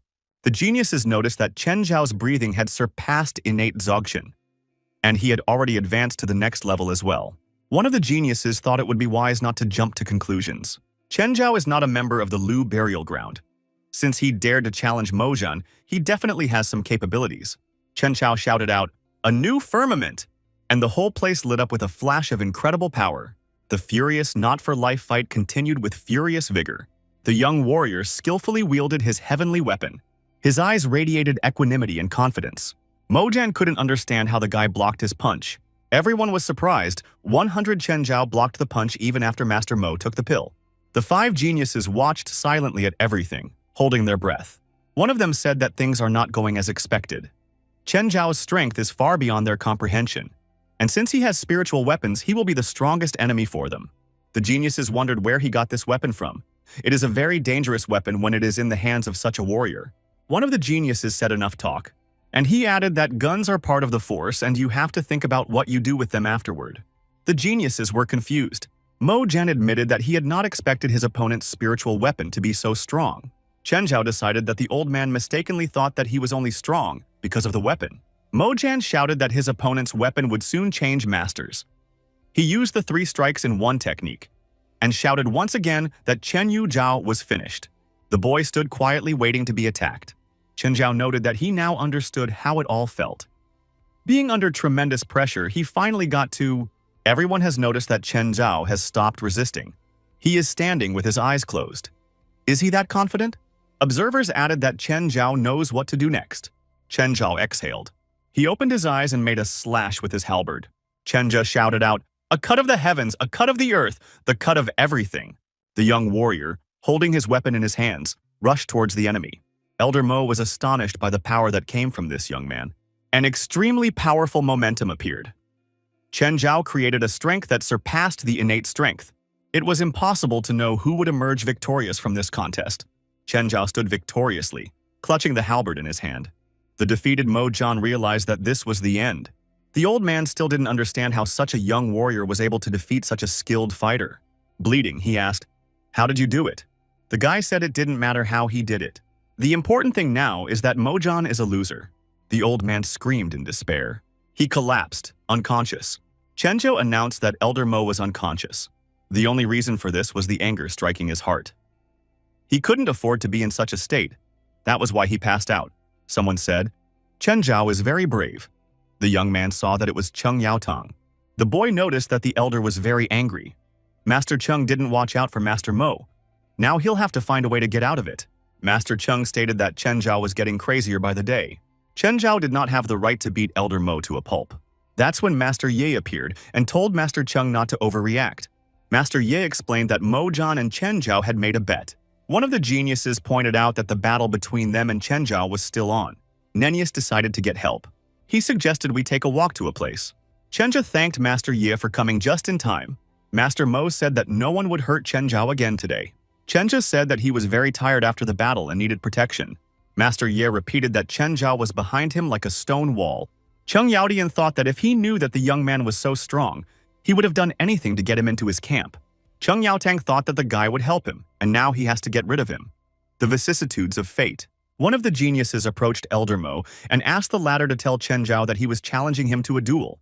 Master Ye said that Chen Zhao was going to come to the geniuses himself. It was time to give way in the secret realm to the young ones. Cheng Yaotian also understood, in order for the young man to enter the secret realm, he would need to fight against geniuses. The old man thought it should be used for himself somehow. Cheng Yaotian decided to talk to the young men. The young man decided that Master Cheng was on the same side as him. Master Cheng said he needed help getting some information. The geniuses began to discuss that without special weapons, Chen Zhao would not be easy to defeat. Cheng Yaotian decided to issue spiritual weapons to the geniuses. The young warriors decided to talk to Cheng Yaotang. Chen Zhao had surpassed Mo Jian by several times. Sister didn't want to meet Master Cheng. She looked at her brother confusedly. The sister was always cautious and realized that her brother disliked Chen Zhao. She said her brother is always overly cautious.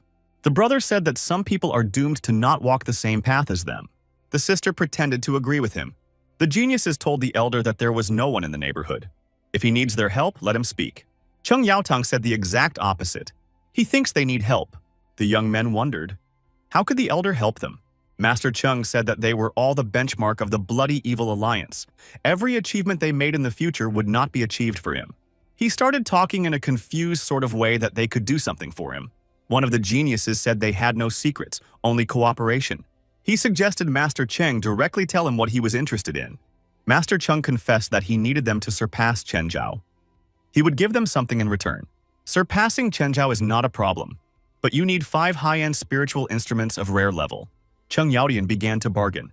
5? That's too expensive. He was contradicted. He had seen Chen Zhao in action. If no direct action is taken in their blood evil alliance, there are only 5 people who can handle Chen Zhao. but they will do so reluctantly. Chen Zhao already has a spiritual weapon and they don't.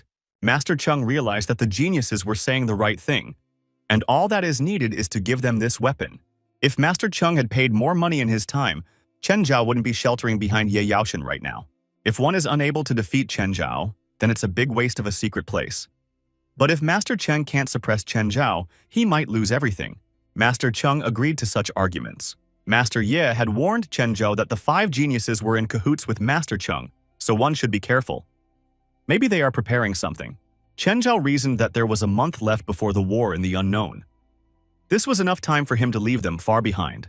Master Yi agreed, but said he still had to be careful and suggested going to the Blood Alliance's training room.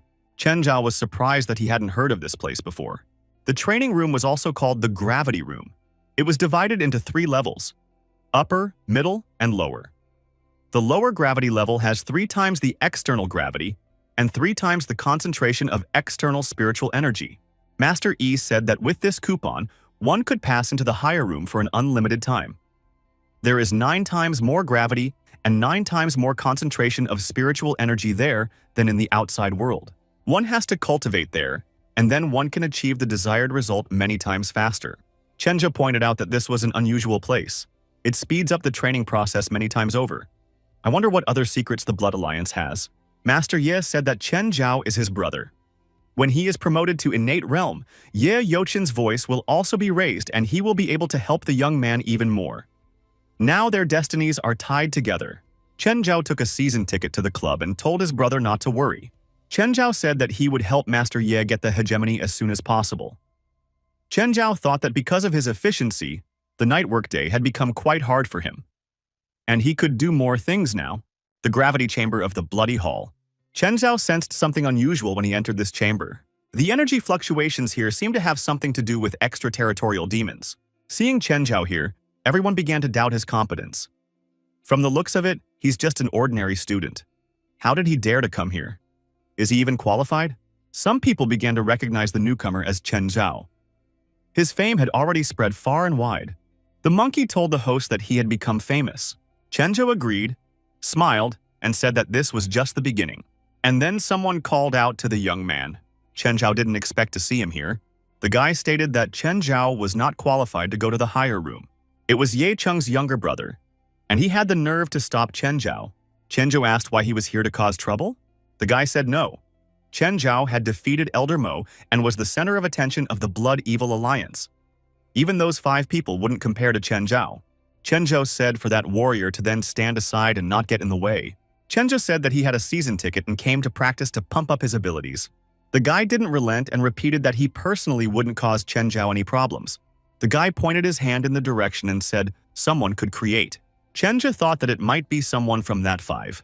The stranger put his strange hand on the young man's shoulder, said that he had watched yesterday's battle and thought his training was excruciating to the point of bone pain.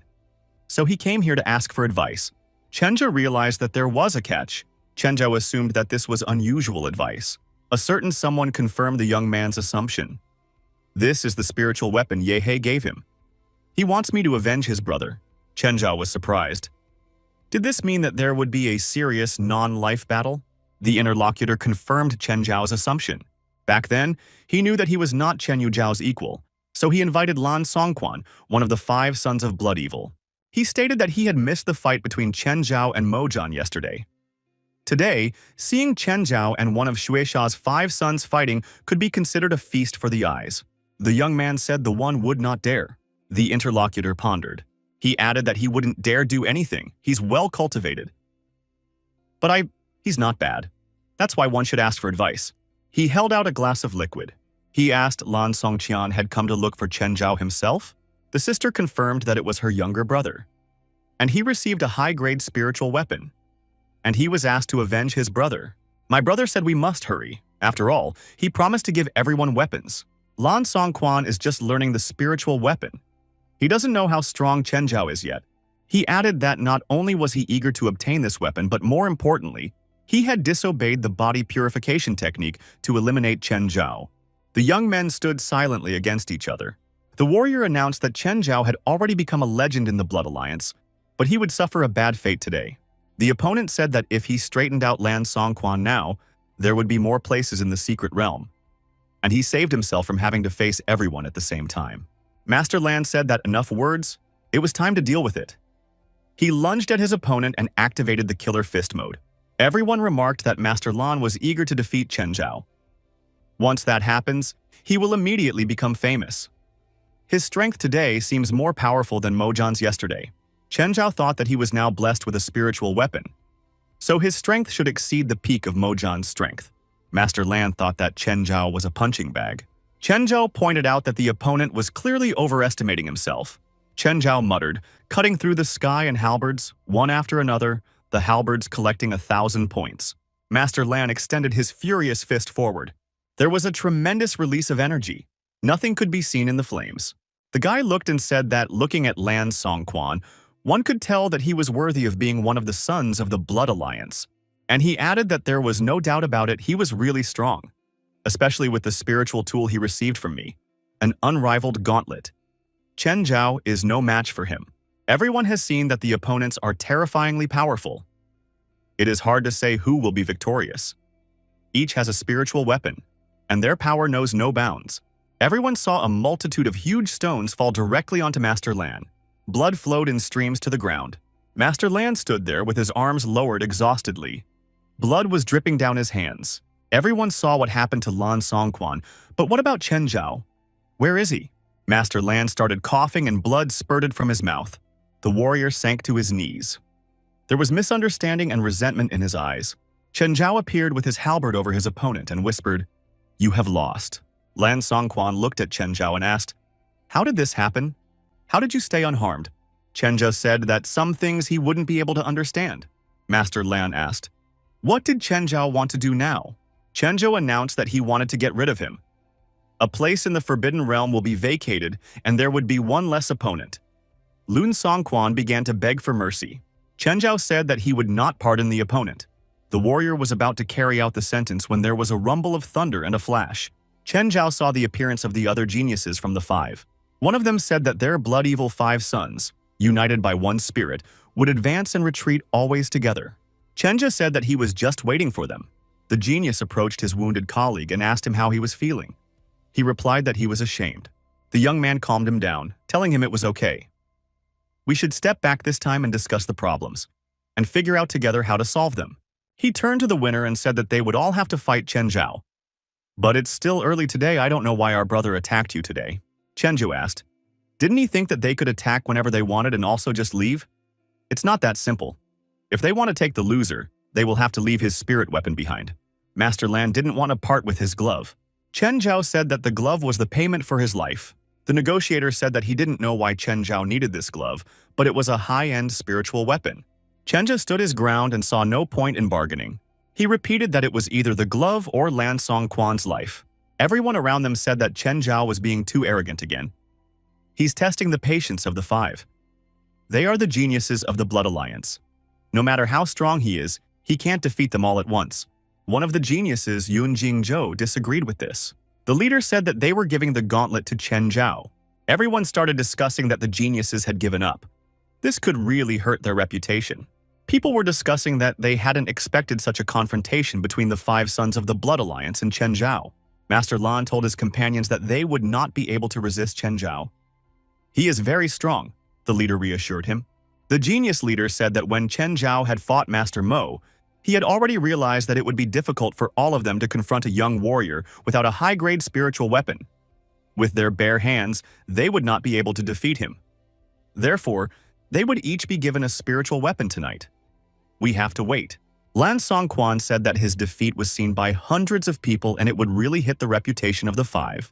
The leader said that people have to spin to survive, so they will attack when they have spiritual weapons. Lan Songquan agreed with him. Master Lan, handing over the gauntlet, said that he would remember today's shame forever.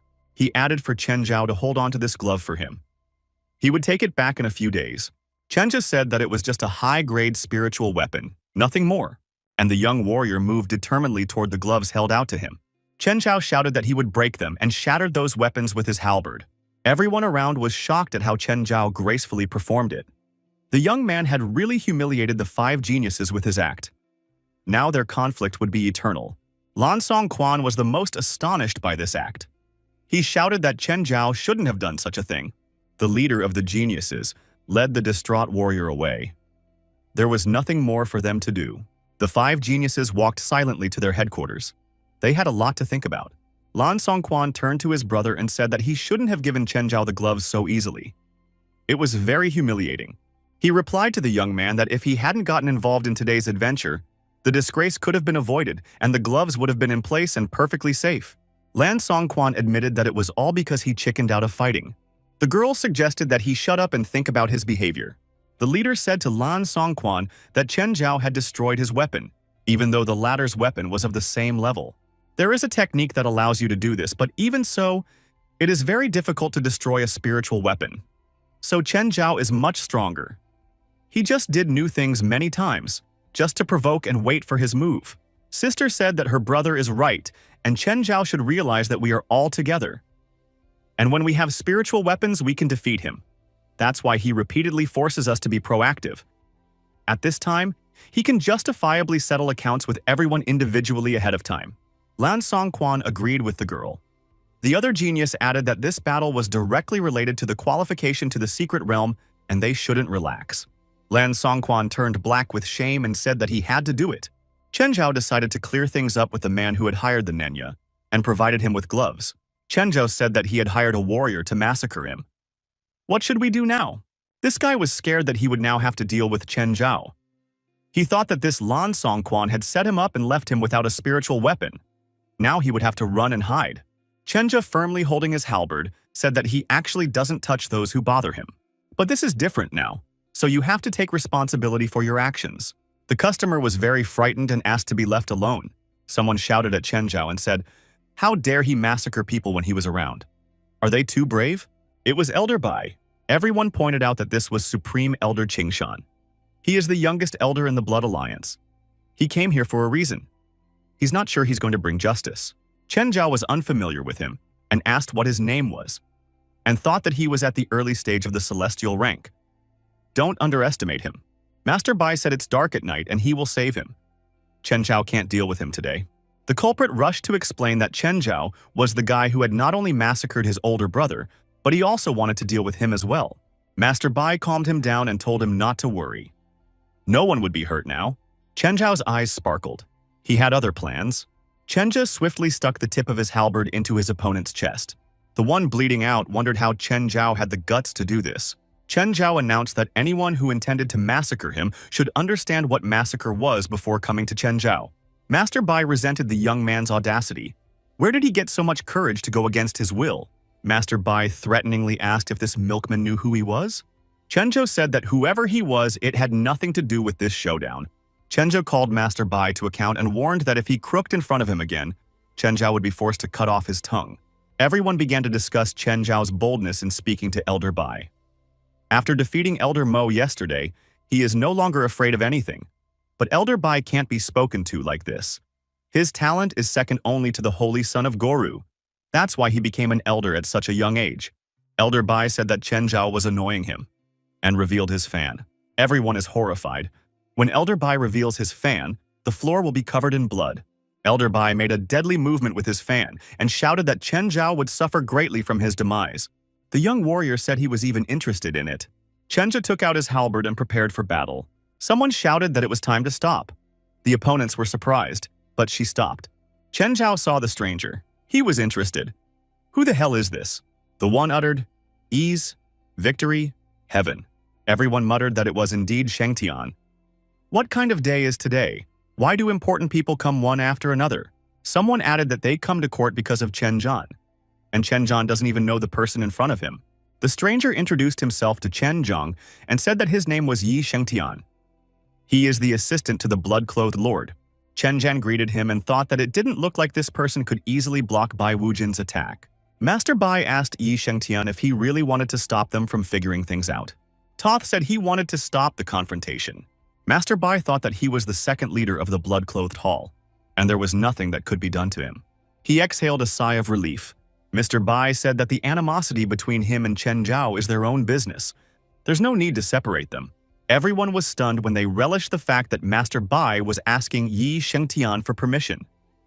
The favor of a heavenly lord and a genius master who is second only to the Almighty is indeed very humbling. Shang Tian said that apparently Chen Zhao is very much in Elder Bai's way, otherwise the elder wouldn't have to make such a big promise. Shang Tian wouldn't be able to refuse such an offer. Shen Tian said no. He was adamant today. Everyone around and Chen Zhao was surprised by this response. Shen Tian rejected such an offer without even thinking it through. Now Shang Tian is helping Chen Zhao. Perhaps he thinks that if he helps him, it will be good for him. Chen Zhao was surprised by Shang Tian's appearance. It's not for nothing. He needs something. Chen Zhao wasn't going to believe that someone was helping him. Master Bai asked Shang Tian one more time. He asked him to come to his senses. If he agrees, Master Bai would be in his debt. And Shang Tian said that if he promises him that, then let him get the hell out of here now. And Shang Tian added that as long as he was around, Master Bai wouldn't lay a finger on the young man. Master Bai asked, "Does Yi Shang Tian have the right to interfere in this matter now?" Master Bai stated that this rascal had destroyed his servant and taken his spiritual weapon. If Chen Zhao is not made to pay for this, his reputation will suffer. And Shang Tian said that his servant is already gone. He doesn't want to follow him. And he added that Chen Zhao was not someone who could just be provoked like this. Master Bai didn't understand what his interlocutor said and asked him to explain. And Shang Tian announced that he had said it all and Master Bai had the right to choose now. Everyone also wondered what Yi Shang Tian meant. He said that Elder Bai can't just provoke Chen Zhao. There must be someone behind the young man. And Shang Tian asked Master Bai if he had finally understood the thought. Master Bai agreed with such an argument and stopped insisting. Elder Bai thought that this time, the upstart was lucky to get support from someone. Next time, it would be different. But that was not the case. The elder was now shouted at by Chen Zhao. He said that if Master Bai had settled his issue with Yi Shang Tian, the issue with Chen Zhao was still open. Yi Shang Tian was now puzzled. What is this boy trying to accomplish? Does he even know that everyone wants to do away with him? Everyone around him didn't understand why Chen Zhao was acting like this. Elder Bai was about to leave. But Chen Zhao keeps asking for it. He's so unscrupulous, must be relying on the mysterious and unpredictable master behind him. He better not piss off Elder Bai. Master Bai stopped and asked Chen Zhao if he was going to settle a score with him. Chen Zhao confirmed his assumptions. After all, he destroyed his servant and took away his weapons. After all, he doesn't want to just let Chen Zhao go after that. The young man is not easily intimidated. The elder laughed loudly in response. He now turned to Yi Shang Tian. You see, I'm not looking for trouble. This rascal is asking for it. Yi Shang Tian ordered Chen Zhao to shut up. He would try to handle this situation himself. Chen Zhao thanked the interlocutor for his help, but he added that he wasn't used to having his issues decided for him. Yi Shang Tian countered that Elder Bai is a very strong opponent. What is Chen Zhao thinking when he makes such decisions? Yi Shang Tian looked at the young man with bewilderment. Chen Zhao said that if he is destined to die today, then this catastrophe must be in his destiny. People practicing cultivation must act against the heavens. They can still retreat because they are afraid of perishing and do not fight. Elder Bai said contentedly. Yi Shang Tian could now see everything for himself. He added that he had already spared this young man once before, but today he would fall at his hands. And Shang Tian realized that he had no control over the situation. Chen Zhao thought that Yi Shang Tian was about to reveal his true intentions. And then the warriors began to run to Chen Zhao, calling him brother and apologizing for being late for the start of the performance. Everyone began to wonder why these warriors were calling Chen Zhao their brother. Probably because Chen Zhao bowed to Ye Aotian. Chen Zhao thought that there were a lot of people here now. Elder Bai would definitely want to do this, but it might start a war between the clans. Chen Zhao agreed that it was better to make this war. There will be turmoil in the Blood Evil Alliance, and the war would weaken the strength of the alliance. Today's battle, the young warrior decided to definitely win. Elder Bai asked Chen Zhao, did he really hope to win this battle in front of everyone? Chen Zhao replied that Elder Bai would see for himself right now. Elder Bai said that, in that case, it was Chen Zhao's last day. Yi Shang Tian recommended Elder Bai not to be so testy, or else he would regret it. Elder Bai declared that it was best not to worry about him. He advised Chen Zhao to give his spiritual weapon to someone, kneel down and bow 100 times. Maybe then he would beg for forgiveness.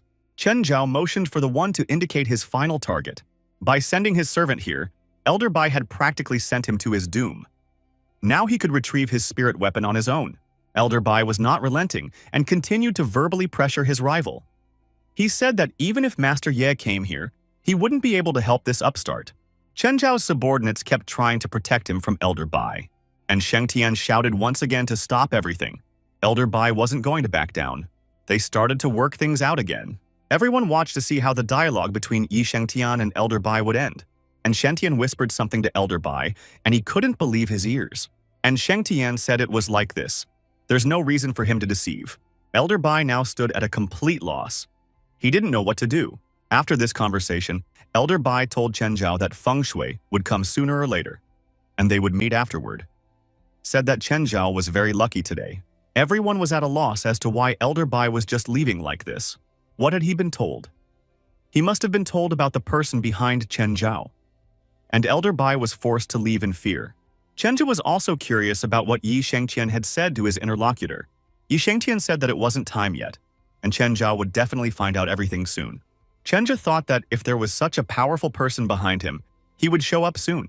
Chen Zhao's warriors realized that the danger had already passed. They were fine with everything. Chen Zhao cried out. The warriors glanced anxiously at their commander. Chen Zhao decided to thank his warriors and gave them a pouch of useful pills. The people around thought Chen Zhao was very generous and fair because he was giving out such valuable pills to his warriors. The warriors were very grateful to their commander, for they hadn't even done anything yet. Chen Zhao told them to take these pills and divide them equally amongst themselves. The subordinates thanked their commander very much. Chen Zhao said that he could now safely proceed to the training room. Chen Zhao thought that the pills were a good gift for them, and a good excuse to increase his reputation in their eyes. Welcome to the world of Gorefiend. Chen Zhao was scanned and concluded. Physical strength is high. Genetics, high. Talent, unknown. Divine power level, unknown. Chen Zhao immediately realized that it was a magic eye. He didn't even realize he could see such a thing in person. He had fought demons a lot in his past life, and it's very rare to see a magical eye of wisdom.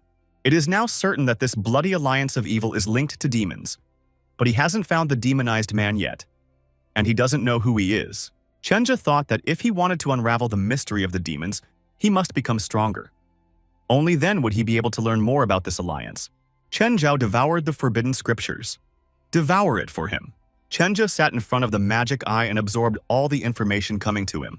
The host's super strong physique was discovered. The gravity of the training room was increased 50 times. Chen Zhao was under incredible pressure from the outside. Chen Zhao thought that suddenly gravity was changed, and it all depended on a person's ability. He realized that all of this would help him cultivate quickly.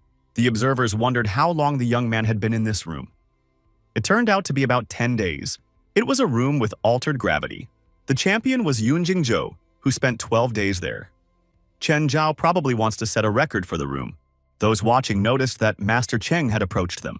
Master Cheng told everyone to disperse as he wanted to practice alone. The observers left and Mr. Cheng snapped at them. Master Cheng came here on a special mission. No one must interfere with him. Master Cheng announced that he knew that Chen Zhao had been here for a long time, but when the battle for a place in the secret realm came, it would be this brat's last hour. Suddenly, a servant came running in with a secret report to his master. The innate master walked to the door, demanding to join the Blood Evil Alliance. Master Cheng pondered for a moment. Who could this innate master be? His strength should still be surpassed. Master Cheng sent his servant away. A servant meets a mysterious stranger at the gates of a Blood Alliance training club. The stranger demanded clarification on how he would join the Blood Evil Alliance. He was going to take revenge on Chen Zhao by all means. That's when Master Cheng appeared and asked, who dared to knock on the Blood Alliance's doors? The stranger said that if Master Cheng was in charge here, this guy should be put on the Blood Alliance member list immediately. Master Cheng asked for what purpose he wanted to get the membership. The young man replied that he had only one goal to take down Chen Zhao. He thought about the old man. He is strong. He must be the pinnacle of the innate realm. The master was pleasantly surprised at this unexpected news. The young man came to his senses. Maybe he shouldn't have revealed his cards. And this Chen Zhao is a very respected person here. Master Cheng said that he shouldn't worry. Master Cheng said that he and some other people wished for Chen Zhao's demise, so the stranger could tell everything. The young man calmed down and decided to tell the old man his story. The guy said that he had recently received news that this Chen Zhao had caused a commotion in the alliance. His name is Su Qi, and he can't stay away. He wants to deal with this upstart.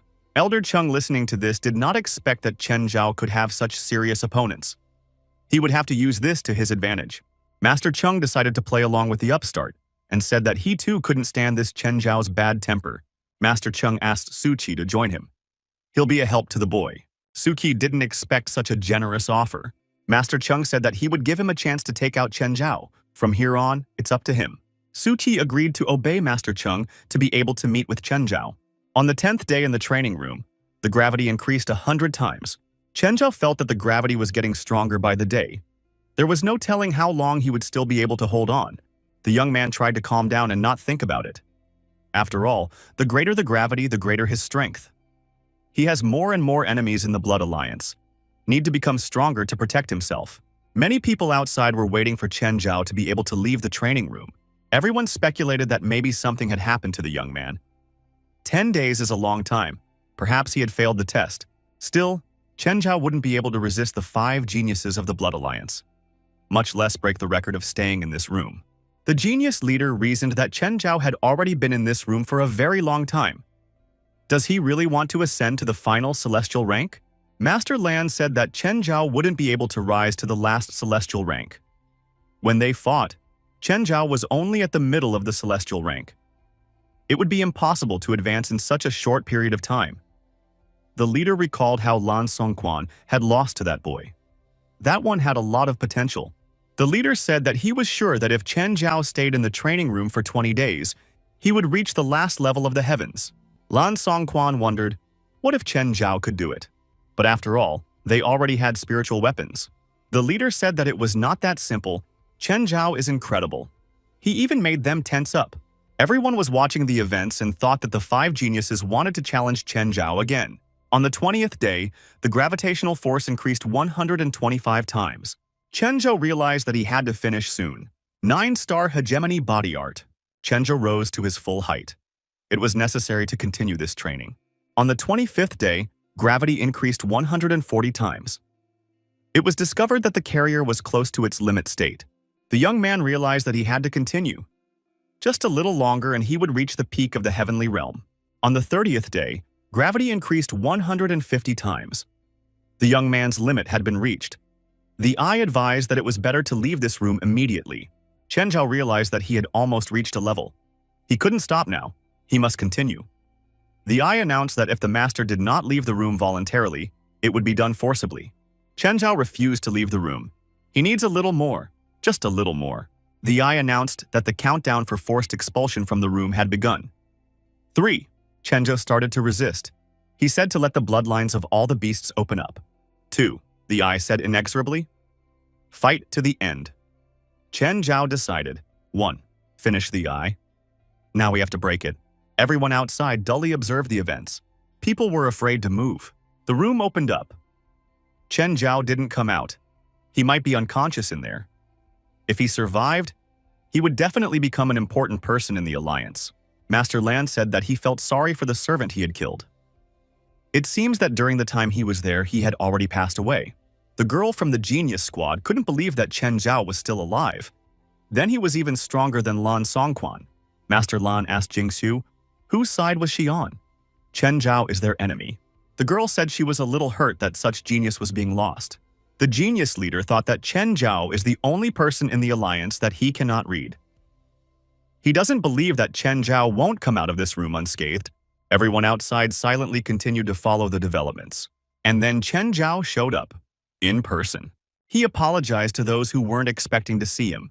For disappointing them, everyone couldn't believe he was still alive. 30 days is a new record. How did he do it? Maybe the room was broken. Will the sons of the alliance attack him now? Lan Songquan began to question how he managed to do this. Lan Songquan realized that he wouldn't spend more than 10 days in this room. So this Chen Zhao is that much stronger than him. Jingxiu was secretly happy for Chen Zhao and was ashamed of her thoughts. The genius leader said that he had known that Chen Zhao would stay alive. Moreover, it seems that he had passed to the highest heavenly level, and they've only recently obtained spiritual weapons. It's like a kindergarten. They should keep their mouths shut for now. Lan Songquan rashly decided that this was the right time to settle the score with his abuser. Chen Zhao approached the genius leader and asked why he had waited for him for so long. Is something wrong? The one replied that he didn't want to harm Chen Zhao. It was just that he had heard that the young man was cultivating in this room. So he decided to come and see the result. The genius said that he was glad that Chen Zhao came out unharmed. He congratulated him on that. Chenja said that he was just lucky this time. Everyone was surprised that the 5 sons of the Alliance were not challenging Chen Zhao. They are going to congratulate him. Usually, geniuses would normally act arrogant. With right now, they didn't look like themselves. Chen Zhao is really great. Chenja thought that the geniuses would challenge him now, but they turned out to be so courteous. Chen Zhao said that if there were no questions, then he should rest for a while and left. The geniuses weren't going to part with the hero just yet. That's not why they came here. Master Lan asked Chen Zhao to wait, not to leave. Chen Zhao said that there was no need to escalate the conflict now. There would be no indulgence this time. The genius leader shouted at his associate. He told Lan Songquan not to mess up anything. The girl added that Lan Songquan shouldn't behave like this after a defeat. But Master Lan was unwavering. Today, justice must be served. Revenge is inevitable. Chen Zhao objected, saying that there was no way to take revenge. It's not strong enough. Lan Songquan asked. What did Chen Zhao mean by that? Chen Zhao decided to call out to his friend. Wukong, come out! He shouted. A little monkey showed up. She began to mutter something in an incomprehensible language. Everyone realized that Chen Zhao was humiliating his opponent by suggesting that he fight a monkey. The genius leader said that Lan Songquan had himself to blame. He started first, and Chen Zhao humiliated him by calling him to fight a beast. This monkey is Chen Zhao's spirit animal. If he wants to win this way, then Chen Zhao will not succeed. The girl noticed that Chen Zhao seemed a little overbearing. Her brother countered that this monkey is not so simple. Her aura reaches up to the level of the heavens. It would be very difficult for Lan Songquan. The monkey asked, "Why did Chen Zhao call her?" Chen Zhao replied that she always wanted to be the center of attention. Now was just such an occasion. Chen Zhao knew that Wukong was born on the road of bloodlust and was an unusual animal. Chen Zhao remembered that Wukong had consumed a lot of Mojan's elixir. Chen Zhao told Master Lan that his strength had increased even more since last time, so they definitely shouldn't fight now. Wukong threatened Lan Songquan, saying he'll deal with him now. He'll show his greatness to everyone. Master Lan was furious. Chen Zhao continued to mock him in the presence of this monkey. Now he would show them both what respect was. Chen Zhao suggested that his opponent deal with his little brother first. The monkey agreed. Just then there was an explosion and a flash, and a huge evil monkey appeared. Master Lan was embittered that this big ape was going to fight him. The warrior shouted, "Huashan Force," and swung his weapon at the monkey. But he didn't expect such a rebuff. How is that possible? The monkey furiously and aptly started beating Master Lan. Master Lan couldn't do anything about it and couldn't chase this annoying beast away. Lan Songquan was already almost defeated by this beast. Everyone began to discuss how it was possible for a master who was practically in the middle of the celestial realm to be beaten by a monkey. So she really is Chen Zhao's spirit animal. There was no other explanation. The geniuses noticed that this spiritual beast is actually a beast of heavenly order. Another genius noticed that the Blood Evil Alliance also has their heaven-level spirit animals. But they are only controlled by the leader and deputy leader. But Chen Zhao himself is only at the celestial level as he managed to tame the animal. The girl was very amazed that Ren Zhao could tame a heaven-level spirit animal. The leader of the geniuses noticed that this monkey is not in the heavenly realm. It was merely at the top of the earth. Chen Zhao must have used some secret bloodline technique to increase his combat power. The other genius replied to him, "Lan Songquan is not in a good position. Shouldn't he give him a poke?" The girl said he always attacks without thinking and doesn't obey orders. Besides, he was defeated anyway. We helped him last time, now he'll learn a lesson. The genius leader said that Lan Songquan always underestimates his opponents. But if he's serious, it won't be easy to defeat him. Yes, he really hasn't been himself lately. He needs to feel the pain a little more. Otherwise, he will cause a lot of trouble in the future. The monkey laughed at her opponent. He was down already, and she wasn't even at full strength fighting yet. Chenja said that Master Lan can't even handle a monkey, but he still wants to fight Chen Zhao. Lan Songquan began to make excuses, saying that he just wasn't paying attention. In rage, he shouted that this time the animal would lose its head. The monkey didn't like it. The monkey was furious, his eyes filled with anger, and he began to threaten Lan Songquan. Everyone was wondering how much longer this animal would last. Master Lan shouted out, "Invincible golden body!" Immediately, he began to increase in size. Everyone was amazed by his technique. His aura had become several times stronger. No one suspected that Master Lan had such a trump card up his sleeve. Everyone wondered what would happen next. Lun Songquan shouted out that he had specially trained this technique for him. Now, his physical performance had become greater by leaps and bounds. Master Lan told Chen Zhao that his turn would come after the beast. Chen Zhao said that he would not even be able to touch the monkey with his finger. Furious Master Lan said that he was about to show everyone what he could do. The monkey wasn't scared of him at all. There was a loud bang, and Master Yelp told Chen Zhao that his monkey was finished and was sealed to the floor. The monkey shouted at his opponent and smirked, claiming he hadn't even touched her. Lan Songquan was furious. The young man didn't understand how this monkey had escaped his strike. The monkey continued to taunt his opponent. She declared that he could not hit her even if her eyes were closed. Lan Songquan was ready to explode with anger. This went on for a while. The young man grew increasingly boiling with anger, the monkey taunting him. Master Lan never hit the monkey once. The geniuses watched the action and didn't understand how the beast dodged the attacker. One of the geniuses thought it wasn't that simple. And there's a secret hidden in the bloodline. And if nothing is changed, Lan Songquan will lose. The leader of the geniuses recognized Master Lan as one of them. And if he lost to the monkey, it would be an irreparable blow to their reputation. We had to find a way out of the situation. Chen Zhao turned to the geniuses. He asked if they wanted to help their brother now. The leader said that no, they don't want to disturb Lan Songquan. He's the one who started this fight. Let him handle it himself. Chen Zhao stated that there are a lot of people watching this battle. I don't think that the five sons will jeopardize their statuses and interfere in the battle against the monkey. The genius leader agreed with Chen Zhao and thought to himself that the latter was purposely choosing words to delay him. Clenching his fist, he decided to wait a little longer because if he did, his reputation would be over. Chen Zhao advised them not to even think of interfering. Chen Zhao told the monkey to stop fooling around and end the duel. Lan Songquan did not calm down and continued to chase after the small animal and shouted that he would definitely show it now. The monkey looked at Lan Songqian's muscles and said that she wasn't going to fight him head-on. The monkey added that since he had been playing with her for so long, she would give him a present. The genius leader shouted that the monkey had relaxed and let his guard down. Now was the time to strike her. Lan Songqian shouted that he understood and went to attack. The warrior was ready to vaporize the poor animal. Master Lan landed a crushing blow. The geniuses were ecstatic at his action. Finally done with that pesky little beast. Chen Zhao smirkingly muttered that it wasn't that simple. Monkey showed up and said she knew her opponent was looking for a moment. The monkey shrieked, "The spirit of prehistoric times!" And her rival flew away like a piece of fluff. He fell to the ground and once again didn't understand how this could have happened. He was lying on the ground and breathing heavily. The next moment, he vomited. The stench was terrible. Everyone in the neighborhood began to scatter away from the smell. And everyone got sick from the smell too. And they threw up too.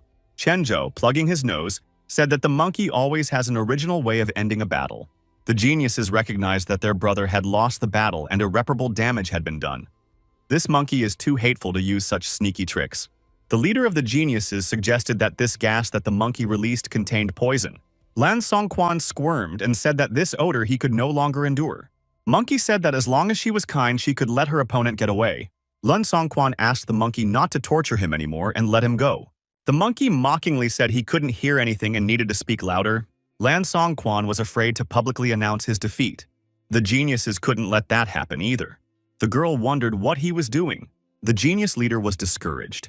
Chen Zhao turned to ask him, it seems their brother had lost. What did he think about it? The one said that Lan Songquan had accepted defeat and thought that his defeat would be the basis for the loss of their reputation. Lan Songquan announced that he was surrendering. The fighters stood silently against each other, surrounded by onlookers. For the geniuses, it was an embarrassment. Monkey said she was too bored again. The animal asked the owner how he liked the performance. Did he like it? Chen Zhao said that the monkey's name would soon be known all over the world. Everyone remarked that Lan Songquan was now pathetic. One of the most talented in the alliance had lost to some brute. Chen Zhao and his friend decided to remove themselves for a vacation. Someone asked a servant to bring him here. Chen Zhao asked the geniuses to wait. The genius leader asked what he wanted. They just want to move it. And anyway, they've admitted defeat. What more does he want?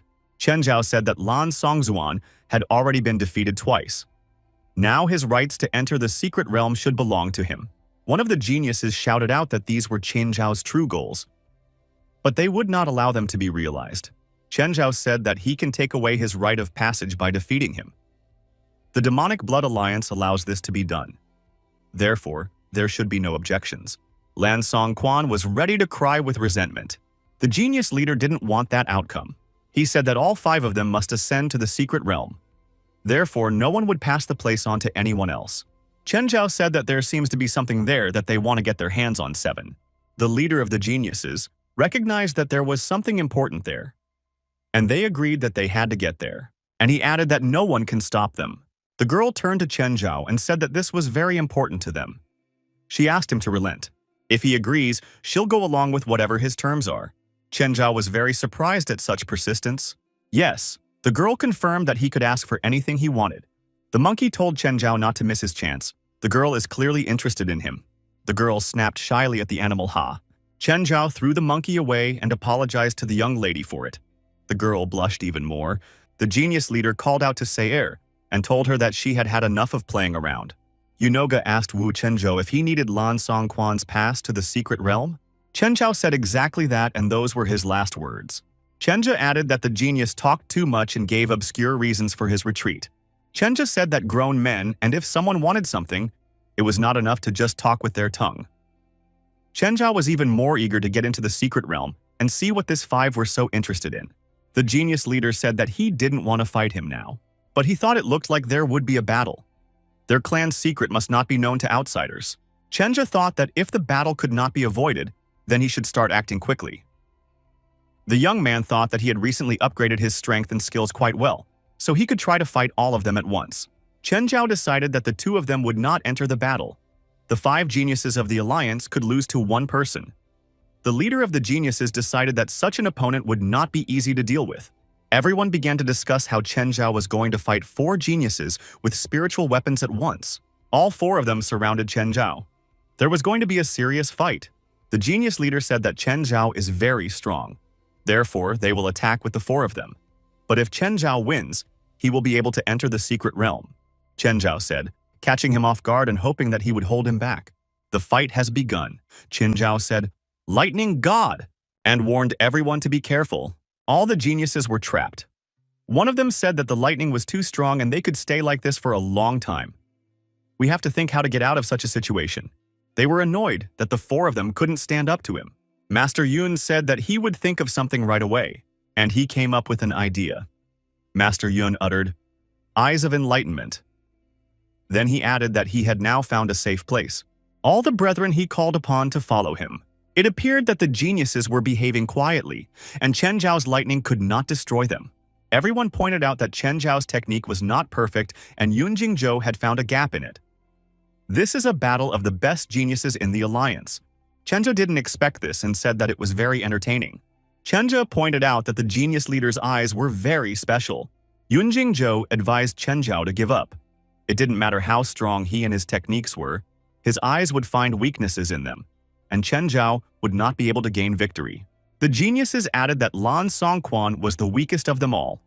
Therefore, Chen Zhan might not be able to puff himself up with victory. There was no way for him to win. It was better to surrender to the mercy of the victors. The girl also advised the young man in a friendly manner to surrender his weapon and sign a surrender. Chenja was surprised in response that they had decided as if their opponent had no chance. The genius leader said to Chen Zhao to not even hope to win. He is a good cultivator, so if he accepts defeat, they will let him go. In fact, should we have a showdown some other time? Or should we go our separate ways? Chen Zhao said that if they are so confident, then let them win. But if he wins, they will listen to him when they enter the secret realm. The leader agreed and added that if Chen Zhao lost, he wouldn't bother them anymore. Chen Zhao agreed to such terms of the deal. No one was going to start yet. The chatter continued. They asked why Chen Zhao was so confident in his victory. After all, if he lost, he could become their slave. The girl thought that Chen Zhao wouldn't do anything wrong against her brother's eyes. Chen Zhao stated to the leader that he had good eyes, but he wouldn't be able to counter his next technique with anything. Chenja spoke out. The 9 heavens seal, and then added, the first seal, crushing the mountain. The second seal, destroying the river. The third seal destroys the sea. The fourth seal destroys the earth. The fifth seal destroys the sky, the divine seal. The geniuses saw it as a divine power and didn't know how to counter it. They asked their leader to find the weakness quickly. The leader turned on the Eye of Enlightenment mode. His eyes began to emit powerful rays of light. The young man's gaze burned through everything. It was like a powerful X-ray. The genius leader yelled loudly. His sister was even scared for him. The sister saw her brother slumped over and standing with his eyes closed, blood oozing out of them. Everyone rushed to their leader to check on his well-being. If he was alive. The sister hugged her brother and begged him to say something and not scare her. Everyone around them was discussing what was happening. Apparently, Chen Zhao's technique is so strong that the eye of a genius is simply unable to see weakness. Therefore, his eyes are bleeding. The brother told his sister he was fine, but here are his eyes. He added that his eyes are fine and he can see with them. They're just recharging right now. We have to update the software. Next time it'll be fine. Chen Zhao turned to the warrior and said that he relies too much on the vision technique, but he doesn't know that there are many techniques in the world to restrain him. A disciple of clairvoyance is not omnipotent. Chen Zhao spared him today, so let him be grateful. Yun Jingzhou said that he would remember this. Yun Jingchu told everyone to back off, he would take the hit. None of his team was going anywhere. One of them told Yun Jingzhou to be careful and evade the enemy's attacks. Yun Jingzhou said that even though he didn't have the ability now, he was still a heaven-level cultivator. There was no need to discourage him. He has already made up his mind. They told him to take care of himself. Chen Zha said that he was good. And if not for this whole situation, they could have been friends. Chen Zhao wanted to suddenly gain his trust. Wen Qingshu told Chen Zhao to stop talking a lot and start attacking. Yun Jingzhou added that he was on full alert. Chen Zha started and said that if the opponent followed the heavens, he would stay alive. Otherwise, he has no chance. Chen Zha uttered again, "God seal!" Yun Jingzhou made a leap across the sea. Yun Jiushu decided that Chen Zhao would now die. A flash lit up the sky. Everyone watching held their breath as they looked at what was happening. This was indeed a battle between celestial cultivators. The geniuses held their fists for their leader and hoped he would win the battle. The warriors stood opposite each other. They did not notice anything around them. Yun Jingzhou said that Chen Zhao's technique was weak and he blocked. The sister was happy for her brother. She had hoped for him so much. Chen Zhao said that they weren't done yet. Yun Jingzhou asked, could Chen Zhao still continue the battle? Chen Zhao decided to get it over with already and activated Juan Badian's fist mode. Yun Jingzhou shouted that there was nothing he could do. The sister instantly rushed to her brother's defense and took the brunt of the crushing blow. Yun Jingzhou cried out in terror. Chen Zhao didn't expect this turn of events either. This was not part of his plans. Yun Jingchu took his sister in his arms and looked at her. The girl admitted that it was very painful. Yun Jingchu told her to shut up and take the pill. The other warriors pounced on Chen Zhao, rebuking him for not doing this to girls. Chen Zhao started making excuses that he didn't do it on purpose and she had set herself up. It all happened so suddenly. Chen Zhao stated that he is 1 against 4, and they want him to fight them face to face. How's that? Everyone around him began to say that Chen Zhao was right. All methods are good in war 4 against 1. It's not fair. Yun Jingzhu began to shame Chen Zhao even more and said that it was a disgrace to offend an innocent girl. After a while, they decided to stop talking. Yun Jingzhou said that the girl had taken a restorative pill. She is feeling better now and will be looked after. Yun Jingchu said to leave Chen Zhao to him. Everyone figured he was furious and something was about to happen. Both of them are representatives of the younger generation of the Blood Evil Alliance. Which one of them will win? Chen Zhao asked if Yun Jingchu definitely wanted to fight him one-on-one. There was no mercy to be expected. Yun Jingzhou said that it was a warm-up. The most interesting things are yet to come. Yun Jingzhou turned on the yin-yang circle mode.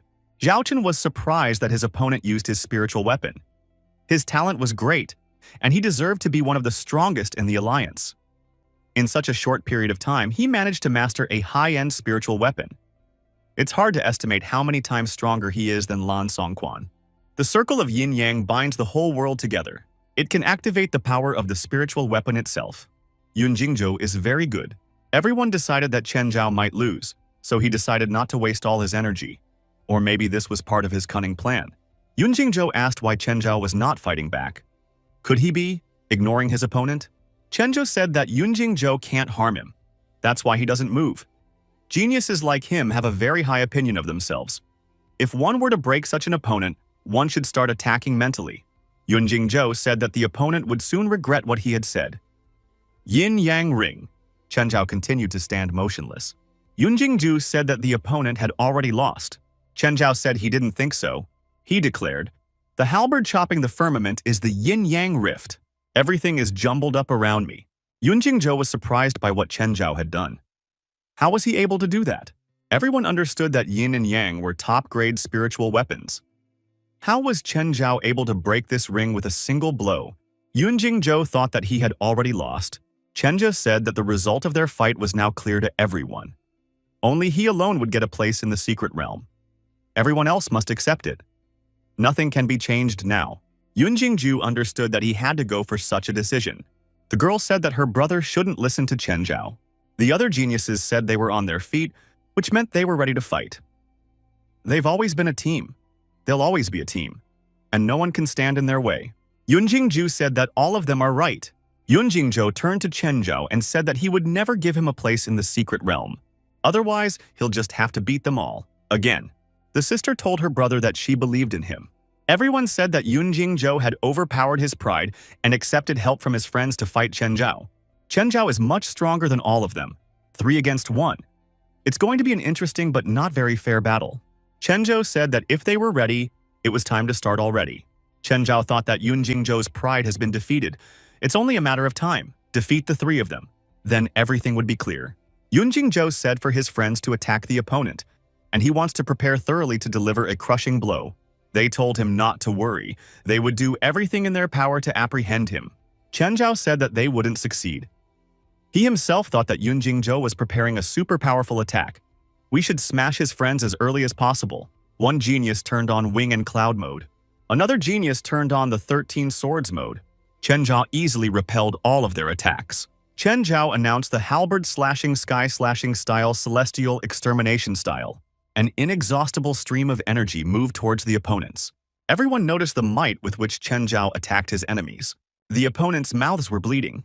They couldn't help themselves. Everyone was flying above the ground and it was unclear what was going to happen next. Chen Zhao reminded them that he had warned them that he was beyond them. The opponents were lying on the ground, realizing that they had no chance of winning. Yun Jingzhou announced that he was ready and now it was his turn to attack Chen Zhao. Yun Jingzhou declared that essence and blood would taint the soul. Chen Zhao definitely didn't expect this. To use most of the blood essence to charge up the spiritual weapon and forcibly restore the circle of yin and yang. Things did not go according to plan for Chen Zhao. Chen Zhao told his opponent that this was a cunning move. He used his blood to forcefully summon the spirit power of the spirit weapon and obtained a powerful force for a while. But this could cause permanent damage to the spirit weapon. Yun Jingzhou said, "This is just a supreme spiritual weapon, and he doesn't care." Chen Zhao called his opponent sick. Chen Zhao stated that he would now have to open his opponent's eyes to reality again. The genius leader said that if they defeated Chen Zhao, they would still have their seats to the secret realm. The warrior added, "Yin and yang in a rebellious state?" Blood stained the sky. Chen Zhao was surprised that these rings had become so numerous. He thought that if his thoughts were correct, the opponent would use his blood essence to maintain these rings. This is the last and most powerful technique. After it, the yin and yang rings will be destroyed. Those observing noted that in order to defeat Chen Zhao, Yun Jingzhou would need to destroy such a spiritual weapon without any doubts. Chen Zhao thought that this battle was now between souls. Would he be willing to fight these rings? The young man decided that this time he would let his opponent enjoy the battle. Everyone saw a tremendous flash in the sky. The battle had begun. The audience remarked that it was the first time they had ever seen a battle between weapons. The warriors are powerful not only physically but also spiritually. One imposes the battle, then the other seizes the initiative. Yun Jingzhou thought that he had wasted too much blood on these rings. They should gain the upper hand. Yun Jingzhou and Chen Zhao stood opposite each other silently, clenching their fists. Chen Zhao had faith in his sky-splitting halberd. The halberd towered over everyone, shining all around. Chen Zhao commented that it was a very good job. Yun Jingzhou was frustrated. Had he lost again? Chen Zhao noticed that Yun Jingzhou treats the yin and yang circle as a convenient weapon and never considers it as his partner. Therefore, you will inevitably lose. The young man added that this weapon is now gone. It is no different from a normal weapon. Chen Zhao summarized that if there was no soul in a weapon, then there was no point to it either. Chen Zhao decided to show his opponent one last time. Yun Jingzhou assumed that he was wrong after all.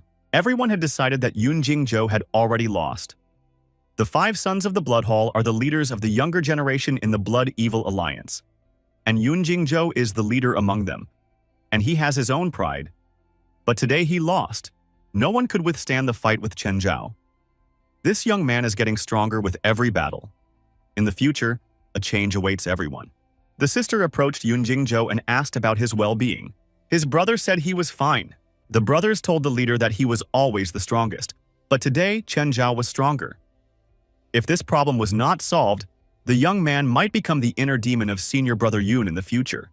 Sister thought she didn't want to see her brother so sad. Chen Zhao turned to Yunjingzhou and said that he was not his rival, and advised him to make a wise decision. Therefore, it is better to give one seat in the secret realm to the winner of this fight. Yunjingzhou was completely depressed. He understood the inevitability of losing. His sister cried out in resentment. The girl stated to Chen Zhao that they had not lost yet. Her brother tried to calm her down. The girl asked her brother to use the very technique, and victory will be theirs. Yunjingzhou said that the sister was injured and her body might not be able to withstand that technique. The girl replied that she was almost recovered and everything was fine. Sister said that Yunjingzhou has always protected her, but now she is an adult and wants to help her brother herself. Yunjingzhou agreed and decided to fight Chen Zhao together with his sister. The other warriors standing aside realized that it was a pulse. Could this energy be that combined martial art? Maybe they still had a chance. The audience was surprised that geniuses had this kind of technique. Combined martial arts skills create a 1+1 effect, greater than 2. The more so Chen Zhao accepts their challenge. It is possible that he will now know the bitter taste of defeat. Chen Zhao noticed that this seemed to be their last wheeze. The young man decided to dash all their hopes for this technique. The geniuses summoned the dragon wind of the 9 heavens. Everyone noted that the heavens were ringing. This is a combined martial art. This force is too powerful. Yunjingzhou said that if Chen Zhao could withstand this technique, then he would admit defeat. But if not, then a place in the secret realm would remain with them. Chen Zhao agreed to such terms. There was a massive release of energy. Everyone looked at the circle in which the 3 warriors stood. Chen Zhao wanted to understand why his opponents were still alive. It wasn't clear who would emerge as the winner. Everyone realized that geniuses could not die at the same time. Chen Zhao decided to take a break. Everyone began to wonder how Chen Zhao was feeling. The position of the geniuses right now was much more favorable than Chen Zhao's. But still, the young man was able to evade their attack. The genius brothers said that they were confident that brother and sister would still win the fight. We are also ready to go out with Chen Zhao to fight. Sister fell to the ground after being attacked by Chen Zhao. The girl turned to her brother, saying that her strength had deserted her. Yunjingzhou turned around and called out to his sister. His gaze was anxious and intense. Chen Zhao coughed.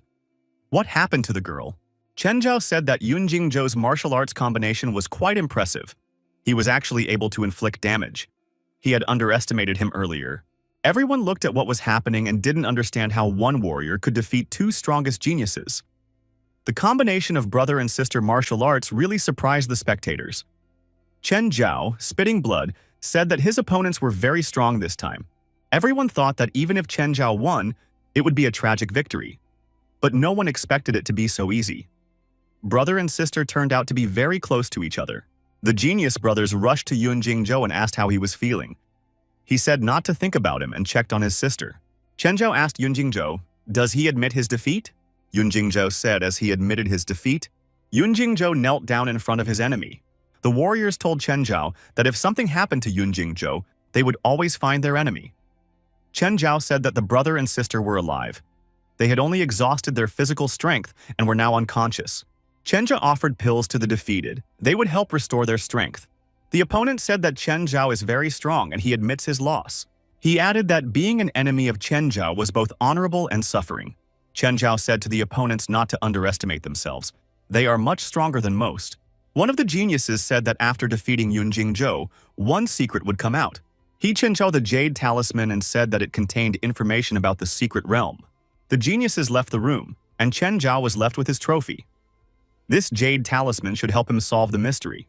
Chen Zhao pointed out that the full name of the secret realm is Yunmeng Secret Realm. There is even a requirement that one cannot enter it with spiritual weapons. Chen Zhao realized that he wouldn't be able to take his own with him, and it would greatly affect his strength.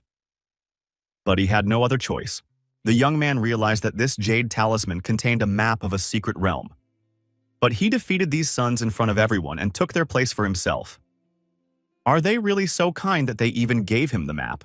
The geniuses reported that Yunjingzhou was on the mend. But because they lost, they gave Chen Zhao the jade talisman that contains information about the secret realm. She said she's fine. You can ignore this card. It's wrong anyway. If Chen Zhao follows the map, he will be killed.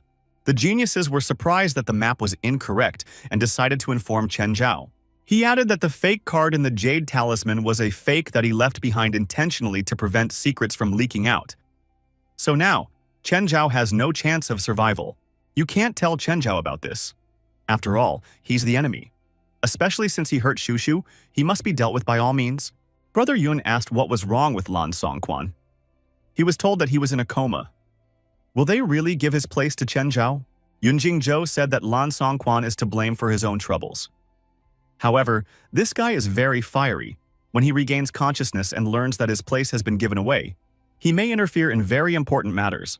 Yun Jingzhou added that we should make Lan Songquan sleep longer. Let's wake him up when we leave the secret realm. The brothers said it was wrong. He's one of them. Yun Jingzhou said that if he hadn't pounced on Chen Zhao, things would be different now. Yun Jingzhou said that he had learned one thing from Chen Zhao. If you want to achieve something great, you have to be determined and ruthless. Their family's dream is much more important than Lan Songquan. The brothers replied to him that they understood and would do the right thing. The geniuses withdrew, leaving Yun Jingzhou alone to recover. Yun Jingzhou was very angry at Chen Zhao for injuring his sister. He decided that he would never forgive his rival for this. Chen Zhao thought that the information about the secret realm might not be accurate. Therefore, it should be clarified with Ye Aotan. Someone stopped Chen Zhao. The young man saw that it was Su Qi. But how did he get into the Blood Alliance? I mean, he left with Dean Tianluo. Su Qi asked not Chen Zhao if he was Chen Zhao. Convinced that it was the one he was looking for, he rejoiced.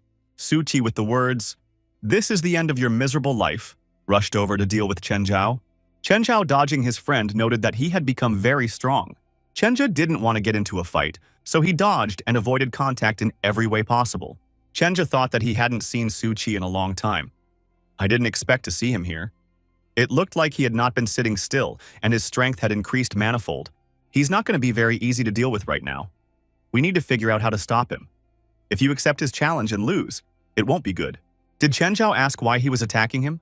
Because he had massacred Zhao Chen and now the guy wants to avenge his friend's death? Su Qi stated that he is Cheng Yaotian's newly hired subordinate. Since Chen Zhao had humiliated Cheng Yaotan many times, Su Qi wants to deal with him. Su Qi thought that Zhao Chen is an enemy of the Blood Alliance and we can't let anyone think that we were friends. Zhao Chen couldn't believe that Su Qi had become Cheng Yaotian's subordinate.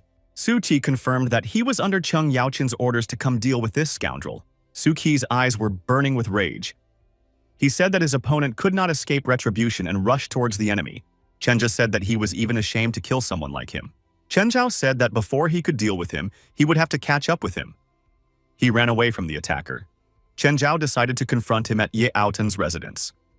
Let's run there. Su Qi ran after the offender and couldn't stop shouting after him. This was how the young men moved towards teacher Chen Zhao. Cheng Yaotian was told that Su Qi had found Chen Zhao. The servant reported that Chen Zhao was running away from Su Qi, and so they ran to Ye Aotan's residence. Su Qi would definitely deal with Chen Zhao next time. Cheng Yaotian, holding a glass of liquid in his hand, was very happy about this news. Master Cheng told the servant that when Su Qi dealt with Chen Zhao, the servant would have to deal with Su Qi. The servant was surprised at this. Cheng Yaotan said that Chen Zhao joined the Bloody Evil Alliance right after he massacred Zhao Chen. Su Qi said that he came to take revenge on Chen Zhao. So Zhao Chen and Su Qi are somehow related. So let Su Qi do his thing. Chen Zhao is already known in the circles as the first genius of the new generation. After dealing with him, Ye Aotan will definitely not sit still. The alliance leader will also be able to commit a crime. And destroying Su Qi would just give them an excuse to pacify them. The servant thought it was a brilliant plan. Everything would work out in such a way that Cheng Yaotong would benefit greatly from it. Cheng Yaotian added that Ye Aotan would have no one left after Chen Zhao died. Cheng Yaotian understood that Master Ye was competing with him for the deputy leader of the alliance. Chen Zhao continued to run away from Su Qi. Su Qi was furious that he couldn't catch up with the offender, all the while shouting something back at him. Chen Zhao realized that it wasn't much longer until the residence. Someone joined the chase. They were armed warriors who said that they had joined Su Qi on Master Cheng's orders. Chen Zhao was surrounded and had nowhere to go. Chen Zhao was surprised to find out that these were Cheng Yaoshan's men. Suchi realized that his opponent had fallen into a trap and now he had nowhere to go. Chenja said that he had no intention of running away at all. He was going to show everyone where the crayfish were. Suki noticed that Chen Zhao had decided to fight one last time. Suki decided to use the fierce dragon technique. The cheerleaders also shouted, "Attack!" and rushed into battle with Chen Zhao. Chen Zhao stated that they were just what he needed. A young man shouted, "The stars are on the move." A hurricane of energy swept all around. The warriors did not expect to be treated like this and decided to immediately retreat. Suchi was also surprised at Chen Zhao's ability to fight and asked how he was able to do so. Chen Zhao declared that for him, anything impossible is possible. Even though Suchi's realm is higher than Chen Zhao's, he still won't be able to deal with him. If Suchi let Chen Zhao go, he would pretend that nothing happened. Suchi said that he can't pretend and is very serious. Suchi declared that this was his mission to accomplish even after paying the highest price. He decided to take revenge on Chen Zhao for Zhao Chen by all means. Chen Zhao was already getting tired of this annoying young man. Suchi was not relenting and kept saying that today was the last day of his worst enemy. Suchi accelerated and decided to punish Chen Zhao with all his might. Chen Zhao calculated that Ye Aotan should be coming soon, and then their powerful fists met in a crushing blow. The energies of both warriors surged outward. Suchi Chi was hit a lot harder. He was even forced to shrink from the pressure. Just then, the long-awaited Master Ye appeared. He shouted as Suchi dared to raise his hand on his brother Chen Zhao. Suchi tensed up. He didn't want to deal with another brother. Master Ye immediately rushed over to Chen Zhao and started asking about his health. Chen Zhao pointed out that Ye Aotan doesn't look too tired. He calls himself a brother, but in reality, he always wants to take advantage. Chen Zhao, pointing at the warriors lying on the ground, said that they were sent by the treacherous Cheng Yaotan. Ye Aotan realized what had happened here. He had recently heard that Cheng Yaotan had taken a disciple with an innate realm. Incorrectly, this was Suchi. Master Yi decided to use this to his advantage. Suki, seeing that Chen Zhao had gotten help, announced that his opponent was just lucky today. Next time, the situation would be much worse. Muchi realized that now he would have to get rid of Ye Aotan somehow. Ye Aotan wasn't going to just let Suchi go. He demanded the guards here. The guards arrived and Master Ye said that now Suki was finished. There's nowhere to run. Suchi was upset that he might not have time to avenge Zhao Chen. Chen Zhao caught up with the master. Zhao Chen said that Suchi is an innate warrior and it would be a shame if someone like him died. It would be better to subdue him, and Master Cheng will be weakened. Master Ye said that he couldn't leave him behind because he wanted to deal with Chen Zhao. Chen Zhao said that now they would decide the fate of this young man. If they do it right, he won't betray them. Otherwise, he would become stronger and come after them again. Suki didn't want to leave this place. Chen Zhao walked over to Suchi and secretly whispered that it was possible Zhao Chen was still alive. Suchi couldn't believe his ears. Chen Zhao tuned in to tell the young man the whole truth. Well, or at least part of it. Chen Zhao said that the young man must join him, or else he would die and not know the whole truth. Master Ye realized that Suchi is talented, experienced, and quick to make decisions. But it is very hard to change a person's mind and change his values with just words. Master Ye pointed out that Chen Zhao was too young, but he was still trying to change Suchi's mind. Suki was in doubt whether to believe the person he had just tried to destroy. Chen Zhao said that if Suchi joined them, his horizon of possibilities would be greater than before. Chen Zhao said that it would not cost him anything to kill Suki, so he should make a choice quickly. And don't forget what he joined the Blood Alliance for. Master Yi has decided that this boy will not accept their offer, and it's time to deal with him. Master Ye was determined. Suki decided to take the offer since he figured he had nothing to lose. Master Ye was surprised. He recognized that Chen Zhao still had the talent of a negotiator. Ye Aotan asked Suchi if he really agreed. The latter replied in the affirmative, but only to not be destroyed. Master Ye welcomed Suki to his club. Ye Aotan thanked Chen Zhao for the work he had done. He had brought a powerful warrior into their ranks and promised to reward his brother. Chen Zhao countered. That Su Qi only gave up because he saw Master Ye's strength. If he wasn't around, nothing would have been accomplished. Master Ye decided that Chen Zhao was very picky and he really needed him to take the position of deputy leader of the alliance. Su Qi said that he was no longer serving Master Cheng, but asked him not to touch him since he treated Su Qi well. Chen Zhao said that Master Cheng treated Su Qi well because he wanted to use him.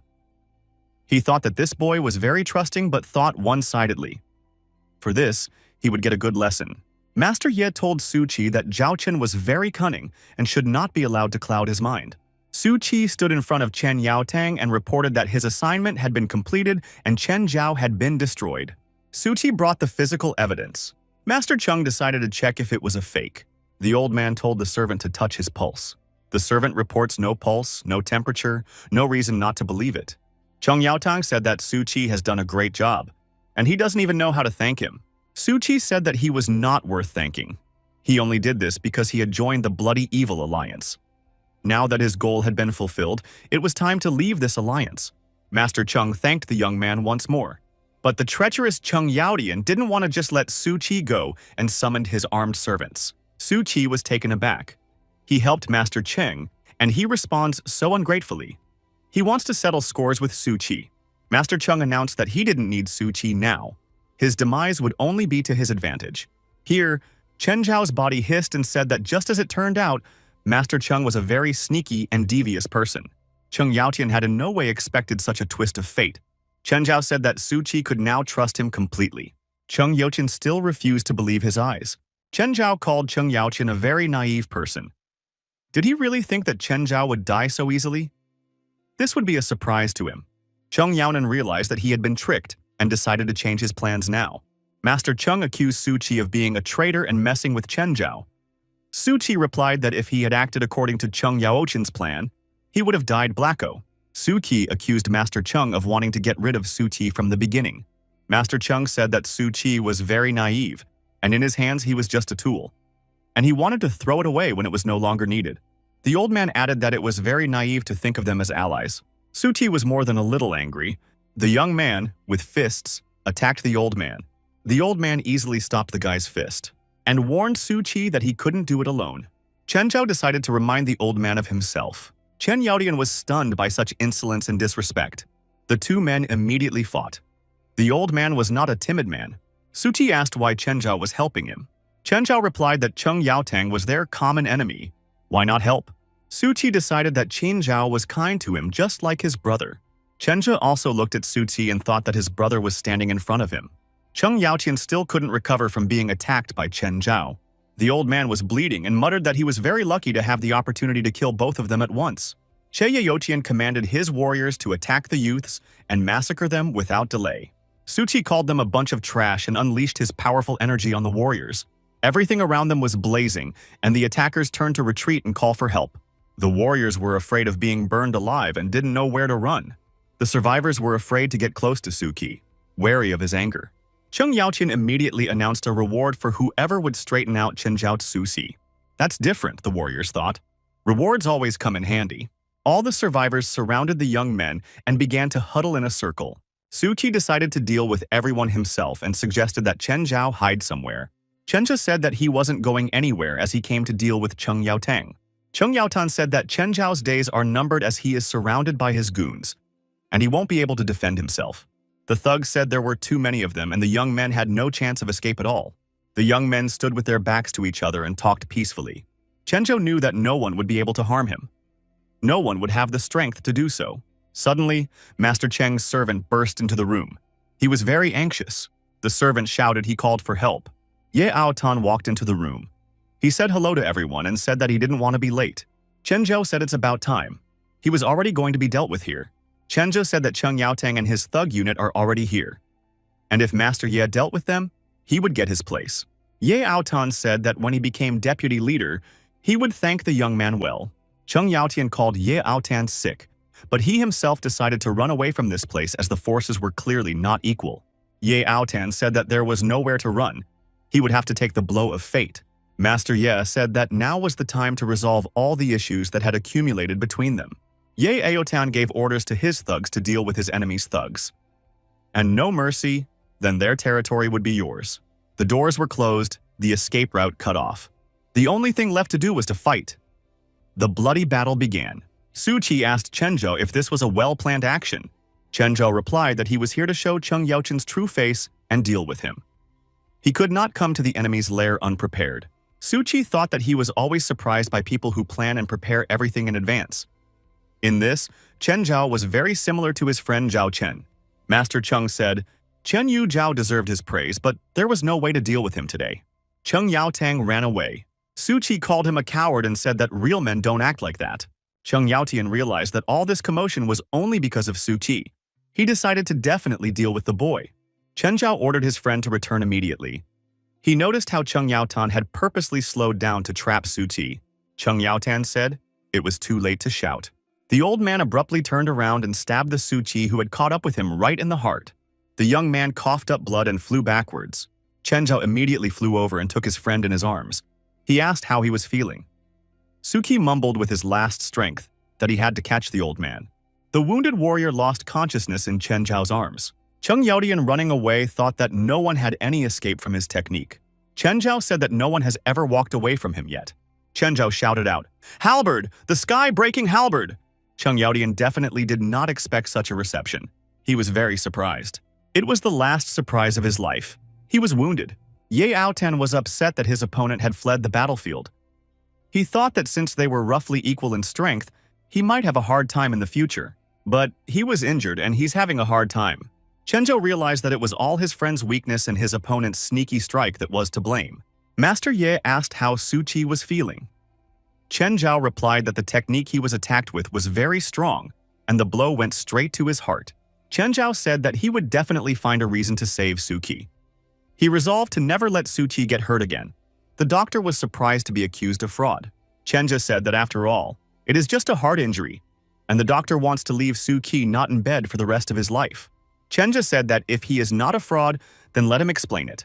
The doctor replied that Chen Zhao doesn't know anything about medicine. A heart injury is very serious. The slightest mistake could be fatal. No one in the Blood Demon clan would dare to say that Su Qi can be cured, so there's nothing wrong with him trying to cure it.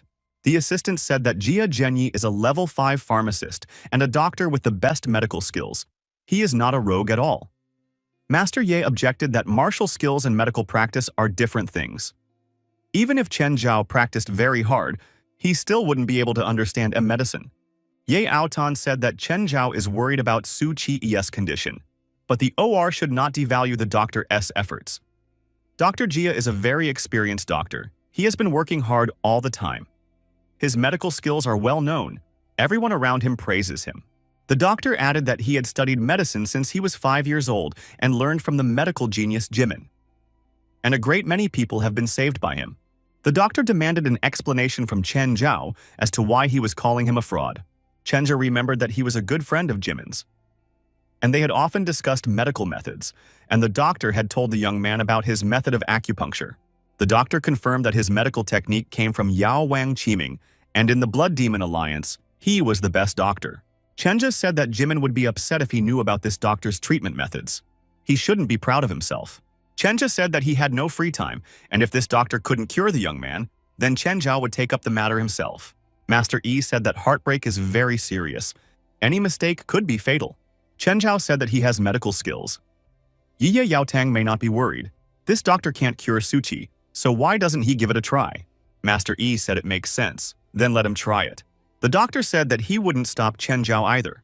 The doctor thought that if Chen Zhao failed, he would have to become his subordinate on the goal and help grind the medicine. This would be the punishment for the insult. Chen Zhao asked, what would happen if he cured Su Qi? The doctor said that he would then worship Chen Zhao as a teacher and take 3 blows in front of everyone. Chen Zhao accepted these conditions. Everyone noticed that Chen Zhao dared to make a bet with the doctor. Who's going to win? Master Ye wondered if Chen Zhao would be able to surprise him this time. Chen Zhao knew that the damage to the heart and veins could be cured by Jimin's acupuncture technique. Zhao Chen shouted out, "Acupuncture technique!" and thrust the needles into Su Qi's body. Su Qi began to come to his senses. The doctor watching thought how this was possible. It was an excellent technique. The doctor knew the technique had been lost for thousands of years. How could this child get it right? Master Ye said that Chen Zhao's medical techniques are pretty good. The doctor said that the acupuncture technique is pretty mediocre. There's nothing wrong with it. Chen Zhao muttered, "Acupuncture, Lord." Then he added, "Master's finger," and stuck his finger into Su Qi's body. Chen Zhao treated the young man and repeated, "Tianling Shui, Shuang Shui, Lian Kik Shui." The doctor cried out, "How is this possible? This is a finger acupuncture technique modeled after the Lord's needle. The Lord's finger is the essence of Jimin's acupuncture. How does the young man know this?" Chen Zhao announced the final step, 10 needles in 1. Yi Chenjia swung his hand dramatically. Suki's heart hammered with renewed vigor. The doctor saw Chen Zhao create a needle out of thin air. The doctor recognized that he couldn't master such a technique. Chen Zhao exhaled and said that everything was ready, and added that Suki shouldn't have any more injuries. Ye Aotan wondered why the young man hadn't woken up yet back then. Everyone noticed that Suki didn't even move, so Chen Zhao is just showing off. The acupuncture technique looks great, but it can be completely useless. Suki suddenly coughed up blood. Master Ye asked, "Why is Suki coughing up blood?" The doctor didn't believe it and rushed to the patient. Everyone thought that Chen Zhao had done something wrong. "That's why there was blood," the doctor said. Everyone shut up and started to check the patient's pulse. The doctor said that what Suki spat out now was stasis due to the damage to the heart vein. Everyone said that Chen Zhao healed Suki. Chen Zhao's medical skills were better than Dr. Jia's, so the doctor lost the bet. Master Ye questioned the doctor. "Is it true that Suki is already healthy?" Chen Zhao waited to see what the old man would tell him. Ye Aotan told the doctor that he would make a deal with Qin Zhao about his bet. The doctor kneeled in front of Zhao Chen and said that he was expressing his respects to the teacher. The doctor added that he had studied medicine for decades, and today, he realized that his knowledge was superficial. Dr. Jia asked Chen Zhao to accept him as his disciple. Everyone was shocked that the doctor actually bowed to Chen Zhao. It must have been a dream. Thanks for watching. See you soon. Look for more interesting videos on the Casper Tales channel.